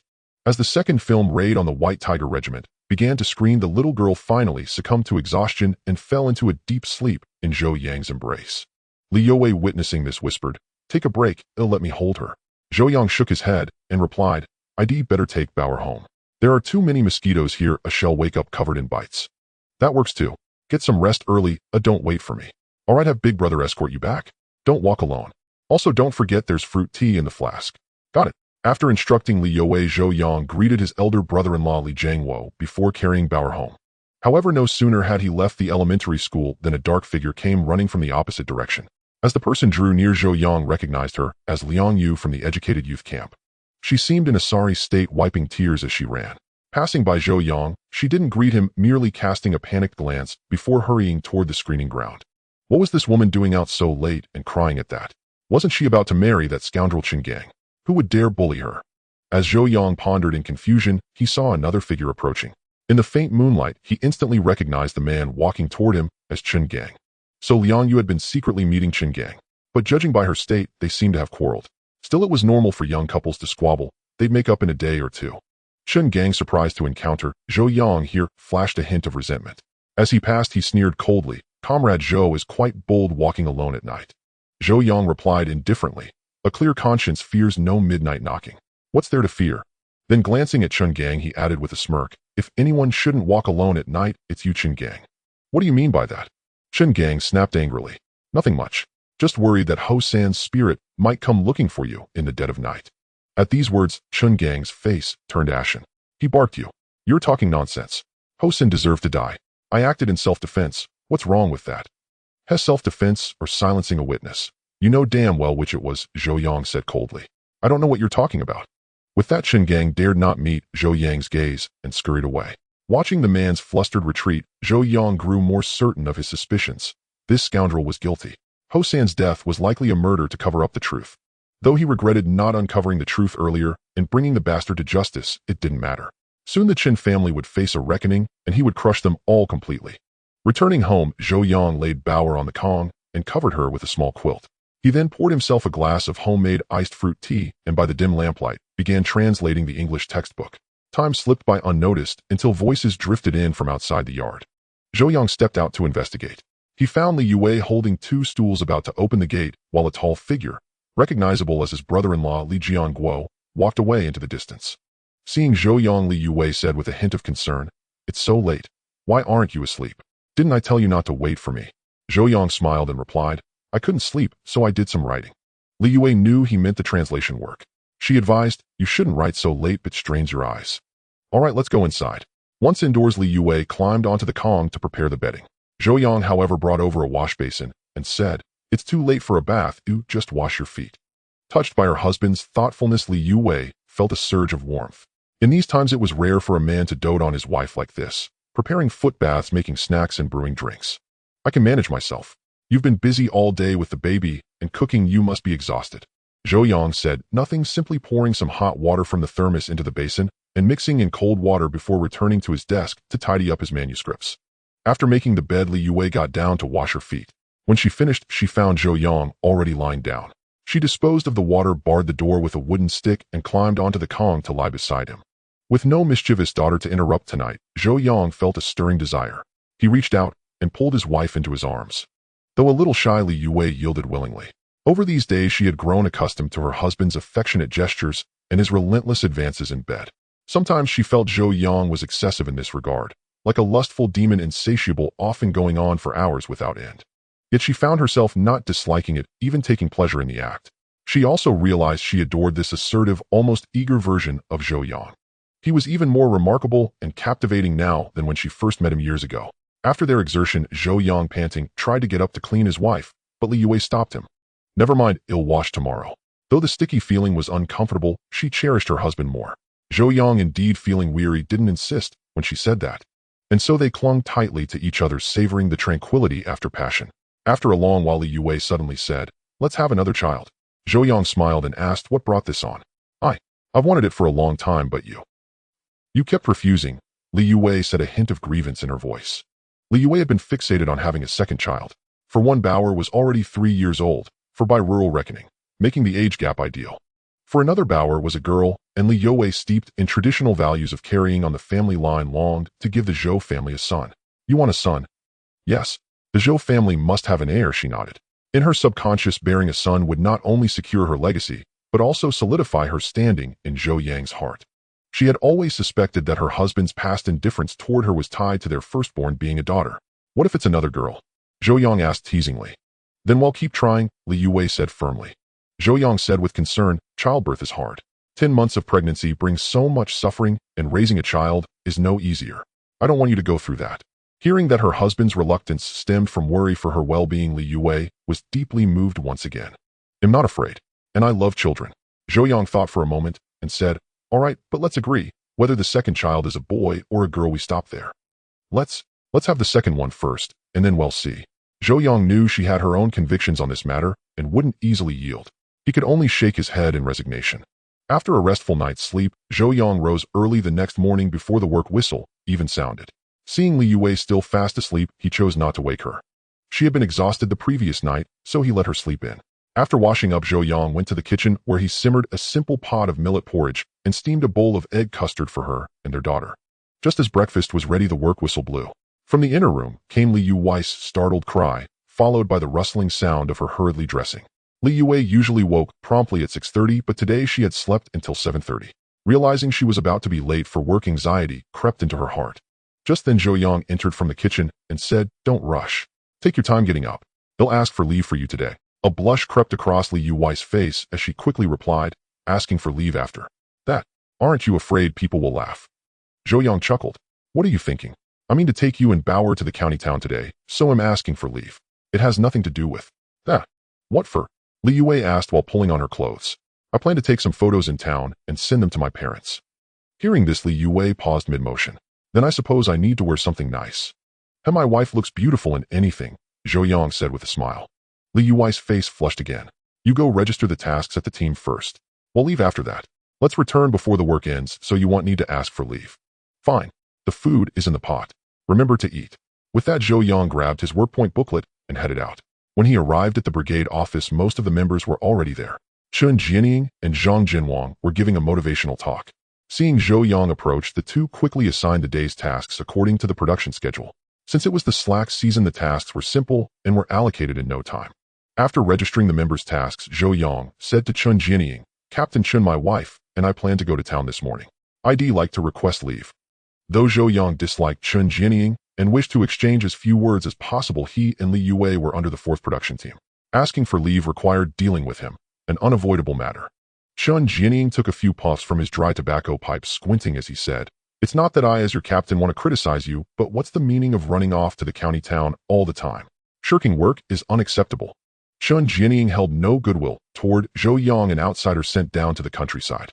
First, the lad had snatched the woman his son had pined for. A second, the fellow had little skill and constantly opposed the Chen family. Now that he had the chance, he intended to teach Zhou Yang a lesson, making it clear that on this patch of land at Babao Ridge, Chen Jianying's word was law. However, Zhou Yang was not one to suffer in silence. Hearing Chen Jianying's immediate escalation annoyed him. If the label of shirker were pinned on him, it would cause real trouble. If word reached the commune, he would face public criticism. Frowning, Zhou Yang retorted, How does going to the county town to handle business become shirking work, Captain Chen? We dare not accept such a label. How many times have you two asked for leave lately? If that's not shirking, what is? Chen Jianying growled. We've asked for leave a few times, but it hardly amounts to shirking. Zhou Yang pressed on. Besides, this is the slack season. If we don't take care of matters now, should we wait until the busy season? Seeing Zhou Yang show him no respect, Chen Jianying snapped coldly. You're quite glib. But today I refuse to approve your leave. Before he could finish, hurried footsteps sounded from outside. Then Zhou Yang saw his father-in-law Li Fengyan stride in his shoes still damp with dew, clearly just back from the fields. As soon as he entered, Li Fengyan said sternly, What's all this racket? I could hear your squabbling from a distance. Aren't you afraid the members will laugh? Chen Jianying immediately retorted, Secretary Li, can't you control your daughter and son-in-law?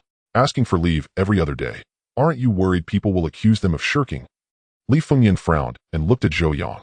You and Xiao Wei want leave. Yes, I plan to take Xiao Wei and Bauer to town for some photos to send to my parents. Zhou Yang answered honestly. Hearing this, Li Fengyan paused briefly, then nodded. That's a proper reason. Go ahead. Li Fengyan didn't know much about his son-in-law's family, only that his in-law's situation was difficult, which was why they hadn't attended the wedding. Though it bothered him, he understood the constraints of the times and chose not to dwell on it. But before he could say more, Chen Jianying scowled.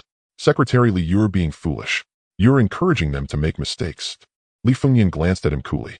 Since when does asking for leave count as a mistake? Who made that rule? Asking for leave isn't a mistake, but doing it so often affects production. Who takes responsibility if the harvest suffers? That would be your responsibility as captain, Li Fengyan said without hesitation. Why should it be mine? Because you're the production team leader. If not you, then who? Li Fengyan continued. There's no rule saying members can't ask for leave. Just deduct their work points. Why all this useless talk?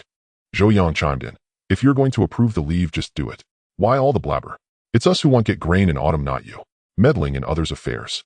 Chen Jianying, berated by both father-in-law and son-in-law, nearly choked on his anger. He slammed his pipe on the table and roared, Finally, Fengyan, you play favorites by giving the point keeper job to your son-in-law, and now encourage him to shirk work. He'll report you to the commune. But Li Fengyan replied calmly, Go ahead and report me. If you hurry, you might still make it back for lunch. You? Chen Jianying, stunned by Li Fengyan's indifference, stormed out of the brigade office, slamming the door behind him. Whether he actually went to the commune to file a complaint remained uncertain. Hearing the fading footsteps of Chen Jianying, Zhou Yang said with some worry, Father, that Chen won't really go to the commune to report us, will he? Let him report. Let him report to whoever he wants. Who's afraid of that? Li Fengyan said stubbornly. Father, maybe I should just quit being the scorekeeper to avoid people gossiping. Zhou Yang said with a frown.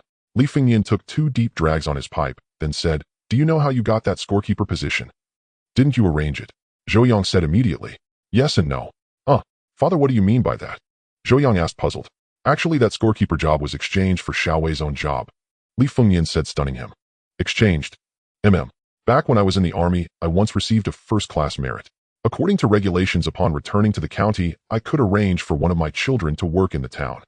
Before he could finish, Zhou Yang exclaimed in surprise, "Father, you received a first-class merit." Zhou Yang knew just how hard it was to earn a first-class merit in the military. Every such honor was a battle with death itself.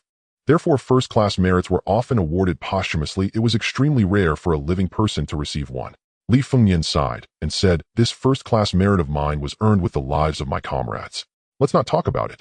Then he steered the conversation back. "You know our family situation. Xiaowei is our only daughter, and the whole family dotes on her. So after some discussion, we decided to give the job slot to Xiaowei." Then Xiaowei.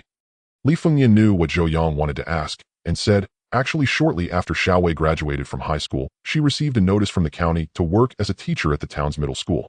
A permanent position with a monthly salary of 18 yuan. But that girl was bewitched. She came back to the village, got completely infatuated with you, and married you before she even started working." At this point, Li Fengnian's expression showed a hint of frustration. "Father, that just shows Xiaowei has good judgment," Zhou Yang said with a smile. "Good judgment, my foot. Have you forgotten how you used to bully my daughter? If it weren't for Xiaowei always stopping me, I would have long since tied you to a tree and given you a beating." Zhou Yang knew his past behavior had indeed been despicable, so he dared not argue. At the same time, he secretly felt relieved that his father-in-law didn't know what had happened in his past life, otherwise it wouldn't just be a beating. He'd probably be beaten to death. "Father, calm down. Aren't we doing well now?" Li Fengnian thought about Zhou Yang's recent changes and snorted, "That girl Xiaowei is really foolish. She knew you couldn't handle the hard work in the fields, so after marriage she insisted on giving you this job. But the teaching position was a permanent one already registered with the county's personnel department. The county wouldn't agree to a swap. In the end, I had to step in and exchange that teaching job for your scorekeeper position. So this scorekeeper job of yours was exchanged for Xiaowei's own work. It's completely legitimate. Even if Qin Jianying reports us to the county, we're in the right." Zhou Yang was truly shocked. He hadn't known any of this in his past life.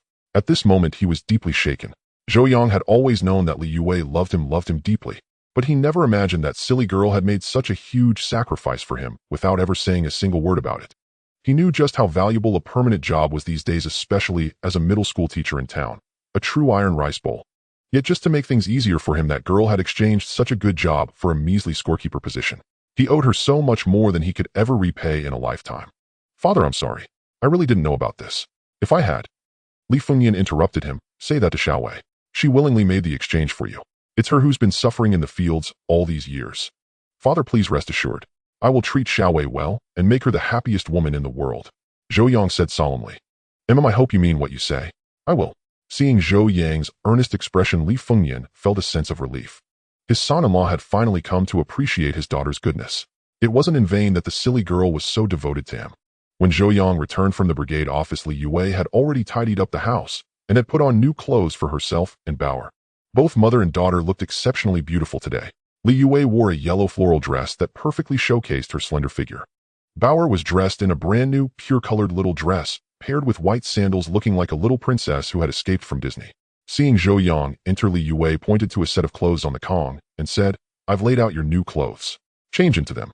Zhou Yang ignored the new clothes. He strode over to his wife, pulled her into his arms, and held her tightly, as if trying to meld her into his own body. Li Yue was startled by Zhou Yang's sudden move, but obediently didn't struggle.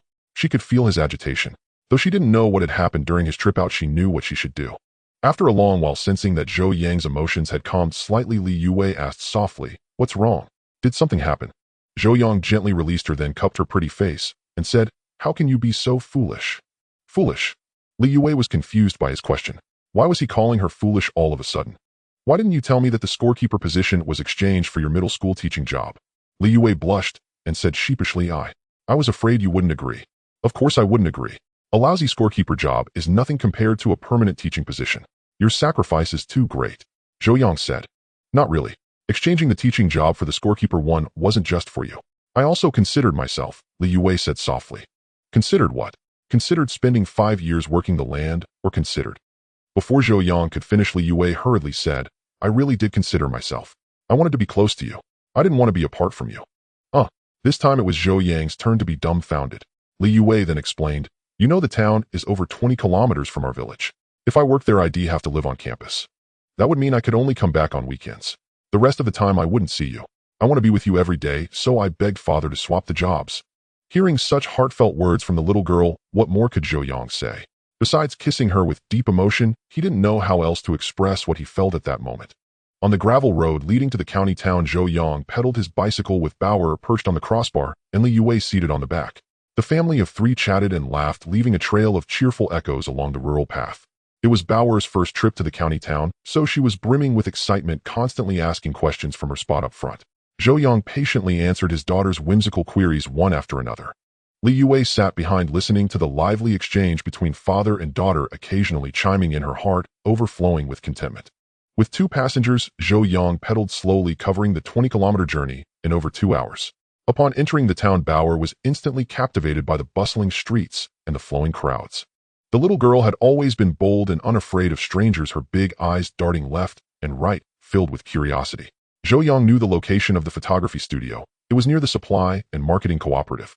When they arrived at the studio, it was not crowded. Besides the bearded photographer, only a young man and woman were having their pictures taken. Judging by their attire, they seemed to be taking wedding photos. In this era, wedding photos simply involved the couple sitting solemnly together for a shot, far from the elaborate and varied styles of later years. Soon the young couple left, and the bearded man approached to ask, "Comrade, are you here for ID photos or a family portrait?" Zhou Yang promptly replied, "We'll take a few individual shots, and then a family photo." "All right." Following Zhou Yang's instructions, they took 5 sets of photos, individual shots for each of the three, a picture of Li Yue holding Bauer and a family portrait.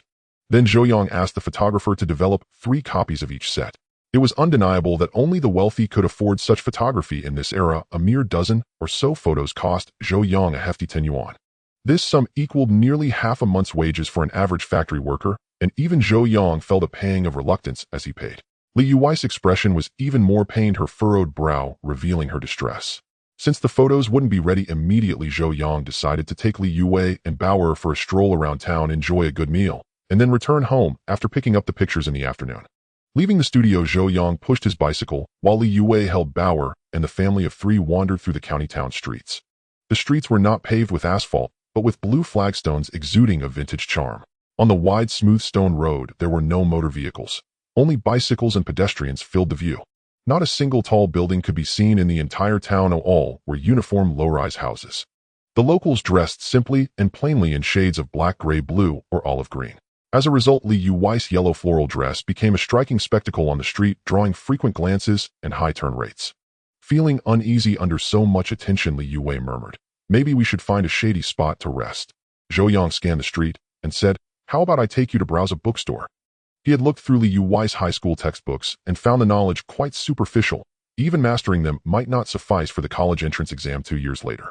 Of course, regular universities would be fine, but Zhou Yang hoped Li Yue would join him in applying for the prestigious schools in the capital. So he decided to give her extra study material to deepen her knowledge. Li Yue, an avid reader herself, nodded eagerly at his suggestion. Thus the family of three headed straight for the nearby Xinhua bookstore. Compared to the one in Ning City, the Yunshan County branch was much smaller, consisting of just 2 single-story rooms. There was only 1 staff member, and the place was deserted without a single customer. Had it not been for the sign reading Xinhua bookstore above the door, Zhou Yang might have thought he had stumbled into some other establishment. When the family of three entered, the staff member merely glanced up and then ignored them, not even offering a greeting. Zhou Yang was used to this. In those days, such workers held secure state-appointed positions, coddling their iron rice bowls with an air of arrogance. "Comrade, do you have any supplementary teaching materials?" Zhou Yang asked after searching around. The female worker frowned and replied, "What are supplementary teaching materials? All our books are on the shelves. If you can't find them, we don't have them." Zhou Yang realized that the term supplementary materials wasn't common in this era, so he asked, "Do you have any books on mathematics?" "A few, but they're quite advanced. Do you want them? Can I take a look first?" "Sure." The woman then went into the back room and brought out a few dusty books, placing them before Zhou Yang. He picked them up and examined them. One was Advanced Mathematics, compiled by Xianjiaodong University, another was Solid Geometry, published by People's Education Press, and a third was General Theory of Mathematics Education from Shanghai Education Press. The rest had nothing to do with mathematics. Advanced Mathematics and Solid Geometry would be useful for Li Yue, but the others were of no value. As Zhou Yang selected these 2 books and prepared to pay, he suddenly noticed several rows of comic books neatly arranged on a nearby shelf.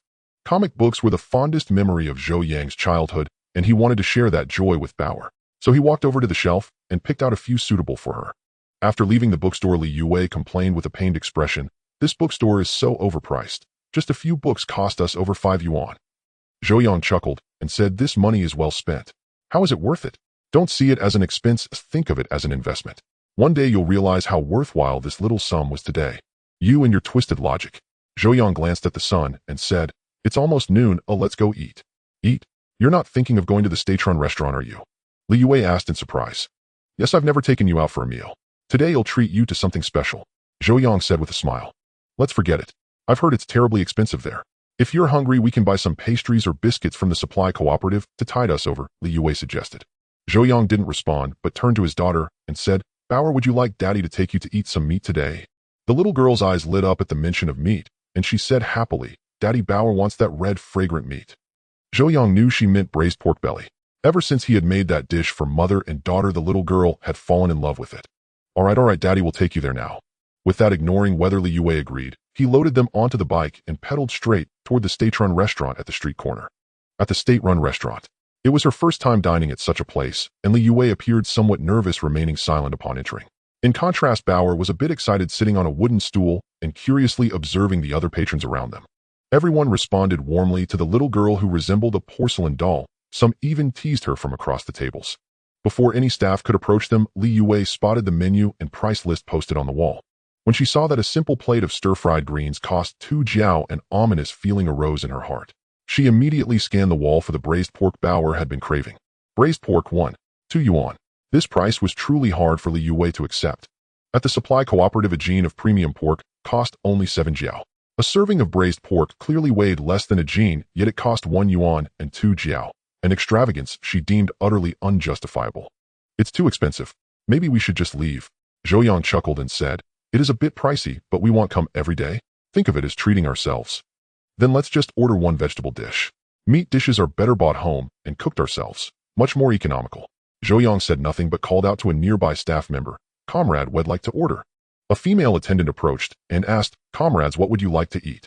1 serving of braised pork, 1 seaweed, an egg drop soup, and 3 bowls of rice. Zhou Yang said, Right away, please wait a moment. Seeing that her husband had ordered the braised pork anyway, Li Yue felt a pang of reluctance and muttered reproachfully, I'm never coming to town with you again. It makes my heart ache. Zhou Yang smiled and said, Such a petty mind.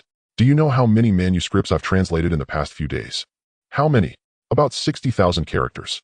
According to the rate, I can earn roughly 300 yuan in royalties. Li Yue was startled. She knew her husband had only received those packages a few days ago, and he hadn't seemed to write much. Yet he had earned another 300 yuan. Realizing how hard he had been working lately, and that he deserved a good meal to replenish his strength, Li Yue finally stopped fretting over the cost of the meal. The food arrived quickly. The portions were generous. A large platter of braised pork, all succulent meat. The chef's skill was impeccable. The pork was cut into uniform pieces, glossy and reddish-brown. A feast for the eyes and the palate. The seaweed and egg drop soup was also excellent, served in a large bowl. Besides seaweed and eggs, it contained some local shrimp, making it look quite appetizing. The rice was equally impressive, served in large bowls that by later standards could rival 3 bowls from an ordinary restaurant. Knowing Bauer couldn't finish so much rice, Zhou Yang scooped a large portion from her bowl into his own and also transferred some to Li Yue's. Then Zhou Yang ladled some braised pork sauce into the little girl's bowl, mixed it with his chopsticks, picked out a few pieces of meat with alternating fat and lean, and handed it to Bauer. Thank you, Daddy. Zhou Yang smiled and said, You're welcome. Watching her husband care for Bauer so attentively, Li Yue felt both moved and comforted. Such a scene had only existed in her dreams before, but each time she woke, she was met with his cold gaze. In the past, he had been distant not only to her, but also to Bauer. But ever since that day when her brothers knocked some sense into him, he had completely transformed. Kind to her, and exceptionally good to Bauer. He was so protective, as if afraid she might break if held, or melt if kept in his mouth, that Li Yue even felt a twinge of jealousy. What are you staring at? Why aren't you eating? Seeing Li Yue gazing at him motionlessly, Zhou Yang asked curiously. Her face flushed, and she said, I am eating now. However, as the family of 3 dined, they failed to notice a familiar figure passing by the window of the state-run restaurant.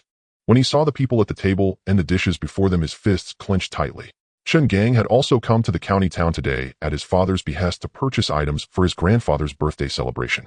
Old Master Chen was 70 this year, a rare milestone in an era where life expectancy was generally low. Since the Chen family was a prominent clan in Bapeo, Liang Chun Jinying planned to host a grand celebration for his father's 70th birthday. Chen Gang had come by horse-drawn cart, leaving late, so by the time he reached the city, it was already noon. Though his stomach was growling, he lacked the courage to splurge at the state-run restaurant. He planned to buy some supplies at the supply cooperative and grab a quick bite to appease his hunger. But as he passed the restaurant, he couldn't help glancing inside. That glance revealed the last person he wanted to see, Zhou Yang. Looking closer, he saw Li Yue sitting across from that bastard. Today Li Yue was dressed so beautifully that it reminded Chen Gang of her school days, a stunning sight he could never forget. What a pity that such a beautiful girl had married an outsider like Zhou Yang, filling Chen Gang with bitter resentment. Seeing the Zhou family dining out astonished him. Everyone in the village knew that Zhou Yang's family wasn't well off. Without parental support, they lived frugally. Spotting them at the state-run restaurant was truly shocking.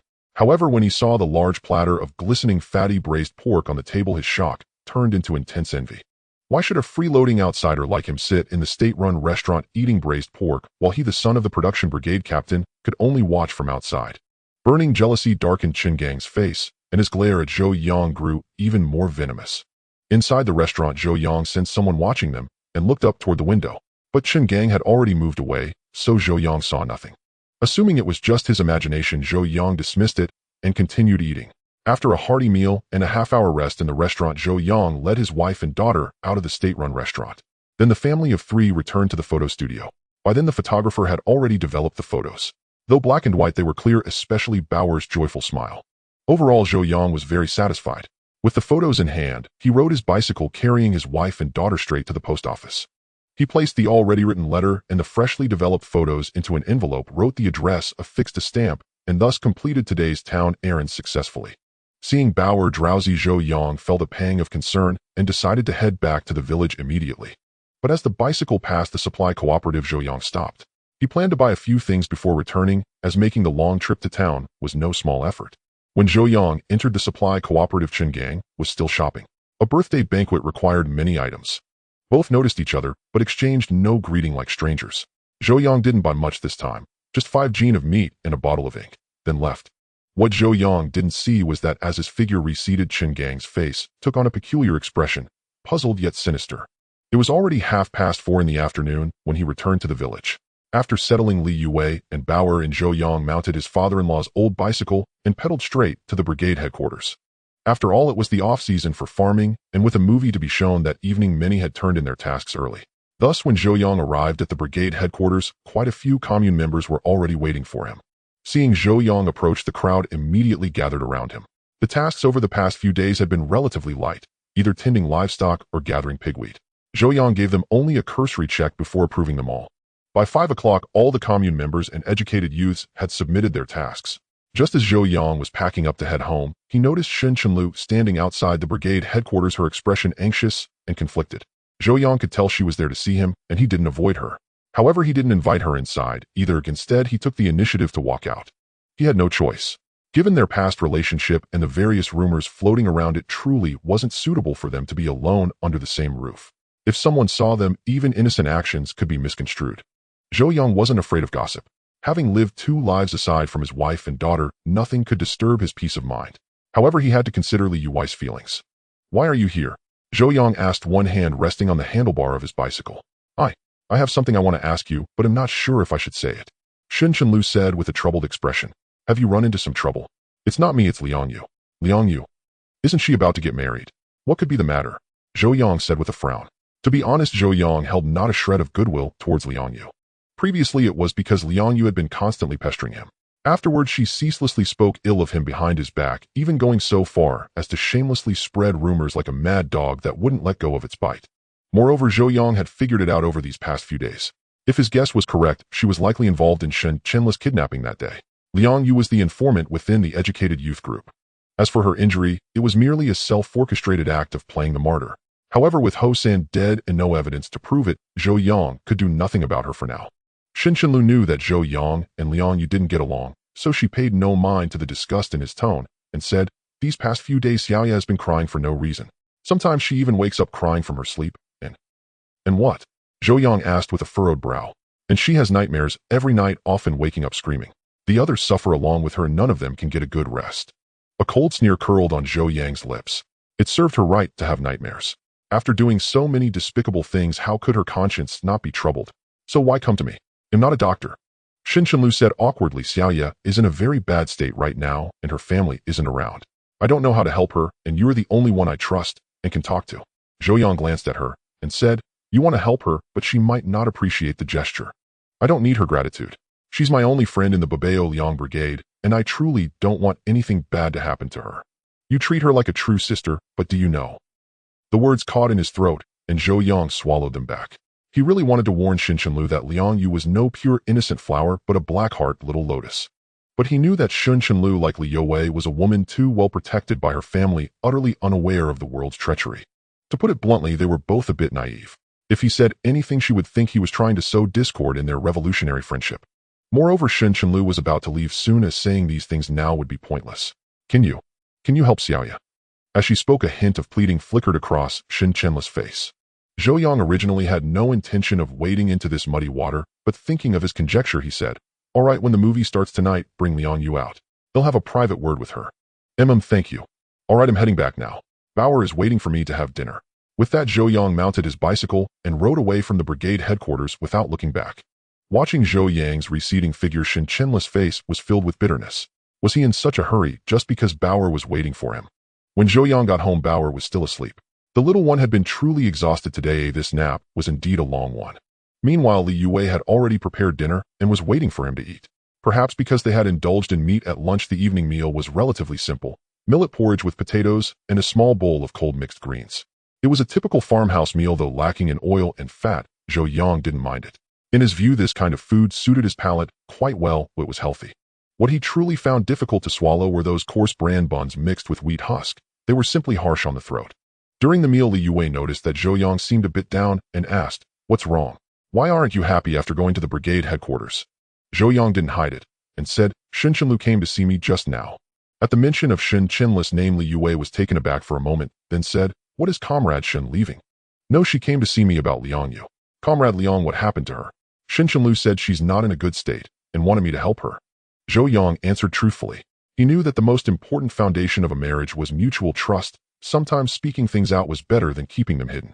Moreover, Li Youwei had always lacked a sense of security, so Zhou Yang didn't want to do anything that might cause misunderstanding or hurt her feelings. You're not a doctor. How can you help her?" Liang Yu's illness was no secret in the brigade. Li Youwei had vaguely heard some news about it from other commune members. It was said that ever since she was frightened a while ago, her condition had been poor. Rumor had it that she often screamed in the middle of the night, which was quite frightening. Zhou Yang thought for a moment and said, "Actually, I have a rough idea why Liang Yu is in such a state, so I asked her to bring Liang Yu out during the movie tonight, so I can talk to her." "Can you really help Comrade Liang?" "Pretty much." "All right then, but be careful. When you talk, keep away from others. She's a woman about to be married after all, but we don't want to give people anything to gossip about." "Got it." Just as the couple finished their meal and were debating whether to wake Bauer, the little girl opened her eyes on her own. Zhou Yang immediately got on the Kong to dress her. He took off her pretty dress and put on a pair of long pants and a long-sleeved shirt. The little dress was cute, but it wasn't warm. Outdoor movies usually started at 8 and lasted over 4 hours, ending at least around midnight. Although it was summer, the temperature could still drop at night, so keeping warm was necessary. Moreover, the mosquitoes in the countryside were ferocious, especially at night. Once the movie screen lit up, the entire viewing area would be swarming with flying insects.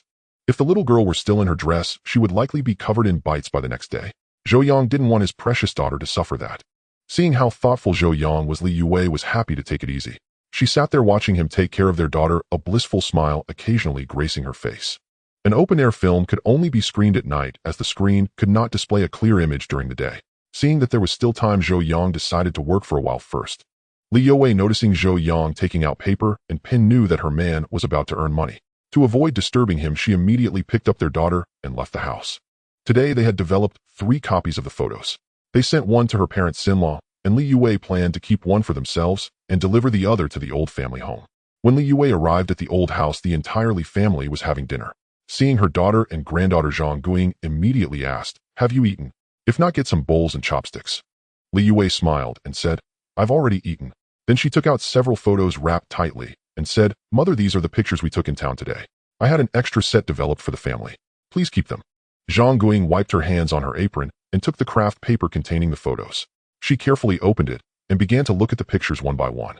Several sisters-in-law also gathered around curiously to admire the family portrait of Zhou Yang, Li Youwei, and their daughter. Bauer's solo shot is so adorable, like a porcelain doll. I think Yui's solo photo is beautiful too. She looks just like a city girl, so stylish. I still prefer the family photo. They look so well matched standing together. Hearing her mother and sisters-in-law's lavish compliments, Li Youwei felt a bit shy, but her heart was filled with joy. While the women admired the photos, the men of the Li family gathered to discuss their own matters. Li Jiangwo, chewing on a cornmeal bun, asked, "Dad, how much money are you planning to give for old Chen's birthday?" Li Fengnian thought for a moment and replied, "Normally 1 yuan would be enough, but since I'm the village party secretary, I'll add another yuan. 2 yuan is quite a lot," Li Jiangwo said. However, Li Guoqing chuckled and remarked, "It's a decent amount, but if our whole family goes to eat, we'll get our money's worth." The others couldn't help but burst into laughter upon hearing this. Li Youwei, overhearing her father and brother's conversation, asked in surprise, "Dad, is Grandpa Chen celebrating his birthday?" "Yes, he's turning 70, and the Chen family is planning a big celebration," Li Fengnian said. "Has the date been set? When is it?" 3 days from now. What didn't they tell you?" "No, given the relationship between Bauer's father and Captain Chen, they wouldn't invite us either," Li Youwei said indifferently. "It's just as well. The Chens are a pack of wolves. The less we deal with them, the better," Li Fengnian said. As they were talking, Zhong Na suddenly called out to Li Guoqiang, "Old Fourth, I want to get up and walk around. Help me up." Zhong Na was less than half a month away from her due date. Her body was extremely heavy, and her belly was particularly large, requiring assistance to sit down or stand up. Upon hearing his wife's request, Li Guoqiang immediately put down his bowl and chopsticks and helped her up. Li Youwei looked at Zhong Na's large belly with envy and couldn't help saying, "Fourth sister-in-law, I think you're definitely carrying a big, strong boy. Your belly is so high and pointed. It looks different." "Haha, Youwei, you and your husband should hurry up too. Bauer is already this big, but it's time to have a second child," Zhong Na said with a smile. "We'll do our best," Li Youwei replied, blushing. Second sister-in-law son Lu caught the implication and quickly asked, "Youwei, has your husband agreed to have a second child?" Li Youwei nodded shyly. He really agreed. "It seems brother-in-law is truly committed to making a life with you," the second sister-in-law said with a smile. Everyone in the Li family knew that Zhou Yang had always been reluctant to have a second child. The reason was simple: he didn't want too many attachments. Now that he had agreed to it, it meant his heart was truly settled here. This was undoubtedly a good thing for Li Youwei, and everyone was happy for her. For a time, the topic of conversation among the Li family shifted directly to Li Youwei having a second child. While the Li family was enjoying their lively dinner, the Chen family was also eating, but the atmosphere was somewhat tense. Compared to the Li family's dozen or so members, the Chens had far fewer. Just Chen Jianying, his wife, and their 2 sons. In fact, the Chen family wasn't small, but old Chen lived with Chen Jianying's elder brother, not with Chen Jianying.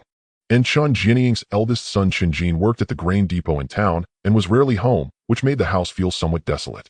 Chen Gang chewed on a black wheat bun, but his mind was on the plate of braised pork he had seen at noon and the large piece of pork belly from the afternoon. Thinking about how Zhou had eaten meat at the Staton restaurant at noon and had meat to eat when he got home in the afternoon, Chen Gang was consumed with jealousy so much so that his hand gripping the chopsticks turned white. Chen Jianying noticed his son's agitation and cleared his throat, saying, "What's wrong? Can't you even eat in peace?" Chen Gang stuffed the black wheat bun into his bowl and said, "Dad, I saw Zhou in town today. So what if you saw him? Did he bother you again?" Chen Jianying said dismissively, "No, but I saw him taking Li's girl to eat at a restaurant. Braised pork." Before Chen Jianying could respond, Chen Tai exclaimed in surprise, "Braised pork at the Staton restaurant isn't cheap. A portion costs over a yuan." Chen Jianying frowned and said, "So what if he ate a plate of braised pork? Even Yang Bailao could have dumplings for New Year." But Chen Gang added, "In the afternoon I saw Zhou at the supply and marketing cooperative again. He bought 5 or 6 jin of pork belly, the finest quality." As soon as the words were spoken, Chen Tai, the most educated and sharp-minded in the family, put down his bowl and chopsticks and frowned. "Dad, I remember at the Dragon Boat Festival, when the team butchered a pig, Zhou bought quite a bit of meat, didn't he?" "Yes, he bought over 100 jin of assorted cuts, spending about 40 yuan, Chen Jianying said. "That's not right. There's something wrong with Zhou," Chen Tai said solemnly. "What's wrong? Third brother, have you noticed something?" Chen Gang asked urgently. Although Chen Gang was 2 years older than this younger brother, he always knew he was no match for him when it came to scheming. Chen Tai then said, "There's a problem with how Zhou spends money. We all know the situation in the team. 1 work point is worth less than 3 cents. Even if Zhou earns 10 work points a day, that's only 30 cents or 9 yuan a month. And not all work points are converted into cash. A large portion is exchanged for rations. For a family like Zhou Yang's, if they can get 70 or 80 yuan at the end of the year, they'd be lucky. How could he have so much money to buy meat? It's not like he's planning to stop living." Prompted by Chen Tai's analysis, Chen Jianying also realized something was amiss and said, "You mean Zhou's finances are suspicious?" "It's possible, but it could also be that Li Fengnian dotes on his daughter and is secretly subsidizing them," Chen Tai said. "Impossible. The Li family also has a large household with more than a dozen mouths to feed. They wouldn't have spare money to buy them meat." At this point, Chen Jianying seemed to recall something and said, Zhou has been asking for leave to go to town quite often lately. Could that kid be engaged in profiteering? Hearing this, Qin Gang's eyes lit up, and he said, that's very likely. Last time I saw him hauling a bunch of stuff back from the county seat. And before that, Dazhuang also brought things for him when he went to town to grind flour. Chun Jianying narrowed his small eyes and said to Qin Gang, second son, don't go anywhere these next few days. Just focus on keeping an eye on Zhou. I want to see where he's getting all that money to buy meat. If that kid is really secretly profiteering, even Li Fengmian's connections in the military won't be able to save him this time. Don't worry, Dad. They'll keep an eye on him. The Zhou family. After Li Yue left with Bauer, Zhou Yang was busy translating manuscripts. At the moment, he was translating a physics textbook. In his past life, Zhou Yang had also done some research in physics, so translating this textbook came very naturally to him. What delighted Zhou Yang the most was that unlike English journals or short articles, the greatest advantage of translating textbooks was that many things did not require translation. For instance, the formulas and example problems could simply be copied verbatim. Thus, Zhou Yang worked at a rapid pace, filling over a dozen pages in no time. Had it not been for Li Yuwei's return disturbing him, Zhou Yang felt he could have finished translating the remaining several chapters today. The screening is about to start. Are you coming or not? Li Yue asked as she entered. Zhou Yang put down his pen on the table and said, let's go. Then grabbing a coat and picking up a stool, he walked out the door with Li Yue. Not seeing Bauer outside, Zhou Yang immediately asked, where's the little one? Mother took her over first. Oh, then let's go too. Emma, bring some water for Bauer. They'll get her some popcorn. That's what your precious daughter specifically requested. Thinking of how seriously Bauer had reminded her not to forget the popcorn, Li Yue couldn't help but smile. All right, you can take a bit more. I imagine the folks at the old house have already finished theirs. Zhou Yang said. That's for sure. With those little rascals around, no amount is enough for them to gobble up. Li Yue said with a laugh. Then he'll pack a basketful and grab some old newspapers to hand out when we get there. That works, but don't take it all. Leave some for Bauer. All right. When Zhou Yang and Li Yue arrived at the screening field, it was already packed with a sea of people. Since the neighboring villages had heard that Babiliang village was showing a movie today, many had come. After all, movies were a rare treat these days. Sometimes you wouldn't see one even once a year. With farm work not too busy at this time, the commune members were also willing to spend some time enriching their evening lives. The Li family stalwarts had already secured seats in the prime spot, the first row. After all, this was the Li family's turf. Oh, who would dare compete with them? Not even the Qin family had that privilege. Having settled, Li Yue and Bauer, Zhou Yang began searching the crowd for Xin Qianlu. Soon he spotted Xin Qianlu and Liang Yu near the right side of the fifth row. Besides them, the other 20 or so educated youths, including Cui Qianjin, were all clustered together. However, Zhou Yang did not go over to greet them. It wasn't the right time with the bustling crowd. Soon the movie began. As the prelude started, Zhou Yang knew they were screening the classic film, The Legend of the Red Lantern, a movie produced by the August 1st Film Studio 5 years ago. Calling it a movie wasn't entirely accurate, as the film was based on a live stage performance by the Beijing Peking Opera Troupe, essentially a recording. Zhou Yang had seen this film once before his time in the countryside, but his memory of it was faint, so he found it engaging enough now.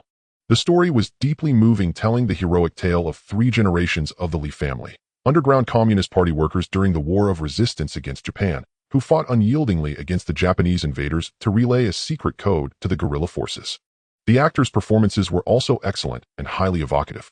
However, Zhou Yang's mind was not absorbed in the plot. He kept glancing back toward Xin Qianlu.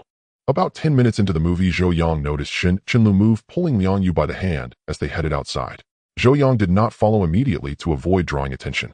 After a while, sensing no one was watching him, Zhou Yang told Li Yue and quietly slipped away from the screening field. Once outside, he saw Xin Qianlu and Liang Yu walking toward the educated youth quarters. Perhaps waiting for him, they walked slowly, and Zhou Yang quickly caught up. Liang Yu had been in low spirits lately with poor sleep and had lost a significant amount of weight, looking utterly haggard. She hadn't wanted to come to the movie today. Watching it made her feel like the villain in the story, which only worsened her mood. But Xin Qianlu insisted on bringing her along, and Liang Yu had no choice but to comply. After the movie started, seeing Liang Yu's distracted state, Xin Qianlu suggested they go out for a walk to clear her mind. Liang Yu indeed didn't want to watch, so she agreed. After walking a short distance, the sound of footsteps suddenly came from behind. Though it was a perfectly normal occurrence, Liang Yu inexplicably became tense at the sound, her expression turning fearful. Knowing it was Zhou Yang, Xin Qianlu grasped Liang Yu's hand and whispered reassuringly, "Don't worry, it's someone familiar." Then Xin Qianlu called out into the darkness, "Is that Comrade Zhou?" "Yang, it's me." With that, Zhou Yang stepped out from the shadows. Seeing Zhou Yang, Liang Yu, burdened by guilt, grew even more flustered and said in a trembling voice, "What are you doing here?" Zhou Yang looked at her with some disdain and said, "I'm here to help you." "Help me with what?" "I'm fine, I don't need your help." Liang Yu said hastily. Humph, do you realize that if no one intervenes in your current state, you'll become a madwoman within half a year at most? Zhou Yang stated grimly. Hearing the word madwoman, Liang Yu shuddered all over. There was a madwoman in the Babaliang production brigade, and a woman at that. Liang Yu didn't know why that madwoman had gone mad, but she knew exactly what she did every day. Whenever her family wasn't watching, the woman would run outside naked. She remembered one winter when the madwoman had run out without clothes again, and by the time her family found her, her body was frozen stiff. Thinking that she too might one day become like that madwoman, deranged and disoriented, Liang Yu nearly broke down entirely. Zhou Yang glanced at Shun Chenlu beside him and said, Comrade Shun, why don't you take a walk over there? I need to speak with Liang Yu alone. Shun Chenlu didn't move, but turned to look at Liang Yu. Knowing the tension between Liang Yu and Zhou Yang, she worried about conflict if they were left alone, so she had to seek Liang Yu's consent. To Shun Chenlu's surprise, Liang Yu actually nodded at her and said, Lulu, maybe you should head back to the screening field. Shun Chenlu nodded and said, all right, I'll wait for you over there. Okay. Once he was sure Shun Chenlu was far away, Zhou Yang's expression grew even colder. He stared at Liang Yu and said, Shun Chenlu didn't tell you she came to beg me to help you, did she? You mean Lulu went to beg you? Do you think I'd have nothing better to do than care about your fate? This afternoon she came to the brigade headquarters herself, hoping I could help you. To get my assistance, she almost knelt before me. Liang Yu was utterly stunned, as if struck by a thunderbolt frozen in place. Liang Yu's heart was a tempest of turmoil. She never imagined that Shun Chenlu valued her friendship so deeply, even going so far as to plead with Zhou Yang on her behalf. Reflecting on her own actions, she had always exploited Shun Chenlu, nearly ruining her life that day. A pang of unbearable guilt surged within her. Yet Zhou Yang's next words nearly made her faint on the spot. I know why you've been plagued by nightmares. A guilty conscience never lets you sleep soundly, am I right? Hearing this, Liang Yu's gaze snapped to Zhou Yang, her eyes brimming with terror. Zhou Yang, indifferent to her distress, continued, You handed a true friend over to thugs, and because of that you were blackmailed into marrying a scoundrel. Who else would have nightmares but you? The last shred of hope in Liang Yu's heart crumbled. Trembling, she whispered, You know everything. I know you were the inside help that day, assisting Ho San in abducting Shun Chenlu to that dilapidated temple. I also know the Chen family orchestrated it all. They were after me. Shun Chenlu was just caught in the crossfire. Zhou Yang added, I also know Ho San's death wasn't a robbery gone wrong. Chen Gang had him killed to silence him. Your engagement to Chen Gang isn't voluntary either. You're being coerced by the Chen family. Am I right or wrong? Then you. Since you knew all this, why didn't you expose them the day Ho San died? Liang Yu's voice quivered. Zhou Yang paused briefly before replying honestly, I didn't see it then. I only pieced it together afterward. How? How do you plan to help me? Turn yourself in. Atone for your crimes and seek leniency, Zhou Yang declared, startling her. No, I can't do that. It would destroy me. Liang Yu cried in panic. Zhou Yang said coldly, First understand what you've done wrong and the punishment you face. Then decide whether to surrender. Let me ask you, did you know their full plan beforehand? No, I didn't. When Shun Gang approached me, he just asked if I wanted to ruin you. I said yes, and he told me to keep an eye on you. She continued, that day after I told him about our gathering at the educated youth spot, he ordered me to sneak Lulu out at night. He also said. Seeing her hesitation, Zhou Yang snapped, spit it out. What's there to hide at this point? He said it would not only drive you out of Babao Liang Brigade, but also fulfill Lulu's wishes, Liang Yu replied. How so? Chen Gang planned to strip you and Lulu naked and leave you together. Then Ho San would catch you in the act. You'd be scorned by the village, your wife would divorce you, and Lulu, having lost her innocence, would have no choice but to marry you. Zhou Yang sneered. And you were sure I'd divorce my wife and marry Shen Chenlu? I didn't think that far. She added, at the time I thought Lulu liked you so much. This way I'd get revenge and help her. So I agreed. Foolish. Utterly foolish. Zhou Yang said coldly. Do you know what I learned from interrogating those two bastards from Zhua family village? They planned to rape Shen Chenlu in the mountain temple and frame me. After I was arrested, Ho San would propose to her at the educated youth spot, claiming had seen her naked and ruined her honor. That would destroy me, Shen Chenlu, and yourself. I didn't think it through. They deceived me. Liang Yu sobbed. Enough crying. Zhou Yang continued. If what you say is true, your malice wasn't explicit and no real harm was done. It's not a grave offense. If you perform meritorious deeds, you could get a lighter sentence or even be exempted. Really, don't celebrate yet. The court might not be harsh, but you can't stay in Babao Liang Brigade. Still, it's better than losing your life. Zhou Yang said. Lose my life? Why do you think Chen Gang wants to marry you? You mean they want to kill me? Liang Yu trembled in fear. You're their weak spot now? They killed Ho San to silence him. They won't hesitate to do the same to you. But you're an educated youth with no fault. Killing you would be hard to explain. However, if you become Chun Gang's wife, they have countless ways to eliminate you quietly with no one to hold them accountable. Liang Yu recalled Chun Gang's cold, disgusted gaze and shuddered. With a tearful voice, she said, I won't marry him. He'll surrender. Surrender. Though she had a petty heart, she was raised under the red flag and had never imagined being entangled in such a vicious scheme, let alone forced to marry a murderer. Her reputation mattered less than her life. She had no desire to vanish without a trace like Ho Sin dying unjustly. Zhou Yang glanced at her and said, go back today. Tomorrow I'll find a way to send you to the county seat for protection so the Chun family doesn't suspect anything and harm you. What about the surrender? Wait for my word. This time it'll bring the Chun family to ruin. Once you're out, you won't be threatened by them, Zhou Yang said. All right. Listen to you. Wipe your tears. We've been out too long. We need to go back before anyone notices. Thank you. Don't say it. And you don't need to hate me. I didn't spread that rumor. I may not be a saint, but am not that despicable. Hearing this, Liang Yu's tears fell again. This time she believed Zhou Yang wasn't lying. All these years she had blamed the wrong person and harbored hatred for nothing. But what was done was done. Regret was futile. Zhou Yang felt no sympathy for Liang Yu. Her downfall was her own doing. As adults, one must have the resolve and courage to bear responsibility for their choices. Like his past self abandoning his wife and daughter only to atone with a lifetime of remorse. In comparison, Liang Yu was fortunate. She had pulled back from the brink and awakened in time. Even if she were sentenced, it would only tarnish her record, not end her life completely. Had she remained obstinate and married into the Qin family, she would have truly jumped into a pit of fire. This wasn't Zhou Yang's baseless speculation. There were precedents, but he couldn't explain them to her now. Liang Yu's timely awakening and willingness to surrender were good news for Zhou Yang. It gave him a stronger hand to send the Chun family bastards to prison. Liang Yu's timely awakening and willingness to surrender were good news for Zhou Yang. It gave him a stronger hand to send the Chun family bastards to prison. Back at the screening venue, the first film had already ended and the projection team was preparing for the second one. The commune members gathered in small groups discussing the plot they had just watched and sharing their grand opinions.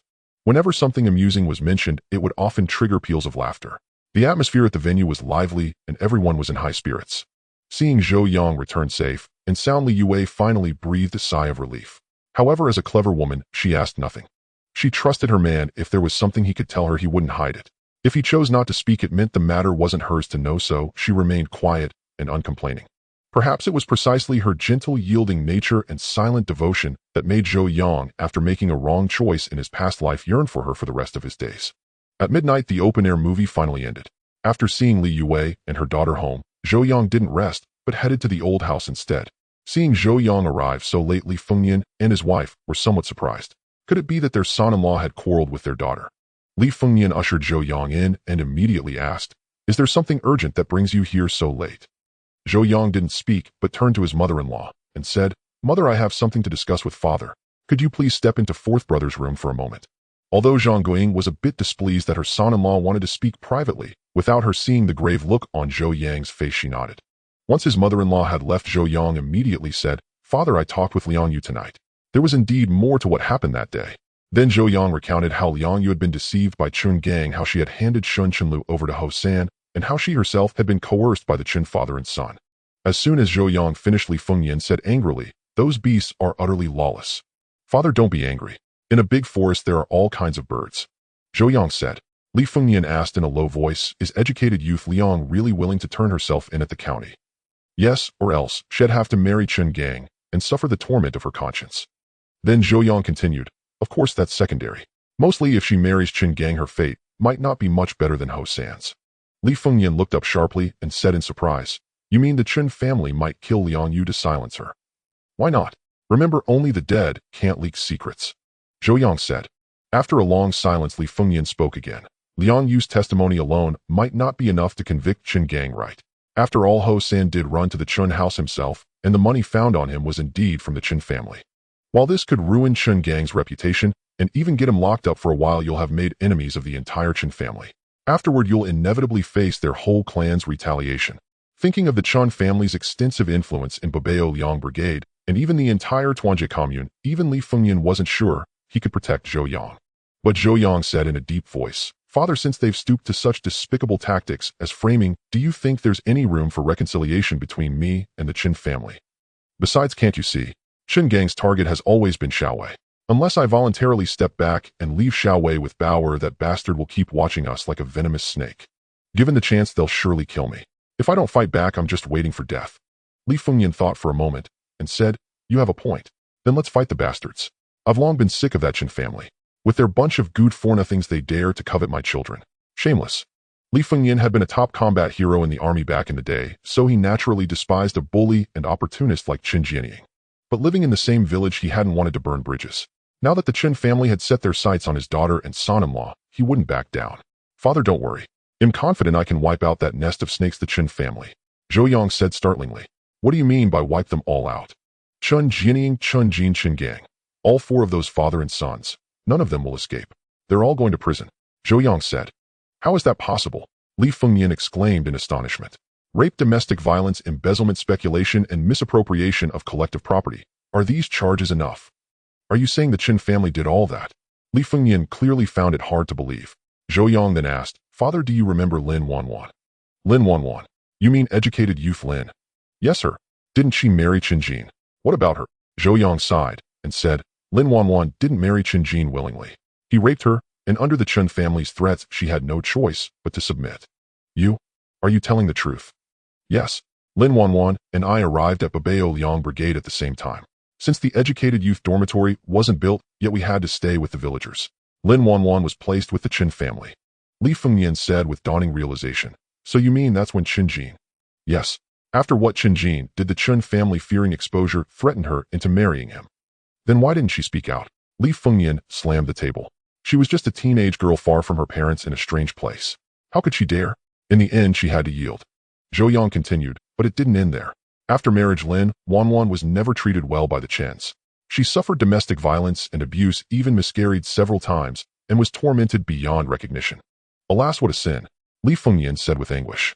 After a long while, he recovered and asked, how do you know all this? Lin Wanwan told me herself.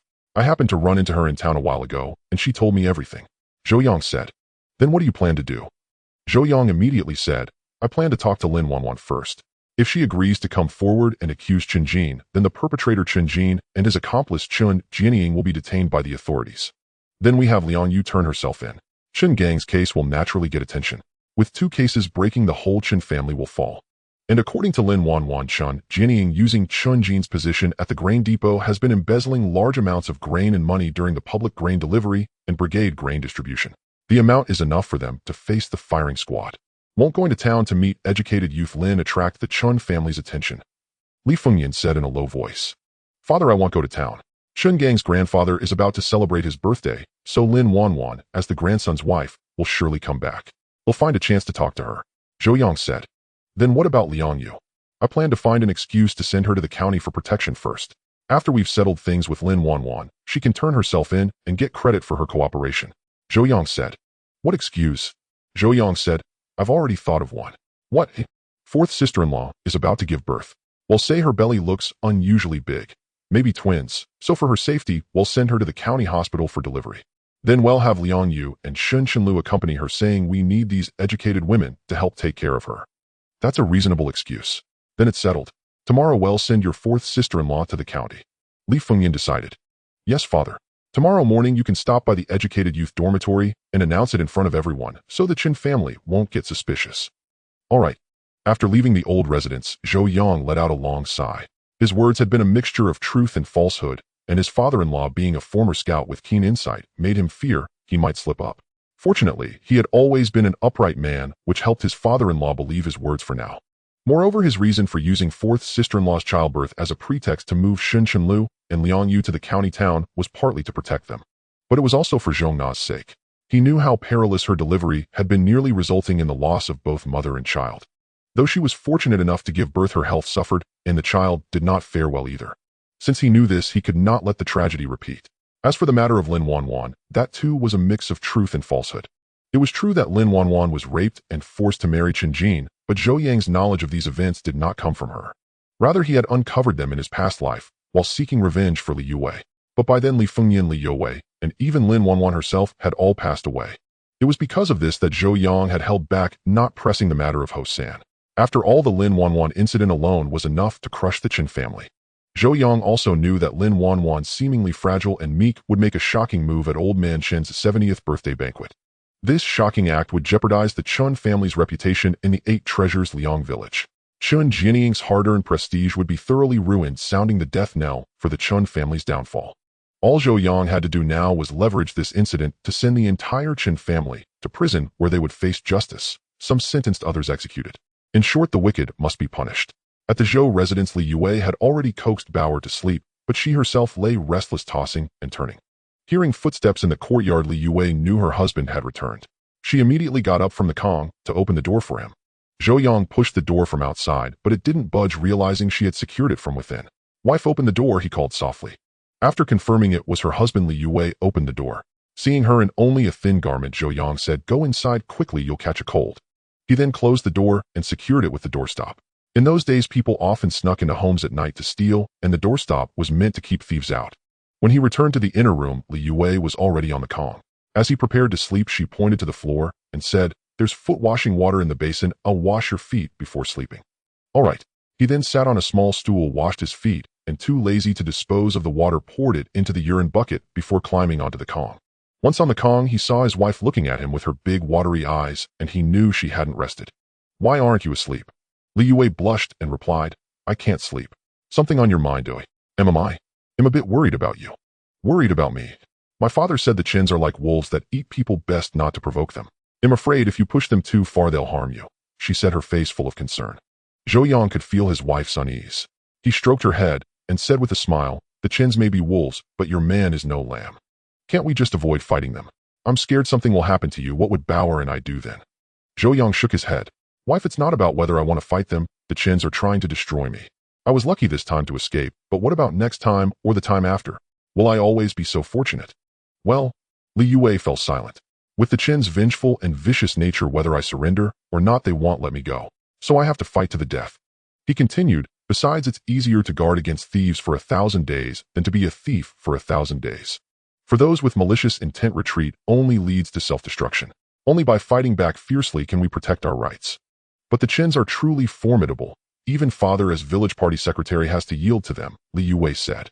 Zhou Yang knew the Chen families standing in the village. Eight Treasures Liang was a multi-surname village, but the Chins were the majority, with over half the villagers bearing that name. For centuries, the village head had always been a Chun, and before liberation, most of the land belonged to them as well. Thus, the Chins were true local tyrants. But Zhou Yang was unafraid.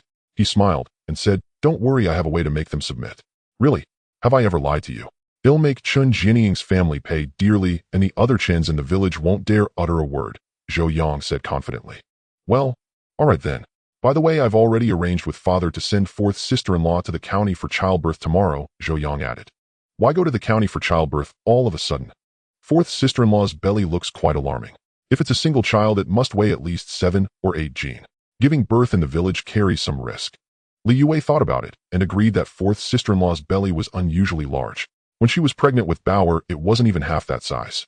Going to the county is a good idea. The village's conditions wouldn't handle an emergency well. Having been educated, Li Yue was more open-minded than the older generation. "Besides fourth sister-in-law Shin Chenlu and Liang, you will also go," Zhou Yang said, feeling it necessary to inform his wife to prevent any misunderstandings. "What are they going for?